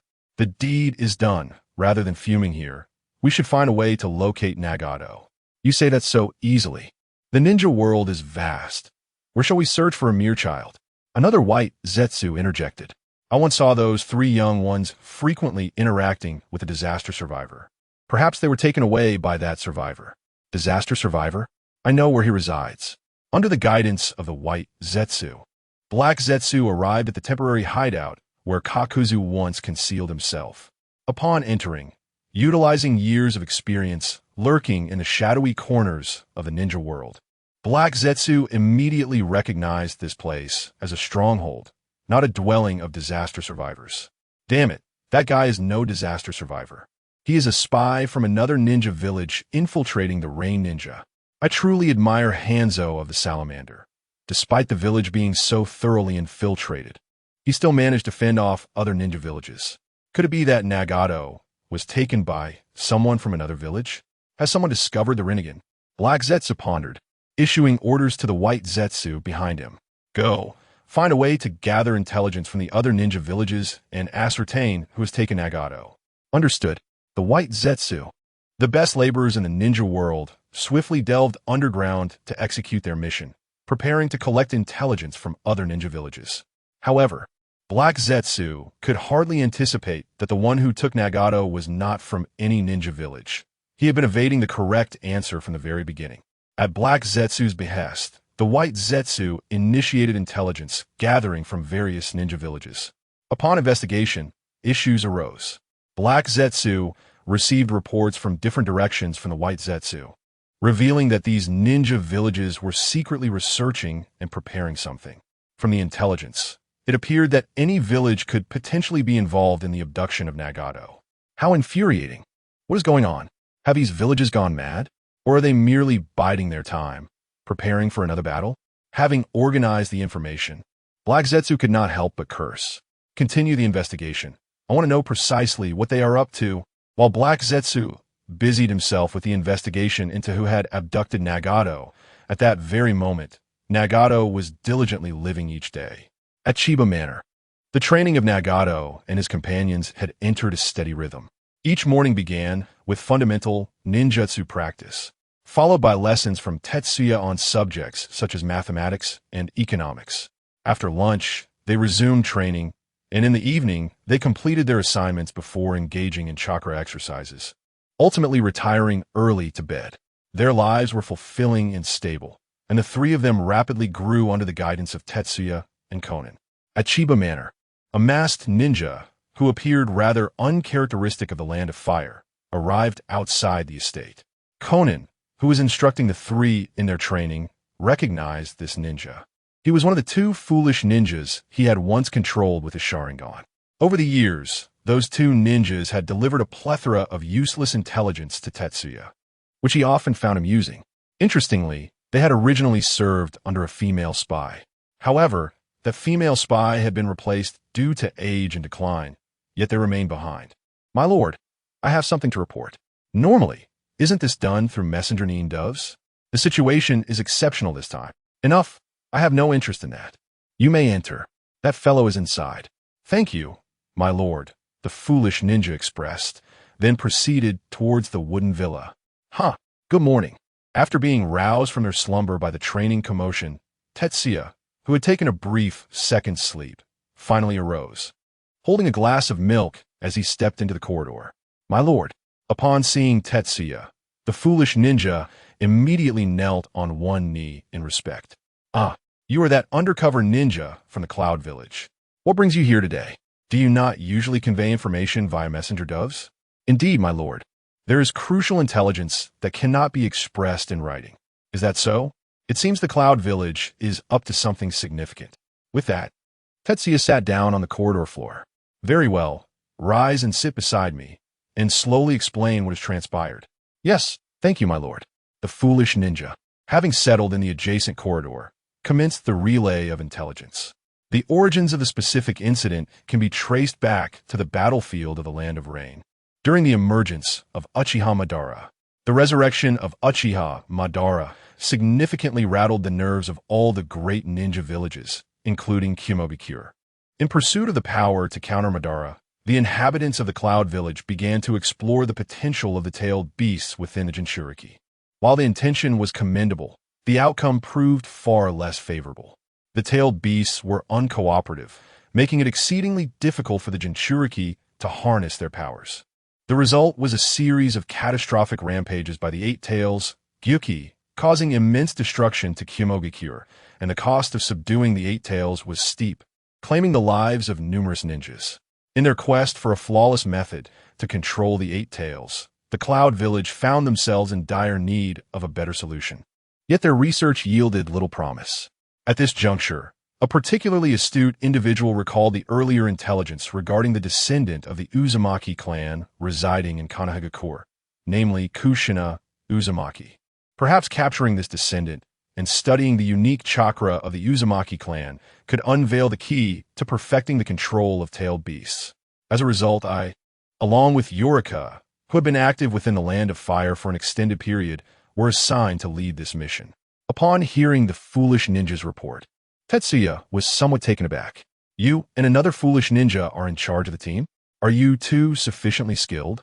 Capturing Kushina Uzumaki would necessitate an incursion into Kanahagakure. In his recollection, this fool named Yorika and another fool named Yorubi were not particularly formidable, having previously lacked even the capacity to resist. Observing Tetsuya's surprise at their involvement and leadership, Yorika promptly clarified, My lord, both Yorubi and I are special jonin. We simply lack proficiency in combat. I see. Special jonin, active in the Land of Fire for a long time, that makes your leadership far more reasonable, Tetsuya responded, a sudden idea sparking in his mind. You must have deployed quite a number of individuals for this mission. Perhaps there's an opportunity for me to infiltrate. My lord, do you wish to participate in this mission? Indeed, it seems rather intriguing, does it not? He was curious how two special jonin could lead a team that could potentially capture Kushina, who at that time resided in the estate of Mido, the wife of the first Hokage. Surely, there would be guards present. Furthermore, how did they manage to infiltrate Kanahagakure? Where were the barrier and sensory teams? What the Hyuga and Uchiha clans? Would there be a Kugin and Sharingan? How could they remain oblivious to an invasion? Or was it possible that these individuals possessed some extraordinary skill that allowed them to deceive both the barrier and sensory teams and evade the watchful eyes of the Byakugan and Sharingan? If they were indeed that capable, how did they fall to the young Minato so swiftly? Thus, he was eager to witness how they executed the abduction of Kushina and subsequently how Minato dealt with them. Certainly, my lord, those participating in this mission include. Yorika began detailing the personnel configuration for this mission, and upon hearing, Tetsuya discovered that there were indeed individuals from Kumogakure infiltrating Kanahagakure. No wonder they could penetrate the village. They had found an internal breach. Their plan was to infiltrate Kanahagakure, then disperse to several locations where Kushina was most likely to appear and wait. Should one group succeed, they could retreat without notifying the others. The primary goal for the remaining teams, once one succeeded, would shift to survival. When you plan to take action, my lord, all of us will gather in the capital of the land of fire tomorrow, and then we shall set forth to Kanahagakure together. Very well, I understand. In that case, let us depart now. Tetsuya was filled with anticipation for this journey to Kanahagakure. After a brief exchange with Izuna, Tetsuya returned to the capital with Yurika. My lord, I feel it is necessary to remind you that if you wish to join this mission, you will need to alter your appearance. Upon arriving at Yurika's lodging, he appraised Tetsuya with caution. What do you mean? Among those present, there are elite ninjas from Kumogakure, all of whom are native to the land of lightning. Ah, I understand. Just watch closely. Tetsuya immediately comprehended, forming hand seals and transforming his appearance. His fair complexion darkened, and he grew taller. His once black hair vanished, replaced by a gleaming bald head, resembling a polished egg from behind. His eyebrows, now darker, framed his bright, confident smile, revealing pearly white teeth. Hey man, what can I say? Mamba out. Yurika, taken aback by Tetsuya's transformation, marveled. How is it that you appear even more like a native of the land of lightning than I do? Oh no, I have become a citizen of the land of fire. How do I look? Is there anything amiss? Nothing is amiss, my lord. Have you ever visited the land of lightning? No, but I have encountered many ninjas from Kumogakure on the battlefield in the past. Tetsuya maintained a broad smile reminiscent of his comrade, Tita. However, as he spoke of his battlefield experiences, Yurika felt a chill run down his spine. By the way, for safety's sake, please refrain from calling me my lord henceforth. What should I call you instead? Call me Mamba. Time flew by, and the assembly time arrived. In a grove outside the capital, a gathering of Kumogakure ninjas convened. Tetsuya scanned the group, noting that, excluding himself, there were a total of 9 individuals. After a rough assessment of their strength, he noted that aside from the 2 special jonin, Yurika and Yoribi, there were 2 jonin and 5 chunin. They were perfectly divided into 3 teams of 3, with each jonin leading 2 chunin, while the remaining chunin would be under the guidance of Yurika and Yoribi. However, with Tetsuya's inclusion, the group now comprised 10 individuals. Yurika addressed the gathered ninjas. All right, since we are all here, let us prepare to depart. Wait, there seems to be an extra person, one of the jonin remarked, directing his gaze at Tetsuya. Yoribi clarified, this is Mamba, a temporary addition to our team. A temporary addition? Could he be a spy from another village? What do you mean by that? Yoribi, I believe it is I who should be asking you that. Have you already defected to Kanahagakure and arranged for a spy to infiltrate our mission to sabotage our plans? You. All right, leave it to me, Jie said as he turned to the jonin. He recognized this individual. Yesterday, Yuluka had mentioned him during a briefing on personnel arrangements. This man had a history of conflict with them while he was still in the Hidden Cloud Village. Who would have thought he would emerge to stir trouble now? Do you still wish to explain yourself, Konoha's spy? Me, a spy from Konoha? Jie scoffed, his laughter cold. In an instant, he activated the lightning release chakra mode, embodying Reikage power. Taste my black mamba elbow strike. In a flash, he lunged forward, his speed so astonishing that the onlookers were left momentarily stunned. Jie delivered a devastating elbow strike directly to the opponent's heart, combining his rapid velocity with immense strength and the enhancement from Reikage. This blow swiftly incapacitated a fragile ninja. You are out. Now, who else has a problem? Jie glared at the others, his entire being radiating the lethal aura of Reikage. Upon witnessing this display, not a single soul dared to utter a word of dissent. What a joke. This was the lightning release chakra mode, the ultimate technique of the third Reikage, accessible only to the direct descendants of the Reikage. Yuluka and Ruby were somewhat bewildered. Was this esteemed individual truly so formidable? They had initially thought they would need to protect this spectator when they entered Konoha. But with such power, who was truly protecting whom? Furthermore, wasn't this individual from the land of fire? How could he wield a technique invented by the Reikage? Was he possibly a spy from the land of lightning? One who had infiltrated the land of fire long before them? Regardless, all they needed to do was closely follow this remarkable figure. All right, those I am responsible for bringing along. During our next actions, I expect not to hear any discordant voices. Understood? Understood. The assembled ninjas replied in unison. With one swift move, Jie had dispatched an elite jonin, demonstrating his formidable strength. Although they had never heard of such a powerful figure before, it was plausible that he had been engaged in espionage for quite some time. After all, he could utilize the lightning release chakra mode, a clear indication of his affiliation with the Reikage lineage. There was nothing more to say. Strength and lineage spoke volumes. In the wake of his prowess, no one dared to disrupt the ensuing operations. The 9 ninjas split into 3 groups and infiltrated Konoha in succession, with Jiel leading the charge. As he gazed at the breach in the barrier before him, he crossed his arms and scrutinized it intently.